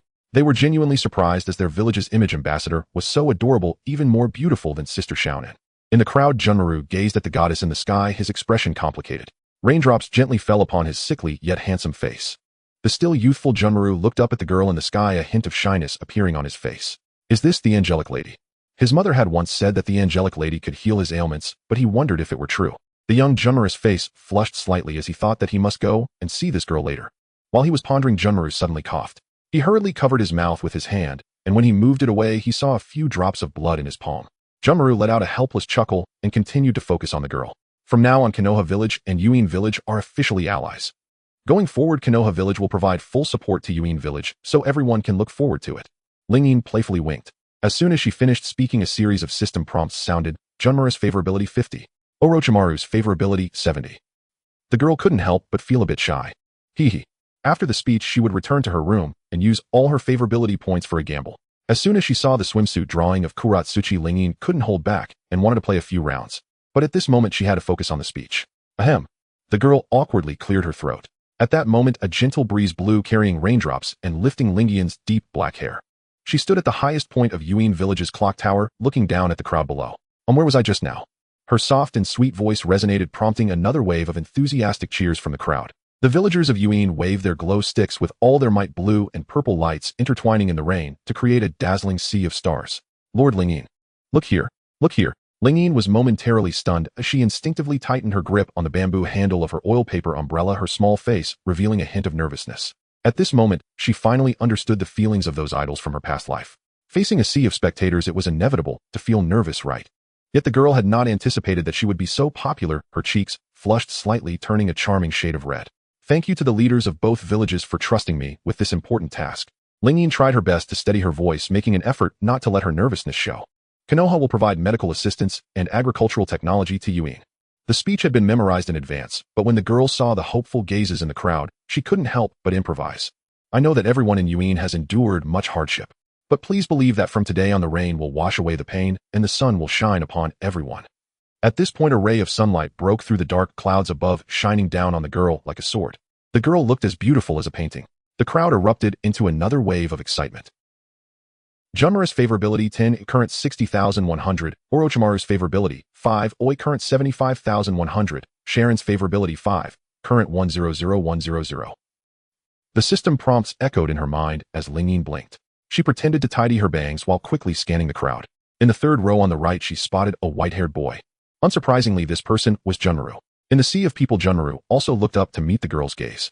His complexion was sickly, but his features were as exquisite as a porcelain doll, and at this moment he was staring at her intently. Raindrops slowly slid down his cheek, making it hard to tell if it was rain or tears. As he noticed Lingyin's gaze sweeping over the boy, suddenly lowered his head, a blush appearing on his ears. Ahem, then finally let us celebrate this cooperation together. Lingyin shifted her attention back, bringing her speech to a close. At the same time, she quietly gathered her chakra. The girl had learned a jutsu last night. Sakura Snow technique, which she had intended to save for her birthday, but using it now would also be fine. In an instant, countless pink light spots appeared out of thin air centered around the clock tower, and a large swirl of cherry blossoms began to scatter, making the entire clock tower look dreamily beautiful. The girl held her oil paper umbrella, looking stunningly beautiful. Her gaze was gentle as she focused on the crowd below. The cherry blossoms danced like snowflakes, swirling in the rain. The crowd erupted in exclamations, and children reached out to catch the sparkling fragments, only to find that they slipped through their palms, leaving no trace. It's a miracle, someone shouted loudly. Lingyin closed her oil paper umbrella and bowed to the crowd. As she turned to leave, she glanced back at Junmaru. This time the boy did not shy away from her gaze. Time seemed to stand still at this moment. The surroundings were so quiet that one could hear a needle drop. Junmaru looked up, a pink light spot landing on his brow. His lips moved slightly as if he wanted to say something, but he suddenly broke into a violent cough. Blood seeped through his fingers, staining the rain with a faint red mark. Even so, his eyes remained fixed on Lingyin, his handsome face holding a hint of expectation. Lingyin, you worked hard during this speech. Xiaonan stood in the shadows looking at the approaching girl with a gentle expression. Nagato also wore a look of satisfaction while Yahiko was discussing cooperation matters with the people of Konoha and had not come to the clock tower. How are Kakashi and the others doing now? Lingyin smiled, sweetly curious about something as she looked at Sister Xiaonan.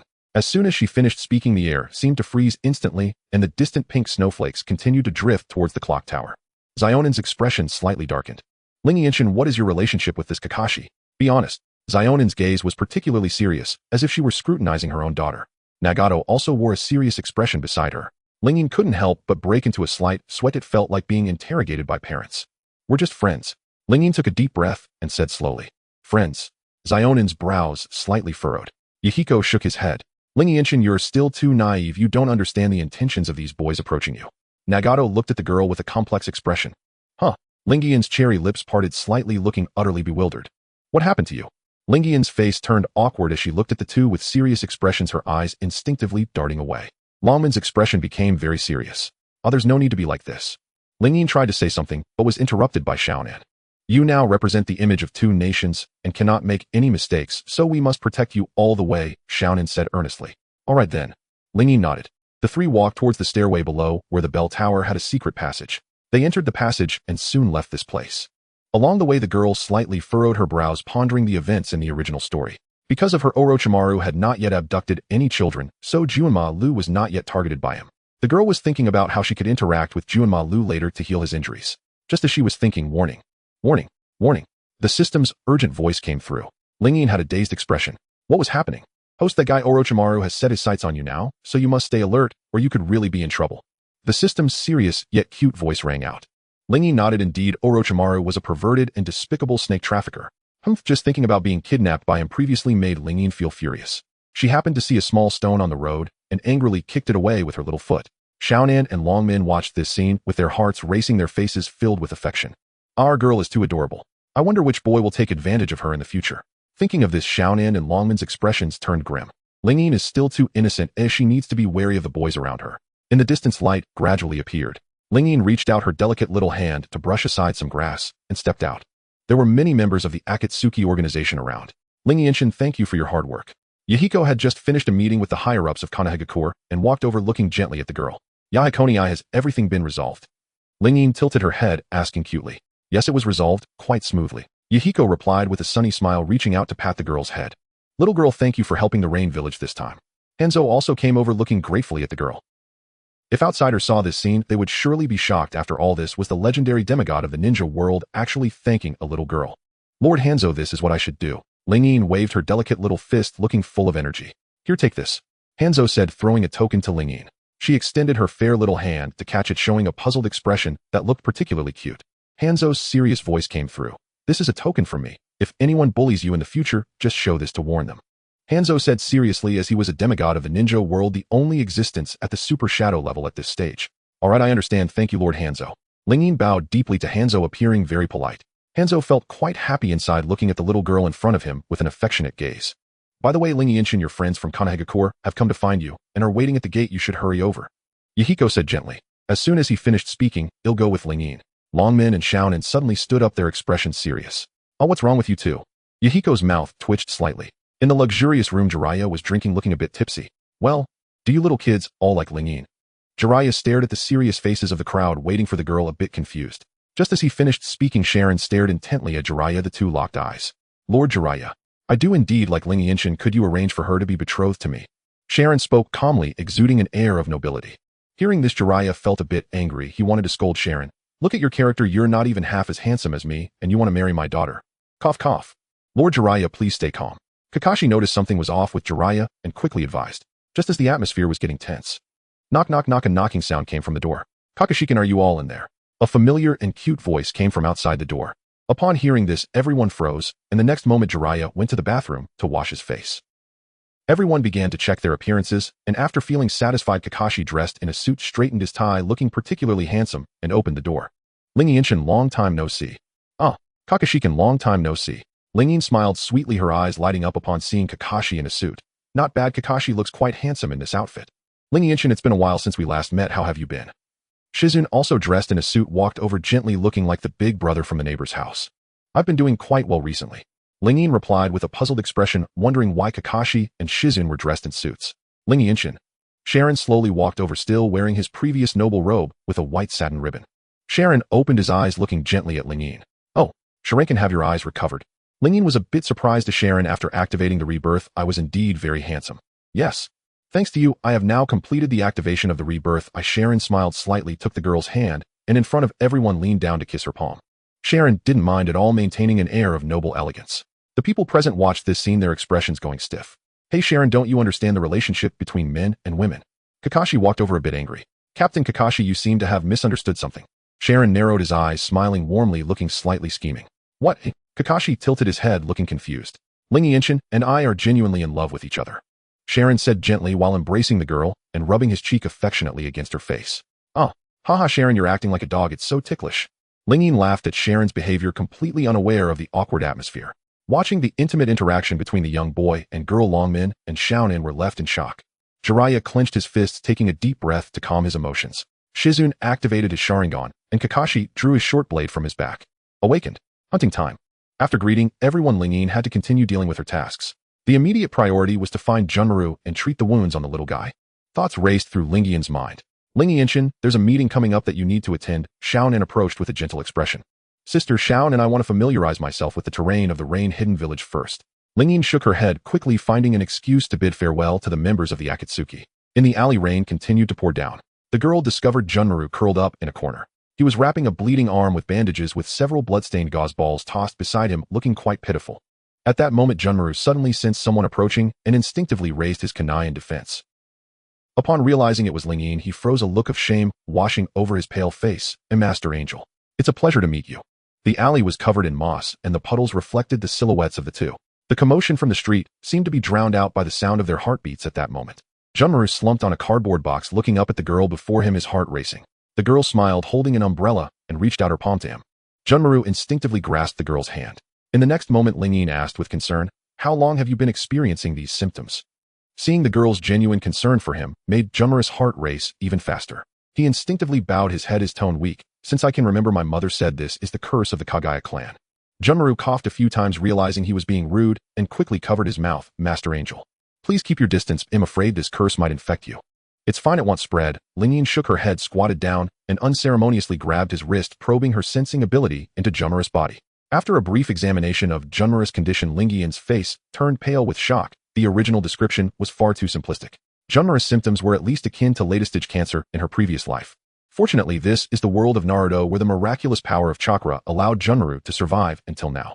Interestingly, it seems that Uchiha Itachi also had a bloodline disease in the original work. This illness stems from overexerting the Bodis abilities, resulting in an imbalance. Junmaru, raised as a killing machine by the Kagaya clan, likely contracted this osteoporotic bloodline disease. This isn't a curse, it's merely a bloodline disease. Ling Yin smiled sweetly, appearing full of vitality. Feeling the warmth of the girl and the subtle fragrance of orchids around her, Junmaru's face flushed slightly, feeling shy. Lady Ling, and may I call you sister? Of course. Just don't call me Master Angelo, it feels too formal. Ling Yin felt a bit awkward. To be honest, she didn't want that title, it was too juvenile. Shaking off her thoughts, she held the boy's hand, took a deep breath, and her gaze turned serious. The reversal technique was activated, instantly beginning to heal the boy's injuries. The principle of the reversal technique is, in short, to gather negative energy and transform it into positive energy. The dark ailment that Junmaru had suffered since childhood began to recover rapidly at this moment. He looked at the gentle sister before him, his eyes filled with astonishment. The so-called curse he had, which his mother had taken him to countless clinics in vain, was unexpectedly cured by Sister Ling Yin.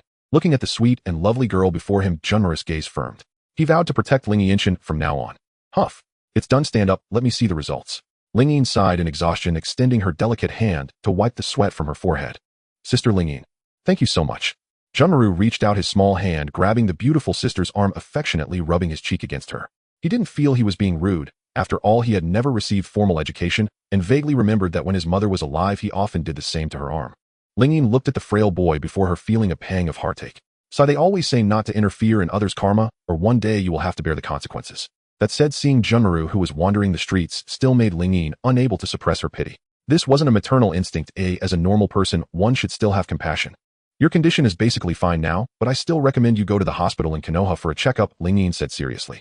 But, Junmaru hesitated. Don't worry, I will take you to Konoha. Ling Yin patted the boy's head and smiled sweetly. Junmaru looked up at Ling Yin, his heartbeat gradually quickening. Raindrops fell steadily, and Junmaru, who initially disliked such weather, found himself enjoying it while with Ling Yinshin. Thinking about it, in the misty rain the girl walked towards him under the oil umbrella. How beautiful that scene was. But soon this atmosphere was shattered by a voice. When Ling Yin suggested taking Junmaru to Konoha for treatment, a hoarse laughter suddenly came from the mouth of the alley. I didn't expect the messenger from Konoha to understand bloodline limits so well.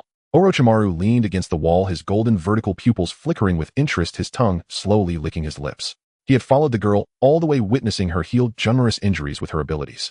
After a brief examination of Junmaru's injuries, Orochimaru shook his head. He was already terminally ill and could not be treated. However, Ling Yin broke his assumptions, healing the boy's wounds with just a touch. Seeing the sudden appearance of a figure, Junmaru's expression turned serious in an instant. He shielded the girl behind him and pulled out a bone spike from his palm. "Who are you?" Junmaru calmed down. Ling Yin hurriedly pressed down on the boy. After all, in the distance was one of the legendary three, Orochimaru, who should have been wanted by Konoha long ago. But now he had joined the Akatsuki and, strictly speaking, had become a ninja of the Rain-Hidden Village, so Konoha naturally wouldn't dare to risk arresting him, which would violate their alliance treaty. Ling Yin didn't want to engage Orochimaru, seizing the opportunity while he wasn't paying attention. She slowly extended her delicate hand, slipping Junmaru a note tied with a red string, whispering, 3 days later in the evening, wait for me under the cherry blossom tree on the east side of the clock tower. Junmaru clenched the note, his expression serious. It appeared as if nothing had happened. Orochimaru merely glanced at the girl, his interest growing stronger. No matter what, he had to obtain Ling Yinshin, even if it meant using any means necessary. An interesting girl. Orochimaru murmured hoarsely as he passed through several alleys, the rain falling on his pale face. The Uchiha clan's territory. At this moment Itachi has already started to speak, though he can only utter some babbling sounds. Nonetheless, he appears exceedingly adorable. Kushina's face is filled with joy as she gazes at the baby cradled in her friend's arms. So cute. Is it a girl? No, it's a boy. Mikoto, with a serious expression, corrects her friend's misunderstanding. Oh, sorry. I thought this fair skin resembled you so much when you were little. Kushina chuckles awkwardly. By the way, how is Susan doing now? Kushina suddenly recalls something and curiously asks. Susan. She will return to Konoha in a few days. Mikoto smiles sweetly. Speaking of which, she really likes that little girl Suzu and considers her as her own daughter. She just wonders if Susan likes Itachi. Looking at the giggling Itachi in her arms, Mikoto's expression softens. It seems you really like Susan, huh? She reaches out to gently poke Itachi's chubby face. In the Rain Village during the evening, Junmaru arrives as scheduled under the cherry blossom tree beside the clock tower. The young man paces back and forth, appearing extremely nervous. In order to meet Lady Suzu, he has specially dressed up today. At this moment, he has refined features that exude the aura of an ancient scholar. Most noticeable are the 2 bright red dots on his forehead. His mother once said that these were innate, though he dislikes them very much. Junmaru, sorry for being late. A familiar and lovely voice comes through. Junmaru's pupils constrict as he slowly turns his head. He sees a girl standing under the falling cherry blossoms, her black long hair fluttering in the evening breeze. She is dressed in a pink kimono with a red ribbon tied at the sleeves, making her look exceptionally beautiful. Suzu, Lady Suzu. Junmaru's voice tightens, and his fingers unconsciously clutch the hem of his clothes. Suzu blinks her eyes, a gentle smile gracing her lips. Have you been waiting long? Junmaru hurriedly shakes his head, his ears turning red. No. I just arrived. The cherry blossoms drift slowly, and the distant clock tower chimes. Suzu takes a step forward, gently brushing the petals off Junmaru's shoulder, her fingertips inadvertently grazing his neck. The young man's body tenses instantly, and his breath halts for a moment. Junmaru, your skin feels so cold. Suzu furrows her brows slightly, her tone filled with concern. Have the symptoms of the bloodline disease worsened again? Junmaru lowers his lashes, not daring to meet her gaze. It's fine, I've gotten used to it. Looking at Junmaru before her, Suzu's expression is filled with pity. Alas, this child is just too pitiful. In the original story, he was inexplicably abducted by Orochimaru and worked himself to the bone for him, yet Orochimaru didn't care at all about Junmaru's well-being. Junmaru stares at the girl in front of him, his ears flushed and his face unusually rosy. Why does Lady Suzu keep looking at me? Is it because my outfit today is inappropriate? Just as the atmosphere grows increasingly tense, a voice calls out, Suzu, you are indeed here. A cool voice descends from above. Both of them look up simultaneously to see a tall figure floating in midair. Silver-white hair drifts in the wind, and cold blue eyes gaze down at them indifferently, an innate noble aura emanating from him. Sharon. Suzu's eyes widen in surprise. You came.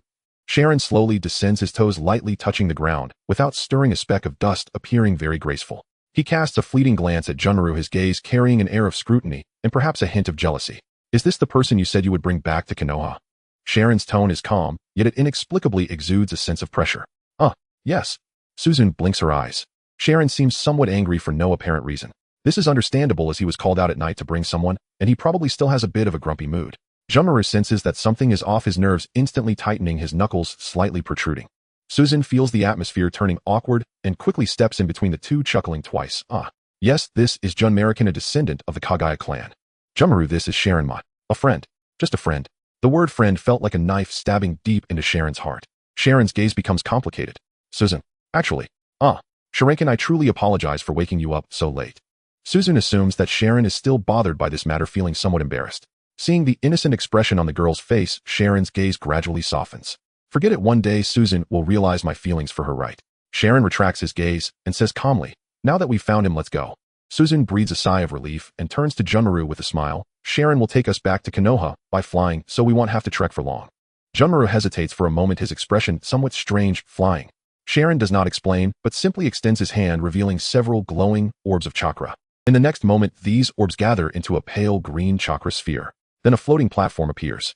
The bodies of the three are lifted by a gentle force, slowly rising into the air, and then they land on the floating platform. Wow! Junmaru instinctively grabs Suzu's wrist. Suzu can't help but laugh. Don't be afraid, it's very safe. Sharon glances at their touching hands, his expression slightly cold, but in the end, he says nothing. After all, this is a patient, and he will need to be taken to Konoha for treatment. In the sky, the bright moonlight bathes the floating platform. The three traverse through the clouds with mountains and forests sprawling below, everything appearing as beautiful as a dream. Sharon stands at the forefront, gazing at the distant scenery, while also using the glowing orbs to shield the two behind him from the gusting winds, so they don't catch a cold. At this moment during their flight, Junmaru whispers, Lady Suzu, is that person your companion? Suzu nods yes. Although Sharon appears cold, he's actually very reliable.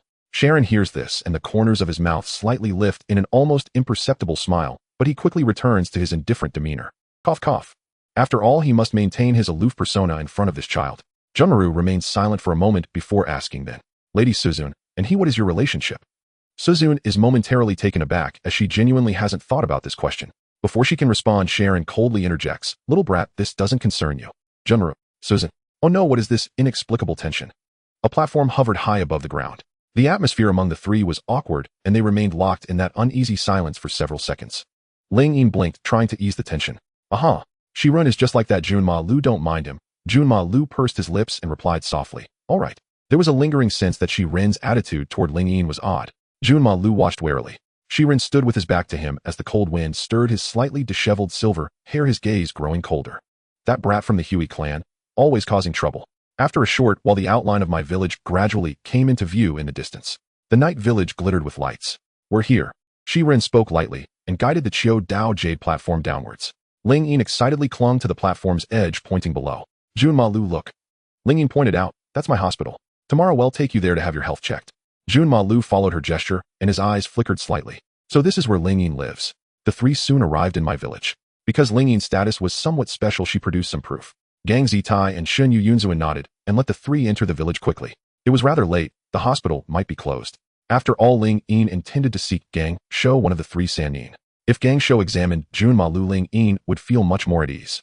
Tonight you will stay in the Yuji Bo clan territory with me. Ling Yin looked at Junma Lu, who was a head shorter than her expression gentle. Well, Junma Lu hesitated, unable to finish his sentence. Sharing a room with a girl, would that be improper? Shiren's face grew cold. Ling Yin-chan. What is it, Shiren? Ling Yin looked up puzzled. Tonight you can stay at my home. Your identity is special, living with me will be convenient, and I can protect you. Shiren replied calmly. Very well, that settles it. Ling Yin nodded. In my village, within a residence purchased with his own money. After all, he was born a noble of the Oitsutsuki clan and had brought a hoard of wealth when he arrived in the ninja world. Shiren led them inside. This is your home. It's beautiful. Ling Yin trotted along the bluestone path, peering around in curiosity. Moonlight sifted through bamboo leaves and fell upon her shoulders. Junma Lu silently kept half a step behind her. Shiren glanced at the energetic young girl in the distance, his expression softening. Shiren slid open the sliding door. 3 sets of bedding had already been prepared inside. The leftmost set was clearly added in haste. They'll sleep here. Shiren walked straight to the center and tapped the rightmost bedding with his fingertip. The patient sleeps in the farthest spot. Junma Lu stared at the 2-meter gap that suddenly separated him from Ling Yin and felt sweat bead on his brow. He couldn't shake off the uneasy feeling at Shiren's gaze. Still having a place to sleep was a blessing. After washing up, Junma Lu lay down on the rightmost bed, utterly exhausted from the long journey. To have a warm place to rest was something he would have scarcely dared imagine before. Watching the youth fall asleep, Ling Yin's expression grew complicated. Sigh. Junma Lu has had a hard life encountering that trafficker Orochimaru. What's the matter? You look troubled. Shiren came over and brushed a strand of hair from the girl's forehead. In the moonlight, Ling Yin looked especially endearing. Shirin felt his heart unexpectedly quicken, but he composed himself. Sleep now. It's already late.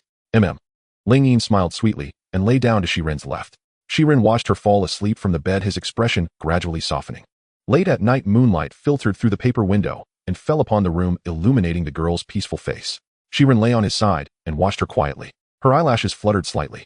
Her breath was even and gentle. She occasionally let out a soft, foolish giggle as if held in a pleasant dream. Yet the serene scene did not last long. Ling Yin rolled over, kicking the blanket aside. Her skirt lifted with the motion, revealing a pale thigh and more. Ahem. Shirin's pupils constricted. He immediately turned his face away, his ears tinged with red. Such messy sleeping. He muttered under his breath, reached out, and carefully pulled the blanket back over her. Just as he was about to withdraw his hand, Ling Yin suddenly unconsciously reached out and clutched his arm, scooting closer in her sleep. Die too, it's so hot. She mumbled in her dream, her cheek pressed against his arm as warm breath brushed his skin. Shirin stiffened, his heart leapt. He bent his head to look at the girl, so near, his Adam's apple bobbing, his fingertips tightening. Ling Yin, he murmured tentatively. The girl did not wake. Shirin, exasperated, tapped her forehead once. A noticeable bump quickly rose on her white brow. Ling Yin frowned and opened her eyes groggily. Their gazes met. The air froze. Ling Yin blinked, staring dazedly at Shirin's face close before her, then looked down at her hand still clinging to his arm. Silence hung for 2 seconds. Then she suddenly let go and recoiled, her face flushing crimson. Wait, Shirin. I didn't mean to. Shirin said nothing. He sat up slowly, silver hair falling to conceal his slightly reddened ear tips. Go to sleep. His voice was low as he turned his back and lay down again. Ling Yin curled inside the blanket, her heart pounding. What on earth had she dreamed just now? In her dream, that Dai Tu fellow had clung to her, relentlessly refusing to let go. Ling Yin, utterly embarrassed, pinched herself back into reality and found she had been holding Shirin's arm. A wave of panic washed over her. Ling Yin felt mortified and uncertain how Shirin might tease her in the morning. In the early morning, Ling Yin finished brushing her teeth and washing her face. I've already prepared breakfast, the attendant said, gently placing the tray on the dining table. I'm coming. Ling Yin ran over quickly. Jun Malu was already up, appearing somewhat reserved. At this moment, the three of them looked a bit like a family of three. Ahem. Ling Yin dared not look up at the attendant as the thought of last night made her feel embarrassed. How shameful. How could I have done such a thing? She felt that her image in the attendant's eyes must have been ruined. Little did she know, in the attendant's view, the girl looked very adorable. Of course, if Obito had seen what happened last night, he would probably have angrily killed the attendant without mercy. Obito. After breakfast, the three of them quickly arrived at Konoha Hospital. As soon as they entered the hall, Ling Yin heard a familiar voice. Ling Yinshin. At that moment, wearing nurse uniforms, Noara Rin and Akamichi Karui came over. Rin, Karui. Ling Yin happily ran over, and the two friends immediately surrounded her. Long time no see. I heard you went to Rain Village as an ambassador, Karui said with a smile, pinching her cheek. Rin looked curiously behind her. Who are these two? The attendant nodded gently, while Jun Malu stood somewhat awkwardly to the side. Karui and Rin's gazes swept between the three of them, suddenly falling silent at the same time. Damn, it's been a while since I last saw Ling Yinshin. How come there are two boys attracted to her now? Ling Yinshin, what's going on? Ling Yin awkwardly laughed a couple of times. Ahaha, this is Jun Malukun. He needs treatment from Tsunadesima. This is Shuriken, my friend. When saying friend, Ling Yin deliberately emphasized it, articulating clearly. Karui raised an eyebrow. Friend? Aren't friends supposed to come to the hospital together early in the morning? Ling Yin. Alright, this explanation really doesn't hold water. Thinking of last night's events, Ling Yin's face turned a bit shy. Ling Yinshin, are these two your friends? The attendant walked over with a gentle expression. He stood at 1.8 meters tall, dressed in luxurious silk clothes, exuding elegance. The youthful boy looked handsome, causing Rin and Karui to blush. The two girls could naturally see that the attendant seemed to like Ling Yin. However, as the saying goes, the observer sees clearly while the participant is confused. They subtly refrained from mentioning it. Yes. Ling Yin smiled sweetly. Just as she turned her head, she saw her two friends looking at her with curiosity. Just like in the original work, Karui had become a Jinjutsu ninja. Noara Rin had come to this hospital for an internship and became a nurse. The three of them chatted amicably, reminiscing about their experiences in ninja school. The bond between girls is so beautiful. After chatting for a while, the two of them had to execute a mission, so the three parted ways temporarily. In the treatment room, Tsunade finished examining Jun Malu's injuries, nodding in satisfaction. The recovery is good, and the symptoms of the bloodline disease have stabilized. Tsunade then wrote out some prescriptions on a piece of paper, detailing each item meticulously. She glanced at the attendant and Ling Yin standing beside her, suddenly revealing a meaningful smile. However, some people should be careful not to let the patient's emotions fluctuate too much. Tsunade naturally understood the relationship between the three, which is why she made such a profound statement. The attendant looked somewhat confused, wondering what it meant to not let the patient's emotions fluctuate too much. What does this have to do with him? Ling Yin also wore a blank expression. Tsunadesima, what does this mean? Jun Malu, lying on the hospital bed, also blinked in confusion. In Rain Village, a light drizzle continued to fall. Kakashi and Hiruzen were helping to transport supplies. Since Rain Village and Konoha had reached a cooperation, Konoha would send some resources to supply Rain Village. Looking at the impoverished villagers below, Kakashi's gaze grew complex as he thought of Obito. Obito, I miss you so much. It's all my fault. That day, I was too weak. Kakashi clenched his fists filled with self-reproach. Beside him, Hiruzen fell into silence. Captain Kakashi, this isn't your fault. Once we become stronger, we must take revenge on Uchiha Madara. Hiruzen patted Kakashi's shoulder. The two youths stared into the distance, lost in thought as the light drizzle fell. Both of them thought of that girl. I wonder how Ling Yinshin is doing now, as she must be quite busy after all. After all, she is the ambassador between the two countries and must be busy handling various tasks. Thinking of Ling Yinshin being overwhelmed with work, the two boys' previously tired expressions became resolute. In Konoha, a new amusement park had recently opened and many adults brought their children to play. Jun Malu stayed home to rest due to feeling unwell. Taking advantage of this time, the attendant happened to buy 2 tickets to the amusement park, truly having no other intentions. Really? Ahem. Ling Yinshin, would you like to go to the amusement park? All right then. Ling Yin smiled sweetly. Looking at the girl's lively appearance, the attendant's expression softened. Ling Yin and the attendant walked side by side on the colorful pebble path of the amusement park, surrounded by the laughter of children and the music of the carousel. Shuriken, let's go play that. Ling Yin pointed at the shooting booth in the distance, her eyes sparkling. Every boy should find something like this hard to resist, right? After all, it was really cool. The attendant nodded, and the two walked to the booth. Shuriken, let's see who has a higher hit rate, okay? No problem. Ling Yin was filled with joy, picking up a toy gun, squinting one eye to aim, but ended up missing the target 3 times in a row. So difficult. Ling Yin puffed out her cheeks, looking a bit dejected, which was quite adorable. The attendant took the gun from her hand, squinted his eyes, and fired 5 shots, hitting the target each time. The booth owner, surprised, handed over the biggest prize. A white rabbit plushie. Here. The attendant stuffed the plushie into Ling Yin's arms. Ah, thank you. Ling Yin hugged the rabbit, rubbing her cheek against the soft fur, unwillingly shaking her small fist. This time I didn't perform well. Next time I'll definitely hit all 5 shots. The attendant looked at her, the corners of his mouth slightly lifting, but he said nothing. As long as it made the girl happy, everything was worth it. The two played for an entire afternoon, almost trying out every attraction in the amusement park. By the way, let's go ride that Ferris wheel at the end. Ling Yin looked at the tall Ferris wheel in the distance, her face full of excitement. Okay. The attendant agreed. He didn't object, and the two sat in the slowly rising cabin. As the height increased, the night view of Konoha gradually unfolded before them. As night fell deeper, the cabin of the Ferris wheel rose slowly. Ling Yin leaned against the glass window, gazing down at Konoha. The lights twinkled like countless stars, the streets crisscrossed, and the Hokage rock in the distance looked particularly clear under the moonlight. A gust of cold wind blew, stirring the girl's hair. The moonlight spilled over her gentle face, making Ling Yin look exceptionally beautiful. The attendant sat opposite her, his gaze quietly resting on her. So beautiful. Ling Yin murmured softly, her eyes reflecting the entire night scene. The attendant did not respond, merely tightening his fingers slightly. The Ferris wheel reached its highest point, offering a panoramic view of Konoha. At that moment, bang! A brilliant firework suddenly bloomed in the distant sky, the golden light illuminating the night sky, and also lighting up the faces of the two in the cabin. Ah, there are fireworks too! Ling Yin exclaimed in surprise. At this moment, Ling Yin suddenly sensed something unusual and slowly turned her head. In the next second, Ling Yin was stunned. The attendant slightly leaned down. In the glow of the fireworks, Ling Yin could clearly see each detail of his face. The attendant opened his mouth, his body leaning slightly forward, his lips gradually approaching. In Konoha, in a dark alley, a violent spatial fluctuation appeared. Obito was overjoyed. Damn, he finally completed those tasks in the land of water. That place was so foolish with so many rogue ninjas, he had to work hard to control all of them. Hard work pays off. I wonder how Ling Yin is doing now. Obito thought of that girl who always wore a smile, and his lips immediately curled up. Ahem. Calm down, I have to maintain my cool image. However, just thinking about being able to meet the girl soon made it impossible for Obito to suppress his excitement. Obito stepped out from the void, his crimson Sharingan glinting in the darkness. He looked up toward Konoha in the distance, his eyes filled with anticipation. Ling Yin, he said, stepping forward, his black cloak billowing in the wind, his handsome gaze revealing deep affection. The gentleman gently kissed the girl's forehead, his face always bearing a tender expression. As the Ferris wheel slowly descended, Ling Yin's face was filled with confusion. What is happening? Who is she? Where is she? Ling Yin secretly glanced at the gentleman, discovering that he was gazing out at the night scenery, his profile especially clear under the moonlight. Mr. Gentleman, Ling Yin said softly. My. The gentleman turned his head. Just now.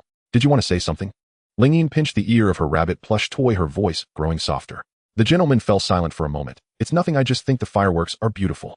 Ling Yin nodded, but felt somewhat perplexed. Why did the gentleman suddenly kiss her forehead? After all, she was still a boy. However, Ling Yin always felt that the gentleman seemed to have something important to say just now. The Ferris wheel quickly reached the ground, and the two of them stepped out, the gentle night breeze caressing them. Just as Ling was about to suggest getting something to eat, she suddenly heard a familiar voice.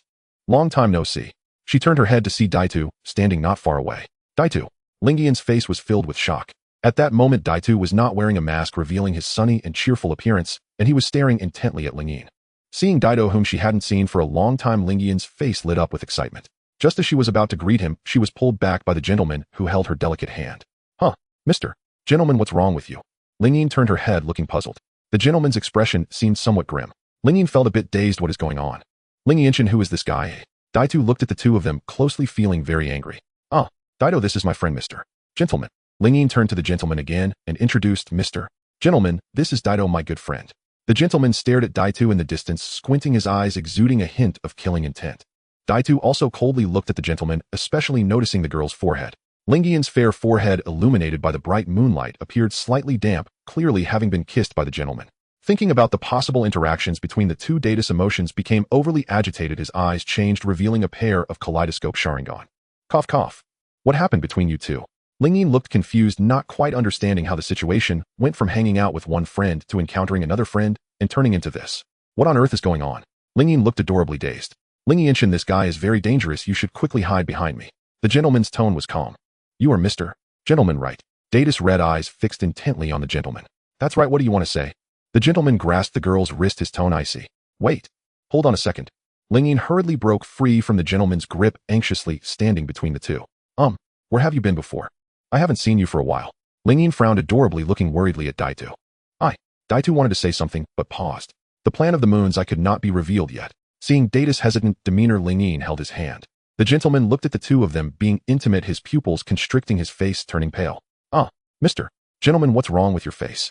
Are you feeling unwell? Ling noticed something was off, turning her head again, a bit panicked. The gentleman looked at the girl before him, his tightly knitted brows slowly relaxing. Ling Yinshin, still the same as before, is such a naive and muddled egg. I'm fine. Speaking of which, your friend suddenly came to Konoha village. Is there something going on? The gentleman suppressed his inner anger and looked up coldly at Daitu. Ling Yinshin, I haven't been to Konoha village for a while. How have you been lately? Daitu directly ignored the gentleman, gazing affectionately at the girl. I've been doing alright recently. By the way, Mr. Gentleman Daitu, why have both of you become so strange? Ling frowned adorably, looking confused. Oh right, Daitu Kumaru also came to Konoha and is currently staying at my house. Kumaru. Data's brow furrowed tightly, his expression darkening. Who is he? The gentleman timely explained. He is the boy we met in the Hidden Rain village, currently receiving treatment in Konoha. Daitu felt even more displeased. Damn, how long has he been gone? And Ling has already added 2 unfamiliar boys to her circle. If he stays away for another year or 2, would Ling become a mother to several children? Damn it. Daitu was now so angry that he wanted to tear down Konoha village. Calm down. Daitu forcibly suppressed his rising fury. Ling Yinshin, since you rarely come to Konoha, do you want to go shopping together? Ling looked sweetly at Daitu, stretching out her hands to hug his arm, looking innocent and adorable. Data's expression was complicated. Ling Yinshin, I believe your friend might have some unspoken troubles. The gentleman walked over, his expression gentle. Off. Ling blinked, looking adorably confused. At this moment the gentleman approached, pushing the two apart, staring meaningfully at Daitu. Daitu watched helplessly as the girl in his arms was pulled into the gentleman's embrace, his anger growing fiercer. The gazes of the two crossed in the air as if sparks were flying. Ling seemed to sense something and hurriedly changed the topic. It's already so late. We should go see how Kumaru is doing now. Ling frowned, appearing somewhat anxious. Seeing the girl before him worrying about another boy, Daitu felt a bit uncomfortable. Ling is really too kind, naive, and adorable. He must keep a closer eye on the boys around her in the future. Data's expression gradually became serious. Alright Ling Yinshin, let me take you home. Daitu walked over, ignoring the gentleman's warning, and reached for the girl's wrist. Just as Daitu was about to pull the girl away from the gentleman's embrace, the gentleman also reached out to grasp the girl's wrist. Now the situation became somewhat awkward. The wind gently blew and Ling blinked, feeling that something was off. Why were these two guys holding on to her and not letting go? Ling tried to break free, but it was futile. The two each held her delicate wrist, tightly glaring at each other, their eyes seeming to spark. It felt like they were about to fight, and with their current strength, they might really destroy Konoha village. Just as the atmosphere grew tense, Ling Yinshin. Asuma's voice came from nearby. Ling awkwardly turned her head, her lips twitching slightly. Asuma-can, long time no see. Hey, what are you guys doing? Asuma saw the two men grabbing the girl's wrist in the middle of the night, his face instantly turning angry. It has nothing to do with you. The gentleman shot a cold glance at Asuma. In his perception, the only one who might pose a threat to him right now was probably this Daitu in front of him. The wind began to howl, growing steadily colder. Ryon stood disheveled on the streets of Konoha, a most uncanny sight unfolding before long. Ryon, the young heiress of the Uchiha clan, stood flanked by 3 imposing figures, her personal guards. Passers-by cast curious, unsettled glances their way. Mommy, does that big sister have 3 boyfriends? A child tugged at his mother's sleeve, eyes wide with astonishment. Nonsense, dear. Those 3 are merely her bodyguards. The mother gently tapped her child's head. Is that the Uchiha heiress? Judging by her looks, it must be. Wait, why is Asuma-sama standing there too? A bystander dropped his pipe onto the cobblestones, stunned into silence. What in the world? Even the Fire Shadow's own son is guarding her. Just who is this girl? Whispers swirled around them.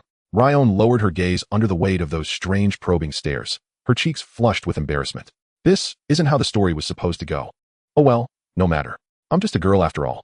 She patted her chest, exhaling softly in quiet relief. By the way, Shiraken, I forgot my money when I left home. Could you lend me some? Ryon turned toward the 3 men behind her. In an instant, the 3, who had just been glaring daggers at one another, calmed completely. Of course, Ryon-can, Shira replied without hesitation, pulling from his robe a thick wad of crimson banknotes. Ryon swallowed hard at the sight. Good heavens, so much money.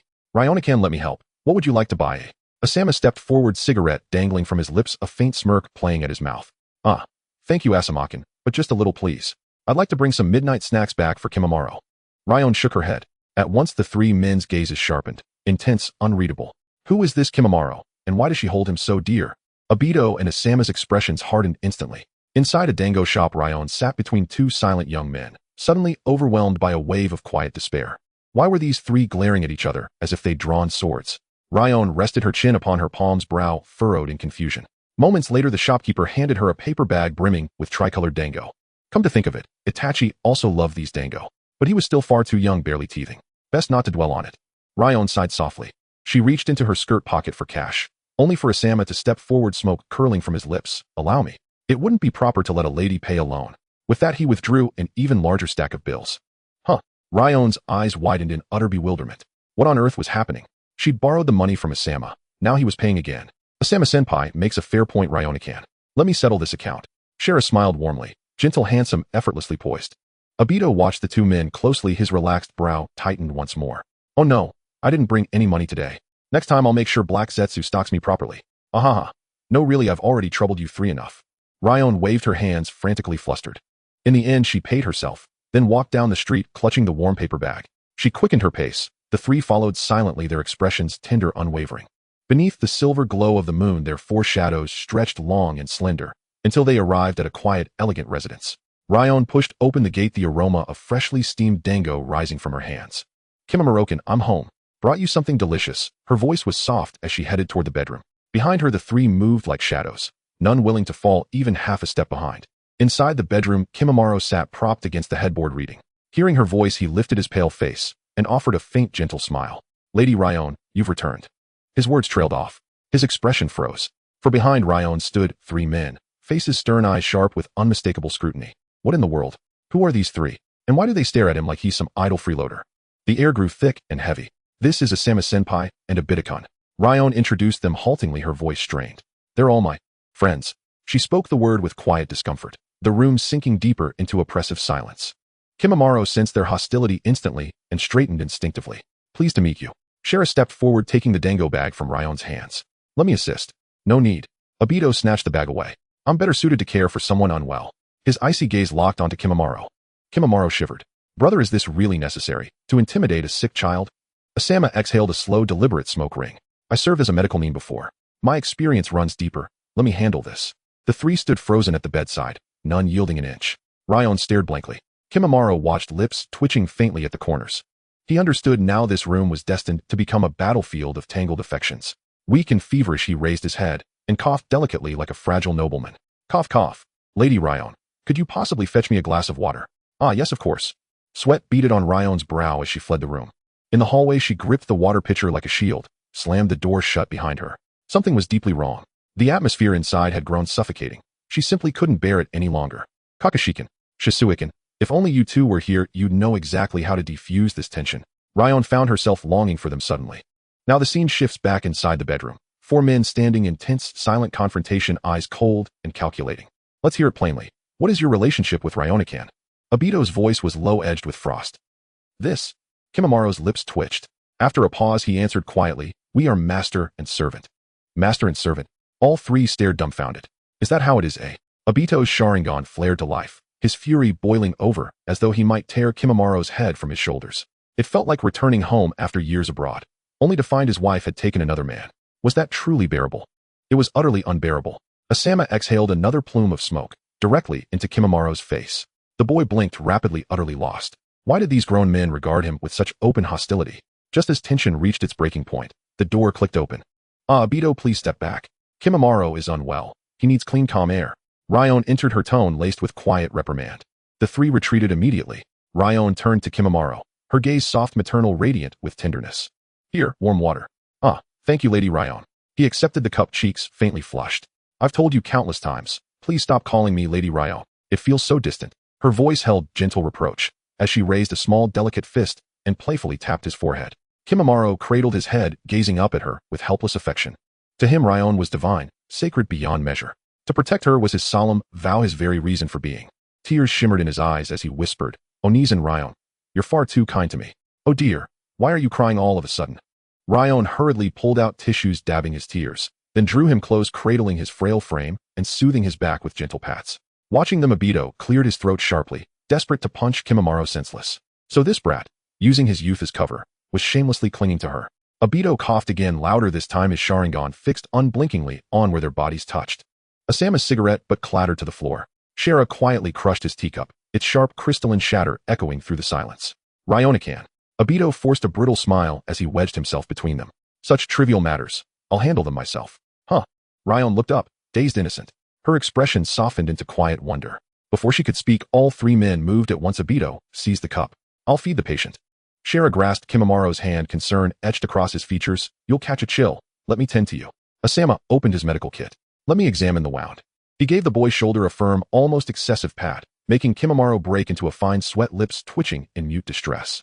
Good heavens, I'm surrounded, helpless, pitiful. Yet deep down he knew the truth. All four men cherished Ryonokan. And truly, how could they not? She was breathtakingly beautiful, profoundly kind, endlessly compassionate. Who among them could remain unmoved? The commotion flared swiftly and faded just as fast. Brief pleasantries exchanged, they departed one by one. After all, this was her home. Deep within a secluded cave, Black Zetsu tended to Madara Uchiha, yet his thoughts lingered restless upon his beloved younger sister. I wonder how Ryonokan fares. Madara's voice cut through the silence, cold, commanding. Black Zetsu flinched, snapping upright, bewildered. How proceeds Obito's mission, Black Zetsu? Madara demanded, voice glacial. Lord Madara, he's gathering intelligence in Konoha village. Black Zetsu spoke slowly. Intelligence? Has he abandoned water country entirely? Madara's brow arched in suspicion. It appears so. Black Zetsu's lips twitched faintly. He's gone to Konoha, not for intel, but to see her, isn't he? Madara's tone turned dangerously icy. Black Zetsu's face went rigid. What? Obito had already approached his sister. At that moment, White Zetsu emerged languidly from the earth, voice dripping with mischief. Lord Madara, Obito is right now meeting with that girl. That worthless fool, drowning in infatuation. Madara's scowl deepened, anger simmering beneath his composure. Lord Madara. Black Zetsu gazed at him with quiet gratitude, relieved at least that Madara harbored no such interest in his own sister. I shall visit the girl myself soon. 2 agents failing. How utterly inefficient. Madara's expression remained implacably severe. Black Zetsu wiped a bead of cold sweat from his brow, strangely certain he'd witnessed this exact scenario before. Elsewhere within Root's hidden compound, Danzo observed a boy suspended in nutrient fluid, eyes gleaming with triumph. Excellent. The Hashirama cells have successfully integrated. Danzo turned sharply to Kabuto, whose face remained cool and detached. Kabuto, summon Orochimaru. Immediately. Understood, Lord Danzo. Kabuto adjusted his glasses, glancing coldly at the boy, Daiwa, floating motionless in the amber liquid. Most likely Danzo would soon erase Daiwa's mind, then send him to eliminate her. Kabuto's thoughts raced. He recalled encountering that girl months earlier, lying upon an operating table, fragile and heartbreakingly vulnerable. There was something indescribably unique about her presence. Familiar yet elusive, like a memory just beyond reach. Kabuto shook his head, his pale face vanishing into shadow. He was after all a spy, a double agent entangled in layers of deception. Trusting only Orochimaru, he questioned everything, even his own purpose. What am I truly living for? Ever since the director's death, he'd wandered hollow, adrift, soulless. As the thought crossed his mind, the girl's face blurred, then fused seamlessly with the director's. Kabuto's pupils contracted violently. Strange, why should such a notion arise?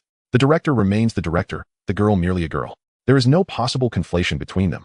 Kabuto brushed back a strand of immaculately neat hair, then smiled faintly, enigmatically, whispering to himself, very well. I shall seek her out soon, alone. The hood cast a deep shadow, and the golden serpent eyes fixed intently on the girl in the distance. The girl's clothes were tattered, tightly bound by coarse hemp rope. The coarse hemp rope dug deeply into the girl's wrists.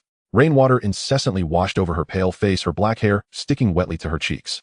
Seeing Lingian's pitiful state caused a sharp pain in Do's heart. He stood at the edge of the execution ground, rainwater continuously dripping from the brim of his hat. Pushing up his glasses, Do's serpent eyes behind the lenses focused intently on the girl on the gallows. The villagers shouted in unison, "Burn that monster. She has the blood of the great Suzu-chan flowing within her. Hey, what are you trying to do? This is an execution site, no unauthorized personnel allowed." Several guards looked at Do coldly. Do faced these guards with an icy expression, his fingertips twitching slightly, and the chains hidden in his sleeves made a soft clinking sound. Bang! In an instant, the heads of 3 guards exploded like watermelons, a torrent of blood splattering into the air. Do moved as swiftly as lightning, and in the blink of an eye, several heads flew into the sky. Blood sprayed everywhere, and the entire scene was gruesome. Do leaped onto the execution platform, leaning close to the girl and examining the multitude of wounds on her body. He placed his hand on her pulse. Her skin was icy cold, yet there was a faint rhythm to it. "Still alive?" Do whispered. Just then the girl suddenly opened her eyes.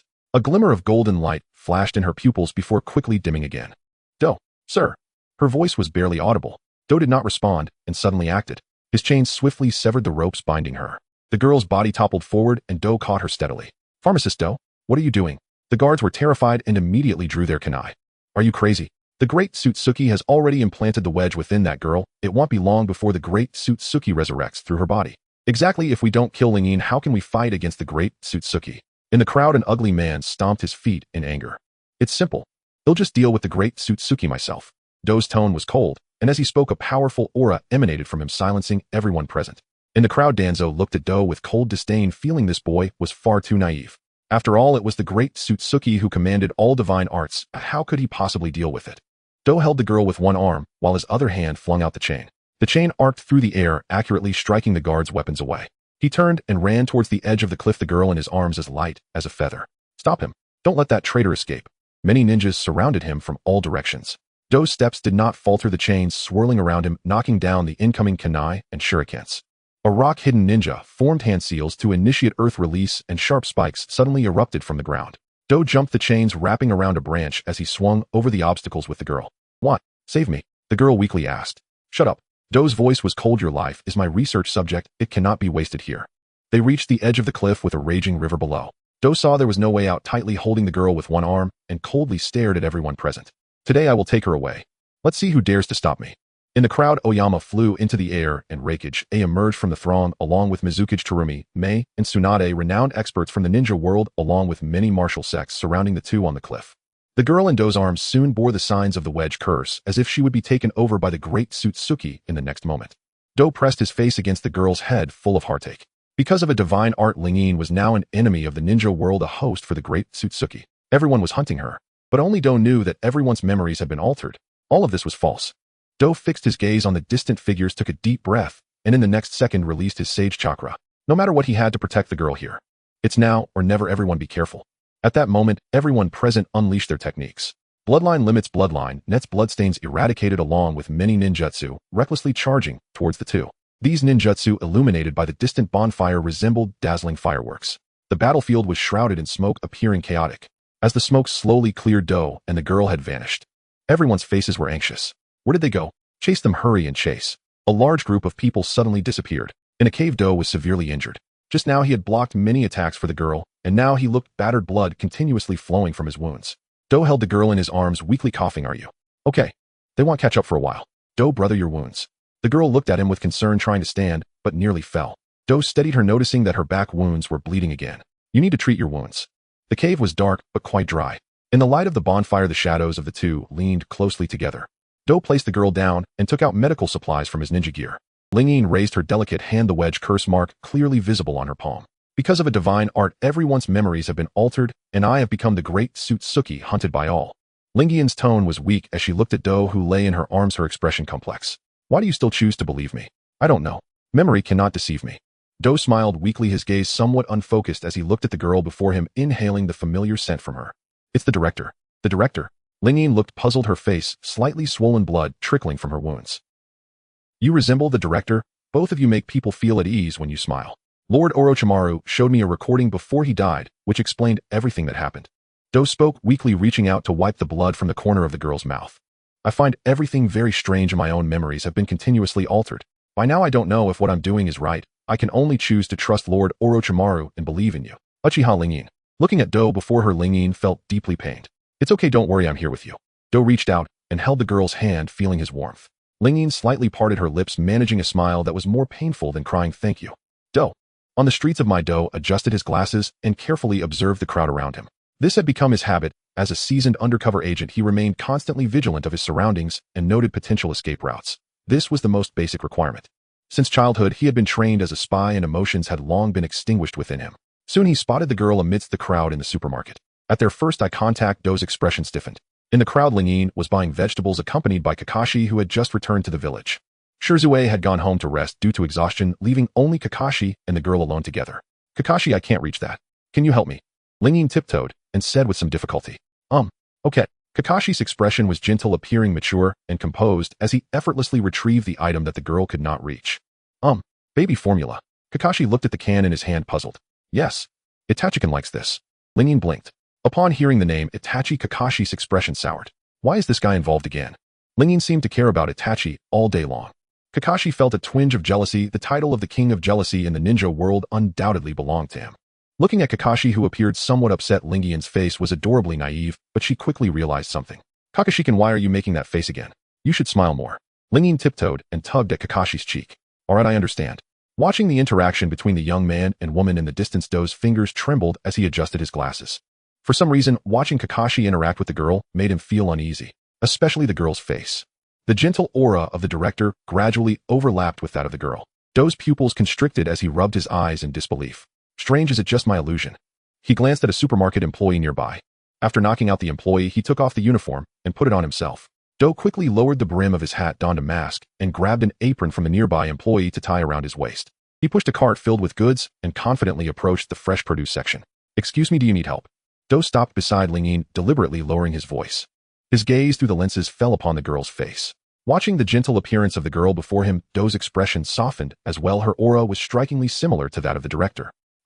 Who are you? Lingyin blinked, her innocent eyes at the worker in front of her, looking puzzled. Unbeknownst to her, pharmacist Do's favorability is at 68. This guy is Do. Why is he in Konoha? Is he here to investigate something? Lingyin recalled the incident when Orochimaru and Do had conspired to kidnap her, and she felt a surge of anger. Calm down, calm down. Lingyin took a deep breath to steady her emotions. Thank you, could you weigh this tomato for me? Lingyin handed over the tomato in a plastic bag. Do quickly took the bag, beads of sweat forming on his forehead. However, after observing how the staff were working, Do, with his exceptional memory, quickly mimicked their actions. Okay. Do took the bag and swiftly manipulated the scale. At the same time, his peripheral vision caught the girl who was playfully fiddling with her hair, looking remarkably like the director. Do's heartbeat quickened. Skillfully, while the girl chatted with Kakashi, he discreetly placed his locator device in the bag. All done. So fast, thank you. Lingyin exclaimed in surprise. You're welcome. Do gazed at the sweetly smiling girl, his expression equally gentle, instinctively reaching out his hand, wanting to caress her face as he once did with the director. Just as his hand was about to touch the girl's face, it froze. Do turned his head, and Kakashi suddenly appeared beside the girl, his hand gripping Do's wrist like a vice, his gaze fixed intently on Do. You're new here? I've never seen you before. As a member of Umbu, Kakashi naturally possessed keen observational skills and instinctively sensed that the cashier in front of him was not ordinary. I just got reassigned today. Do lied without changing his expression. Having been raised as a spy from a young age, he had long since become accustomed to it. Do handed over the weighed plastic bag, producing a rustling sound. Kakashi's demeanor grew colder as he instinctively reached for a kunai from his ninja tool pouch. Do adjusted his glasses and his gaze turned icy. However, if Kakashi truly made a move here, he wouldn't mind kidnapping Lingyin from a distance as a hostage. Kakashi can look over there, the milk seems to be on sale. Lingyin's sudden exclamation broke the tense atmosphere. Taking advantage of Kakashi's momentary distraction, Do smirked, adjusting his glasses. It seemed this conflict need not continue. Kakashi shot Do a meaningful glance, quickly assessing the situation in his mind. First of all, they were in a supermarket with too many ordinary people around. Making a move could endanger innocence. Secondly, Lingyin was also here, and this employee in front of him appeared quite strong, presumably possessing elite Jonin-level strength. If a fight broke out, Do might use the girl as leverage against him. Since this gentleman is fine, I'll be taking my leave. Do pushed the cart away. Watching pharmacist Do's departing figure, Kakashi furrowed his brow tightly. What's wrong? Kakashi-can, why were you in a daze just now? Lingyin approached, pushing her shopping cart, looking confused. It's nothing. Did you get everything? Kakashi's eyes curved into a crescent shape as he gazed gently at the girl. Then let's hurry home. Kakashi accepted the heavy item Ling Yin was carrying, his vigilance rising. An unidentified enemy had suddenly appeared in the supermarket, getting close to Ling Yin. Oh, what exactly did he intend to do? Did he intend to provoke conflict between the two nations? After all, the girl's current identity was rather special. She could be considered a political figure. In a corner where Kakashi could not see, Do adjusted his glasses and took off the employee uniform, placing it on a nearby stall. His gaze behind the lenses took one last look at Ling Yin, who was laughing and chatting with Kakashi. Do's expression turned slightly cold. He even felt a twinge of jealousy. He could not accept that a girl so similar to the director was accompanying another man. In the root organization, Tuanzong quickly awakened the boy in the container. From today onwards, your code name will be Tianzong. Tuanzong said, his expression cold as he gazed at Tianzong. His gaze lingered particularly on the boy's body. The more he looked, the more excited Tuanzong became. Those who were unaware might mistake him for a pervert. Of course, what truly excited Tuanzong was not the boy's body, but the wood release within it. This was the wood release after all. The first Hokage had swept through the ninja world, invincibly relying on this very technique. At this moment, the tides had turned. If Tianzong could wield wood release, could he also unleash the immensely powerful transformation into Buddha? Tianzong, huh? The boy murmured to himself. He looked bewildered as he turned to Tuanzong. He had to thank Tuanzong for saving him. It was Tuanzong who had granted him a new lease on life. Right now, I have a particularly important task for you. You should be able to accomplish it for me, right? Tuanzong said, tapping his cane and snorting coldly. Of course, no problem. I'm happy to serve. Tianzong nodded. Go kill this person and bring her corpse to me. Tuanzong tossed a portrait over. Tianzong looked down at the picture that had fallen to the ground and bent down to pick it up. As he gazed at the face depicted, his pupils constricted. Because this face reminded him of Miss Xuejian. He wondered how Miss Xuejian was doing now. Looking at the silent expression of the boy before him, Tuanzong's face revealed satisfaction. Indeed, this was a useful pawn. I understand, Tuanzong, but I do have one question. Speak. Is she also a ninja from Konoha? No, she is not. She belongs to the evil Uchiha clan. Those evil Uchihas that hinder Konoha's development should be completely expelled. As for the Sharingan they possess, they'll gladly take care of them. Tuanzong slowly began to speak. All right then. Tianzong looked somewhat perplexed, but still proceeded as Tuanzong instructed. Tianzong donned the root's cloak, his icy face plunging into shadow. Night. The darkness of the night and the howling winds made it the perfect time for murder. Ling Yin finished her bath and put on her nightgown. It must be said that this feminine attire looked quite nice on her. As the saying goes, there are only zero and countless times for cross-dressing. Ling Yin felt she was getting further down the path of cross-dressing. Huh, I wonder what Shirin is doing right now. Ling Yin lay on the bed, her chest rising and falling slightly. At that moment, a shadow swiftly flashed by. Ling Yin suddenly sensed something was wrong and her expression froze. Bang! The glass window shattered violently, a multitude of shards flying through the air. A long wooden spike charged towards her. Ling Yin quickly activated her three-demo Sharingan, dodging the attack. The girl performed a series of backflips before landing gracefully on the distant ground. The room was pierced by the wooden spikes, resulting in severe damage. Tianzong shook his hand, his long brown hair appearing particularly conspicuous. Tuanzong has given orders for me to take you with me. Tianzong said in as gentle a tone as possible. If he could, he did not wish to harm the adorable girl before him. But you've messed up my home. Ling Yin's expression was somewhat displeased. She had been sleeping peacefully at home when Tianzong suddenly threw a wooden spike at her. Goodness, her once peaceful home had been left in tatters, full of countless holes. Is that so? Then I can only knock you out. Tianzong's demeanor turned icy. In a certain residence, Shirzue had taken a nap and dreamed a dream. In the dream, a girl was gazing at him with affection. Then, cough cough. It was a serious dream, a very serious one. Shirzue woke up overly excited. I wonder how Ling Yin is doing now. Just as Shirzue was about to say something, a tremendous commotion erupted from the Uchiha clan. Shizue's expression grew cautious. Likewise, numerous members of the guard department packed their bags and rushed down the street towards the source of the explosions. Is that Ling Yin's house? Among the crowd, Uchiha Fugaku looked somewhat confused. What was happening? Could it be that someone attacked Ling Yin? Thinking of this, Fugaku's expression turned icy. He commanded the members of the guard department to start clearing the surrounding crowd to prevent any special situations. After all, going to rescue the girl alone would also allow him to show off in front of her. This is the sense of security from your father-in-law. Fugaku pushed aside the bushes, his figure quickly leaping, soon arriving at the girl's house. The area was left riddled with holes with many wooden spikes embedded in the ground. Would release. Fugaku's pupils constricted sharply. In that instant, he activated his Mangekyo Sharingan. This Mangekyo Sharingan was something he had just recently awakened. The girl's three-demo Sharingan glowed red in the darkness, combined with her stunning beauty, making her extraordinarily alluring. But now was not the time to discuss beauty. Ling Yin frantically dodged the sweeping wooden spikes. The sound of the floor being pierced was painfully sharp. Would release tree binding, eternal burial. Tianzong formed hand seals. Suddenly thick vines erupted from the floor, ensnaring Ling Yin's ankles. Ling Yin found herself completely bound by these vines, unable to struggle. Tianzong seized the opportunity to leap onto the beam, planning to shoot 3 wooden nails at the distant girl. Of course, he deliberately aimed them off target primarily to intimidate Ling Yin into cooperating. It was just a meeting with Tuanzong after all. How good could Tuanzong be? How could he not know? Give up resisting, you have no way out now. Tuanzong said, slowly forming hand seals. Ling Yin closed her eyes in fear, trembling and looking pitiful. Just as the crisis peaked, Fugaku made a dramatic entrance. Bang! In the instant the wooden nails tore through the air, a black skeletal arm burst through the roof. A massive Susanoo skeleton protected Ling Yin in its palm, the wooden nails shattering against the skeleton. Who allowed you to run riot in Uchiha territory? Uchiha Fugaku looked down at Tuanzong with his arms crossed. Tuanzong stared at the man before him, his pupils sharply constricted. What was this ability? Why was it so bizarre? Tuanzong couldn't even muster the thought of resistance before Fugaku. At that moment, a large number of members of the guard department, along with Uchiha Shizue, finally arrived. Chieftain. Shizue's voice came from behind. He instantly positioned himself in front of Ling Yin, and after confirming that the girl was unharmed, he breathed a sigh of relief.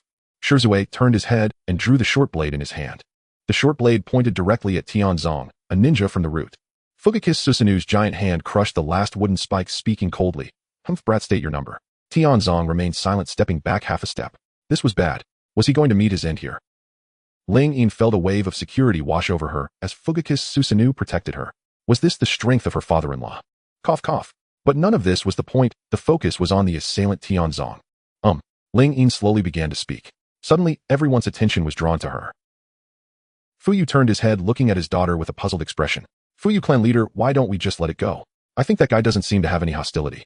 Ling Yin spoke in a soft and gentle voice. As soon as she finished, Fuyu's expression became somewhat complicated. This girl in front of him was still too naive. Even when the enemy was about to harm her, she still wanted to forgive them. Who would have thought that these words also reached Tianzang's ears? Tianzong looked at the girl in the distance, his expression becoming complicated. The distant girl reminded him of Miss Xuejian, and he couldn't help but wonder how she was doing now. Tianzang's heart was in turmoil, facing the encirclement of the surrounding security forces. He slowly raised his hands just as he was about to surrender. Lord Danzo has arrived. From a distance, a thin, elongated voice came through. Everyone looked up in confusion, only to see an old man with a cane walking out from a group of people. Danzo looked coldly at the Uchiha clan, filled with contempt for this family from the bottom of his heart. Hello, Elder Danzo. May I ask why you are visiting our Uchiha clan at this late hour? Fuyu crossed his arms and stepped forward with a serious expression. Danzo glanced at Fuyu and said coldly, I am here to take someone. Danzo ignored Fuyu's polite greeting and, disregarding the disdainful looks from those around him, walked straight towards the girl. Ling Yin looked up, staring at Danzo with a dazed expression. She really didn't understand why this guy Danzo was looking for her without any reason. Kid, why did you harm Tianzong? Danzo's tone was icy. I harmed him. Ling Yin pointed at her cute face in disbelief. I saw it clearly just now. Ling Yin, as a ninja of Konoha, you casually harmed a companion of Konoha. What do you think should be done? Danzo tapped the ground hard with his cane. As he spoke, several root members rushed over, their faces cold as they stared at Ling Yin. Lord Danzo is asking you a question. Uchiha Ling Yin, hurry up and answer. Lord Danzo's time is precious. Elder Danzo, I think you are mistaken. I didn't harm Tianzong. Ling Yin's expression was not good. Do you think I am blind? From now on, I, in the name of the Konoha Elder Group, arrest you. Danzo looked at the girl in front of him with cold eyes. At this moment, the other Uchiha clansmen around couldn't stand it any longer. No matter what, Ling Yin was the precious child of their Uchiha clan, and how could an outsider criticize her? Besides, Ling Yin didn't look like someone who would do such a thing. Shizue tightly held the girl's hand, standing protectively in front of her, looking seriously at Danzo. Elder Danzo, I think you've made a mistake. The Uchiha clan's little brat is really troublesome. Since that's the case, I can only be forceful. Danzo raised his hands and slowly formed hand seals. He planned to incapacitate Shizue here first, and then take Ling Yin back to root. As for why he wanted to take the girl, that was obviously to wind-style vacuum great sphere. Bang! A wind blade rushed towards the distant young boy and girl. In the crowd, Fuyu's face turned ashen. After all, this was the territory of the Uchiha clan, and Danzo's actions were completely disregarding the Uchiha clan. Thud! A pitch-black skeletal figure suddenly appeared, blocking the wind blade. The aftermath of the wind blade swept past, clearing the bushes on both sides. Several trees in the distance fell down with a loud crack. The skeletal arm showed some cracks like glass breaking. Fuyu's expression turned grim. Thinking about it, it made sense. After all, Danzo was a powerful figure, having survived on the battlefield for so many years. He must have some skills. Elder Danzo, what are you trying to do? Are you declaring war on the Uchiha clan? Fuyu crossed his arms, his face cold, and upon a closer look, blood veins were visible in his eyes. If Danzo made another move, he didn't mind using Amaterasu to burn Danzo here, but explaining it to the Hokage later would be a bit troublesome. Fuyu, you have quite the nerve. Danzo's expression showed some anger. However, upon seeing Fuyu's Mangekyo Sharingan in the distance, a flicker of fear and greed flashed across Danzo's face.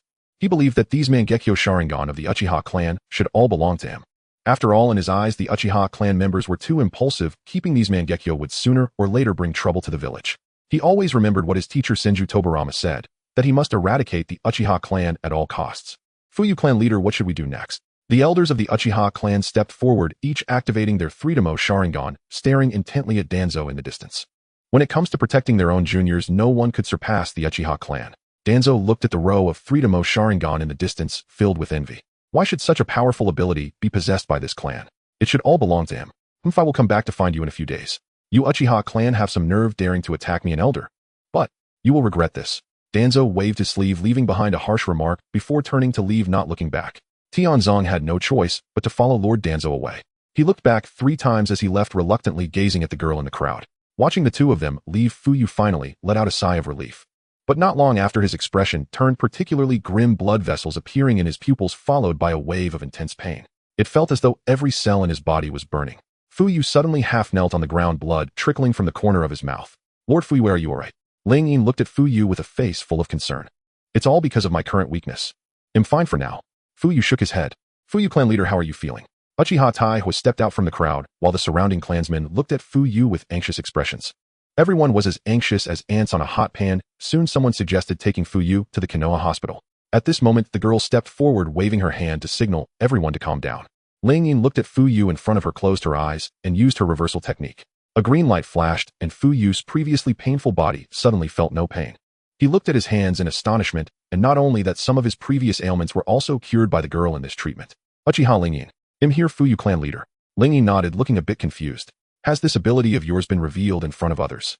Fuyu looked at the girl with a serious expression. If the girl could cure his ailments, if this ability spread, all the ninja villages would come to snatch her. Besides, my friends, not many people know. Ling Yin fidgeted with her hands behind her back, lowering her head, her voice soft. Looking at the cute appearance of the girl in front of him, Fuyu's frustration disappeared in an instant. Indeed, having a daughter is the best. The daughters are like a warm little quilt. Fuyu's tone softened a bit, looking less serious than before. From now on, no clan member is allowed to speak of Ling Yin's healing ability. The Uchiha clan quickly fell silent. This matter also reached the Hokage's office. Hizashi, upon hearing the report from the Umbu, widened his eyes in anger. What did you say? That guy Danzo actually attacked the Uchiha clan in the middle of the night. Yes, the situation is true, the Umbu member nodded. What is Danzo doing this for? Hizashi tried to suppress the anger within. We still don't know. Tell that guy Danzo to come to the Hokage office and also call Kakashi over. Alright. The Umbu member nodded and quickly disappeared. First, to respond to the questions in the comments section, the first one is about combat power. In the world of Naruto, combat power is classified as high martial arts. These ninjas, strictly speaking, are more like superpowered individuals. For more details, you can refer to the manga guidelines.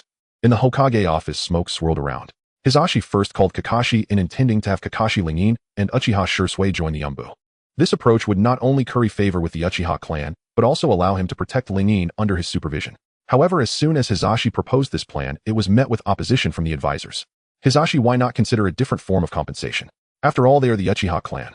Have you forgotten your teacher's teachings? Zhuanqin Xiaochun hesitated to speak. Mito Minyan adjusted his glasses silently, but Hizashi knew he stood with Xiaochun. Xiaochun, the Uchiha clan, is also part of Konoha. Hizashi responded sternly. After hearing this, the two had no choice but to back down. At that moment, the door opened with a creak, and Danzo walked in, gripping his cane with a displeased expression, not even bothering to knock. The people present were already accustomed to this behavior. Hizashi, are you out of your mind? Allowing those Uchiha clan members into the Umbu. Danzo's face was filled with disappointment. Danzo, you are meddling too much. Hizashi puffed on his pipe, casting a glance at his old friend with a serious tone. Hizashi, under your leadership, Konoha is surely headed for decline. You are too indecisive. Danzo said this as he slammed his hand on the table. The tea on the table rippled. Enough. Danzo, I am the Hokage. Hizashi finally lost his temper. Dealing with the affairs of the village had already filled him with anger, and now he encountered this troublesome matter with Danzo. Alright. You will regret this. Danzo glared fiercely at Hizashi before slamming the door and leaving. Watching Danzo leave, Hizashi wearily leaned back in his chair. He glanced at the moonlight outside, his expression complicated. Xiaochun and Mito Minyan looked on, beads of sweat forming on their foreheads. Why does it always feel like this scene has happened before? At the Uchiha clan's estate in a certain residence. Due to the destruction of the Ling Yin family's home, she could only live at her sister Miken's house. Before long, Ling Yin received notification that she had been accepted into the Umbu. Does this mean I have an official position now? Ling Yin pointed at her face with a puzzled expression. Yes, I will always be with you in the Umbu. Kakashi looked at Ling Yin, gently wanting to reach out and pat the girl's head. However, his hand quickly froze in midair and could not move forward. Meichin shot Kakashi a glare. She felt a little uneasy about Kakashi's intentions towards her daughter. Haha, I was just joking, Aunt Meichin. Sweat appeared on Kakashi's forehead. Hearing the word, Aunt, Meikin's fair forehead instantly formed a frown. Did she look that old? Are there any other matters coming up? Meichin looked at Kakashi with a sweet smile, but this smile was feigned. A closer look would reveal her forehead was still tense with a frown. Aunt, nothing else at the moment. Just as Kakashi finished speaking, the door in front of him slammed shut. A gust of wind blew through carrying green leaves as Kakashi stood there somewhat dazed. What was happening? Why did he feel that Aunt Meichin had no fondness for him? It seemed he hadn't said anything wrong. Of course, if Obito saw this scene, he would definitely laugh at Kakashi for a lifetime. Flying Kakashi, you call other girls paper, how could you call her aunt? In outer space, two figures appeared high in the sky. Otsutsuki Peach and Otsutsuki Kin, a tall uncle with a young boy seated on his shoulder. The boy wore a white scarf on his head, obscuring his features. Kin, the boy's small cherry lips opened slightly, his tone icy. Otsutsuki Peach, what are your orders? Kin spoke respectfully. His master was Otsutsuki Peach, and he was the most loyal butler. Is that the traitor Kagaya's earth down below? It seems so, but the life forms there are quite weak. Otsutsuki Kin nodded. Interesting. Let's go take a look. Peach's eyes glimmered with interest. All right, Kin replied, and the two swiftly plummeted from outer space. Before them lay a distant continent dotted with various islands and scattered countries. A hurricane quickly rose, attempting to tear everything apart. However, being powerful beings of the six paths, they easily broke through the wind pressure. As they were about to crash to the ground, the two floated down gently like feathers. After successfully landing, Peach lifted his scarf, observing the scenery outside with a look of interest. Interesting, is this the ninja world? Nearby was a bustling village. Since it was still night, there were not many passers-by on the road. The two quickly arrived at a small alley. Peach saw an ordinary person walking from a distance, and he raised his delicate hand. In the next second, a fierce wind swept through instantly, sending the ordinary person flying. Peach floated in front of the ordinary person, grabbing his collar. Who are you? The ordinary person's lips trembled, his face showing signs of fear. Shut up. Peach's red lips moved slightly, beginning to extract the soul of this commoner. Soon he sliced the soul into thousands of layers. After absorbing all these memories, Peach disdainfully wiped his hands. He had actually made contact with this commoner, which severely tarnished his image. So dirty. Peach looked at his little hands, gritting his teeth and suppressing his anger. Otsutsuki Peach, here are some tissues for you. Kin handed over a piece of white paper. Konoha village. And what is this girl all about? Peach took the tissue, elegantly wiping his fingers while frowning.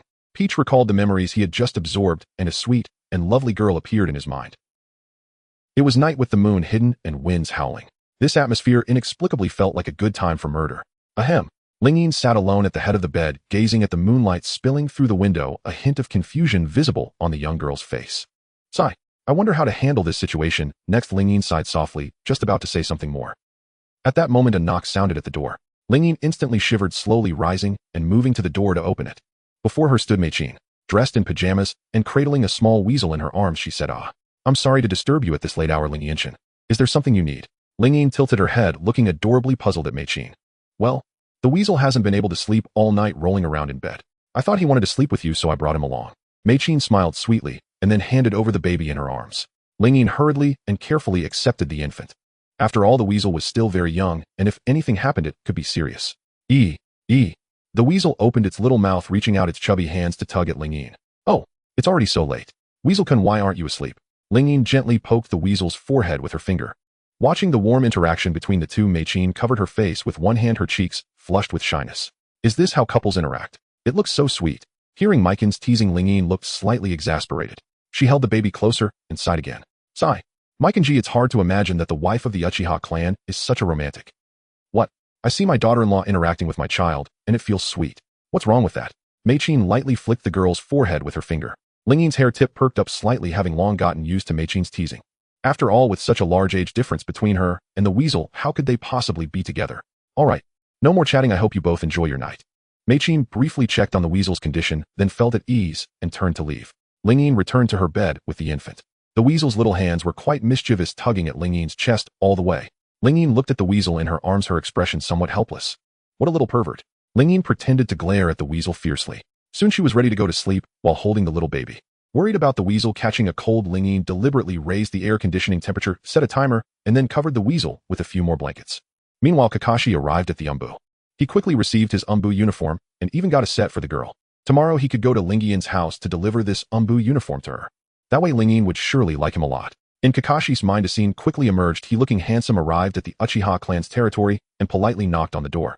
The door creaked open, and upon seeing him, the girl's face instantly turned shy. She raised both hands to cover her slightly parted cherry lips, nervously gazing at him. Kakashi. Ling Yinshin, long time no see. After chatting for a bit, their feelings quickly heated up. Then in the scene, he leaned slightly toward the girl, their lips gradually nearing.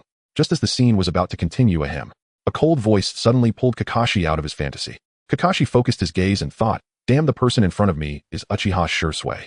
Shursui, what are you doing here? Kakashi was indeed a bit confused. Little did he know Shursui had the same thought, planning to get the Umbu uniform first, and then bring one for the girl. Tomorrow he could visit Lingian's house. Why can't I be here? Shizui's expression was somewhat strange.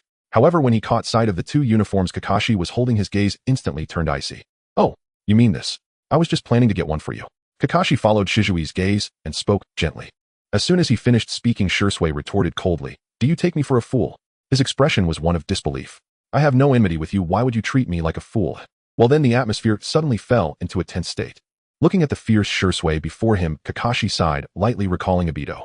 He wondered how Obito was doing now. If he were here, he would probably become his rival. The moment he thought of this, Kakashi felt a bit reluctant to have Obito around. After a brief exchange confirming there were no issues, they each returned home. A door was suddenly pushed open by a boy. Taoshi's face was cold as he looked at the commoner inside the room. You? Who are you? The commoner inside the room looked at Taoshi in sheer terror. TSK. Is that guy not here? Taoshi frowned, raised his delicate hand, and as before absorbed the soul of the commoner before him. The commoner collapsed to the ground in horror, foaming at the mouth, slipping into unconsciousness. Taoshi wiped his hands, his expression still cold. TCH, why haven't I found that girl's information yet? Lord Taoshi. Jinshir's voice came. What's wrong? Do you have any news about that girl? Taoshi turned his head, looking at Jinshir with confusion. I just inquired around, and it seems that girl is from the Uchiha clan. Uchiha? Taoshi muttered to himself, looking puzzled. Taoshi, Nung. That's right, it seems that on Earth different villages have different clans. Jinshir nodded. Then let's hurry up. Yes. The moonlight shone brightly on the two figures, one large and one small. Compared to Jinshir, Taoshi appeared particularly petite and slender. Under the moonlight, their shadows stretched longer and longer. In the morning, Ling Yin gathered her long hair into a bun, humming a lullaby while holding the small infant in her arms, her expression appearing somewhat gentle. Last night, for reasons unknown, the usually well-behaved Itachi suddenly burst into tears. Ling Yin spent the entire night taking care of him, sighing. Itachi, when will you grow up? Quickly. Ling Yin poked the infant in her arms with her finger. Itachi instinctively reached out, grabbing the girl's hand, and then let out a silly giggle. Looking at Uchiha Itachi before her, Ling Yin felt a bit of existential doubt. Is this really Uchiha Itachi? Are you sure it's not Sasuke? Ling Yin brought her face closer to the little infant, who instinctively tugged at her long hair. Ling Yin then made a funny face, causing Itachi to laugh nonstop. Watching the cheerful and silly Itachi in her arms, Ling Yin felt an inexplicable emotion in her heart. Am I getting a head start on parenting, adapting to future life? With a slight twitch at the corner of her mouth, she looked at her reflection in the mirror. The girl had her hair styled elegantly, looking enchanting, while Itachi, nestled in her embrace, quickly fell into a deep sleep.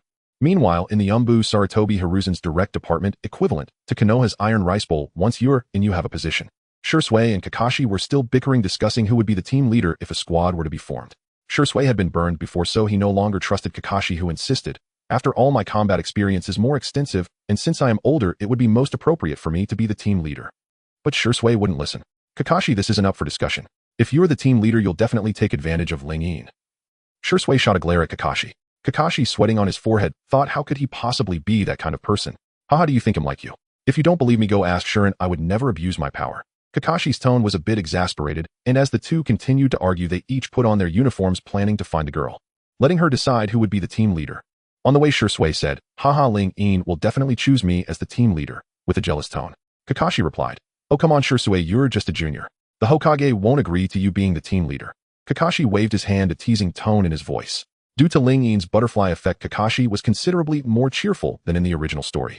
At this moment, Kakashi had a somewhat lazy demeanor, resembling someone enjoying a comfortable retirement. Shursui looked Kakashi up and down, feeling a bit frustrated. Haha, I think you're just a brooding pervert. Shursui wondered why the Hokage would recruit him into the Umbu. You think him that kind of lecher? Kakashi's tone was quite exasperated. If one day he actually looked at those adult books, he would jump out the window. Kakashi was serious. How could he be like Jiraiya, who always held those adult books? The two ran into Shuren on the way. Yo Shuren, long time no see. Long time no see. Shuren squinted his eyes and nodded at the two, looking somewhat scheming. Shuren, wah. Kakashi felt it might just be his imagination, but he always felt that Shuren was up to no good. Where are you two headed together? Haha, we were just chatting. We happened to run into you, Shuren. Kakashi scratched the back of his head, teasingly said. Shursui nodded along. In this situation, unless one was out of their mind, they would never tell Shirin that they were actually going to see the girl. Really? I thought of something happy. Shirin chuckled lightly, looking gentle. Happy thing.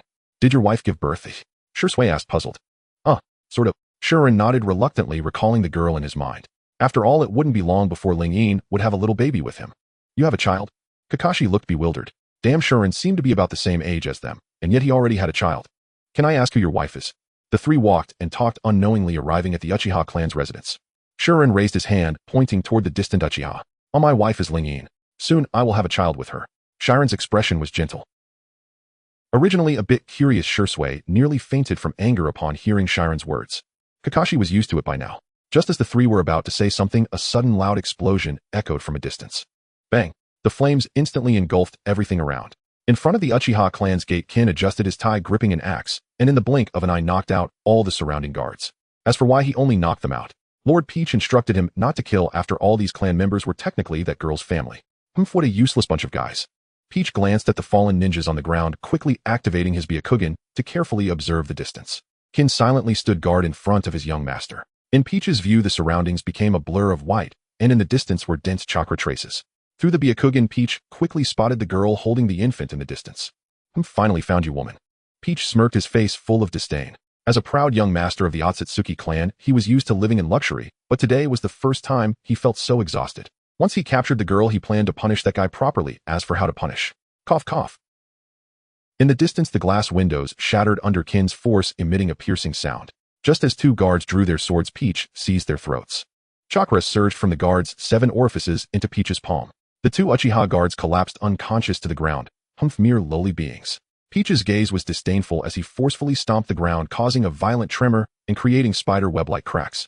Kin followed closely behind Peach, and the two quickly ascended to the sky, swiftly flying toward a distant mansion. At this moment, Ling Yin was still playing with Itachi, unaware of the commotion happening in the Uchiha clan.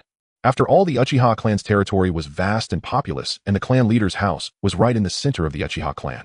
It would take at least 10 minutes to walk from the gate to Ling Yin's location. Looking at the baby bottles tipped over and the white liquid spilled everywhere in the room, the girl was in a flurry, wiping up the mess while the infant's small hand tugged at her fallen hair. Be good, it will be ready soon. Ling Yin tried to pull her hair away, but Itachi cried even louder. Strange, Itachi, why are you being so naughty today? Ling Yin hurriedly comforted the child, completely unaware that danger was approaching step by step. With a thunderous boom, a violent explosion quickly reverberated, causing the floor to crack in countless places, and the glass windows shattered with a loud crash. Itachi's small face turned pale with fright from the sudden loud noise, resulting in a heart-wrenching cry. Ling Yin also sensed something was wrong. Why would the Uchiha clan experience such a massive explosion? Is it a drill? That shouldn't be the case.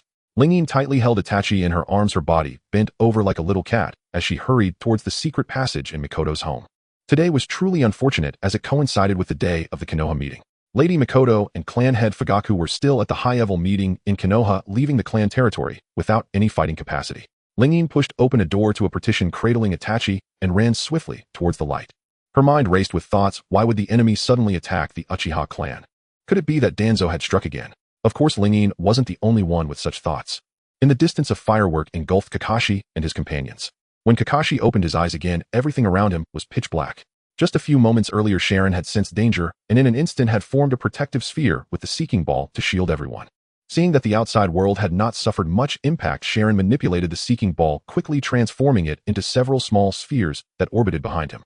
However, when everyone saw what was happening outside, the three of them were filled with shock. The clan territory showed signs of severe burns and traces of bonfires, and they were met with the sight of numerous unconscious clan members. In the distance from the ruins, a hand emerged, pushing aside several tiles as Elder Shana weakly reached out, blood flowing from his mouth. Elder Shana, are you alright? Ji Shui rushed over as he recognized the person before him, hurriedly supporting the elder. What happened to the clan territory? 2 individuals invaded the Uchiha clan. Their target seems to be Ling Yin. Quickly summon Lord Hokage and the others. Elder Uchiha Shana's voice was extremely weak. Upon hearing the name Ling Yin, Kakashi and the others' pupils constricted. What did you say? Sharon's face was filled with anxiety, overly worried about the girl his Sharingan unconsciously activated. At that moment, the 2 individuals still soaring in the sky suddenly froze. This chakra, is it a descendant of the Otsutsuki clan from Yuin village? Tao Shi's pupils contracted, followed by a wave of confusion. Why would there be descendants of Yuin village on this planet? Lord Tao Shi, what should we do next? Jin Shi inquired with a puzzled expression. Taosher looked towards the direction of the girl in the distance, then turned to glance at the descendant of Yuan amidst the smoke, revealing a conflicted expression. After some contemplation, Taosher decided to pursue the girl in the distance. He dove swiftly towards her, muttering, "Humph, what a pitiful sight, she looks just like a frightened mouse fleeing." Taosher sneered, and in his Byakugan's line of sight the chakra representing Lingyin and the infant was rapidly moving through the complex alleys. "Jinshi, clear the way. Don't let those annoying pests waste our time." "Yes, Lord Taosher," Jinshi responded, dully smashing into a series of houses in Lingyin's path. Boom. Dust billowed into the sky and debris fell like a torrential rain, instantly blocking Lingyin's escape route. Lingyin was thrown back by the violent shockwave. She tightly protected Itachi in her arms, crashing against a broken wall, feeling a sweetness in her throat. That hurts." Lingyin let out a muffled groan, and upon seeing that the infant in her arms was uninjured, she let out a sigh of relief. From the distance of the smoke, two figures, one large and one small, emerged. Taosher finally saw the person he had been searching for tirelessly. "Who are you?" Lingyin forced her eyes open, looking at the two figures before her, confusion written all over her face. "Wait, isn't that Otsutsuki Taosher and Otsutsuki Jinshi?" Logically speaking, these two should only appear during the Boruto era, so why were they here so early? The girl was filled with confusion, but now was not the time to ponder such matters. The pain from her back surged, and Lingyin bit her red lip, looking pitiful and drawing sympathy. "Who are you? Why are you destroying our Uchiha clan territory?" "Hell, woman, be quiet." Taosher's tone was somewhat impatient, and after spending so much time finally finding the girl, she seemed to despise him. Feeling discontent, Jinshi glanced at the girl in the distance. "Lord Taosher, do you need me to take action?" Jinshi made a gesture of cutting his throat. "Not for now, this woman possesses something that interests me." Taosher shook his head, leisurely walking over with a face that appeared very cold. He floated gently in front of the girl, who lifted her dusty face, looking quite stubborn as she fiercely protected the infant. "Foolish human girl, it's a pleasure to meet you." Taosher smirked, looking down at the girl, slightly bending down to lift her delicate chin with his finger. Lingyin glared at Taosher, her eyes slightly reddened, evoking a sense of sympathy and protectiveness. "Lingyin, fool, why are you crying?" Taosher watched the girl's pitiful appearance, feeling somewhat uncomfortable inside. Seeing the tears at the corners of the girl's eyes, Taosher instinctively reached out to wipe them away, just as his finger was nearing her eye. "Stay away from Lingyin." Sharon's angry voice echoed as his figure moved like lightning, instantly destroying numerous nearby buildings, gathering a large number of seeking balls in his palm. Silver will rebirth explosion. Boom. A violent gust of wind blew away numerous buildings around, charging directly towards Taosher. Taosher glanced at the furious wind, his expression calm, even leisurely raising his palm. Inferior beings. The once rampaging wind gradually subsided in mere seconds as Taosher used the high royal spirit of the seeking ball to absorb the intense wind completely. "It seems you are just a half-blood Otsutsuki." Taosher gazed meaningfully at Sharon, his eyes filled with disdain. He was the young master of the Otsutsuki clan, possessing the purest bloodline. Sharon was merely a branch of the Otsutsuki, his bloodline long diluted. Just as the two were locking eyes, a lightning bolt sliced through the smoke behind them. Lightning cutter. Kakashi, wielding the lightning cutter, pierced through the smoke behind him, charging towards Jinshi. Jinshi's face showed disdain as he decisively raised his axe, ready to block the blow when, in the next instant, don't even think about succeeding. Jishui quickly arrived at the battlefield, activating his 3-Demo Sharingan, swiftly casting an illusion on Jinshi. Jinshi fell into a brief stupor as Kakashi's lightning cutter was about to pierce his head. In that moment, a violent gust of wind suddenly blew Kakashi and Jishui away. The two were swiftly blown into the crevice of a distant wall, causing intense tremors. Sharon stared in terror at Taosher in the distance, mumbling to himself, "He absorbed my ninjutsu. How is that possible? But now is not the time to think about this. I must save Lingyin no matter what." The atmosphere became extremely tense.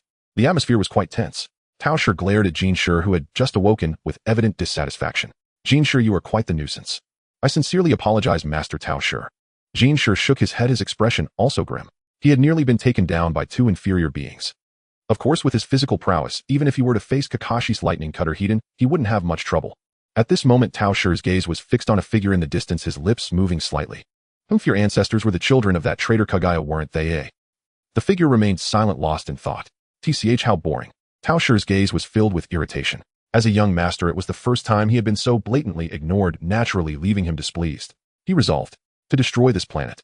But before that, Taosher fixed his eyes on the girl before him and was about to reach for her wrist to forcibly take her away. "Bastard, don't touch her." The figure gritted his teeth in anger.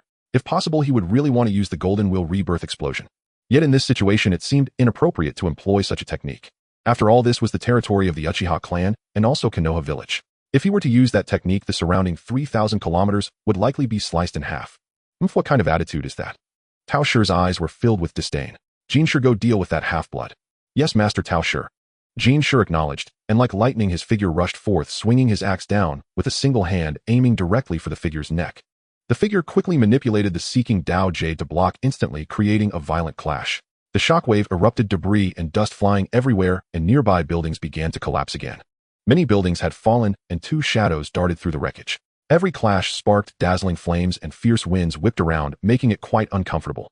Tauscher noticed the girl trying to sneak away, and suddenly felt like teasing her a bit. Ignoring the fierce battle behind him, he leisurely approached the swaying girl. All nuisances have been dealt with. Woman, hand over that baby, or I will take you both. Tauscher's Rinnegan in the palm of his hand began to swirl, exuding a dangerous aura.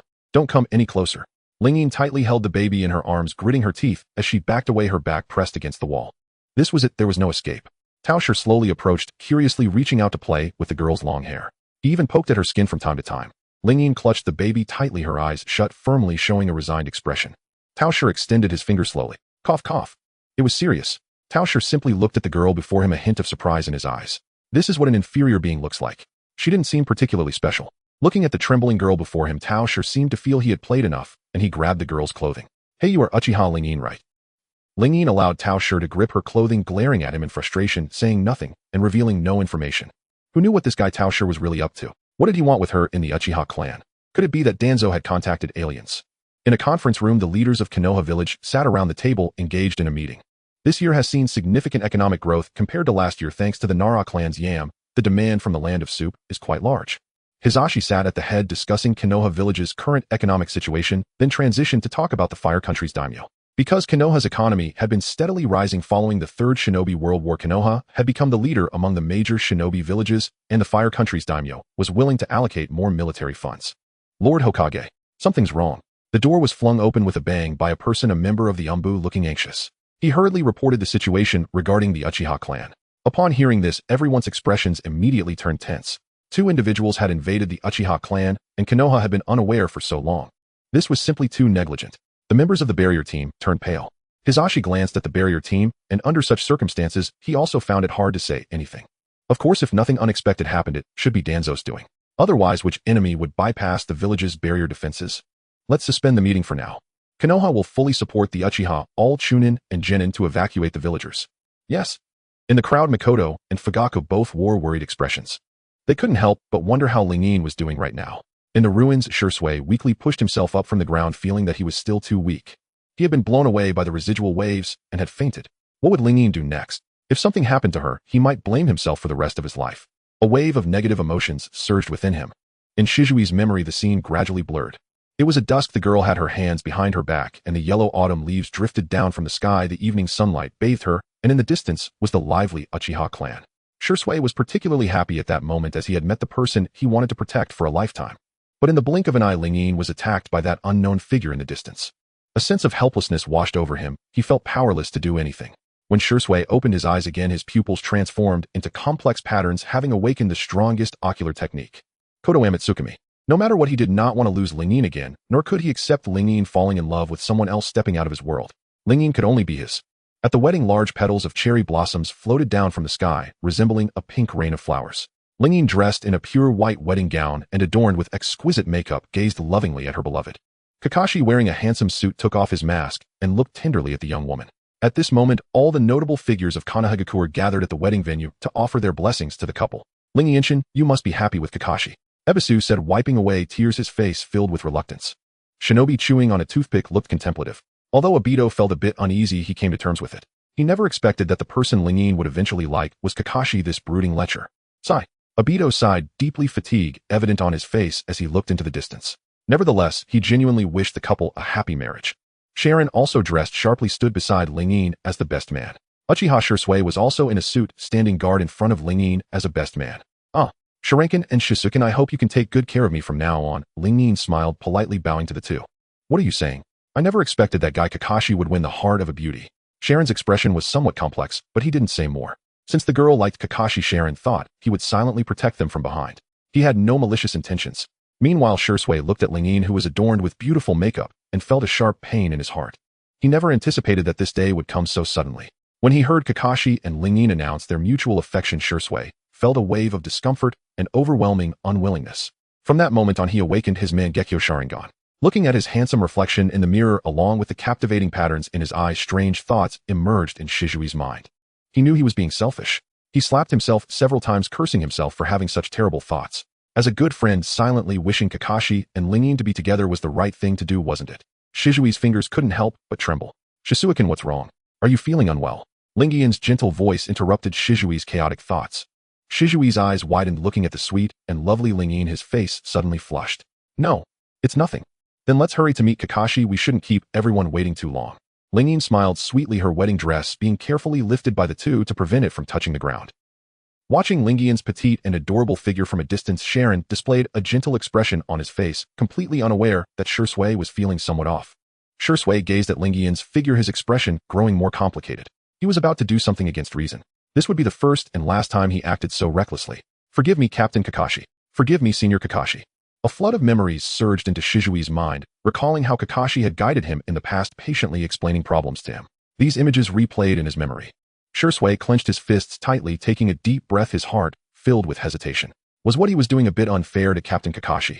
But upon seeing Lingyin's joyful smile in the distance, Shizui's clenched hands loosened, then tightened again, his heart a chaotic mess. As the excitement of the wedding slowly faded, the moonlight illuminated the bridal chamber.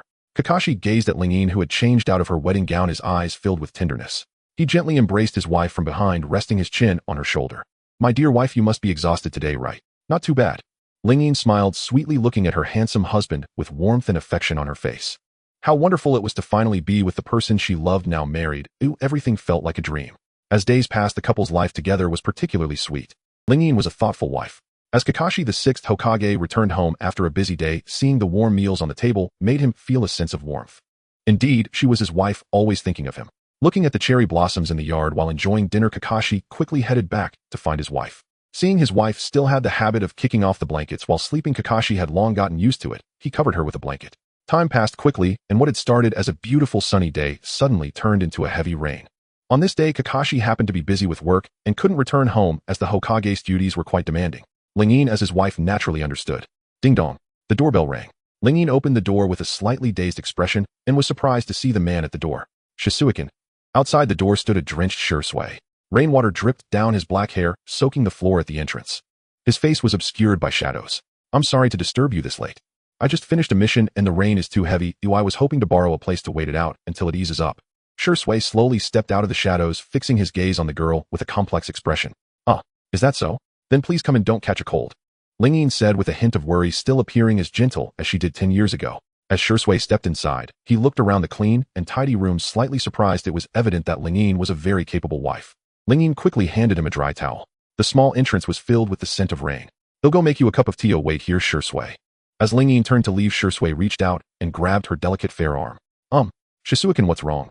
Lingyin turned her head, looking at Shui in front of her, momentarily startled, soon captivated by the gaze in his eyes. In the dim light at the entrance, Shizui's pupils began to move, strangely silent, yet powerful, creating an irresistible sensation, as if an invisible tide suddenly overwhelmed Lingyin's consciousness. Time seemed to slow down, and Lingyin blinked, her eyes reflecting the patterns of otherworldly beings, momentarily lost. Looking at Shui before her, all her emotions faded away. Instead, a brand new feeling took root. The affection for Kakashi, the sweetness of marriage, the warmth of everyday life. All shattered in that moment. Only the love surrounding Uchiha Shui was forcefully stuffed into her heart, taking root, growing larger, and instantly filling every corner of her heart.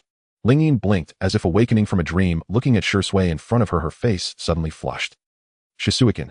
Lingyin sweetly called out, her voice trembling slightly as she walked towards Shui, step by step, seemingly forgetting what she was originally going to do, her eyes only focused on the person she adored. Shui, gazing at the young woman before him, soon felt the guilt in his heart dissipate. Lingyin, it's been a while. The sound of rain outside grew louder, drowning out the events taking place inside. From that night onward, it was as if Lingyin's heart had split into two completely different worlds. During the day by Kakashi's side, she remained the gentle Hokage lady. She prepared lunch for her husband, tidied the house, and responded to her husband's concerns. However, within that gentleness, there was a hint of numbness. Kakashi, as her husband, of course, sensed that something was off. He concernedly checked on his wife several times, thinking she might be catching a cold.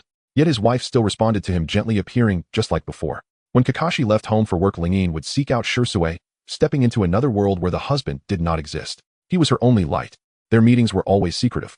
Sometimes in the quiet corners of Shizui's home, sometimes in the depths of an empty training ground, like bugs hiding in the dark, despised by all.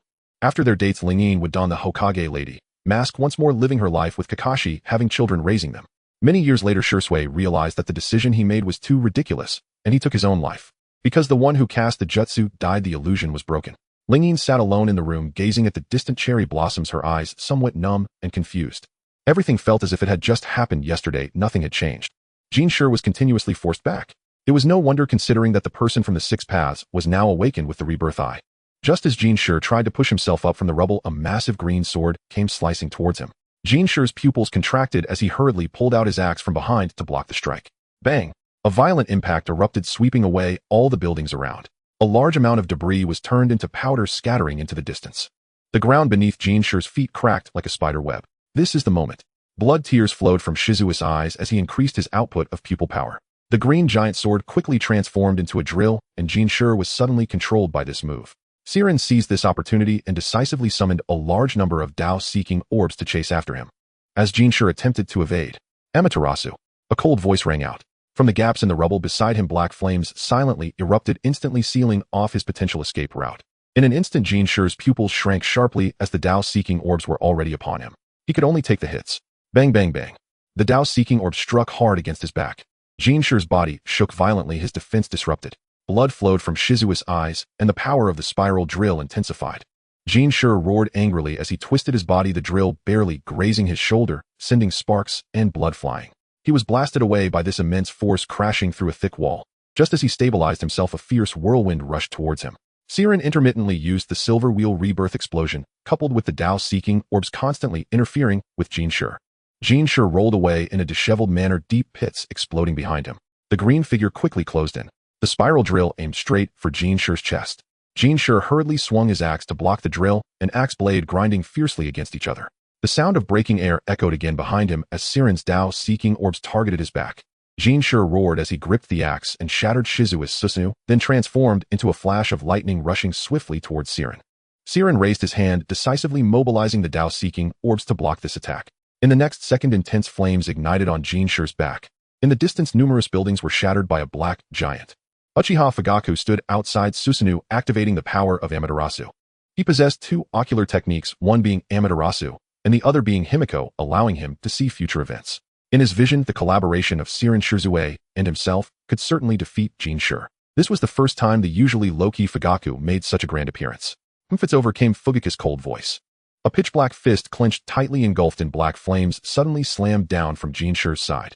Jinshi was now caught between two attacks. He forcibly erupted with chakra, shaking off Shizuo's drill, and then dodged Shizuo's Susanoo's 99 attacks. Jinshi's face was filled with confusion. No, tell me. What kind of hell was this, Susanoo Shizue? You call this a recovery frame? What a ridiculous recovery frame. I'm doomed. Jinshi gritted his teeth, dodging the irritating Tao-seeking orbs once more. But Fugaku's Amaterasu black flames clung to him like a shadow, instantly wrapping around the handle of his blocking axe, the terrifying heat searing him, halting Jinshi's movements. Seizing the opportunity, Shizue gathered his giant sword again, sweeping horizontally, without hesitation. Siren's Tao-seeking orbs simultaneously sealed off the area above, while Fugaku's Susanoo giant fist, empowered by Amaterasu, sealed off the escape route on the other side. A three-sided trap. A flicker of shock finally crossed Jinshi's eyes. He had never been this disheveled before. The three worked together seamlessly, their attacks coming in waves, leaving him with no chance to catch his breath or counterattack. This cannot be said to mean Jinshi was weak. After all, Otsutsuki Siren now possessed the rebirth eye, and without exaggeration already had the strength of the six paths. Uchiha Shizue and Uchiha Fugaku had also reached the peak of the shadow level after activating Susanoo. With their tight cooperation, Jinshi found himself truly in a difficult situation. Seeing his life about to end here, my life is over. Jinshi roared in his heart, filled with unwillingness. Just as the attack was about to descend upon him, a cold voice came from above. Waste. What a waste of time. The ever-watching Taosher finally could not bear to watch any longer. At that moment, time seemed to freeze. Taosher raised his right hand, the Rinnegan in his palm opened, and a terrifying pulling force instantly enveloped Jinshi. Jinshi, struggling hard, was utterly powerless to resist, his body forcibly torn from the ground, flying towards Taosher. Another pulling force swept away the distant Swearin. Let's go. Taosher spoke in a calm tone, without a ripple of emotion. He turned with Jinshi and Swearin stepping into the black hole that appeared out of nowhere. At this moment, space finally returned to normal flow. Below on the battlefield, Shizuo's giant sword swung empty, the residual force of this strike sending several distant buildings flying. Fugaku's Amaterasu burned the air, causing the surrounding temperature to spike sharply. Siren's Tao-seeking orbs hovered in midair, and the expressions of the three were all grim. However, the only consolation was that it seemed Taosher only took the girl away and did not take Uchiha Itachi. Before leaving, Taosher even specifically protected Itachi to prevent him from being harmed by the residual force. In the distance, Itachi was crying loudly, surrounded by campfires and smoke with debris scattered everywhere, the entire Uchiha clan nearly destroyed. Fortunately, everyone survived and there were no casualties. After a short while, medical personnel quickly arrived at the battlefield. Noira Rin looked around anxiously. Lord Fugaku, where did Suiranken go? Fugaku was momentarily speechless, falling into silence as he looked at his son in his arms, his expression exceedingly complex. Seeing Fugaku not answer, Noira Rin's eyes immediately became moist. Around them were campfires burning, crackling loudly with large amounts of smoke slowly rising into the sky. From the high sky overlooking the entire Konoha village, the ground of the Uchiha clan suddenly fell into a state of dead silence. Fuyu fell silent for a moment, taken away by that guy named Taosher. Lin's face instantly turned pale. Then, what should we do? Rin, don't worry, those guys shouldn't harm her. The attendant approached, putting away the jade talisman with a complex look in his eyes. From what we saw earlier, their goal is quite clear. Capturing Rin must have some special purpose. Ji Shui dismissed his Susanoo, wiping the sweat from his forehead as a sharp pain surged through his eyes, making it nearly impossible for him to open them. Damn, we were so close to taking down that Jin Shi. Fuyu shook his head. That Taosher's strength far exceeds our expectations. The ability to freeze space we just witnessed is something we cannot deal with now. Based on our earlier encounter, Jin Shi is likely at the peak of the Super Shadow level, and Taosher's strength is probably even greater. However, everyone is puzzled. Why did they capture this girl? What does Rin possess that they desire?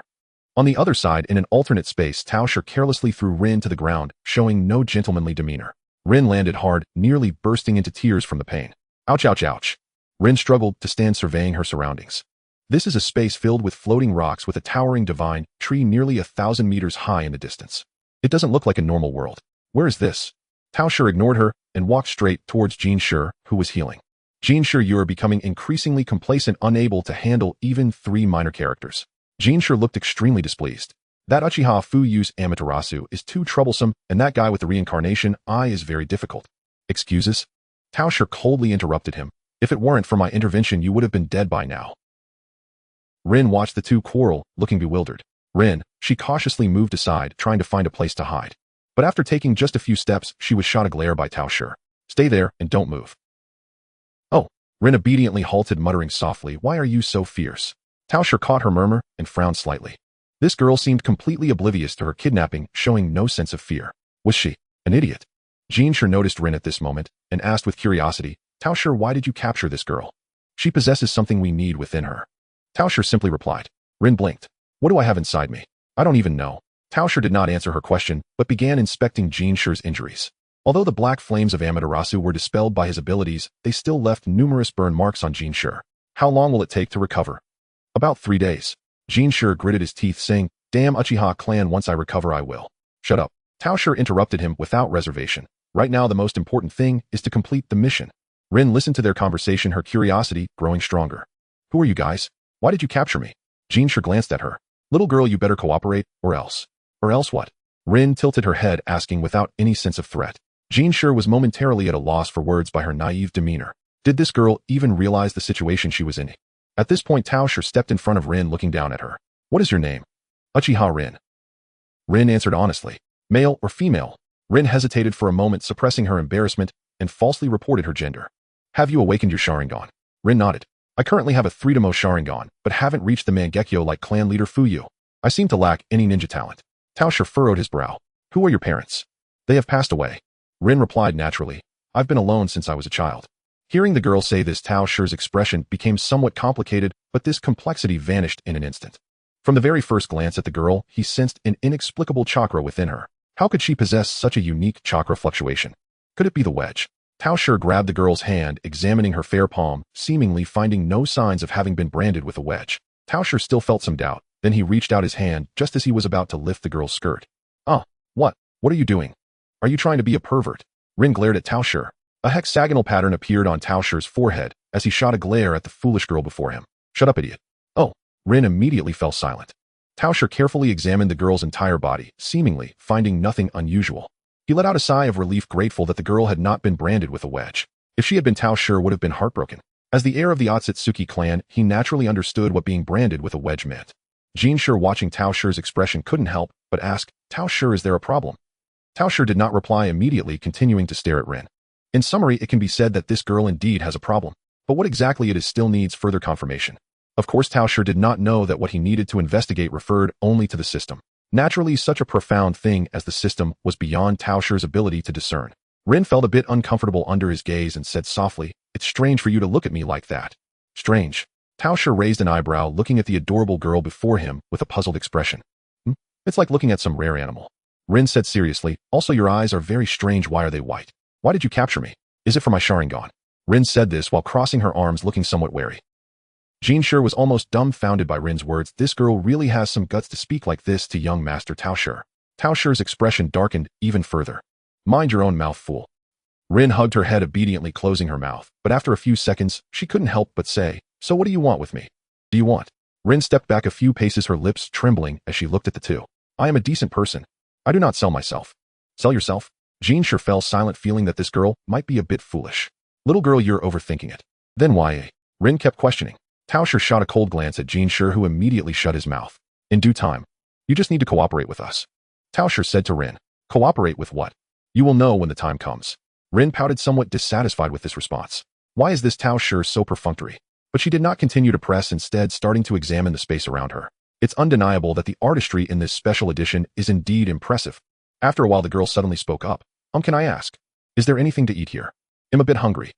Tao Shi and Jin Shi were both taken aback. "No, girl, you're a hostage right now. Oh, please understand the situation." Tao Shi looked at the girl before him, his mind temporarily unable to process. "Are you saying you want us to cook for you?" He shot a glare at her. Rin nodded. Okay. Rin was starting to run out of patience. From the beginning until now, she had been pretending to be a simple-minded girl. The main goal was to deceive Tao Shi. "Tao Shi, you're still too naive. Do you think I'm foolish? Little do you know the me you think I am is just what you perceive me to be." The atmosphere carried a hint of oddity. Tao Shi gazed at the request put forth by the girl before him, inexplicably nodding in agreement. Jin Shi was utterly astonished, unable to close his mouth. Was this really the same young master he knew? "Something feels off, Lord Tao Shi. Shouldn't you glare at this girl?" "Forget it, as it is indeed not his place to question Lord Tao Shi's affairs." Foolish woman, what do you want to eat?" Tao Shi's tone was laced with bone-chilling coldness. "Can you not call me a foolish woman? I have a name, you know."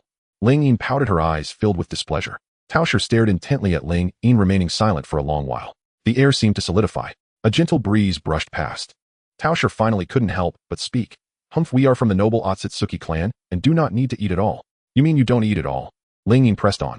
"Our Otsutsuki clan is unlike you lowly beings. We do not need to eat frequently." "Oh." Ling Yin nodded thoughtfully. "Then what should I do? I'm really starving right now." Just as she finished speaking, her stomach audibly grumbled. Tao Shi remained silent for a moment, then turned to Jin Shi. "You go find some food." Jin Shi was instantly stunned. "Lord Tao Shi, are you really asking me to find food? Is there a problem?" "But I don't know what these lowly beings eat." Jin Shi looked troubled. "And I'm still injured." Ling Yin quickly raised her hand. "I know. As long as there are ingredients, I can cook myself." Both Tao Shi and Jin Shi turned their gazes toward her. "You can cook?" Tao Shi furrowed his brows tightly. "Of course. I've been living alone for so long. If I couldn't cook, I would have starved to death long ago." Ling Yin said matter-of-factly. "And I make pretty good dishes." Jin Shi silently complained. Did this girl really not understand the situation? Was she negotiating with her captors? What surprised him even more was that Tao Shi was actually considering it. If this were in the past, Lord Tao Shi would probably have already developed murderous intent. As for ingredients, Tao Shi pondered for a moment. Jin Shi, use your space-time ninjutsu to bring some back from the ninja realm. Jin Shi was completely dumbfounded. "Lord Tao Shi, are you really? Hurry up." Tao Shi's tone left no room for refusal. Jin Shi could only nod reluctantly, filled with confusion. What was going on with Lord Tao Shi today? Why was he listening to this girl? Before leaving, Jin Shi turned back 3 times, watching the two arguing in the distance, increasingly perplexed. When did Lord Tao Shi's temper become so good? In the ninja realm, Jin Shi arrived at Soup Hidden Village, planning to buy some ingredients here. Standing at 2 meters tall and dressed in a suit, he attracted attention as he walked down the street. "Hello, how do I get some money?" Haiden walked down the street looking bewildered. What was this big guy here for? Was he trying to rob him? Haiden's eyes instantly turned vigilant. He decisively removed his mask. If this big guy made any rash moves, he would immediately use his combination ninjutsu to blow him to bits. As Haiden emanated a fierce, murderous aura, Jin Shi's gaze turned icy. "Since you want to attack me, according to Lord Tao Shi, I no longer need to hold back and will directly rob you." With that, Jin Shi pulled out an axe from behind, his eyes cold. Soon Haiden looked as though he had seen a ghost. What the hell? He was sent flying by Jin Shi's axe. Jin Shi was at the pinnacle of the super shadow level. Haiden was completely caught off guard. Haiden watched helplessly as all his money was taken away, his eyes filled with bitterness, as this money was earned by exchanging heads. Jin Shi took Haiden's money and quickly bought some ingredients nearby before returning to the alternate space. At this moment, only Tao Shi and Ling Yin remained in the alternate space. Ling Yin sat on a rock, swinging her legs, appearing completely untroubled. Aren't you scared? Tao Shi suddenly spoke. Scared of what? Of being kidnapped and locked up in a place like this. Ling Yin tilted her head to think. What is there to be scared of? You won't kill me, otherwise why would you capture me? Tao Shi found her naive expression somewhat speechless. How do you know we won't kill you? I can just feel it. Ling Yin said seriously. Even though you look fierce, I feel like you are not a bad person. Not a bad person? Tao Shi almost laughed at her words. I am from the Otsutsuki clan, your enemies in the ninja realm. So what? Ling Yin shrugged. Enemies can be good or bad. Besides, you just sent Jin Shi to find me ingredients. A bad person wouldn't do that. Tao Shi fell silent. The logic of this girl was truly irrefutable. Your name is Tao Shi, right? Ling Yin suddenly asked. MHM. Tao Shi. Sounds like a fruit's name. From now on I'll call you Little Peach, okay? Ling Yin smiled. What do you think?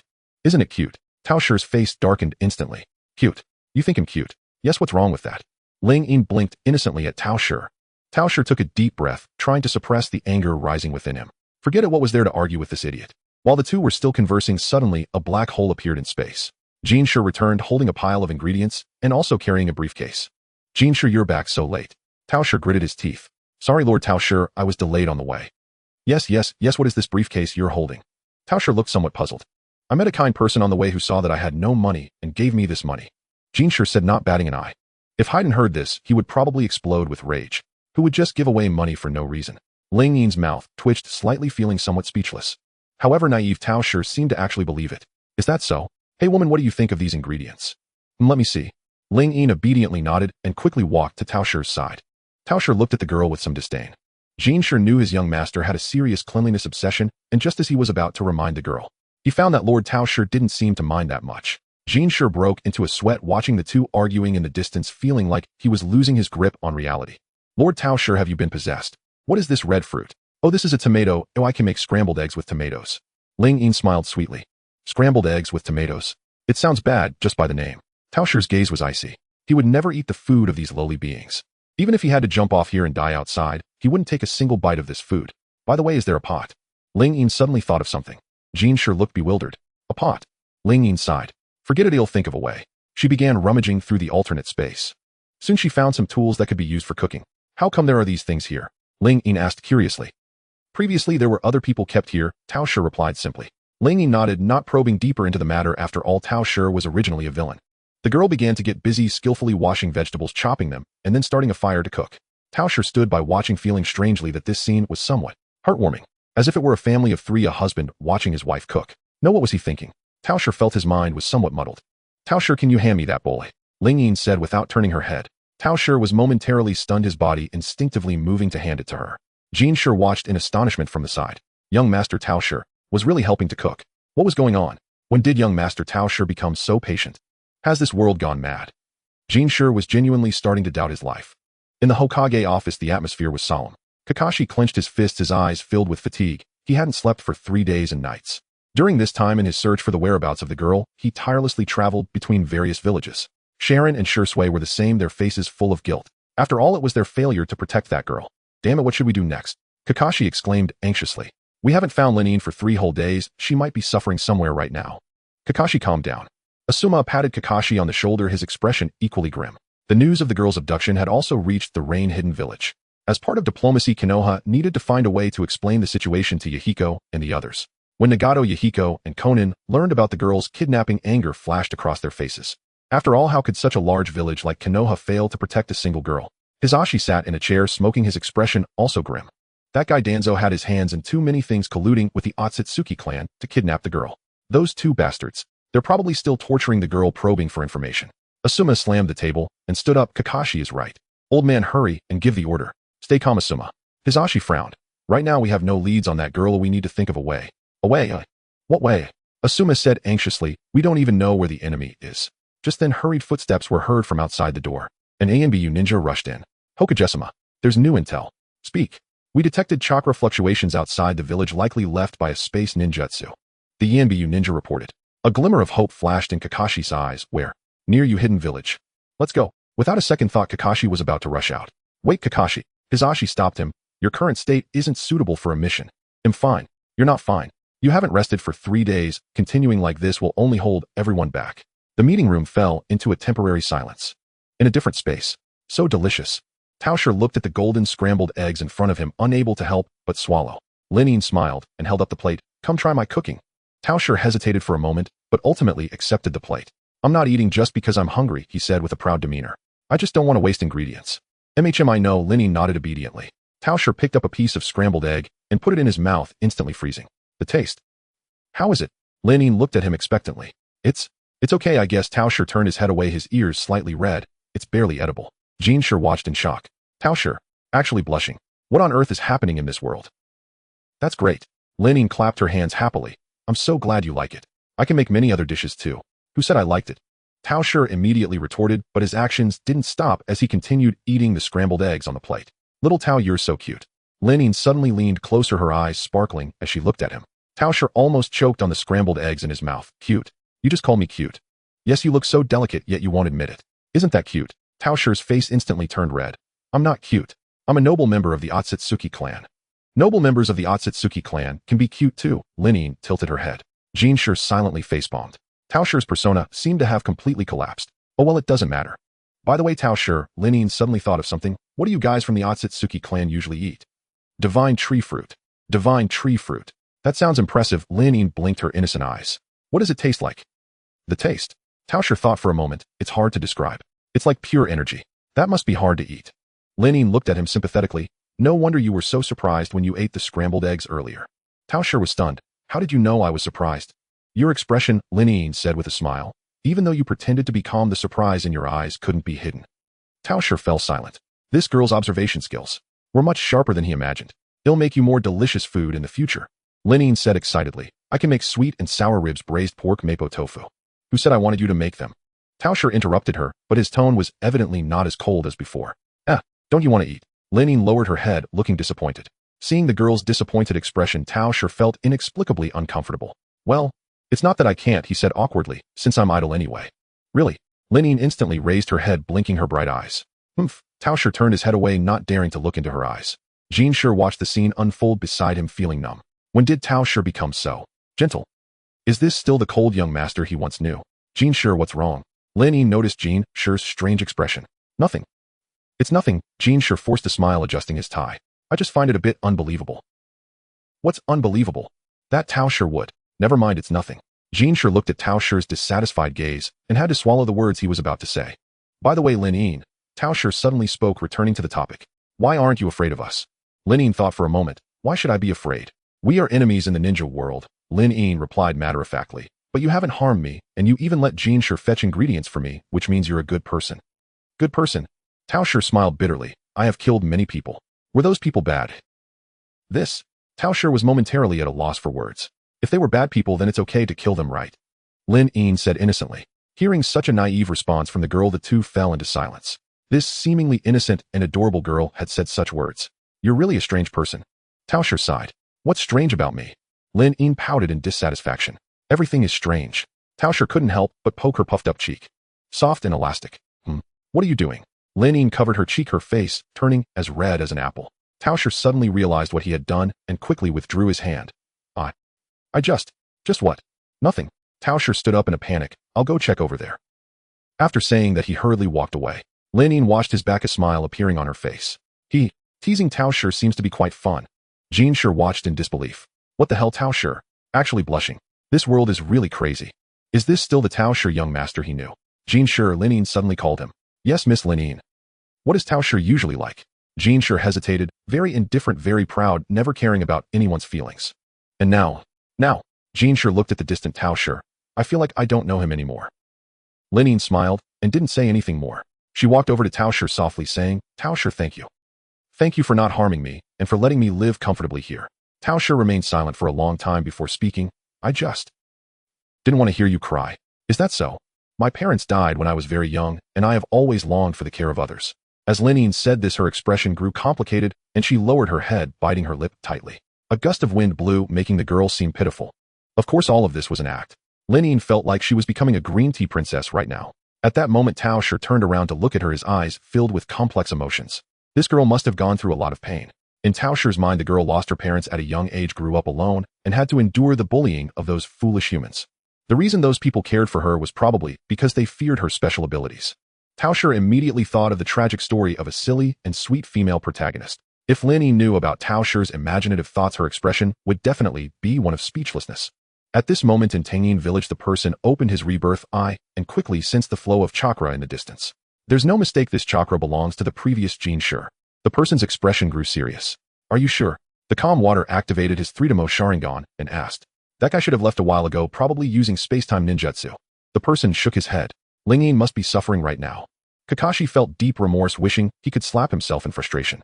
At that time, Fujitake, the person, and Shizuku joined forces to battle Jin Sure, while he could do nothing and even fell into a coma. Sigh. In the land of water in the mist village at this moment, Obito, who was in control of the situation, frowned tightly. Why does it feel like things are getting more chaotic? How can Kakuzu be so unreliable in doing things? Unlike the original story, Obito collaborated with the bounty merchant Kakuzu to expedite the development of the mist village. But who would have thought that Kakuzu was inexplicably beaten up and his money stolen? Useless. Obito's face turned dark with anger. Aren't you supposed to have shadow-level power? How could you not handle a wild ninja? Simply a waste. Obito suppressed his inner fury, barely managing to calm himself down. A major crisis is happening, Lord Obito. A voice from White Zetsu came. Obito glared fiercely at White Zetsu, and the anger he had just suppressed flared up again. What? Is it Kakashi's wife Lingyin has been abducted for some unknown reason? What do you mean Kakashi's wife? That is my wife. Obito punched White Zetsu, directly piercing his head. With a thud, White Zetsu fell to the ground lifeless. Wait. Lingyin has been captured. Obito finally reacted, looking completely bewildered. During this time, he had been laying plans in the Mist Village, completely unaware of the happenings in the ninja world, and that Lingyin had become the Rain Girl of the Rain Village. After all, information in the ninja world is not timely, it is not as convenient as having a mobile phone in his past life. Obito's figure flickered and quickly vanished from the spot. Now Obito was in a state of panic. He hadn't returned to Konoha for a while, and yet his wife had been taken away. What were those guys in Konoha doing? They couldn't even protect a young girl. Obito pushed aside the grass and searched for a cave in the distance. Lord Madara, how could Lingyin be taken without reason? Black Zetsu, who was currently massaging Uchiha Madara's back, was instantly enraged upon hearing this. He had been busy taking care of Madara and had no time to go to Konoha. Those guys in Konoha are simply a bunch of useless fools. The enemy had reached their base, and right in front of everyone they kidnapped a young girl, without any resistance. Lingyin being taken may be because she has her own thoughts. Madara snorted coldly, allowing Black Zetsu to continue massaging him. Enough, Madara, the priority is to rescue Lingyin. Oh, she is part of our plan. Obito stepped forward, his expression not looking good.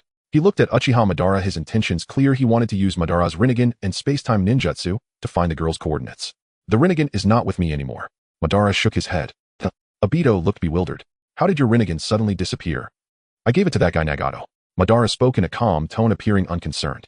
All right, then I will go find Nagato first. Obito nodded and quickly vanished. Watching the direction Obito left, Madara's lips curled upwards slightly. Interesting. The Otsutsuki clan has also come to the ninja world, daring to touch my woman. Madara waved a hand, and a wooden clone walked out from the corner. This wooden clone was somewhat special, inheriting half of the main body strength. You go find Lingyin's location first and report back once you have results. Madara spoke in a cold tone. Yes. The wooden clone nodded and quickly disappeared. Watching the clone leave, Madara weakly raised his hand, coughing a few times, blood seeping from his palm. This body is getting worse. Sigh, I must be getting old. Lord Madara, can we trust Nagato and Obito with this? Will they really manage to handle it? Black Zetsu expressed concern. After all, that girl is his sister. She was taken by that scoundrel Peach Style, and he might be tormenting her or has already implanted a wedge in Lingyin's body. How could I feel at ease? Those two fools can't even handle a woman. It seems I must personally intervene. Madara shook his head. He was calculating in his heart. When Nagato used the Rinnegan to summon the black hole, he would control Nagato to use him to revive his main body. At that time, he would personally go to rescue Lingyin. When that girl saw his main body appear, she would probably be very happy, right? Madara's lips curled up subtly. In the land of soup, inside a scientific lab, a mature uncle wearing glasses with a cigarette in his mouth was typing code. Behind him was a container inside which lay Otsutsuki Chikage. Chikage's current body is too weak. He must find a suitable reincarnator as soon as possible. In Konoha village, Fujitake was in a meeting, his expression complex. It was because of his own actions that the girl had been taken. What should we do next, clan leader? Uchiha Shana asked, his face showing some anxiety. He had always liked that girl, but unexpectedly Suzu was captured by those two Otsutsuki. Perhaps Suzu is being mistreated right now. The thought made Uchiha Shana clench his fists. Calm down, Elder Shana. Fujitake shook his head, his gaze still complex. In front of him lay the list of the Uchiha clan members. Due to the previous battle, many houses were damaged, and he needed to deal with all of it. Not only did he need to handle these issues, but Konoha also required him as the head of the Uchiha clan to deal with matters in the Foreign Affairs Department. Fujitake rubbed his brow wearily. Beside him, Mikoto also wore a complex expression, tightly holding Itachi in her arms. Suzu must be suffering a lot right now. Mikoto's heart was filled with pain.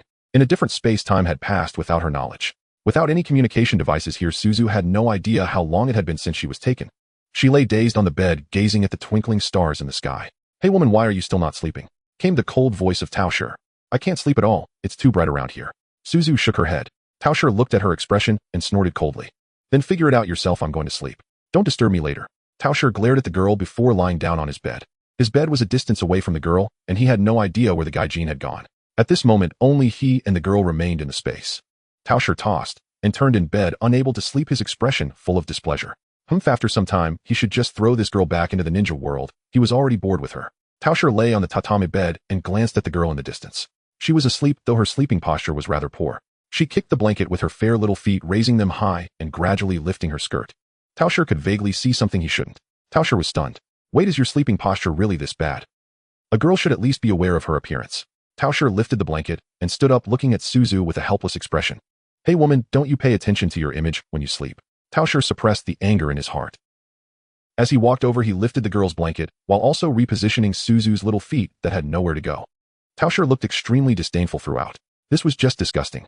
Taosher, just as he was about to leave, Suzu suddenly turned over, pressing her body against him. "Toshikin, don't go," the girl murmured in her sleep, tightly hugging his waist. Taosher's expression froze.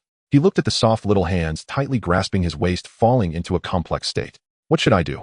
"Hey woman, wake up." Taosher turned his head, his expression a bit helpless. He wanted to reach out and tap the girl on the head, but after thinking about it, he lowered his hand. Looking at the sleeping girl and her cherry-like lips, Taosher felt somewhat bewildered. He reached out to touch the girl's face. What a fool. "If I weren't here, what would you do?" In Taosher's mind, the girl must have had a terrible childhood. She must have been bullied every day, otherwise she wouldn't have been kidnapped by him. The people of Konoha hadn't arrived yet and couldn't find the girl. Taosher looked at the sleeping girl and gradually leaned down. His lips were about to touch the girl's forehead when ripples appeared in the space. Taosher stopped his actions, quickly placing the girl back on the bed, then revealing an expression of disdain. "Lord Taosher." Jean hurried back home after making a round in the ninja world. "Speak, what's the matter?" Taosher said, his tone somewhat impatient. After all, he had almost kissed her just now, only to be interrupted by this guy Jean.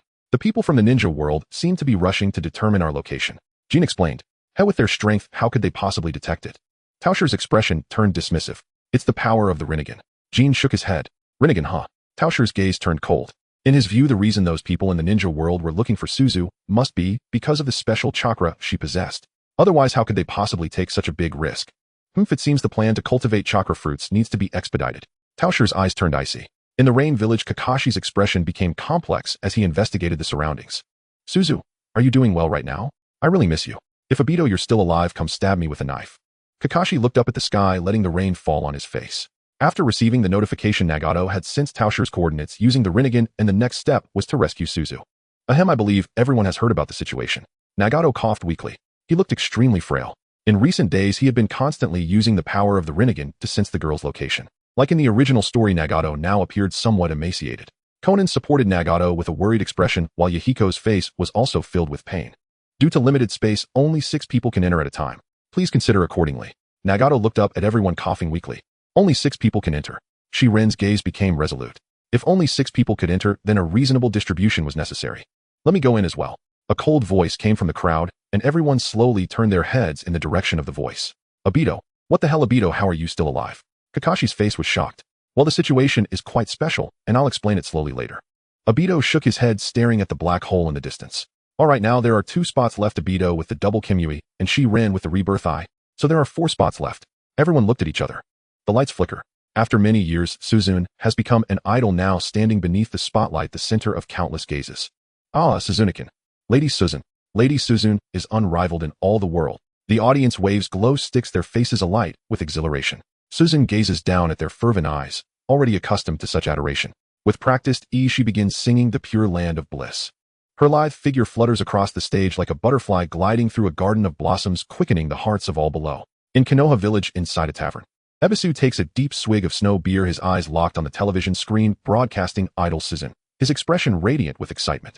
He is, after all, a devoted member of Suzu-chan's fan club. "Ebisu, why do you obsess over idols every single day?" Nearby, Chojuro Kirigakure leans against the counter, a sunbon pinched between his lips, staring blankly at Ebisu. "Enough, Kirigakure. You simply don't understand Lady Suzu's unparalleled charm." Ebisu shoots his friend a sharp, indignant glare.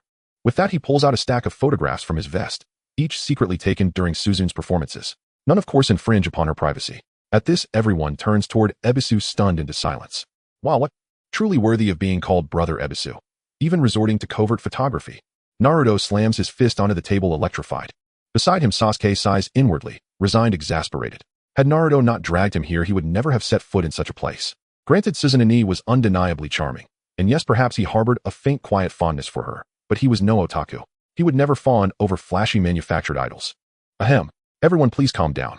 These photographs are meticulously captured from every one of Suzu's live performances. Truly unique treasures within the shinobi world.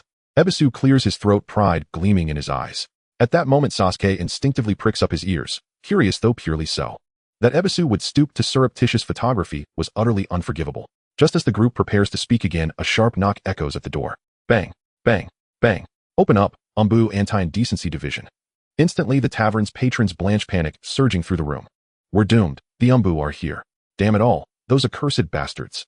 Frantic, they scramble for escape routes. The door bursts open with a thunderous crash. Kakashi stands framed in the doorway, fury burning in his gaze. Now captain of the Umbu, he has sworn to eliminate every threat, however trivial, to Suzu's safety and dignity. The moment the door flies open, Umbu agents flood in swiftly, subduing most present, though a few slip away. Naruto and Sasuke shatter a window and vanish into the night. This is terrible, absolutely catastrophic. We're finished. Naruto's voice trembles with urgency. Idiot, can't you just shut up for 5 seconds? Sasuke mutters, thoroughly unimpressed. He'd known better than to follow this dead last to a tavern, and now inexplicably he's a suspect. If Kakashi catches me, my brother will surely kill me when I get home. Hey, what exactly are you two muttering about? A familiar voice cuts in from behind. Naruto and Sasuke freeze, then slowly, stiffly turn their heads. Before them stands Kakashi, his eyes cold and unwavering. The air grows taut, charged with tension. Both boys shiver involuntarily. Arrest these two as well. Yes, Captain. Humph. Such young fools, wasting time on nonsense instead of cultivating discipline. An Umbu agent glares at Sasuke. He shares a close friendship with Itachi Uchiha, the young head of the Uchiha clan, and seeing Sasuke so infatuated stirs a pang of disappointment, like watching raw talent squandered. At the security division, Itachi Uchiha pauses mid-task upon receiving the Umbu report, utterly bewildered. What? Sasuke was involved too. His handsome features darken instantly. He had never imagined his younger brother would dare go this far. So young, yet already straying so recklessly. And, of all people, why her? Why my wife? I have an early shift tomorrow. Itachi arrives at the security division in moments, and finds Sasuke detained. They lock eyes, silent, unblinking. Nizen Suzu is mine. You can't take her from me. Sasuke glares defiantly. So, that's your justification for attending an illegal gathering. Itachi's voice is ice cold. Naruto, witnessing Sasuke's humiliation, can't suppress a quiet chuckle. And you, Naruto, you're just as guilty. Skipping class at your age. Itachi's gaze shifts, sharp and reproachful. Naruto lowers his head, grumbling. Well, school's just boring. Boring or not, skipping isn't the answer. Your generation enjoys far greater opportunities than ours ever did. When Suzu-chan was your age, life was profoundly difficult. Itachi's tone softens, deliberately gentle, as if coaxing a wary bird. Then he recounts Suzu's childhood, though every detail is vividly imagined. After all, at every Uchiha family gathering, elders recount how fiercely the girl struggled in her youth. Elsewhere, Suzu wraps up her concert and signs autographs for eager fans. Phew. She exhales softly, lifting a delicate hand to wipe sweat from her brow, yet radiates boundless vitality. Suzu-chan, it's been too long. Kakashi steps onto the stage clad in his Umbu uniform, striking, composed, effortlessly charismatic. Suzu stares astonished. Kakashi-chan. Ah, the snow's falling outside. I've come to take you home. Kakashi's expression warms. Without hesitation, he draws a compact umbrella from his coat, too small for two, forcing them to stand shoulder to shoulder. Breathing in the subtle fragrance of her skin, Kakashi's gaze grows tender, almost dazed. You must be exhausted after such a long day. Not at all, I'm fine. Compared to you, Kakashi-chan, you're the one who's tired. Suzu shakes her head shyly, meeting his eyes. At 180 centimeters tall, Kakashi exudes quiet warmth, a gentleness reserved solely for her. By the way, Suzu-chan, look up at me. I have a surprise for you. A surprise. Puzzled, half skeptical, she lifts her gaze. Her lips, soft, slightly glistening, beckon. Kakashi hesitates only a breath before leaning and sealing them with a kiss. As their lips meet, a familiar electric thrill surges through Suzu, her limbs melting weightless. Snowflakes drift gently downward, illuminated by the moon's silver light, as the two stand entwined, foreheads touching, lips fused in silent, perfect harmony. The warm touch on her lips instantly left Lingian's mind blank.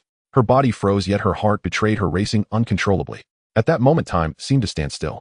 Snowflakes fell silently, landing on the tips of their hair and shoulders, quickly melting into droplets. Kakashi made no further moves, simply leaning and gently savoring the softness of the girl's lips. After a long while he slowly pulled back his unoccupied hand instinctively, supporting Lingian's nape, his thumb gently caressing her warm cheek. Have you regained your senses? Silly girl. Kakashi's voice, laced with amusement, sounded particularly clear in the snowy night. Lingian finally came to her senses, appearing somewhat dazed. The girl's cheeks flushed a ripe red and her ears tinged with pink as well. Instinctively, she raised her hand to cover her mouth, her big sparkling eyes shyly gazing at the man before her, stammering, but unable to utter a complete sentence. Kakashi-kun. You.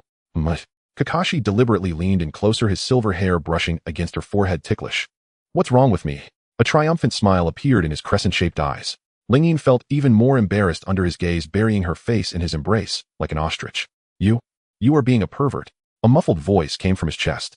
Kakashi chuckled softly, patting the girl's back. Then he tilted the small umbrella a bit more towards her. After all, the weather was cold, and he couldn't let Lingian catch a chill. Kakashi wrapped her completely in his free arm, holding her tightly. All right, the snow is getting heavier, let's head home. Lingian responded in a low voice, still not daring to look up. The two leaned against each other, stepping on the snow, slowly walking towards home under the dim yellow glow of the streetlight.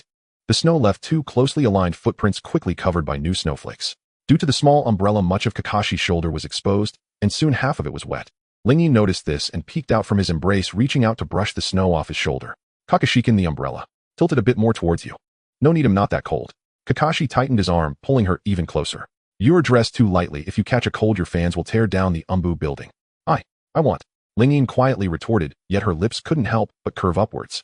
The way home wasn't long, but the two cuddled tightly, walking very, very slowly. Finally, the familiar apartment building came into view.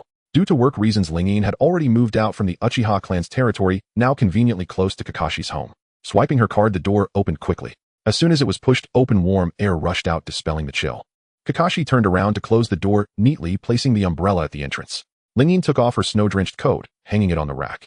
Just as she turned back around, she was embraced from behind by a pair of strong arms.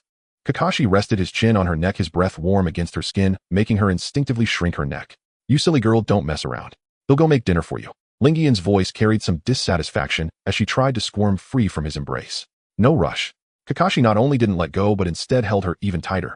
His hand began to wander restlessly along her waist. Through the thin sweater, the heat from his palm seemed to transfer directly to her skin. After a long day, you must be exhausted. Oh, why not take a break? I'm not tired. It's you, Kakashi-kun, who works so hard. Seeing you makes me forget my fatigue. Alright, I didn't expect Kakashi to be so charming now. Lingian's heart skipped a beat again. Damn, Kakashi, where did you learn those cheesy lines? The girl felt her cheeks flush again and had to change the subject. Tonight. What do you want to eat? How about I make you tamagoyaki and miso soup? Sure. Kakashi whispered in her ear, then mischievously nibbled on her small earlobe. Lingian exclaimed, her body instantly going limp. If he hadn't been holding her, she might have collapsed on the floor. Kakashi-kun. You big bad guy, you big idiot fool. Lingian was both shy and angry, lightly elbowing him. Only then did Kakashi release her with satisfaction, wearing a warm smile. Alright, I won't tease you anymore, hurry, and cook him, about to starve. Lingian glared at him reproachfully, then blushed, fleeing into the kitchen. Watching her flustered back, Kakashi broke into a sweat, thinking this might be a bit too much. Of course, all these skills were learned recently from Intimate Paradise, hoping Jiraiya Sensei's teachings would prove useful. Soon the sound of chopping vegetables echoed in the kitchen. Lingian tied on her apron, gathering her long hair, revealing her fair and slender neck. The two looked like they had been married for many years, with the wife cooking in the kitchen while the husband sat in a chair reading the newspaper. Lingian chopped the vegetables, her face turning rosy once again. She tried hard to focus, but the scenes that had just unfolded replayed in her mind like a movie, causing her to zone out from time to time, her face constantly adorned with a soft, silly smile. Although she scolded Kakashi verbally, she was still quite happy inside. Lingian and Kakashi leaned against the kitchen door frame, watching his wife busy at work. Under the light, Lingian's profile was soft and beautiful, her earnest demeanor exceptionally charming. Lingian was cracking eggs, completely unaware of the movements behind her, until a pair of arms wrapped around her waist, once more a warm chest pressed against her back. Do you need my help? Kakashi-kun. Lingian jumped in surprise, nearly dropping the bowl in her hands. You bad guy. Why are you here again? I can't just leave you to cook alone, you look so clumsy. Kakashi's voice carried a hint of lazy amusement. Lingian fell silent, accepting the truth. In some ways she was indeed clumsy, and not particularly adept at some tasks. Kakashi's hand was already wandering towards the cutting board, pinching a piece of freshly chopped carrot and popping it into his mouth. This carrot doesn't taste that great, Kakashi mumbled, thinking of Obito. He wondered how he was doing at that moment. If Obito saw this scene, he might just collapse. Lingian's face turned so red it felt like blood might drip down. You? Get out of here, you're just distracting me. She mustered her courage, trying to push this clingy Kakashi out. But no matter how hard she tried, Kakashi was like a stubborn adhesive impossible to shake off. Not only did he refuse to leave, but he also escalated his antics by stealing a kiss on her cheek, causing Ling Yin to squeal in surprise, yet she had no way to retaliate. After all, she was only 1.6 meters tall, and even on tiptoes, she could hardly reach Kakashi's head. The meal took twice as long as usual, filled with playful antics. Of course, they were just playing around and did not do anything outrageous. So don't overthink it. The steaming hot dishes were laid out on the dining table. The two sat across from each other, the warm light enveloping them. Let's eat. Kakashi took a sip of miso soup, his eyes narrowing in satisfaction. Not bad. My wife's cooking is the best in the world. Who is your wife? We're not married yet, are we? Ling Yin puffed her cheeks, looking like an angry blowfish. She took small bites of rice, secretly glancing at the big man across from her. Kakashi caught her gaze, and Ling Yin huffed as she turned her head away. At that moment, the man before her had removed his umbu uniform, taken off his forehead protector and mask, revealing a face so handsome it was almost unreal, shedding some of the aloofness and sharpness of a ninja, gaining warmth and ease of a homebody. Image. Personally, I think Kakashi is incredibly handsome. His looks are just as stunning as everyone here. By the way, Kakashi seemed to remember something. I caught a few unruly little brats in the village today. His tone was relaxed, yet Ling Yin immediately tensed up. Is it a dangerous mission? You weren't hurt, were you? She set down her chopsticks, looking him up and down with concern. Don't worry, it's nothing serious. Kakashi smiled, reassuring her. Just a bunch of obsessed fans who gathered together to cause some trouble. I just want to maintain order. He downplayed it, but among those little brats were Naruto and Sasuke. Hearing it was just fans, Ling Yin finally relaxed, but couldn't help but remind him. Just be careful, Awumbu work is too dangerous. I know I'll take good care of myself. Kakashi picked up a piece of food with his chopsticks for her. To be able to eat your cooking every day, I'll make sure to live well. The dinner ended in a sweet and warm atmosphere. Ling Yin finished clearing the dishes and was about to take them to the kitchen when Kakashi stopped her. He'll wash them, you go take a shower. You've had a long day. He took the bowls from her hands, forcefully pushing her towards the bathroom. Get the hot water ready, don't catch a cold. Hearing Kakashi's voice from the kitchen, Ling Yin felt warmth in her heart. She took off her clothes and walked into the bathroom, warm steam quickly enveloping her. After showering, Ling Yin emerged wearing a pink cartoon pajama set, drying her damp hair. Kakashi had already washed the dishes and was leaning on the sofa reading. Hearing the noise, he looked up and saw the girl's post-bath, rosy complexion, his throat involuntarily moving. I'm done bathing, Kakashi, you can go now. Kakashi set his book down, getting up to head toward the bathroom, suddenly stopping as he brushed past her. He leaned down, planting a kiss on her still steamy forehead. Wait for me. With that, he walked into the bathroom. Ling Yin stood frozen in place, touching her forehead. Her face flushed, her mind swirling with warmth. The girl quickly dashed back to the bedroom, climbing onto the soft bed and wrapping herself in the blanket. Not long after the bathroom door opened, Kakashi emerged in a set of deep gray pajamas, rubbing his half-dry hair as he walked in. He lifted the blanket and lay down beside Ling Yin, casually turning off the bedside lamp. In the darkness, only the bright moonlight outside and their clearly audible breathing remained. Kakashi reached out skillfully, pulling the girl into his embrace. Ling Yin leaned helplessly against his chest, listening to his steady heartbeat. Her face was shy at first. She was a bit unaccustomed, but after a while she began to feel a sense of security. The snow had stopped. The entire world fell silent. Just as Ling Yin was drifting off to sleep, Kakashi's low voice suddenly broke the stillness. Ling Yin, The girl responded drowsily, seemingly unaware that something was off. Kakashi paused for a moment, seemingly organizing his words. His hand that was under the blanket began to move restlessly. And just like that, little by little. Kakashi, you big pervert, it's already so late. Doing this. Ling Yin felt a tingly sensation, her face incredibly flushed, glaring at Kakashi once more. Kakashi ignored her, his hand continuing its nonchalant movements. In the morning, Ling Yin lay on the bed exhausted. Last night, Kakashi was simply too much, not showing any tenderness really. Ling Yin, she never imagined that a person could be so. Thus this morning it was Kakashi who cooked. Kakashi rested his chin on his hand, pondering over today's ingredients. What should I make? Considering my wife's exhaustion, I think you'll prepare a healthy breakfast. Let's make it a great dinner tonight. A tempting aroma wafted through the kitchen. The grilled mackerel sizzled as it was cooked, the fish appearing remarkably fresh. Nearby, the miso soup had just been prepared, its scent stimulating the appetite. Kakashi removed his apron, chuckling lightly. To reward the busy Rin, he had showcased his culinary skills. He thought she needs to replenish her strength, so tonight could be. Kakashi chuckled again, carrying the breakfast tray as he tiptoed towards the bedroom. In the bedroom, the light was dim with the curtains drawn tightly. A cute little lump rose on the bed with Rin curled up under the covers, her long silky black hair sprawled across the pillow. Silly girl, it's time to get up. Kakashi placed the tray on the bedside table and gently patted the little lump. A muffled whimper came from under the blanket, then the little lump squirmed slightly, pulling the covers tighter around herself, resembling a tightly wrapped cocoon. Kakashi. The girl's voice had a hint of complaint. Kakashi chuckled, leaning down to the edge of the blanket and lowering his voice. I made your favorite tamagoyaki and grilled fish. The blanket stirred, seemingly hesitant, but after a moment, she nestled back into the bed. No, I'm so sore all over. Rin's muffled complaint came out tinged with a hint of grievance. It's all your fault, you bad guy. Oh, Kakashi's brows arched into crescent shapes as he deliberately elongated his tone. What did I do wrong? Was I too enthusiastic last night? You. The blanket was suddenly pulled back at one corner, revealing Rin's small head, her blushing face, puffed up in anger, her sparkling eyes glaring at him. Having just woken up, her gaze was still somewhat dazed, and combined with her sulky expression, she looked less threatening and more like a cute, fluffy Hachiko. How can you say that? I have work today. Don't worry, I've already taken care of your leave. Kakashi said with a matter-of-fact expression, reaching out to ruffle her soft hair. Just relax at home today. When did you ask for leave? Rin was taken aback. While you were asleep, Kakashi replied gently. Rin was left speechless, continuing to glare at the big man in front of her with her eyes. She tried to move her body, but the soreness in her waist made her gasp and slump back down.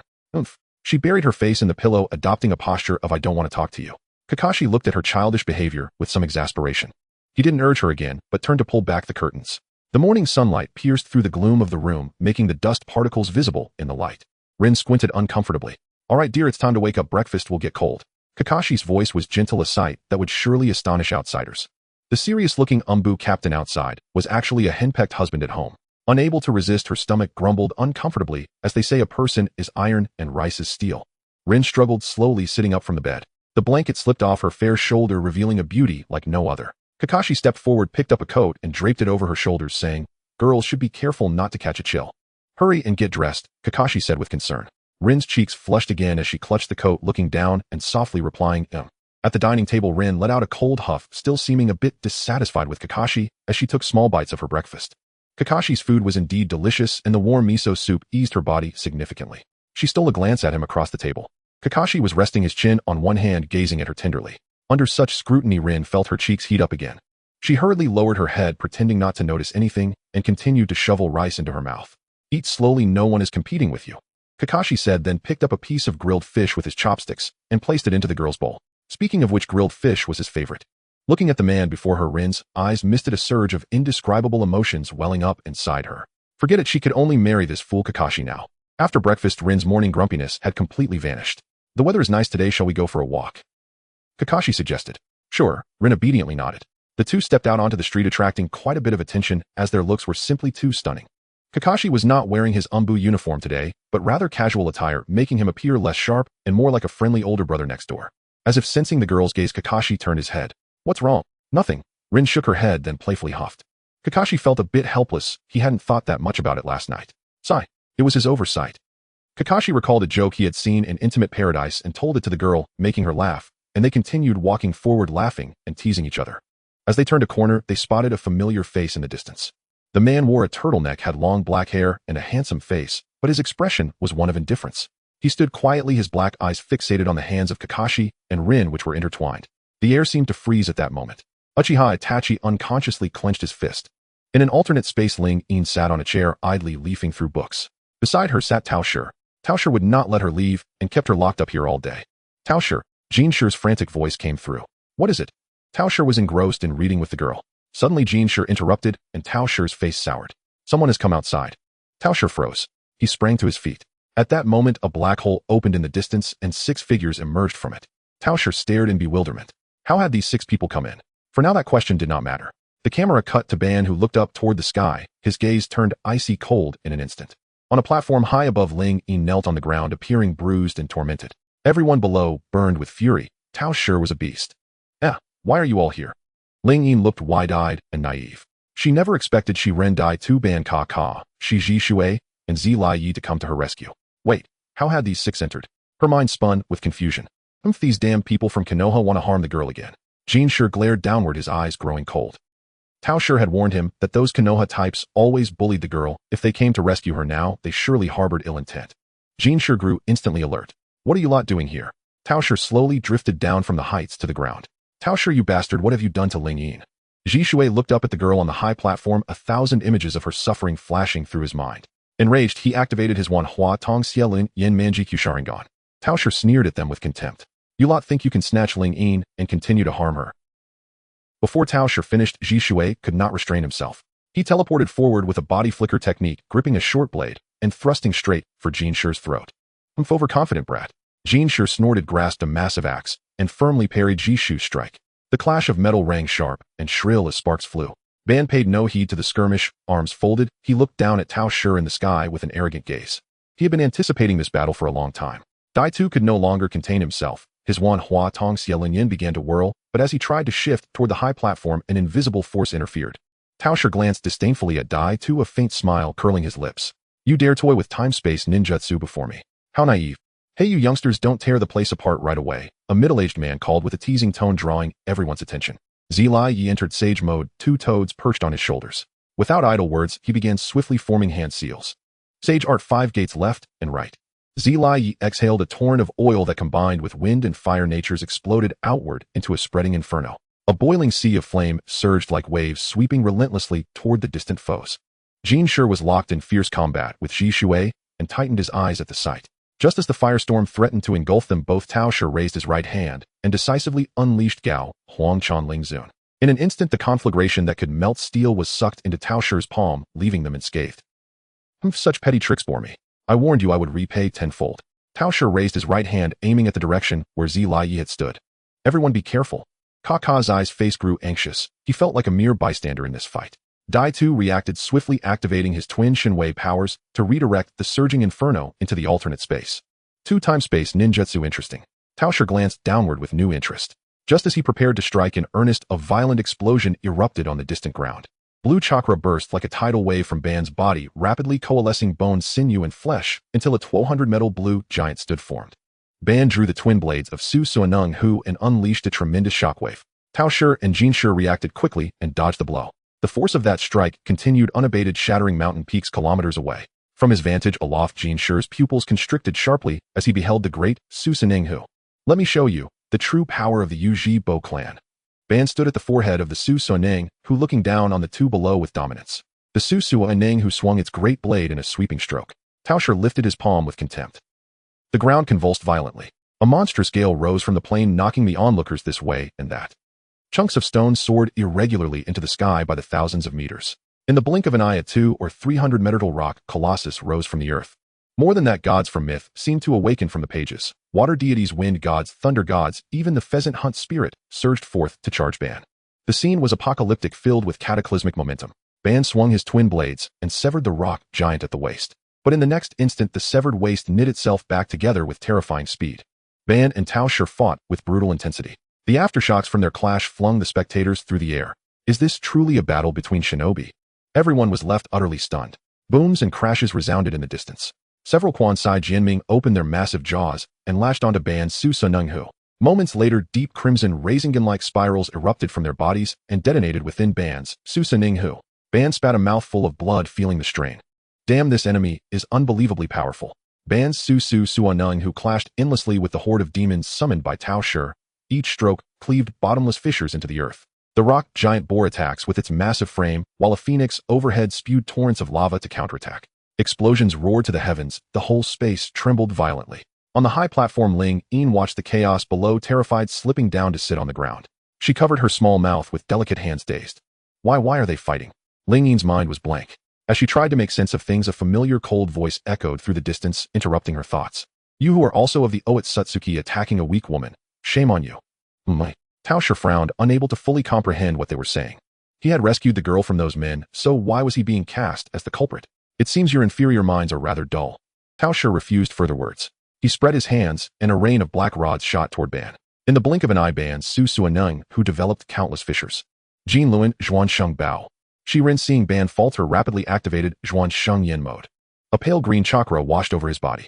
Black Dao Jade spheres swarmed him, and a golden flash condensed into a lightning that charged outward with world-shattering force. Boom. Yuan Yin, the pheasant hunt, and many wind and water deities were cleaved in half by that strike. Bones cracked, and starlight flickered. Explosions erupted irregularly around them, and a dense plume of smoke soared skyward, rising thousands of meters. But this was far from over.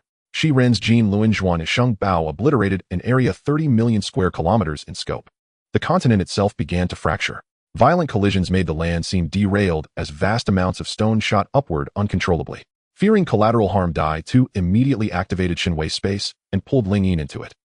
Once he confirmed his wife was safe, Dai Tu again used his Shinwei to draw everyone except Shi Ren into the space. Tao Shi and Jin Shi were brought in as well. Dai Tu sensed something odd about the whole affair. In the alternate space, the reincarnation of the Sharon's golden wheel erupted, directly tearing apart this alternate dimension. The boundary between the sky and the earth vanished, and countless massive fragments of space fell like shattered mirrors. The entire world seemed to wail, collapsing into chaos. Within the divine space, as everyone prepared to continue their attacks, the girl suddenly turned anxious. "Stop. Don't fight anymore. Please, I beg you." The voice of Lingyin, tinged with a sob, clearly reached everyone's ears. Ignoring her fear, her small figure stood up, desperately waving her hands. "Please stop. Why are you fighting?" This shout caused both sides, who were engaged in fierce combat, to suddenly halt. Jishui panted heavily, having just dodged a heavy slash from Jin as the ground beneath him cracked open into an unfathomable pit.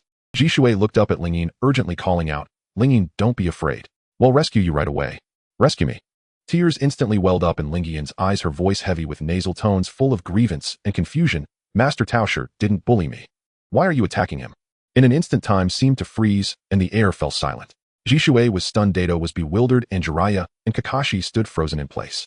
Even Uchiha Madara at the center of the Susanoo showed a hint of surprise on his proud face. What on earth was going on? Hearing the girl speak up for him, Taosher revealed a trace of arrogant smile, dusted off his sleeves, and said condescendingly, "Did you hear that, lowly creatures?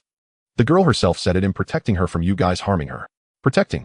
Dato stared intently at Taosher. "You locked her up alone, making her live in fear, and you call that protecting?" "No, no." Lingyin stomped her feet, anxiously, desperately explaining, "Master Taosher said it was dangerous outside, that's why he didn't let me go out. He even read books with me." The innocent and urgent words of the girl struck like hammers on everyone's hearts.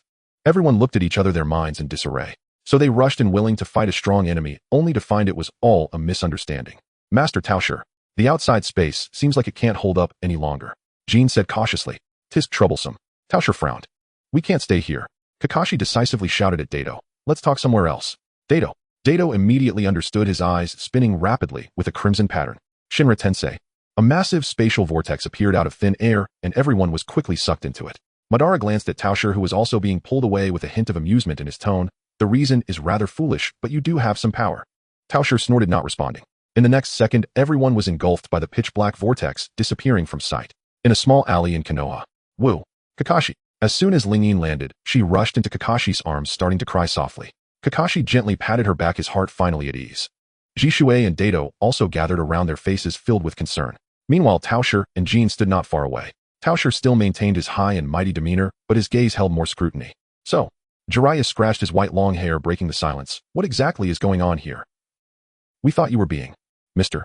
Jin told me that people from your Konoha village have always bullied me. Master Taosher brought me here to protect me." Lingyin poked her head out from Kakashi's arms, defending Taosher. Jin nodded vigorously beside her, adding in a deep voice, "Master Taosher witnessed it himself. You surrounded the girl, forcing her to show a painful expression." Everyone fell silent again. They recalled when they had surrounded Lingyin and made her suffer. After a while, Jishui uncertainly said, "Could it be the last time we sparred with Lingyin at the training ground?" Kakashi was bewildered by Zishui's words, thinking, "Wait, the girl even spars with you alone." Kakashi felt a pang of jealousy. After all this, it turned out to be a misunderstanding.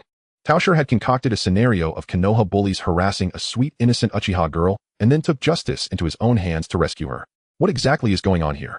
Everyone's expressions turned strange. Utterly boring. Uchiha Madara folded his arms and looked displeased, sneering. It turns out it was all a farce. He felt like a clown, having stirred up so much trouble to join the fight, only to discover it was infighting among their own. Taosher seemed to sense that the atmosphere was off, lightly coughed, and still spoke defiantly. "Who knows what you lowly creatures are thinking? However, for the girl's sake, I'll let you off this time."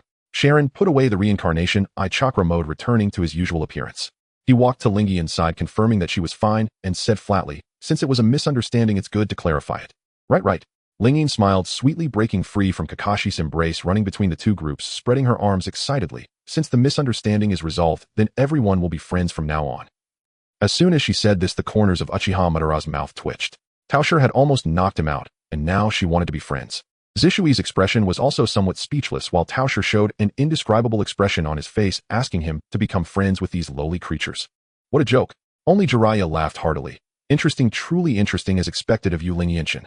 The awkward and strange atmosphere finally eased a bit amidst the girl's innocent words and Jiraiya's hearty laughter. Due to the destruction of Taosher and Jin's home, they could only stay in Konoha temporarily.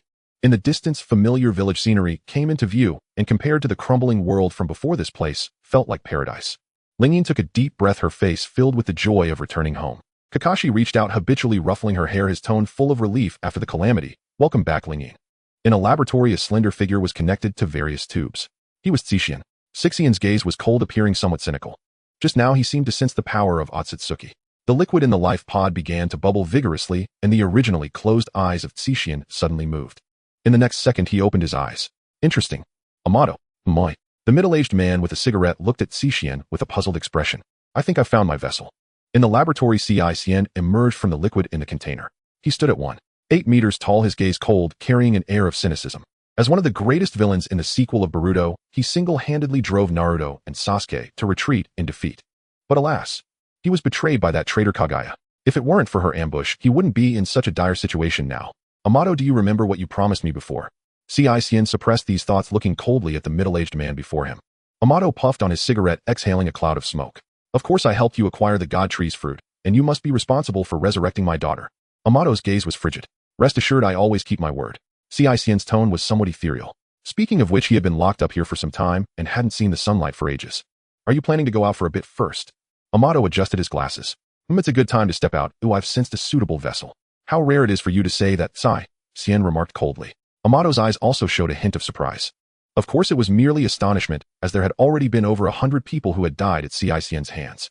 Tsishian had been searching for a so-called vessel, for his current body was far too weak to withstand even 1/3 of his true power. The two soon exited the laboratory. Tsishian felt the piercing sunlight. He raised his hand to partially shield his eyes. Beside him, Amato continued to smoke. In Konoha village, after some time passed, Lingyin decided to retire from the Umbu. After all, she had grown tired of all the fighting and killing. It was better to stay in Konoha village as a teacher, nurturing the next generation. Lingyin, have you really made this decision? Nichiryu puffed on his pipe, looking kindly at the girl, as if he were gazing at his own granddaughter.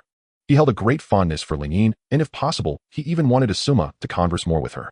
But he felt it inappropriate to interfere in the matters of young people's affections. Yes, I have made my decision, Grandpa Nichiryu. Lingyin smiled, sweetly waving her little white fist energetically, looking exceedingly adorable. Nichiryu also affectionately stroked his goatee. Alright, I understand. They'll grant you permission shortly. Thank you, Grandpa Hokage. Lingyin clasped her hands together and bowed gracefully, looking very elegant and cute. Inside the ninja school today was Lingyin's first day applying for a teaching position. The challenge before her was her resume. To become a teacher here, her resume certainly needed some highlights. What did she have? The interviewer presented her with 3 questions. The first question was, if ninjas from enemy countries invaded the school during your teaching, how would you respond? Upon hearing such a question, the girl gripped her pencil, with one hand lost in thought. Right, what would she do in such a situation? Speaking of which, it seemed she had relied too much on Obito and the others. I know. Uncle Marino Ibiki, if such a situation were to occur, I would immediately activate my Sharingan and use ice release techniques to eliminate all those enemy ninjas. Off. The interviewer Marino Ibiki looked somewhat bewildered. Shouldn't a school teacher's first response be to protect the students? Why would she go straight into battle against the enemies? Marino Ibiki was thoroughly confused. The girl seemed to sense his inner turmoil. Uncle Marino Ibiki, what's the best support? Medical ninjas. Marino Ibiki instinctively replied. Wrong. The girl shook her little finger, looking very cute. The best support is to eliminate all enemies, ensuring that our allies do not suffer any harm. Lingyin answered earnestly. Looking at the adorable girl's response, Marino Ibiki fell silent. After all, he was the captain of the interrogation division. Faced with such an answer from a girl, he was momentarily at a loss. He posed 2 more questions which were still related to students. After all, as a teacher, one must prioritize the protection of students. Yet the girl's answers were always refreshingly novel, making Marino Ibiki struggle to suppress his laughter. If outsiders saw this scene, they would surely be astonished. The notorious humorless captain of the interrogation division was actually smiling. Alright, I understand. You passed. I hope you will spread the will of fire in the future. Marino Ibiki stood up, then took out a file and handed it to the girl. This is your ID number, and he went on to explain various related matters. Lingyin patiently listened, waving her small fist at Uncle Ibiki, looking full of energy. Leave it to me, Uncle Marino Ibiki. I will ensure the safety of every student. Alright, I understand. Marino Ibiki nodded and then left. A week passed, and today was Lingyin's first day teaching. The girl took a deep breath, then patted her face, trying to calm herself. Calm down, it's just taking care of some little kids, how hard can it be? Lingyin said as she pushed open the classroom door, glancing roughly at the students inside. There were unfamiliar extras, more unfamiliar extras, and yet more unfamiliar extras. Plus there was Tao Shi, Yakushi, Kabuto, Kakashi, and Shirzue. Lingyin nearly spat out a mouthful of blood. Wait a minute. Why are you all here in the classroom out of the blue? Can you really blend in with the kids? Would you all like to introduce yourselves first? Sweat trickled down Lingyin's forehead, especially as she looked at the familiar faces in the distance, her expression turning quite awkward. Kakashi sat among the children, his eyes crescent-shaped, gazing gently at Lingyin. Beside him, Shirzue was equally unashamed, looking at the girl with a sunny smile. Kabuto sat in the corner of the class adjusting his glasses, also looking tenderly at the girl at the podium. She was just too similar. A girl as gentle as the director. Lord Orochimaru had given him a task to monitor her in Konoha village, and Kabuto reluctantly accepted this task. At this moment the girl's head was somewhat in a whirl. Wait a minute, if it were Tao Shi coming here to teach, she could understand. After all, little Tao is just a child now. But do you all really need to be here for class? Lingyin looked at the boy sitting in the chair who was even taller than her, nearly spitting out blood. Irika Yumino is not a character from the same generation as Shimizu. During this period Irika is still attending the Ninja Academy. In the original story, after Naruto is born, the Nine Tails incident will occur, and at that time Irika will only be 12 years old. Ahem. Now that the self-introduction is complete, let's have someone in class run for class leader. Rin awkwardly cleared her throat, trying to avoid eye contact with Kakashi and the others. Teacher, let me be the class leader. Do stood up from the corner, adjusting his glasses, wearing a confident expression, as if everything was under his control. Rin looked towards Do in the distance, her mouth twitching slightly. Have I seen you somewhere before? Teacher, you must be mistaken, I should be the class leader. Do adjusted his glasses, his tone gentle. But the girl wanted to say something else. At this moment Kakashi also stood up. Let me do it. As class leader, I can prevent some unruly individuals from getting too close to the teacher, Kakashi said meaningfully. No, I'm more suitable to be the class leader. Hiruzen stood up as well. Rin felt a bit awkward. These three standing up were even taller than her, the teacher. Hey, what are you all here for? Are you so bored that you have nothing to do? Don't you have anything serious to attend to? Just as Rin was about to say something, her attention was suddenly drawn to a figure in the front row. Looking at the familiar outline, Rin smiled slightly. Perfect, it's decided. Irika Yumino, how about you be the class leader? You can help me move books to the office every day, is that alright?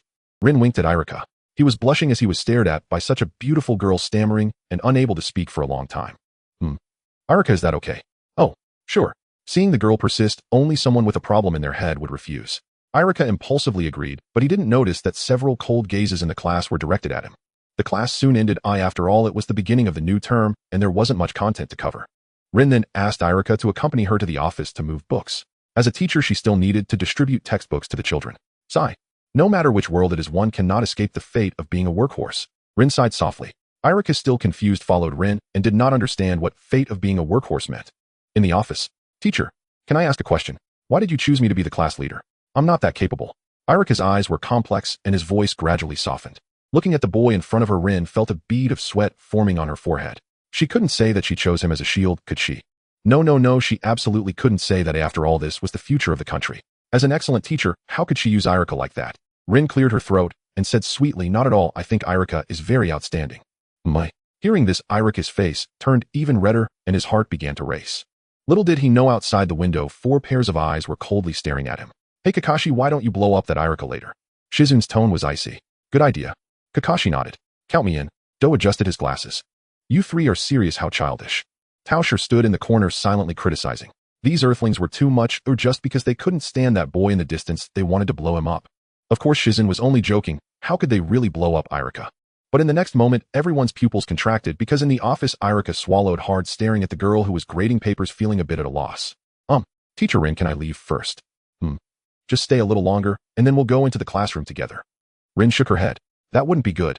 Irika's face turned bright red. Rin felt like she had just said something unnecessary. Are you not feeling well? Why does your face look so pale? Rin looked at the shy boy in front of her with some concern. She stood up, disregarding Irika's objections, placing one hand on his forehead and the other on her own. So hot. You must have a fever. Little did she know the 4 pairs of eyes outside were filled with murderous intent. Blowing him up with an explosive tag would be too lenient on that kid. Tao Shi gritted his teeth, watching the interaction between the two in the office. Hearing Tao Shi's words, the other 3 looked somewhat strange. Who was it that said they were childish just now? Tao Shi calmed down. Kakashi helplessly rubbed his forehead. We were just joking, and even if we wanted to teach Irika a lesson, we can't use explosive tags at school, right? I just can't stand him like that. Tao Shi was still pouting, arms crossed, turning his head to look elsewhere. Shizun sighed and patted Tao Shi on the shoulder. You can't be like this, you need to learn to control your emotions. Look at Do, he's so calm. Do adjusted his glasses and said calmly. I was just thinking about how to effectively let Irika understand that Teacher Rin is not someone he can covet. Kakashi and Shizun exchanged glances, seeing the helplessness in each other's eyes. It seems these 2 guys had an extraordinarily strong possessiveness over Rin. In the office, Irika felt his face getting hotter, not because of a fever, but because of Rin's actions. Teacher Rin, I'm fine. Irika stammered, wanting to pull away from Rin's hand, yet not daring to do so too forcefully.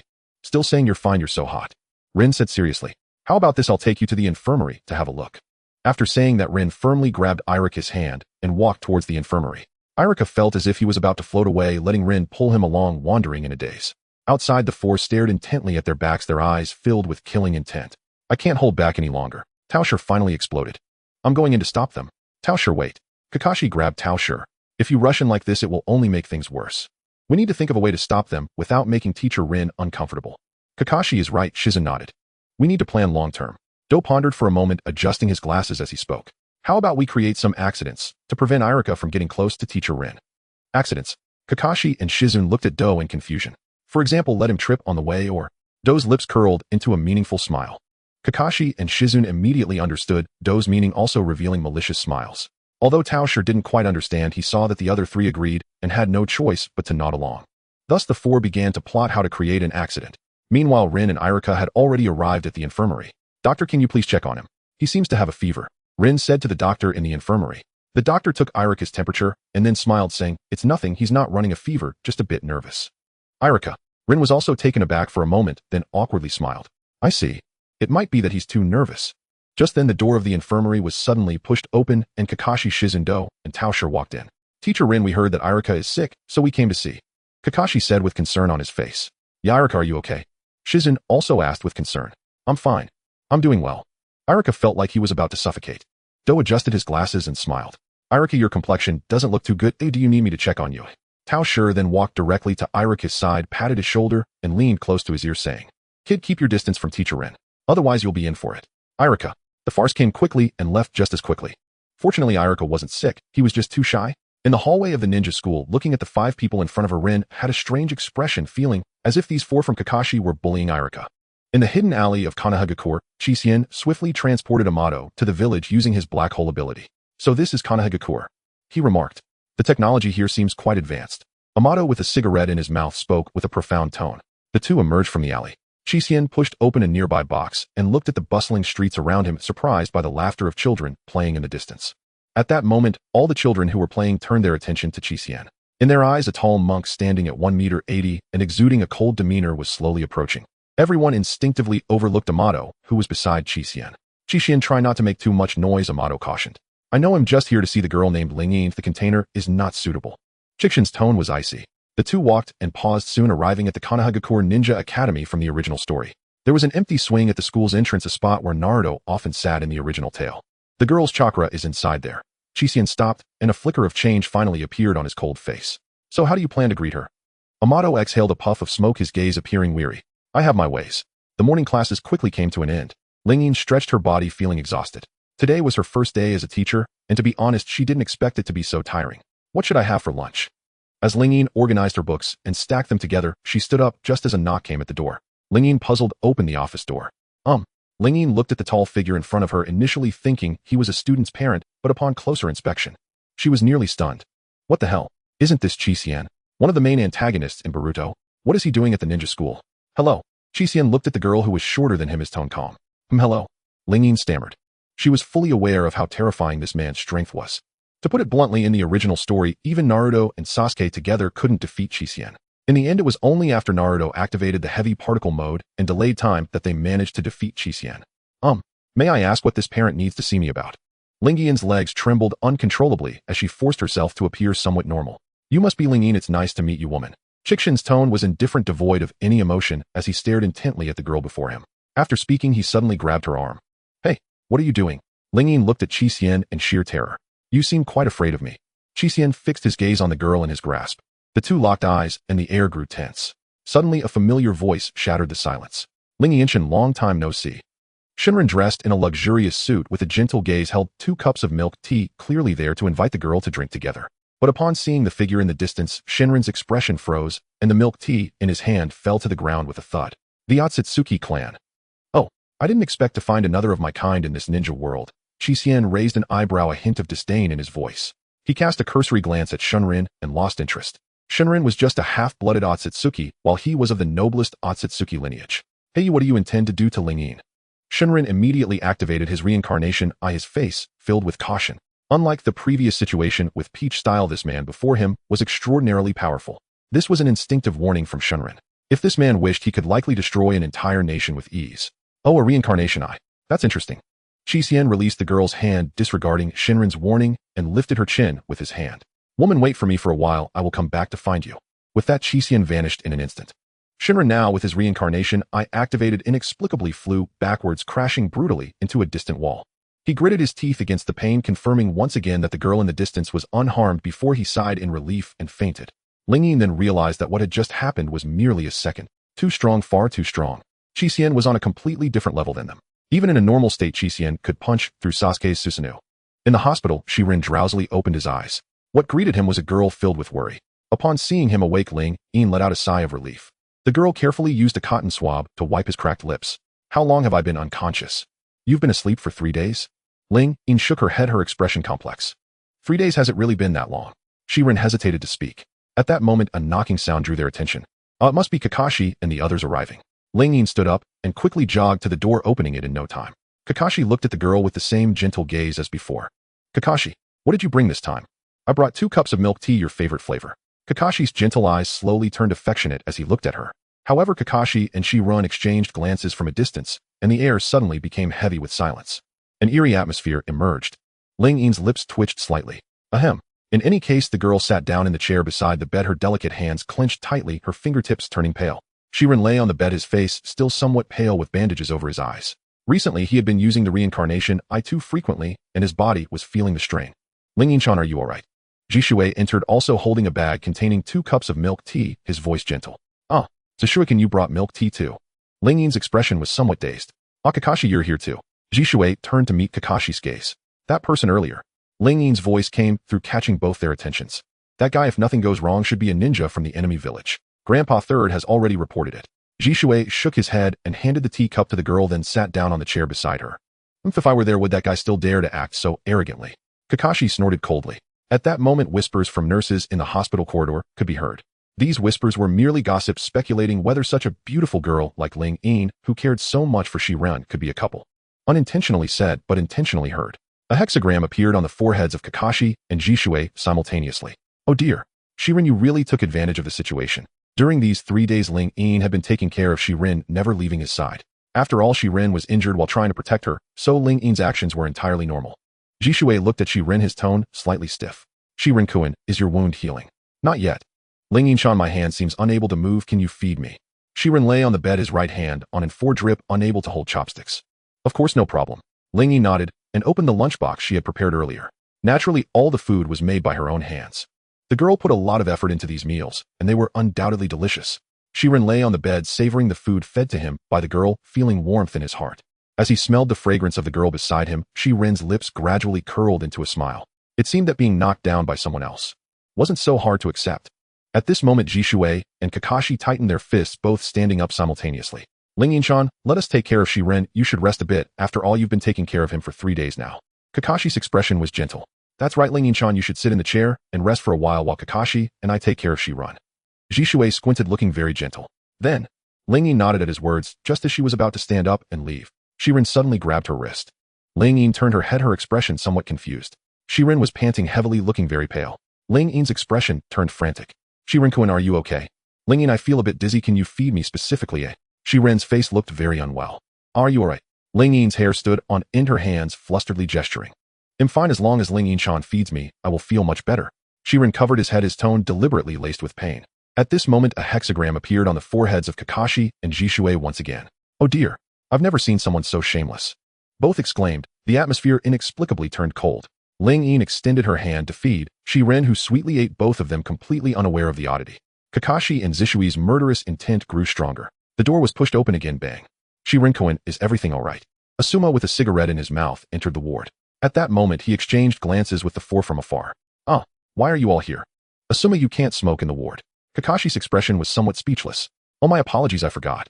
Asuma extinguished the cigarette in his hand and tossed it into the nearby trash can.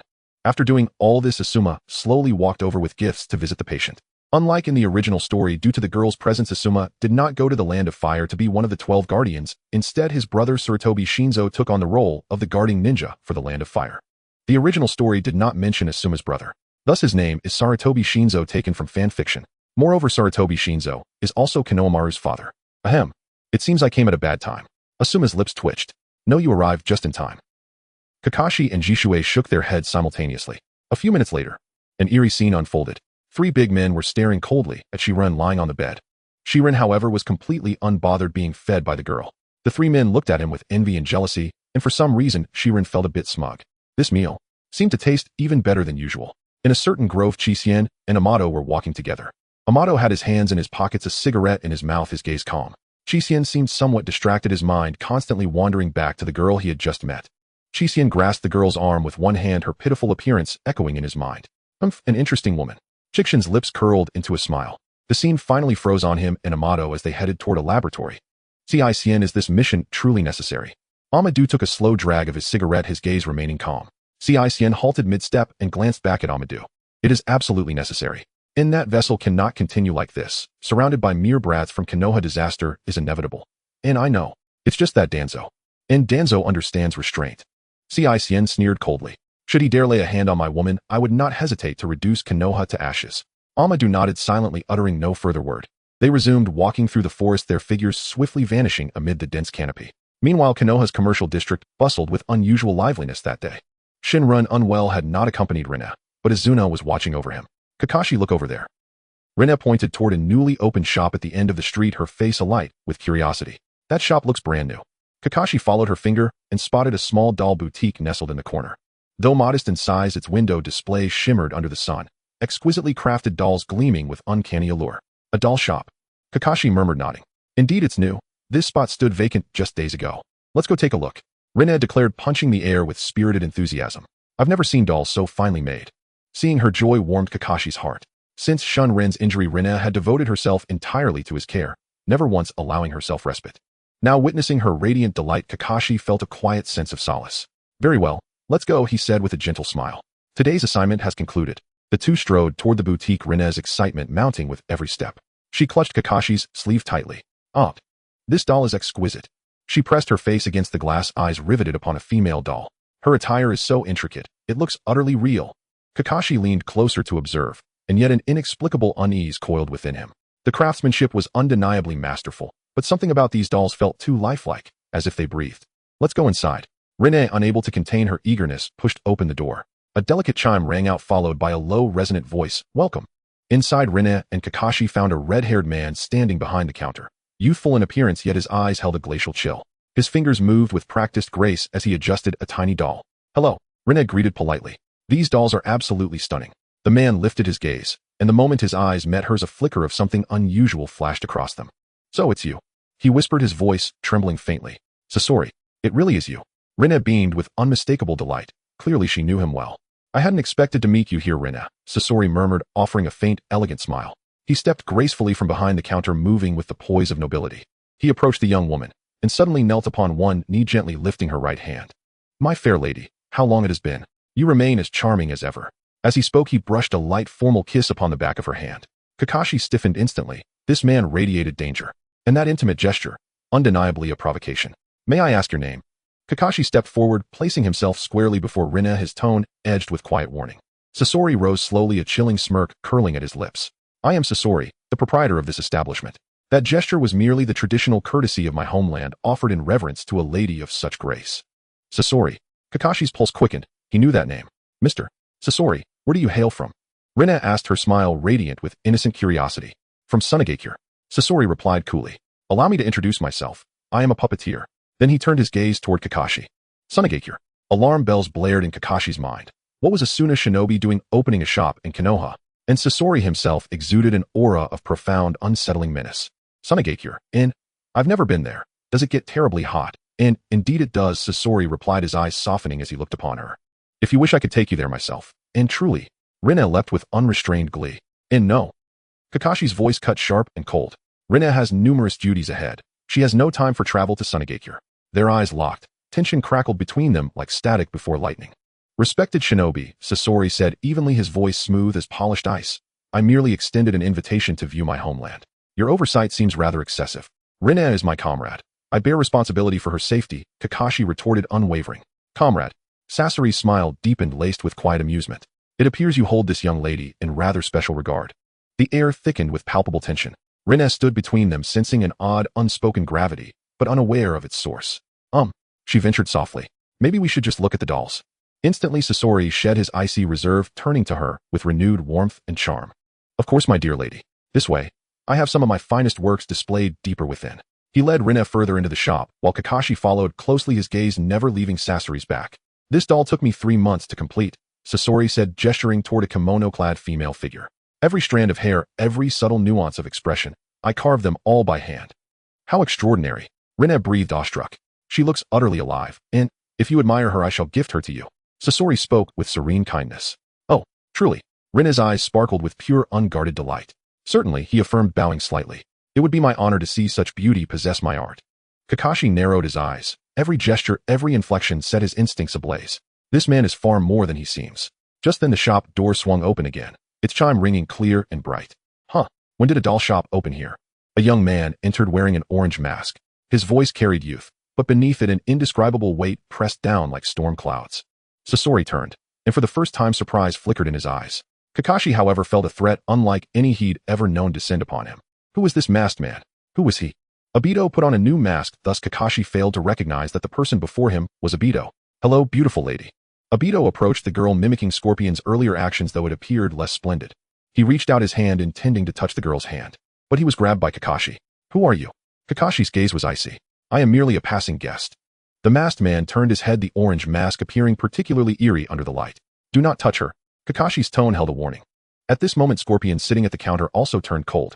He thought to himself he truly wanted to kill these two idiots in the shop, so he could be alone with the girl. Seeing the murderous intent directed at himself from both men, Obito's expression turned grim. Fine, he was too lazy to pretend anymore. After all, with the use of his Kimui ability, Kakashi would probably recognize him. It's me, Kakashi. Obito took off his mask, revealing his handsome features. It's you. Obito. Kakashi looked utterly astonished. Please don't fight anymore. A sweet voice from Rin caught the attention of all 3 men instantly. To be honest, Rin couldn't understand why a perfectly good shop suddenly became so tense. Obito, how could you be here? Kakashi looked at Obito, emotions swirling in his eyes. I told you I was just passing by, Obito replied coldly. He held no fondness for Kakashi. After all, this guy had the audacity to like his woman. Obito shook his head, his gaze falling on Rin. It seems both of you know each other, so I definitely can't let you monopolize this beautiful girl, Scorpion said as he walked over to Rin. Rin, who do you think is more suitable to accompany you? All 3 pairs of eyes turned to Rin. The intense gazes made her cheeks flush instantly. Rin flailed her hands in panic. I. Her voice grew smaller until it was almost inaudible. I think it would be better if we all went together. Let's go shopping together. Rin smiled sweetly, but upon closer inspection her lips twitched slightly. Well, at this moment she felt utterly speechless inside, wondering what kind of plot this was. The girl did not perceive any unusual feelings to her. The 3 before her were merely friends. Together. The 3 responded in unison. Obito was the first to react, revealing a sunny smile. Of course, that's no problem. I happen to want to explore this town. Kakashi frowned, but seeing Rin's expectant gaze, he nodded. Although Scorpion's expression remained cold, he did not object. Then, let's go for a walk on the streets together, Rin carefully suggested. The street was bustling with people, and the 4 walked side by side. Rin walked in the middle. The 3 men flanked her on either side, and behind her, forming a protective circle. Wow, look at that girl. With 3 handsome men around her, what is her background? Could she be the daughter of some wealthy family? Those 3 should be her bodyguards, right? The whispers of the bystanders reached Rin's ears, causing her face to redden further. Everyone is looking at us. Rin felt extremely awkward, as every time she went shopping with these big men, such scenarios would occur. Obito noticed her unease and instantly moved a little closer. It's okay, let them look. Exactly what's there to be shy about? Kakashi also edged a bit closer, almost brushing against Rin's shoulder. Scorpion remained silent, but also quietly closed the distance to Rin. The 3 men's actions excited the onlookers even more. Damn, those 3 men are way too nice to her. I want such treatment too. She seems to be the little princess of the Uchiha clan, right? The voices of the crowd echoed around. However, all these discussions were blocked out by the 3 men. Rin felt a warm current rise in her heart, feeling the protection from the 3 beside her. She secretly glanced at the 3 beside her and found they were all seriously observing their surroundings, seemingly on guard against some danger. How about we buy something first? The girl spoke softly, her face a bit awkward. All 3 men turned their gazes to her, their expressions puzzled. Rin, what do you want to buy? Obito pointed toward the shopping street ahead. I want to check out that jewelry store. Rin pointed at a beautifully decorated shop. Let's go. The 4 entered the shop, and the salesperson immediately approached them. Welcome. How may I assist you? The salesperson's gaze darted among the 4, clearly astonished by this combination. I want to see that hairpin. Rin pointed at an exquisite silver hairpin in the display window. This one. Miss, you have a good eye. It's our store's treasure. The salesperson carefully took out the hairpin. How much is it? Obito asked, first having only brought a small amount of money this time, uncertain if he could afford it. He'll pay for it, Kakashi said coldly, taking out a card. Let me do it, Scorpion said indifferently, his defined fingers pulling out a bank card. In the end, all three men simultaneously pulled out money, leaving the salesperson stunned. Who is paying? Rin watched the three argue, sweat forming on her forehead. Ultimately, the girl paid. After all, she wasn't a green tea girl. She wanted the item for herself and didn't need to trouble others. After shopping for an entire afternoon, Rin sat in a chair, gazing into the distance. The setting sun cast its rays upon her. The girl cradled her milk tea in her hands, lost in thought, unsure of who she was thinking about. I wonder how Sharinkan is doing now. At this moment, both Obito and Kakashi froze simultaneously. Scorpion beside them also perked up his ears. Who was this Sharon guy that made that girl care so much about him? Inside a laboratory, Ji-Xian was moving his body, having adapted to this monk's physique. What are you planning to do next? Go directly to carve a wedge for that girl? Amato asked, perplexed while chewing on a cigarette. Ji-Xian propped his chin up with one hand, crossing his legs, glancing out the window, exuding an aura of "I am invincible, you are free to do as you wish. Let's wait a bit longer." Why? Amato exhaled smoke. Was Ji-Xian usually like this? I have my own thoughts, Amato. Ji-Xian shook his head. While speaking, he took a delicate sip of coffee, appearing very elegant. As the strongest antagonist of Boruto's story, he also had his own professional ethics. Let that girl be happy for a few more years, and then he'll go place a curse on her. It settled. Time passed swiftly, and even the young girl was unaware of how long it had been. The afternoon sun bathed the stone-paved road, casting shadows of the clan emblem. Lingyin had just stepped out of her home, clutching a cloth bag in her hand. She looked up and saw a figure standing under the cherry blossom tree not far away. It was Itachi, aged 12. He was dressed in the Uchiha clan's attire, his figure already showing the firmness of youth. His hair was neatly arranged with strands blown lightly by the wind. His dark eyes were bright, yet lacking the youthful exuberance of childhood, replaced instead by a hint of tranquility. Sister Lingyin, he called, his voice deeper than in his younger days, clearly reaching Lingyi's ears. Several clan members paused, glancing over with smiles on their faces. These two children still have such a good relationship. Madame Miken's joking remarks from years ago now seemed to hold some truth. Itachi's gaze towards Lingyin is so earnest. Lingyin heard the chatter, smiling as she nodded at the clan members before turning to Itachi. Itachi, what are you doing here? Itachi's fingers curled slightly, and he did not step forward, merely standing beside her, his gaze resting on the cloth bag in her hand. Waiting for you. Waiting for me to do what? Aren't we supposed to go to the training field today? Lingyin asked, her eyes filled with confusion. Itachi gulped, shifting his gaze to her face, speaking steadily. I wanted to spend some time with you. You've been so busy lately. Low laughter surrounded them. An elderly woman approached, holding two pieces of pastries. She handed one to Itachi and the other to Lingyin. This child Itachi waits here every day, just hoping for Lingyin to come out. Itachi took the pastry and thanked the old lady. His ears turned slightly red, and he fell silent, merely offering the pastry to Lingyin. You eat. Lingyin smiled as she took it, biting a small piece before passing it back to him. Let's eat together. Itachi did not refuse, bowing his head to take a bite, his gaze still fixed on Lingyin. Where are you going? To the ninja tool shop to restock on shuriken, Lingyin replied. This year had indeed kept her busy. The ninja world was unstable, and it seemed that the hidden cloud village was up to something. The shadow of the fourth great ninja war looming. Unbeknownst to the girl, Xian's body was nearly recovered, and in a few weeks danger would come knocking. Her current worries faded slightly as she looked into Itachi's calm eyes. Lingyin looked at him, her lips curving into a smile. Just as she was about to say something more, Itachi suddenly raised his hand. His gaze fell on Lingyin's hair, remaining still. What's wrong? Lingyin asked. Your hairpin is askew. Itachi pointed to her sideburns. Only then did Lingyin remember that the hairpin she wore in the morning had come loose. This hairpin was a gift from Kakashi 5 years ago, which she had kept wearing. Of course, rather than saying it was given by Kakashi, it was more accurate to say it was prepared by Sakumo, as Kakashi intended to keep that a secret. He had buried it deep in his heart.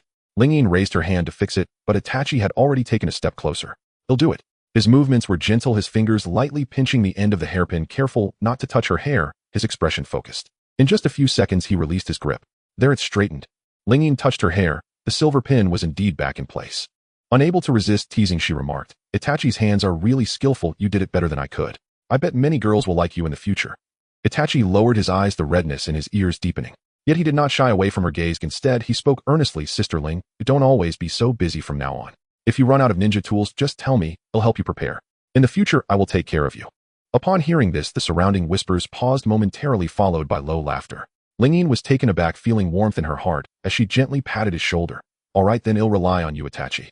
What she said was meant to be playful, but unexpectedly Itachi swallowed hard and nodded seriously. It's settled. I will become strong and protect you. Lingyin gazed at his earnest expression, feeling a surge of softness in her heart. Over these 5 years, watching him grow from a small child into a composed young man gave her a sense of fulfillment akin to watching a younger brother grow up. Just then, familiar footsteps echoed from a distance. The surrounding clan members fell silent. Lingyin lifted her head towards the clan gate. The first to appear was Shisui. He was dressed in Uchiha clan attire, and ninja tool pouch slung over his shoulder, walking steadily. Kakashi followed behind. Kakashi still wore his Umbu uniform, holding a scroll in his hand, his expression neutral. Lastly was Shiranui, who walked a bit slower, scanning the clan grounds with little to say. As the three appeared, many clan members began to whisper again. It's Lord Shui and the others. These three have come to find Miss Lingyin again, and who do you think will succeed? I bet on Itachi. Look how earnest he was just now about wanting to take care of Lingyin. He's more dedicated than these three. No way, I think it's Kakashi. Kakashi and Lingyin are the perfect pair. Nonsense, it's clearly Shiranui. Not only does he look handsome, but he's also incredibly gentle. By the way, last time someone confessed to Miss Lingyin, they were educated by those three that very night. Now that Itachi has grown up, it probably won't be their turn anymore. Someone chuckled quietly. Shui quickly spotted Lingyin and Itachi, raising his hand to wave. Lingyin. He quickened his pace towards her, his gaze pausing briefly on Itachi, smiling as he nodded. Itachi, you've grown taller. Itachi nodded at Shui, his tone calm. Brother Shui. Kakashi also approached, his gaze sweeping over Lingyin before looking at Itachi, his tone softening a bit. How's the training going lately? It's all right, Itachi replied briefly, saying little more. Shiranui did not come closer, merely standing a short distance away, nodding at Lingyin and glancing at Itachi, his gaze carrying a hint of scrutiny. He thought to himself, this boy seems a bit off. Lingyin looked at the three and asked, Shui, why are you here? Itachi moved half a step closer to Lingyin, remaining silent, yet subtly placing himself slightly between her and the three, his dark eyes showing a barely perceptible vigilance. He did not like these three, always coming to find Lingyin. We have something to discuss with you, Shui said as he approached Lingyin, stopping in front of her and smiling at Itachi. Would you mind if we have a few words with your sister? Itachi did not nod or shake his head, merely looking at Lingyin. I'll wait for you over here. Okay, Lingyin replied, reaching out to pat his head. Seeing that they had serious matters to discuss, the surrounding clan members gradually dispersed. Shui looked at Itachi, his tone relaxed. Itachi is becoming more and more composed, even stronger than I was back in the day. Itachi did not respond, merely standing nearby, his gaze fixed on the distance, not interrupting them. Shiranui remained silent, crouching down, pulling out a milk candy from his pocket and offering it to Itachi.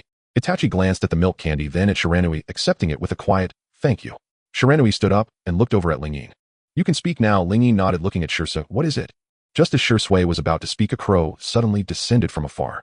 This crow was a ninja crow specially trained by the Umbu for intelligence delivery. It carried a scroll in its beak and quickly flew over. The expressions of the four changed instantly. Shui immediately looked towards the gate. What is going on? Kakashi tightened his grip on the scroll, his expression turning cold. Shiranui also tensed, his eyes filled with caution. Lingyin's heart sank. Just as she wanted to speak, Itachi was already standing beside her, his tone steady. Don't panic, I'll stay with you. His hand quietly rested on the ninja tool pouch, ready for any situation.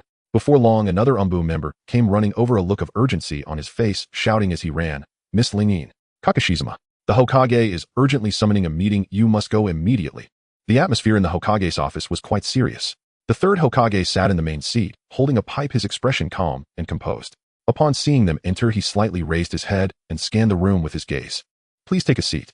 Suzu and Itachi found a place to sit while Shui and the others stood straight behind her. Once everyone was present, the third Hokage slowly set down his pipe. I called everyone here today to announce something. Konoha and Kyomogakure have reached a peace treaty. As soon as these words were spoken, there was an immediate stir in the room. Some ninjas couldn't help but whisper among themselves. Kyomogakure. They are actually willing to form an alliance. Weren't there constant skirmishes at the border before this? The third Hokage gently tapped the table, and the meeting room fell silent. In order for the treaty to take effect, we need to send an ambassador to Kyomogakure for cultural exchange. At that moment, a ninja spoke up. Hokage-sama, who should we send? Kyomogakure is not easy to deal with, right? The third Hokage's gaze swept over the crowd, his tone somewhat heavy. You all should know that the Raikage of Kyomogakure possesses great strength. This trip will not only require us to stabilize the treaty, but also to gauge their intentions. The risks are considerable. Suzu understood. In simple terms, the third Hokage wanted someone to represent Konoha's image and fulfill the treaty with Kyomogakure. Suzu immediately raised her hand decisively. Over the past few years, Suzu had garnered quite a bit of goodwill in Konoha. At this moment, the girl still possessed the Freedom Sharingan. This couldn't be blamed on Suzu, as she had changed many tragedies from the original story, being a time traveler and having a much harder time unlocking the Mangekyo Sharingan than others. Ahem. Suzuki-kun, are you sure you want to go? Nikazane looked at the girl. In fact, he had already made up his mind. Suzu's sweet and cute appearance made her the most suitable representative for Konoha.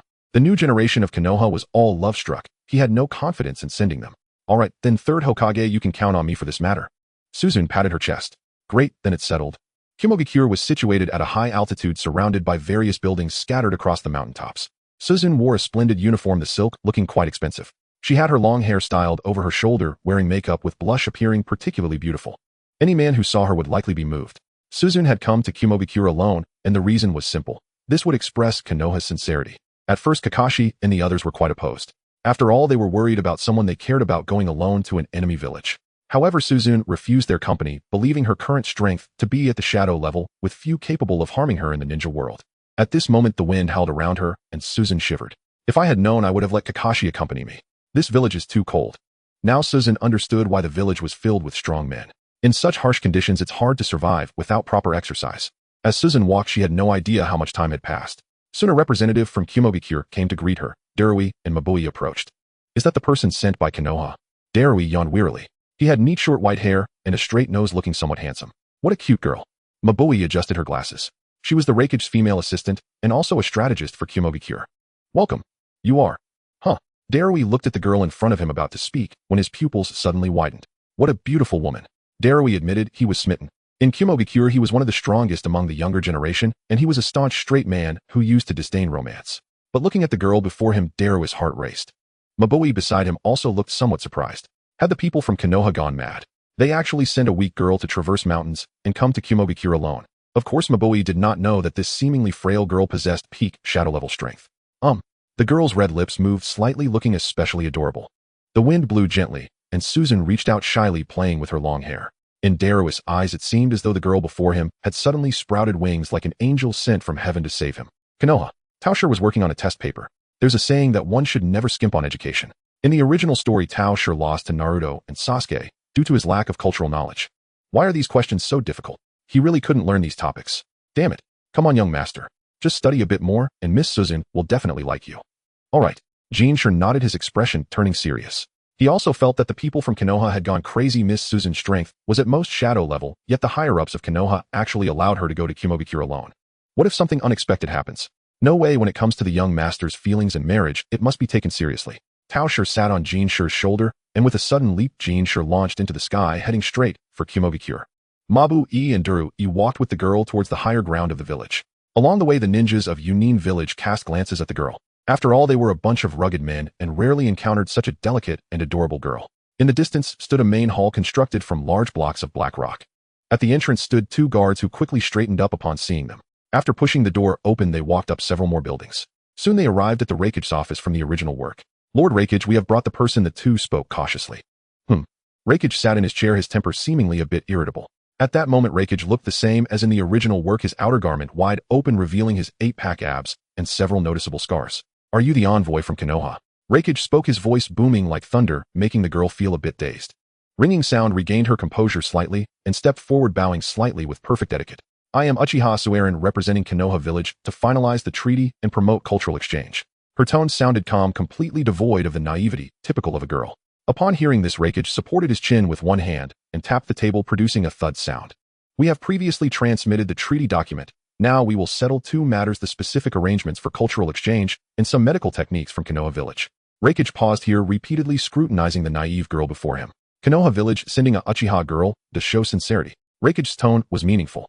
The Uchiha clan's bloodline is remarkable in the ninja world, not to mention the young girl before him. If she were from another small village, they would probably have ulterior motives like abducting the girl and cough. Back to the main topic. Yes, our Konoha village has shown sincerity. Suzu looked up at Raikage, her tone calm and unruffled. Moreover, I can handle any troubles on the way. While speaking, Suzu curiously observed the figure of Killer Bee hiding behind Raikage. Just then, Killer Bee also looked up, and his eyes met those of the girl. The little notebook he was holding fell to the ground with a thud. He stared at the girl before him, his gaze fixated, his cheeks quickly flushing red. In his entire life, he had never seen a girl so to his liking. Most of the girls in Yunin village were also rough around the edges, and there were hardly any slender and cute ones. Killer Bee, still a teenager, felt his heart racing. The rap lyrics he had prepared earlier now completely slipped his mind. At that moment, Raikage noticed something was off with Killer Bee and furrowed his brows. Bee, why are you in a daze? Upon hearing this, Killer Bee hurriedly bent down to pick up his notebook, his hands trembling slightly. He scratched his head, unable to resist glancing at the girl. No, big brother. I just suddenly thought of that rap I prepared. Bee, if you have time, focus all your energy on your studies and stop learning useless raps. Raikage shot a glare at his younger brother and then returned his attention to the matter at hand. Regarding cultural exchange, we will send 5 ninjas to Konoha village to learn medical ninjutsu and illusion techniques. You should also send someone to us, and we will teach them the basic training methods of lightning release. Raikage stated his prepared speech. Suzu listened attentively, occasionally nodding, which made her more likable. Raikage's favorability level increased by 30. Killer Bee's favorability level increased by 80. Darui's favorability level increased by 70. A series of report sounds emerged, and Swearin looked a bit surprised. Is there a problem, little girl? Raikage supported his chin with one hand, looking at the girl with confusion. No problem, your village's intentions are the same as Konoha's. By the way, we have punished several Konoha villagers who accidentally trespassed on the border according to the rules, and we will enhance patrols to prevent similar incidents from happening again. Alright. Raikage stood up, his height reaching 2 meters, giving off an imposing presence. It is no exaggeration to say that if Raikage's fist the size of a sandbag came down, Swearin would probably cry for a long time. If you are not in a hurry, you can stay in our village for a couple more days and let Duru show you around. Raikage spoke seriously. No need, thank you, Lord Raikage. I have urgent matters to return to Konoha village to handle today. Swearin shook her head. Seeing this, Raikage did not try to keep the girl, he simply waved his hand. Daru, you see her out of the village? Yes, Lord Raikage. Daru replied just as he was about to follow the girl out. Killer Bee watched the girl in the distance, feeling as if his heart was ensnared.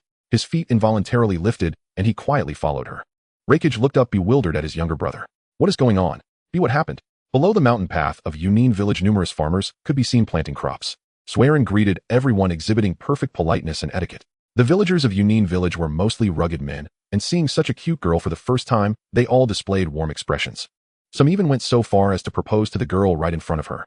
Fortunately, Duru, he was escorting her the whole way, helping to block a lot of troubles. After exiting the border, Swearin thanked Duru. Duru's heart raced, and he shook his head in a flustered manner. The mountain wind was still blowing, making her neck feel a bit chilly. Swearin clapped her hands and wrapped her collar tighter. When I get back to Konoha village, I should eat a bowl of Ichiraku ramen first. I wonder how Itachi is doing now, and if he is still thinking about his sister. The girl was lost in thought. Just as she was thinking, a sneaky figure appeared behind her. Swearin turned her head, and that sneaky figure was hiding behind a tree. As Swearin turned back to continue walking, that figure followed her again. Meanwhile, in Yunin village, Raikage's expression was somewhat anxious. He had just been in the village and couldn't find Killer Bee no matter how hard he looked. It couldn't be that something happened. After all, Raikage was the ultimate doting brother in the ninja world. Lord Raikage, it's bad. Lord Killer Bee is missing, and now he can't be found anywhere in the entire village. Mabu rushed over anxiously and quickly pushed the door open. Upon hearing this, Raikage jumped up abruptly, his eyes turning icy. Missing? Yes, after sending Miss Swearin out of the village just now, we have not been able to find Lord Killer Bee. Mabu's forehead was sweating. At this moment, Duru was equally bewildered and quickly spoke up. I just returned after seeing Miss Swearin to the village entrance. I didn't see Lord Killer Bee at all. Raikage's expression gradually darkened as he clenched his fists. Quickly send someone to investigate. Not long after, the office door was opened once more. Lord Raikage, we found traces of Lord Killer Bee's chakra on the mountain path. He headed straight towards Konoha. Konoha. Raikage's voice instantly rose, his face filled with anger. Are you saying that someone from Konoha took Lord Killer Bee? But the problem is, didn't Konoha only send Miss Swearin here? Not bringing anyone. Perhaps those guys in Konoha have long set an ambush. She walked over, his face showing anger. We just allied with Konoha village, and they dare to move our 8 Tails Jinchuriki. This is clearly a violation of the treaty. It seems they want to capture Lord Killer Bee to coerce us. As soon as the words fell, Raikage took a deep breath, decisively, smashing his fist down on the table, shattering it. All units, all elite jonin in the village assemble, take weapons and ninja tools, head to Konoha village, and cause a ruckus. If they don't hand over Bee, will flatten Konoha village today. Yes. And thus an inexplicable misunderstanding arose, inexplicably. The gentle breeze rustled through the forest, making the leaves whisper. Ling came to a halt, her fingertips lightly brushing against her sleeve, her face reflecting doubt as she glanced back. However, there was no one behind her. Without needing to guess, she wondered if that guy Karabi had followed her. The girl's voice floated calmly towards the bushes. Come out, Lord Karabi. I see you. Suddenly the bushes rustled for a long moment before a furry head poked out. Karabi clutched his clothes tightly. His ears turned bright red, and a few strands of hair were in disarray. He held tightly onto a small notebook that had fallen out. I was just passing by. Yes, I happen to know this part of the forest well, and I wanted to tell you which path leads back to Konoha. He became increasingly stuttered, his gaze darting around. He dared not meet Ling Yin's eyes, and eventually focused on his shoelaces. That's not because I want to follow you. At that moment, Karabi suddenly heard the rough voice of Hachibi in his mind. Are you insane? Leaving Yunin without permission and wanting to go to Konoha. If Raikage finds out, he could bring people to tear down the gates of Konoha. Hachibi's tone was filled with urgency, completely losing the earlier teasing. Karabi stiffened, quickly replying in his mind, I know. But I just want to stay with her a little longer. Stay a little longer. Hachibi's voice became more frantic. You are the 8 Tails Jinchuriki, not an ordinary ninja. Leaving the village without permission is serious, and running to Konoha. If the recently established alliance falls apart because of you, Yunin and Konoha will be thrown into chaos. Ling Yin turned around, letting out a helpless sigh. She looked at the flustered young man before her. Lord Karabi, you are an important figure in Yunin and the 8 Tails Jinchuriki. Leaving Yunin and following me to Konoha without permission could cause trouble if discovered, especially with the new alliance just established. You should hurry back to Yunin, don't let Raikage worry. Karabi buried his head lower, his fingers nervously picking at the edge of the small notebook. After a long while he finally raised his head, his eyes filled with stubbornness. I'm not going back. I want to follow you to Konoha even if it's just for a day. Hachibi exploded in his mind. Are you stupid? A day is out of the question. If Reikage can't find you, the first to suspect will be Konoha. By then don't say staying for a day, you won't even be able to enter Konoha's gates, and you'll be caught by Reikage and scolded to death. Listen to her, hurry back to Yunin. Stop fooling around. Karabi bit his lip, shaking his head. Hachibi, I don't want to go back. I have never seen anyone as cute as Miss Ling-in and Yunin. Seeing Karabi hesitating to leave, Ling-in frowned. Lord Karabi, you can't be so headstrong. The alliance was just established. If something happens to you, the relationship between Yunin and Konoha will become strained. Be obedient, go back now, and once the cultural exchange starts you can come to Konoha later. Later is too far away, Karabi said softly. His eyes were full of grievance mixed with a bit of unyielding persistence. Hachibi was jumping around anxiously in his mind. Don't you understand human language? In the future you can come, but not now. If you go now you won't just miss seeing her, you'll mess everything up. Karabi took a deep breath. Then I will follow behind, not getting close to her, is that okay? Hachibi was silent for a while, then sighed. You little rascal, truly impossible to convince. Fine, I won't come out, but if you get discovered, don't look for my help. When Reikage scolds you, I won't speak up for you. Karabi quickly nodded. Thank you, Hachibi. I will be careful. He looked up at Ling-in, revealing a somewhat silly smile. Miss Ling-in, I understand now. I won't follow you. I will just wander nearby, and then return to Yunin.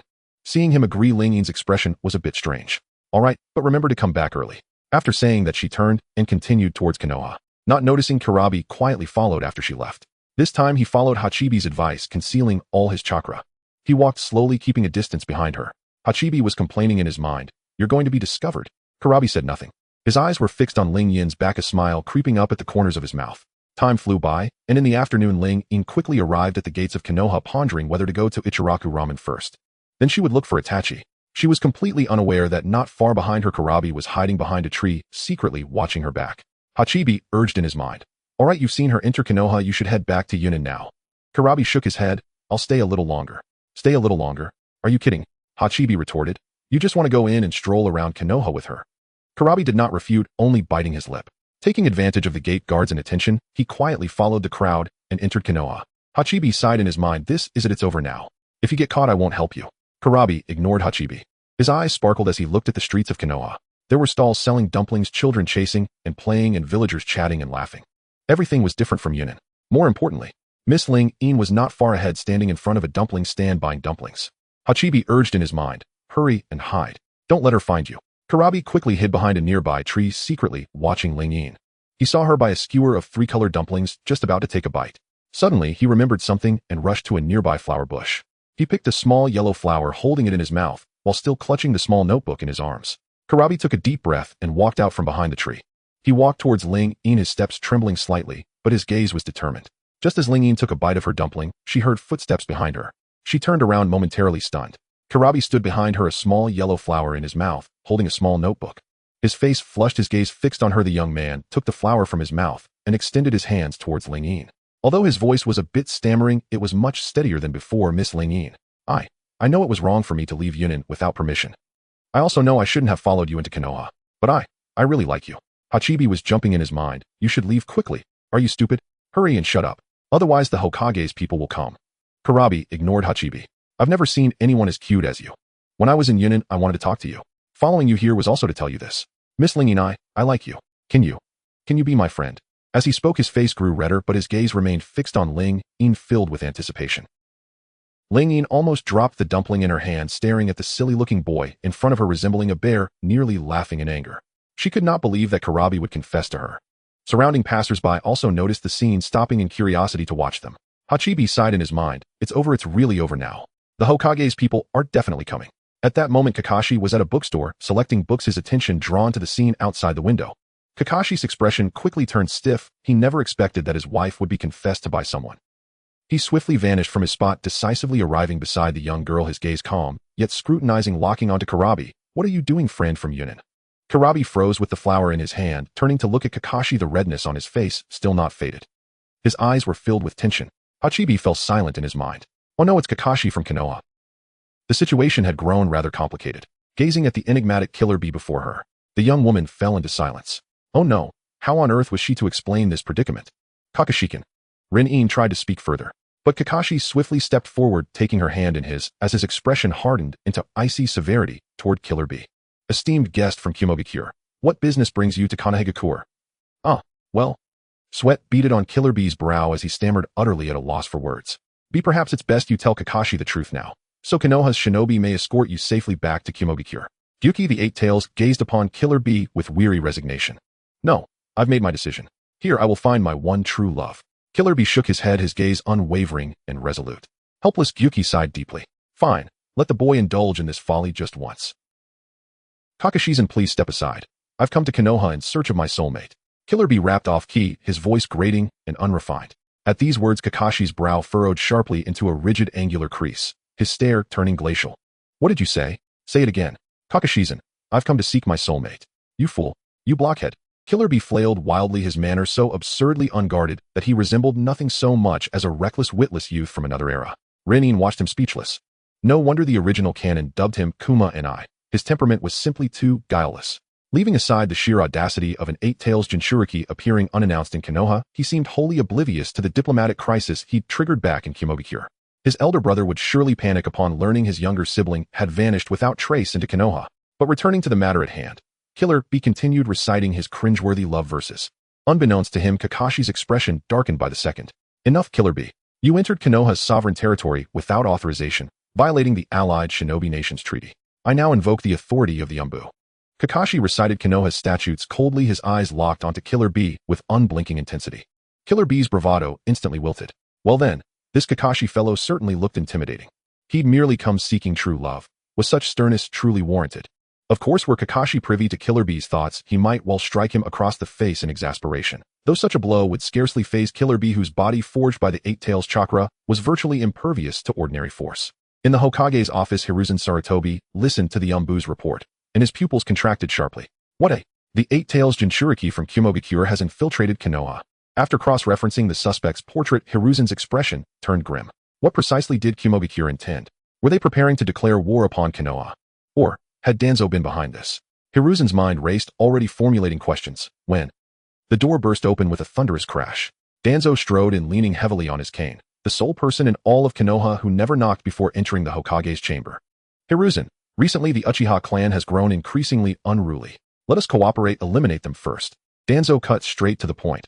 As ever, his sole obsession remained the eradication of the Uchiha. Especially after being brutally beaten years ago by that masked man. On account of the young woman, he now loathed Renin with visceral, unrelenting hatred. He yearned every waking moment for her death. Enough, Danzo. We'll address the Uchiha matter tomorrow, for now. Hiruzen spoke wearily, his expression tightening with quiet frustration as he regarded his longtime comrade. It had already been several years. Each day Danzo appeared in his office, insisting the Uchiha were plotting rebellion, urging preemptive annihilation. He rambled, endlessly finding fault with every facet of the clan. Nothing about them met his approval. Hiruzen had long since grown weary of it all. Tomorrow. Again. How many times have you said that? Danzo's voice was glacial, his eyes piercing. This Hiruzen, always deferring, always hiding behind tomorrow, in Danzo's eyes was utterly unworthy of the title Hokage. Enough, Danzo. I am the Hokage of Konoha. Hiruzen could contain himself no longer. With a sharp slam of his palm upon the desk, he rose, his face ashen with fury. Ripples trembled across the tea in his cup. At those words, Danzo felt a sudden searing pang. Each time their quarrels escalated, Hiruzen wielded that very phrase like a blade. You will regret this, Hiruzen. Danzo shot one last venomous glare at the man before turning on his heel and storming out, slamming the door behind him. Hiruzen watched his old friend depart, then released a deep, exhausted sigh. At that moment, a newly assigned Umbu agent stood frozen in the doorway, eyes wide with disbelief. This scene, why did it feel hauntingly familiar? While the rookie remained dumbfounded, the veteran Umbu merely shrugged. It was common knowledge around Konoha that Danzo harbored unspoken feelings for Hiruzen, yet dared not confess, fearing scorn from the village. Minutes later, a street in Konoha. Ichiraku Ramen. Killer Bee slurped his noodles with unrestrained delight. Truly, this ramen surpassed anything he'd tasted in Kumogakure. Far richer and more flavorful than the high-calorie fare he'd eaten back home. Killer Bee, can please slow down. Rin Yin's lips twitched faintly. Watching this boisterous bear-like figure before her, the young woman felt a deep gnawing unease. Who knew what impulsive act Killer Bee might commit in Konoha? Should disaster strike, how would she possibly justify it to Kumogakure? Kakashi observed Killer Bee devouring his meal with animalistic fervor, sweat beading on his own brow. Could anyone possibly eat so much? Killer Bee finished in moments, then withdrew a small notebook from his vest. Killer Beacon, what are you planning now? I've just composed a profoundly melancholic rap. Killer Bee shook his head and scribbled a few crooked characters onto the page. Rin glanced briefly. This bowl is wide, this broth is deep. Wait, what kind of rap was that? She found it utterly incomprehensible. Meanwhile, in Kumogakure, faces hardened. Elite Jonin were summoned in mass. Should Inoki of the Sand witness this mobilization, he might well conclude Kumogakure was preparing for war once more. Darui, the Raikage's thunderous voice echoed through the chamber. I'm here, Raikage-sama. Darui nodded eagerly. Here in a village that revered raw power above all else, the Raikage stood as the undisputed pinnacle of strength and honor. How far remains to Konoha? Let me check. To enter Konoha's territory, we must first cross Tetsu no Kuni. Darui studied the map calmly. Just as tension began to ease slightly, a deafening explosion erupted in the distance. Boom. Smoke billowed, then slowly dispersed, revealing a deep crater gouged into the earth. From the haze emerged two figures, one towering, one diminutive. The assembled shinobi stared stunned and bewildered. What in the world? Who are these people? Who are you? Laying stared at the two figures in the distance, his expression suddenly cautious. In his perception, the chakra of those two was exceedingly powerful. Why haven't I seen Ling Yin yet? Taosher glanced at the crowd in the distance, disappointment evident on his face. Lord Taosher, it seems that he is the Laying from Yunin village. Jinshi quietly explained beside him. Oh, the Laying from Yunin village. Taosher looked at AI with a hint of surprise. Which village are you from? Dalui drew the short knife from his back, his gaze icy. We are from Konoha village, Taosher responded coldly. Strange, isn't Miss Ling Yin with you? Jinshi looked around, his face full of confusion. Upon hearing the name Ling Yin, the faces of the Yunin village people instantly turned cold. In their view, Ling Yin had deliberately taken Master Kairabi away. Damn it. Looking at the angry crowd in the distance, Taosher and Jinshi exchanged glances, utterly bewildered. What is going on here? Why are these guys suddenly so angry? Lightning release. Give me a duck neck sound alike. Laying AI instantly vanished from his spot. Taosher's expression tightened as he realized that reasoning with these Yunin village people was futile. He planned to resort to force. I said it before. Tenfold retribution. Taosher raised his hand. In the next moment, Laying Ace Blade was enveloped in lightning chakra, and the space seemed to freeze at that instant. In the astonished gaze of Laying, the lightning chakra from Taosher's palm erupted forth like a raging flood. Its scale was far grander than Lei Ying's. Bang! This strike hit Laying AI fiercely. In a critical moment, AI activated the lightning release and endured the blow. As the smoke slowly dissipated, Laying AI quickly retreated several steps, his eyes fixed on Taosher in the distance, filled with shock. Lord Laying, what should we do next? Dalui gripped his short knife tightly, his expression extremely cautious. The group exchanged glances. The two enemies in the distance seemed overwhelmingly powerful. How could they fight? Hey, I said, I'm just here to find Ling Yin. Is she in your village? Taosher looked completely confused. Ling Yin is no longer in our village. She has taken Master Kairabi back to Konoha village. Mabui pushed up his glasses. Compared to these impulsive Yunin village ninjas, she appeared particularly calm. I see, then I apologize for the disturbance, Jinshi. Taosher turned to look at Jinshi. Jinshi acknowledged him, then swiftly vanished alongside Taosher. Watching the two disappear into the distance, the others swallowed hard, their faces filled with caution. So, what exactly is going on? Konoha village, Sarutobi Hisashi had his hands clasped behind his back, looking like a kind old man taking a leisurely stroll. Unknowingly, he arrived at a ramen shop. Seeing Ling Yin and Kakashi in the distance, Hisashi sighed in relief. Thankfully, these two were holding off the Eight Tails Jinchuriki. He turned to look at Kairabi, who was still devouring his food, with a somewhat strange expression. He simply couldn't understand why Kairabi had come to Konoha village. Was all of this part of Danzo's plan? What could be Danzo's purpose in doing this? Hisashi immediately suspected Shimura Danzo. Hello, young comrade from Yunin village. Hisashi gently lifted the shop's curtain with one hand, looking at Kairabi with kindness. Kairabi looked up at the old man before him. If he remembered correctly, this guy was the Hokage of Konoha village, right? Hey, by this guy is Konoha village's strongest combat force. You'd better be cautious when speaking. The Eight Tails Gyuki tapped Kairabi's head. Of course I know. Hokage Grandpa, you finally came.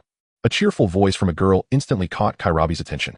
Seeing the joyful girl before him, Hisashi's previously troubled mood lightened a bit. I came here to check on you all. Hisashi smiled, ruffling the girl's hair, then looked at Kairabi with confusion. If I remember correctly, you are the Eight Tails Jinchuriki from Yunin village, Kairabi, right? Oh yeah, that's right. Do you need something from me? Kairabi hummed a clumsy rap, occasionally raising a red notebook to write something down. Kakashi casually glanced at the notebook, which read, my brother said that Sarutobi Hisashi from Konoha village is very cunning, stay away from him, oh yeah? Kakashi looked at the note, his expression instantly turning strange. How could this guy have such a wild personality? Is this really the Eight Tails Jinchuriki from Yunin village? Why does it feel like his IQ is a bit? Cough cough. Your brother is the highly respected Laying from Yunin village, right? Hisashi stroked his goatee, his expression gentle. Yes, my brother is very fierce. Kairabi continued to hum his clumsy rap. Hearing this unpleasant rap, Ling Yin covered her ears with her small hand. She finally understood why so many people disliked Kairabi in the original work. It's understandable to dislike the Nine-Tails Jinchuriki from Konoha village. It's also pitiful to dislike a Jinchuriki from Sunagakure. But only Kairabi is different. He single-handedly isolated the entire Yun-in village. Is that so? Haha, speaking of which, I'm quite close friends with that laying guy. Hisashi stroked his goatee, his eyes filled with nostalgia, as if reminiscing about the past. Kakashi looked at Hisashi in front of him, his mouth twitching slightly. Hokage-sama, when did you become so close with Laying? But my brother said that the Hokage of Konoha is indecisive and likes Elder Danzo from Konoha village. Kairabi completely failed to notice the awkward atmosphere and blurted it out innocently. As soon as he finished speaking, Ling-in, who had just taken a sip of tea, instantly spat it out. What the hell, where did this false rumor come from? When did Hokage Hisashi ever like Elder Danzo? Both of them are over 60 years old. Just thinking about that eye-popping image made the girl's mouth twitch slightly. She exchanged glances with Kakashi, and they both saw disgust in each other's eyes. Cough cough. Haha, that guy Danzo and I are just good friends. After all, we have been comrades since childhood. Hisashi tried to suppress his urge to hit someone, keeping his tone as gentle as possible. But upon closer inspection, it was not hard to notice. A vein bulged on his forehead. Oh, by the way, I almost forgot my purpose for coming here. Kairabi slapped his forehead, then pulled out a small notebook. Purpose? Hisashi's gaze instantly turned cold. If Kairabi made any sudden moves, he wouldn't mind trapping him here with a cage. Then using Kairabi to threaten Laying. Miss Ling-in, can you accept my confession? As soon as the words left his mouth, crows circled in the sky, cawing loudly. The girl covered her cherry lips in shock upon hearing this. What the hell, why is Bear 2 confessing again? Do you know? Actually, I'm the one with the stick. Ling-in's face turned a bit shy, and the atmosphere suddenly fell into an awkward silence. Hisashi and Kakashi's faces instantly turned dark. But it wasn't over yet. Itachi, Shuren, and Shursui arrived late. The three just happened to hear Kairabi confessing to the girl. Well, if nothing unexpected happens, it should be another battlefield. The girl stiffly turned her head and saw the three men in the distance radiating killing intent. You guys have arrived. Kakashi looked at the three individuals in front of him, his expression somewhat peculiar. What's going on here? Shizune suppressed the anger within and curiously glanced at Kairabi. Kairabi seemed oblivious to the awkwardness, fervently expressing his feelings to the girl with various cheesy pickup lines, completely unaware that the expressions of those present had turned grim. Hey, you from Yun Hidden Village, you're just going to put this girl in an embarrassing position like this. Shuren stepped forward, gripping Kirabi's shoulder with a cold glare. Kairabi slowly turned his head, looking at Shuren with a puzzled expression. Hey, you, this guy in front of us is very dangerous, don't provoke him. The Eight Tails noticed the chakra emanating from Shuren and anxiously reminded, is it really that dangerous? Oblivious Kairabi had no awareness of the unusual situation. Shuren took the girl's hand, and Ling-in looked up puzzled at Shuren. He smiled gently at her, then pulled her into his embrace, casting a cold glance at Kairabi. A gentle breeze swept through, carrying a few green leaves, and the atmosphere felt somewhat awkward. Hours passed, and in the Hokage's office, Hiruzen finally pieced together the events. He took a weary drag from his cigarette, and then looked at Kairabi meaningfully. Kairabi was lost in thought, cupping his chin, while Ling-in, being involved in the matter, was also in the Hokage's office. Alright, it won't be long before your older brother arrives in Konoha. Our village has always treated people kindly, and doesn't wish to conflict with our allied Yun Hidden Village. Hiruzen said to Kairabi, trying to be as tactful as possible. Kairabi nodded, genuinely frightened at this moment. Several hours earlier, on the way to the Hokage's office, he recalled how couples in his village interacted and impulsively reached out to hold the girl's hand. But just as he was about to act, several pairs of Sharingan glared at him coldly. Kairabi still vividly remembered the scene, shivering involuntarily, cold sweat breaking out on his forehead. Back to the present, the door was suddenly flung open with a bang. The Raikage rushed into the Hokage's office, accompanied by his assistant, his face full of anxiety. Are you alright, bye? Big brother, long time no see. Kairabi stiffly turned his head. Just as Kairabi was about to say something, he was met with a solid punch from the Raikage. Bang! The Raikage's punch was heavy, causing Ling-in to shudder at the sight. If that punch had landed on her, she would probably have cried for quite a while. Fortunately, nothing too serious occurred. Before leaving, the Raikage scrutinized the girl carefully. She was indeed extremely beautiful, and it would not be an exaggeration to describe her as stunning. The Raikage pondered for a moment, feeling that there was nothing wrong. His younger brother had grown up, and it was indeed time for him to date and start a family. Little girl, if you like, Kairabi, feel free to come to our Yun Hidden Village anytime. The Raikage said boldly with his arms crossed. Hearing his brother stand up for him, Kairabi grinned sheepishly behind his brother, occasionally scratching his head. He. His big brother really understood him. Sigh. Let's forget it, I don't like Kairabikan. Ling-in's lips twitched slightly. As soon as these words were spoken, Kairabi seemed to be struck by lightning, instantly petrified in place. What did he just hear? After all this, it turned out it was just his one-sided affection. Hiruzen watched this scene, already accustomed to such developments. Many people in the village had confessed to this girl, but in the end Ling-in had politely declined them all. The root organization. After hearing the report from his subordinate, Danzo's expression turned sullen. Humph, that Hiruzen fellow doesn't know how to manage the village. Konoha will inevitably decline under his leadership. Lord Danzo is right. The root member who came to report nodded excitedly. Lord Danzo, should we do something about that girl Ling-in tonight? That Hiruzen fellow is too indecisive. I will show him my methods. Danzo nodded, still brooding over the events from years ago. It was all because of this girl. If it weren't for her, how could he have been beaten like a stray dog by the masked man? Although it wasn't Ling Yin's fault, Danzo couldn't help but be filled with rage. Tonight, he would gather a large number of members to take the girl's life. On a dark and windy night, Ling Yin quickly finished her bath, wearing a bear pajamas that was very cute. Lady Ling Yin, a soft voice called out. Ling Yin slowly turned her head and saw Juanma Lu preparing to wash up just in time to catch sight of the beautiful girl before him. For a young man in his prime, it was somewhat hard to resist. Since Juanma Lu had no place to stay in Konoha, the warm-hearted Ling Yin decided to live with him. In Ling Yin's eyes, Juanma Lu was like her younger brother. Do you want to have a midnight snack? Ling Yin's cherry lips slightly parted as she cutely asked Juanma Lu. Oh, I'm fine with anything. All right, then, it's settled. Ling Yin quickly dialed the number for Ichiraku Ramen. In the ninja world, landlines are available. The technological development here is somewhat strange, or rather particularly strange. Despite having such communication tools, there are no mobile phones, so to order takeout, one typically has to contact the owner in advance. While Ling Yin was on the phone, she didn't notice that in the bushes, Danzo, holding a cane and surrounded by root members, was coldly peering through a distant small window. Such a beauty is a disaster. The economic development of Konoha is stunted because of you. Ling Yin, I must kill you today. As he spoke, a multitude of shadows flashed by. Meanwhile, in a laboratory, Jigen opened his eyes, and a sudden frown appeared on his serene monk-like face. Why are there so many uninvited guests at that human girl's home? Are you planning to help Ling Yin? Amato asked curiously, holding a cigarette. She is related to my vessel after all.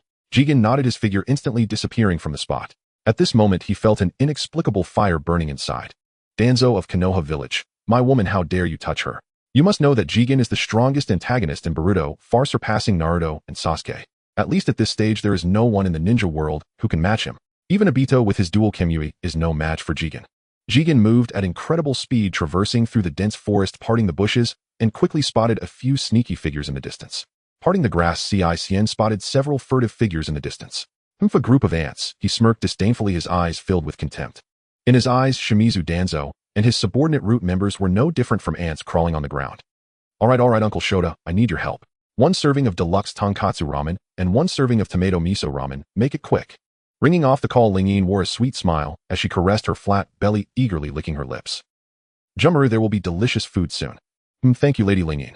A faint blush appeared on Junmaru's pale face as he lowered his head, not daring to meet the girl's adorable gaze. At that moment, whoosh, whoosh, whoosh, dozens of piercing sounds erupted. The window shattered with a crash as countless shurikens bearing explosive tags rained into the room like a storm. What a... Ling Yin was startled, her adorable face filled with surprise. What was happening? Could it be a prank? But the overwhelming killing intent felt all too real. Lady Ling Yin, be careful. Junmaru's expression changed drastically as he unhesitatingly positioned himself in front of Ling Yin. Corpse bone pulse dance of the pine.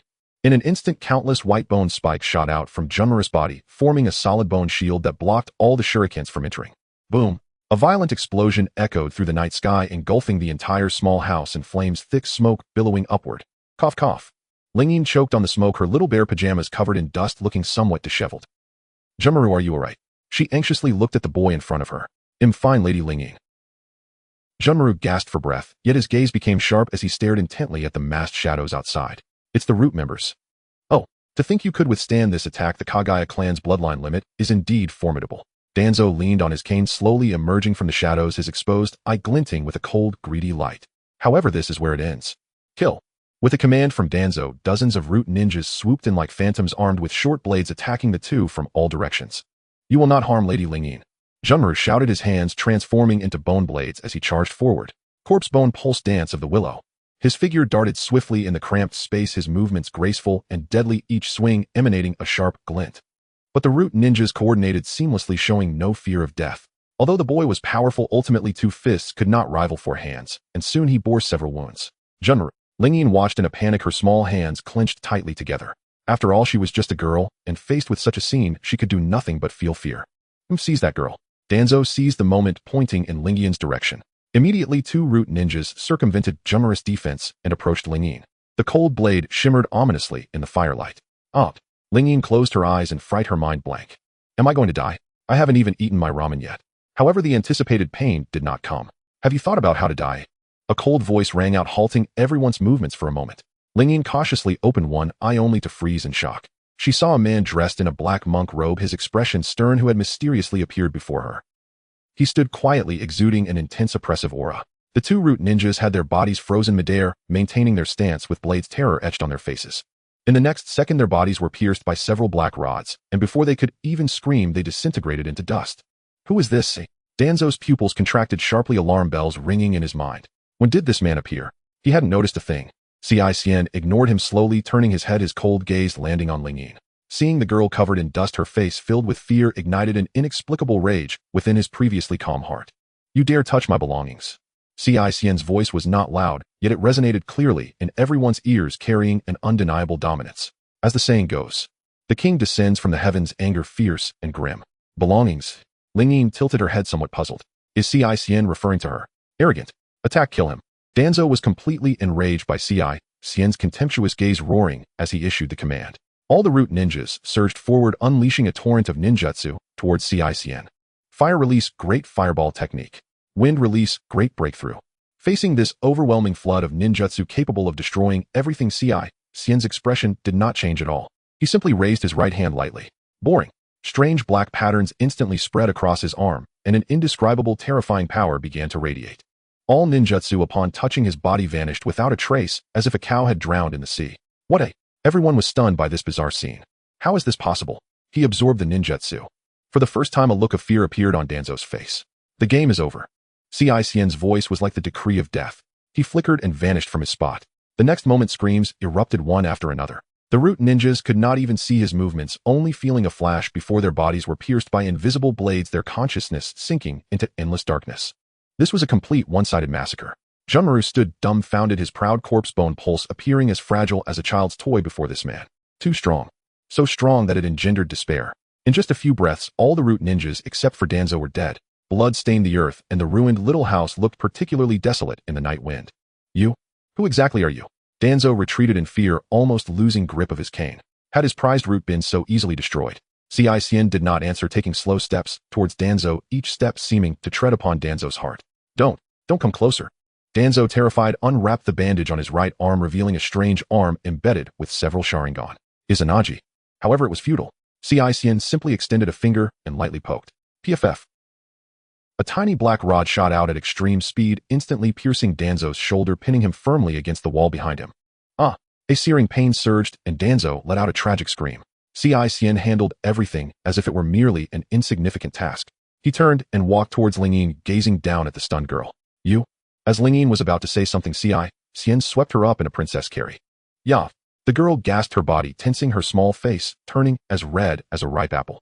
Is this a princess carry? Where are you taking me? Lingyin asked softly, her heart racing. Cixin did not answer, merely glanced down at her with a deep, meaningful look. He carried Lingyin to the center of the yard where the black wedge mark reappeared. A black vortex emerged out of nowhere before them. Lady Lingyin. Junmaru struggled to move forward, but was rooted in place by Cixin's cold glare. Cixin stepped into the vortex with Lingyin, their figures vanishing instantly. The spatial passage closed, leaving only Danzo screaming as he was pinned to the wall, and a wounded, dazed Junmaru. When Lingyin opened her eyes again, she found herself in a completely unfamiliar place. It resembled a vast cavern filled with a cold, technological aura and various instruments she couldn't comprehend. Where is this? My place. Cixin gently set her down, his tone still as indifferent. Having completed his task, the rage within him subsided. Now looking at this girl, he found her a bit troublesome. Oh, Lingyin quietly responded, secretly assessing the charming villain who had saved her. You have to admit, he's quite handsome. Is this the allure of a villain? But his expression was too cold, like a block of ice. You can leave now, Cixin suddenly said. Lingyin was taken aback. Leave? Where to? Cixin impatiently opened the spatial passage again. On the other side lay the forest of Konoha. Back. With that, he no longer paid attention to Lingyin, turning to walk deeper into the laboratory, as if all that had just happened was none of his concern. Having finished his business, he brushed off his clothing and left, concealing his identity. Lingyin stood in place, gazing at his retreating figure, then at the door leading back to the outside world, her mouth slightly agape, unable to regain her senses. This Cixin is so strange. After hesitating for a while, the girl finally mustered her courage and ran towards the spatial passage. As she passed through the passage, the familiar scent of the forest rushed over her. Lingyin looked back. The black vortex had vanished as if it had never appeared. In the village of Konoha, the girl returned in a daze. Her mind was a tangled mess, filled with questions. What on earth had happened? Who am I? Where am I? As Lingyin stepped into Konoha, the sensing team members' faces lit up with joy upon seeing her. They quickly relayed the news to the Hokage. In the Hokage's office, Hizashi finally breathed a sigh of relief upon learning that the girl had safely returned to Konoha. That guy Danzo went too far. He actually summoned numerous root members to capture Ling. Fortunately, Hisashi believed it was Uchiha Fugaku who had intervened to help. After all, he never imagined someone like Tsukuyomi could be involved. To resolve so many powerful root ninjas in one go and bring the girl back safely, it could only be Uchiha Fugaku, who had activated his Mangekyo Sharingan. Hokage-sama, how should we punish Danzo next? Riku asked, hesitantly, not quite sure. Sai, disband his root organization and lock him up. Hisashi's expression turned resolute. He could no longer hesitate. Danzo had gone too far this time, and he must be imprisoned. At the same time, Ling began giving her statement at the security department. After finishing, she returned to the Uchiha clan's territory. Thank goodness. Ling-chan, I'm so glad you're okay. Uchiha Itachi rushed over, carefully inspecting the girl from head to toe, relieved only after confirming she was unharmed. Kakashi and Shiranui felt the same way. Seeing the girl safe, everyone breathed a sigh of relief. However, they soon found themselves wondering who was it that saved the girl from Danzo. Could it really be Uchiha Fugaku? Hisashi worried that news of Danzo sending people to attack Ling would have negative repercussions, so he kept it under wraps. Ling didn't say much about it, understanding Hisashi's actions. The door to the Uchiha residence was pushed open and Itachi stepped aside to let the girl in, closing the door behind him. The main room was dimly lit, with only moonlight filtering through the paper windows, just enough to see the furniture's arrangement. Let's rest for a bit, Itachi said, pointing to a cushion by the window. Just as Ling sat down, her stomach let out a loud growl. She blushed, instinctively shrinking into the cushion. Are you hungry? Kakashi sat down next to her and pulled a hard rice ball from his ninja tool pouch. Here, have this, it's leftover from this morning. No thanks. As Ling waved her hand, Shiranui stood up. I'll go buy some late-night snacks. By the way, is the Aika ramen stall still open? Shiranui said, already pulling out his wallet. Do you want miso or soy sauce? Miso with extra green onions, no cilantro, Ling replied softly. Shiranui nodded, opened the door, and walked out, the sound of his wooden sandals echoing against the stone pavement until he vanished. With only 3 people left in the room, Kakashi put the rice ball back into his pouch and took out a small medicine bottle. There's some redness on your wrist. Did you get grabbed? This ointment will reduce swelling. As he spoke, he reached for Ling's hand. Let me take a look. Itachi suddenly bent down, his fingers quickly grasping Ling's wrist and lifting it to the moonlight. It's not broken, just a little mark. No need for medicine. As he spoke, he gently rubbed his thumb over the red mark while his gaze swept over Kakashi's medicine bottle. Kakashi raised an eyebrow and took the medicine bottle back. You're quite meticulous. Itachi thought, is he really that nervous? I'm not going to eat her. Kakashi felt a bit speechless. Itachi said nothing in response. Instead, he retrieved a cushion from the cabinet and placed it behind Ling back. Lean back for a while. The ramen will take some time. As he placed the cushion down, his elbow intentionally or unintentionally blocked the space between Ling and Kakashi. Ling was indeed tired. It didn't take long for her to lean against the wall and yawn, looking incredibly cute. Seeing this, Kakashi rummaged through his pouch for a spare jacket. Put this on, it's chilly at night. Just as he handed the jacket over, Itachi had already reached out to take it, shaking it out and draping it over Ling shoulders, carefully adjusting the collar. Thank you, Itachi-kun. Ling snuggled into the jacket, which had a faint scent of soap. Itachi nodded, and his gaze fell on her exposed ankle. The girl's feet were fair and delicate, looking very cute. Because she had hurried earlier, her socks had slipped down a bit.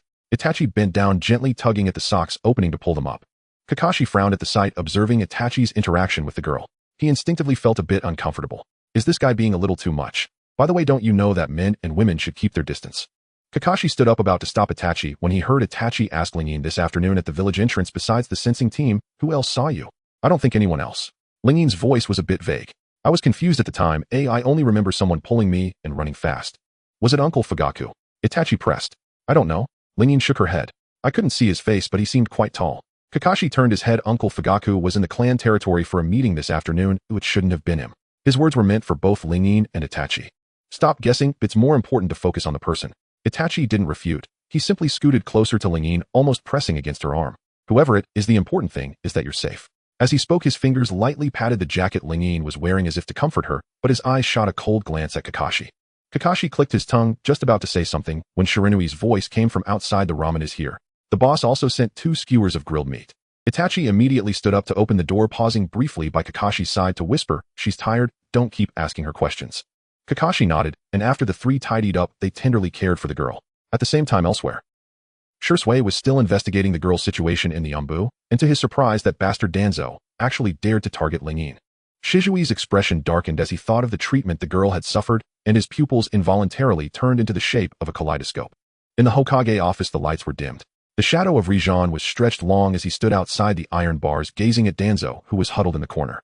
His fingers unconsciously rubbed against his sleeve. Danzo's hair was in disarray, and the bandage over his left eye was soaked with dried blood. When he looked up at Rijan, there was still a hint of defiance in his gaze.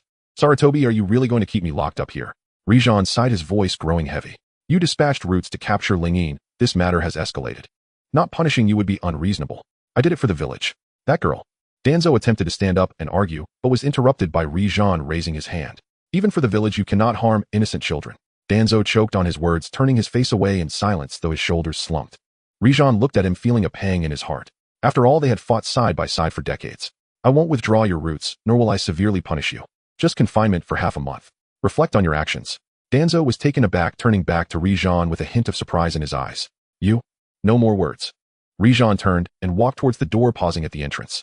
Behave yourself inside. Do not plot against Lingyin again.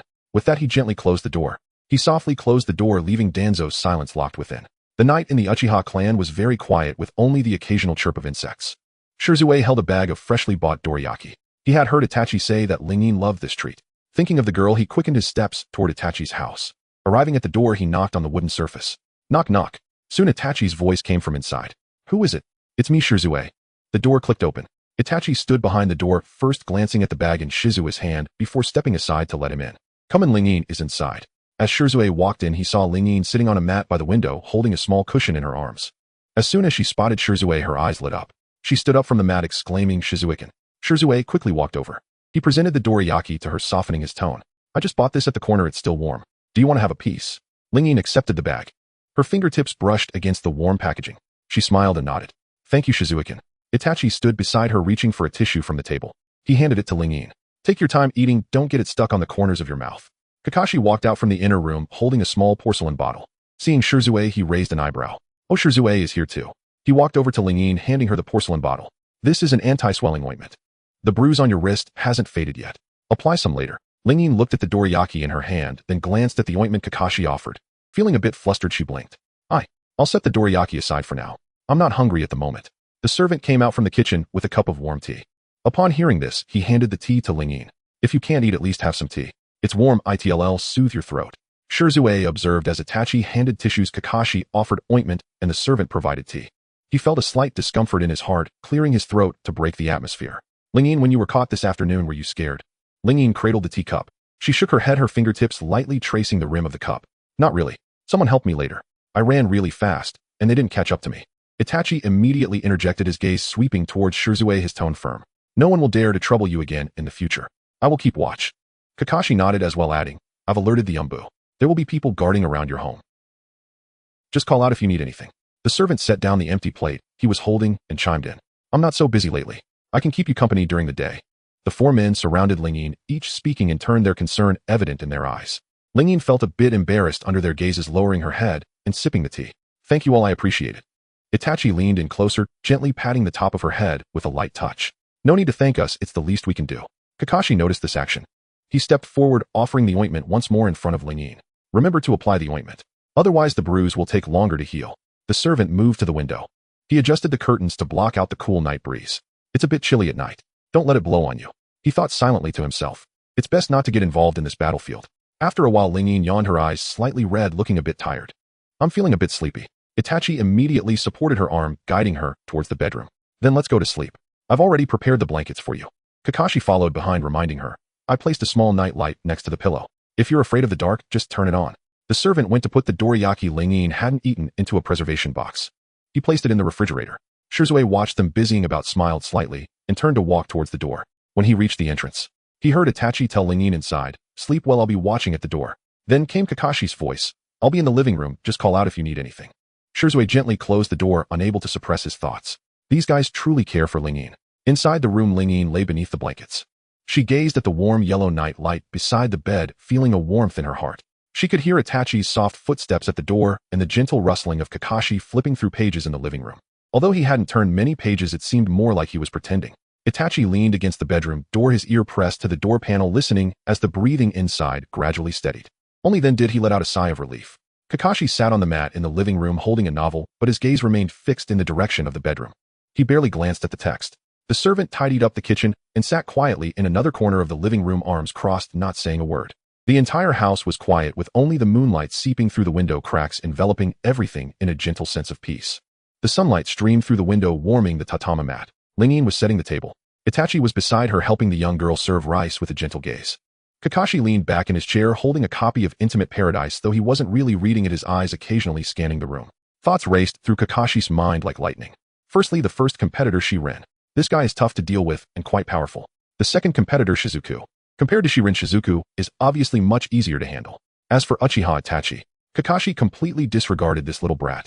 He hasn't even grown up yet, and is already pursuing Lingyin. He should take a look in the mirror and see his own worth. Just as Kakashi was deep in thought, a knock sounded at the entrance. Knock, knock, knock. The sound was gentle, not urgent at all. Lingyin looked up in confusion. Who could it be at this time? Since Kakashi was closest to the door, he closed the book and lazily responded, coming. The door was pushed open. When he saw the person outside, Kakashi was taken aback. 3 familiar faces stood before him. Yahiko was dressed in a suit with orange short hair and a bright smile. Next to him was Konan with light blue-purple long hair and a cool demeanor. On the left was Nagato. Because of the girl, Nagato was not in a wheelchair as in the original story. Yo, Kakashi, long time no see. Is Lingyin home?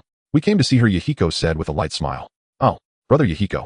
Lingyin was cooking in the kitchen, and upon hearing the familiar voice, she took off her apron and happily walked to the door. Shirin closed his Sharingan upon recognizing the familiar faces. Brother Yahiko, sister Konan, brother Nagato, what brings you here? We haven't seen each other for a while. What do you not miss us? Yahiko teased. Of course I miss you. Lingyin smiled sweetly, her energy shining through as she waved her small fist. Just as everyone was chatting, 2 figures suddenly descended from the sky. Bang! The ground was smashed into a deep pit. Tao Shi emerged from the smoke, his white hair, like snow, his pale complexion, as proud as ever. Standing beside him was Jin Shi. Lingyin, long time no see. Ah, Xiao Tao, mister. Jin Shi, long time no see. Lingyin waved in greeting. Seeing 2 more people join this chaotic scene, Kakashi's mouth twitched slightly. To be honest, Kakashi felt somewhat bewildered. How many people in Konoha are actually pursuing this girl? Roughly counting, there must be at least hundreds, or even thousands. It seems I need to keep a close eye on Lingyin. Years have passed, and the back playground of my village is engulfed in silence. A group of 5 to 6-year-old children stands upright as the Ninja Academy has commenced with assessments in place. Those who pass the evaluations will be officially enrolled. The plot has officially unfolded according to the original work, but now there is an unexpected variable. Suzu. Naruto was born with parents, and Sasuke has also avoided the pain of his clan's massacre. Ahem. Suzu snapped back to reality, standing on the high platform, her gaze serious, as she fixed her eyes on the children below. Logically, she should not be here, but there is no other option. Living always requires some pursuit. Without moments to show off, what meaning does life hold? Thus, Suzu volunteered to be the examiner for this new generation. The sunlight cascaded from the sky, outlining the slender figure of the young girl. After many years, Suzu has matured significantly, her figure becoming more curvaceous. The girl wore a sleek black training outfit, through which her snowy skin could be faintly seen. Is that our examiner? Below the platform, some 5 to 6-year-old children were whispering among themselves. Naruto looked at the girl on the platform, unable to resist exclaiming softly. He had heard from his parents that sister Suzu was the examiner this time, and before leaving his mother had reminded him to perform well. Naruto subconsciously tugged at Sasuke beside him, who looked displeased as he stared at the so-called tail end of the crane. He really couldn't understand why his mother wanted him to take care of this fool Naruto. The black-haired boy with his hands in his pockets followed the gaze of the other children, also landing on the girl. He recognized that girl on the platform. It's Suzu, always clinging to his brother, causing his brother to have no time to spend with him. Of course, little Sasuke doesn't know that actually it was his brother who initiated the clinginess to Suzu. Silence. Everyone quiet down. Suzu spoke, her voice clear, yet carrying a subtle pressure. This pressure instantly enveloped the entire area, and all whispers ceased. Countless eyes focused on her. I am your examiner for this enrollment assessment, Uchiha Suzu. The girl spoke in a cold tone. The assessment is quite simple. As she spoke, Suzu paused. Survive for 3 minutes in my presence. Or rather, touch the 2 bells in my hands. At these words, a collective gasp arose from below. What kind of joke is this? Kiba couldn't help but shout, and Akamaru in his arms echoed with a slight whimper. Just survive for 3 minutes. Hinata fidgeted with her fingers, her face slightly pale. Shino adjusted his sunglasses. If it's just to last 3 minutes, it shouldn't be too difficult, right? If you ask why. Shikamaru lazily yawned, his expression somewhat helpless. This feels like things have just gotten trickier. All the new generation understood tacitly. Some looked down on Suzu. He's such a weak girl. She would probably cry and admit defeat soon enough, right? Of course, they didn't know that after years, Suzu's strength had already soared to the 6 paths. Kids am actually quite overpowered. Have you ever seen my fist as large as a sandbag?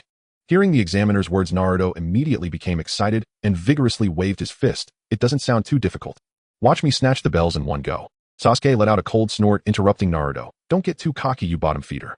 As he spoke, Sasuke's body had already entered a defensive stance, his gaze fixed intently on the girl in the distance. That woman gave her a very unusual feeling. Lingyin observed the expressions of the children below, a faint smile curving at the corners of her mouth. Oh ho ho hi ya. The girl, with a hint of amusement from a senior looking at juniors, finally understood the perspective of those big shots in fantasy novels watching new recruits. Clearing her throat, the girl announced, now, the assessment begins.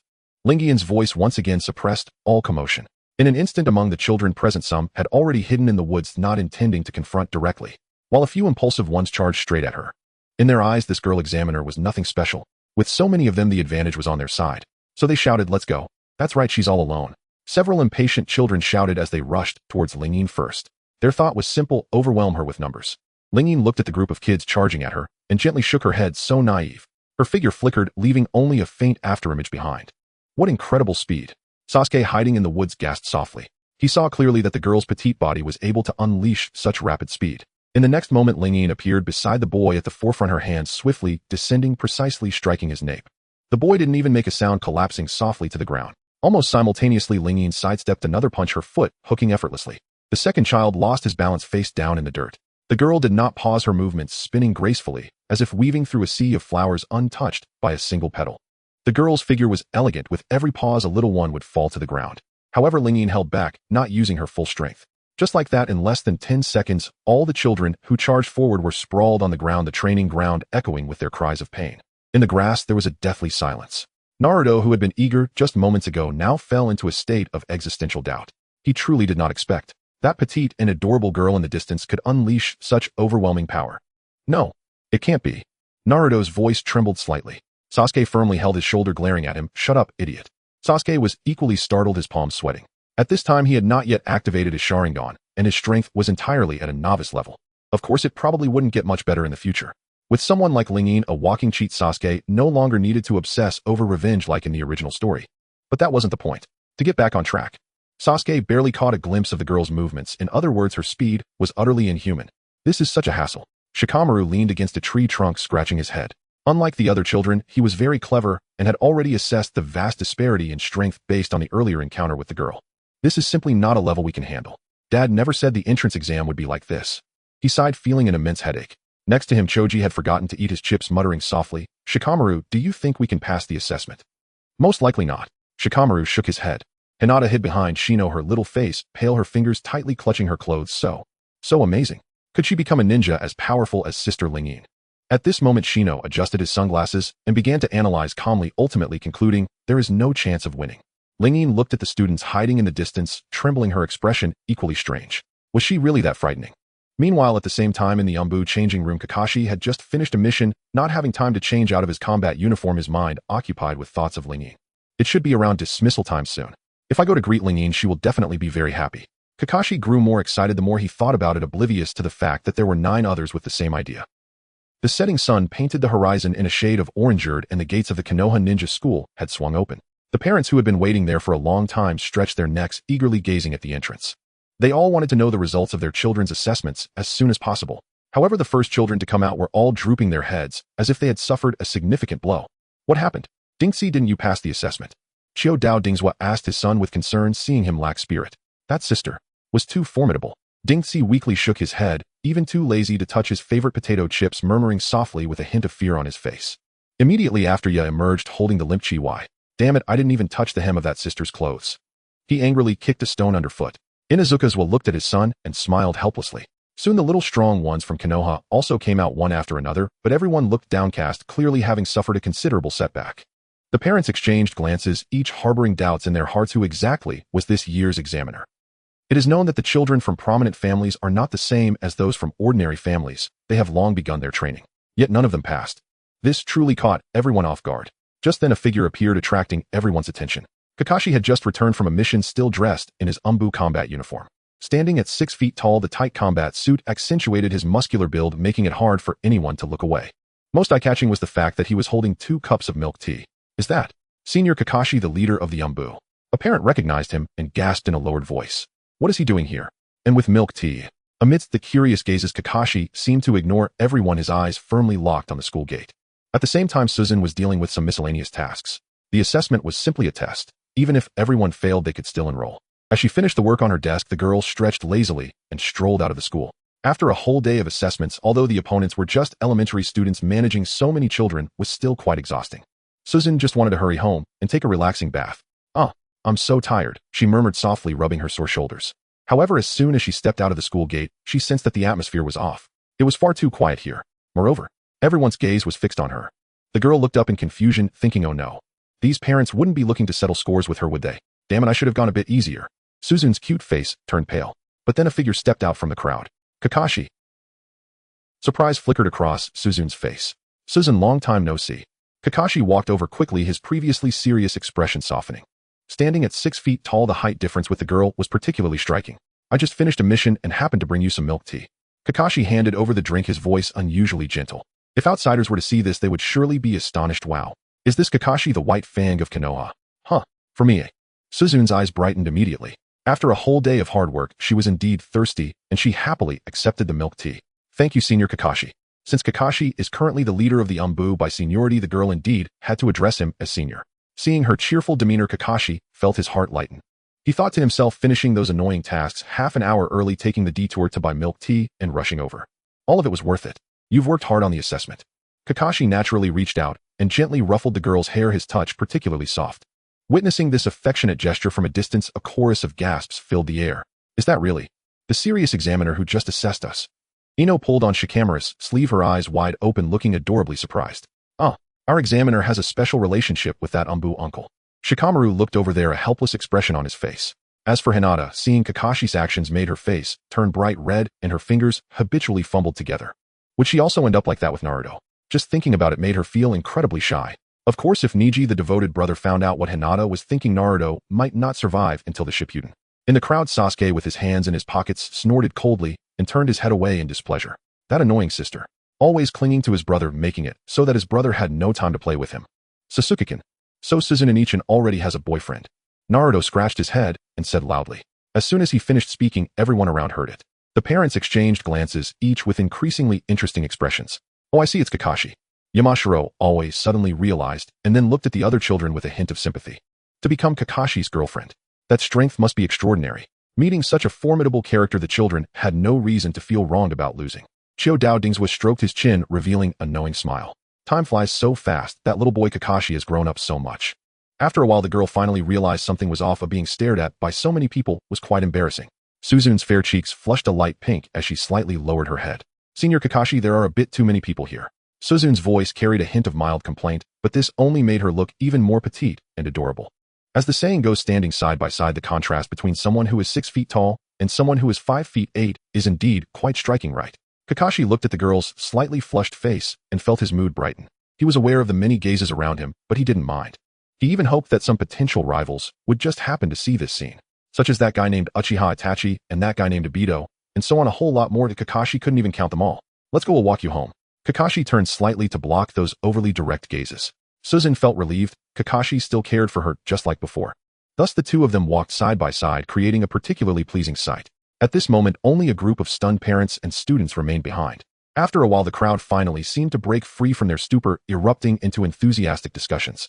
That Umbu, is he Suzu's boyfriend? A little girl curiously asked her mother. It seems likely, the mother replied with a smile. Damn it. I was planning to pursue that sister after graduation. A slightly older boy thumped his chest, looking frustrated. All right, kid, you're ambitious. Get real, didn't you see who was standing next to her? The elite from the Umbu, the man known as Kakashi the White Fang. The crowd buzzed with discussions. No wonder the examiner was so strong. It turns out he was with a master from the Umbu. Yamanaka Shino adjusted his sunglasses. At the same time, Uchiha Itachi slowly arrived. He spotted Sasuke in the crowd at first glance, then began looking for Suzu. Wait, where is Suzu?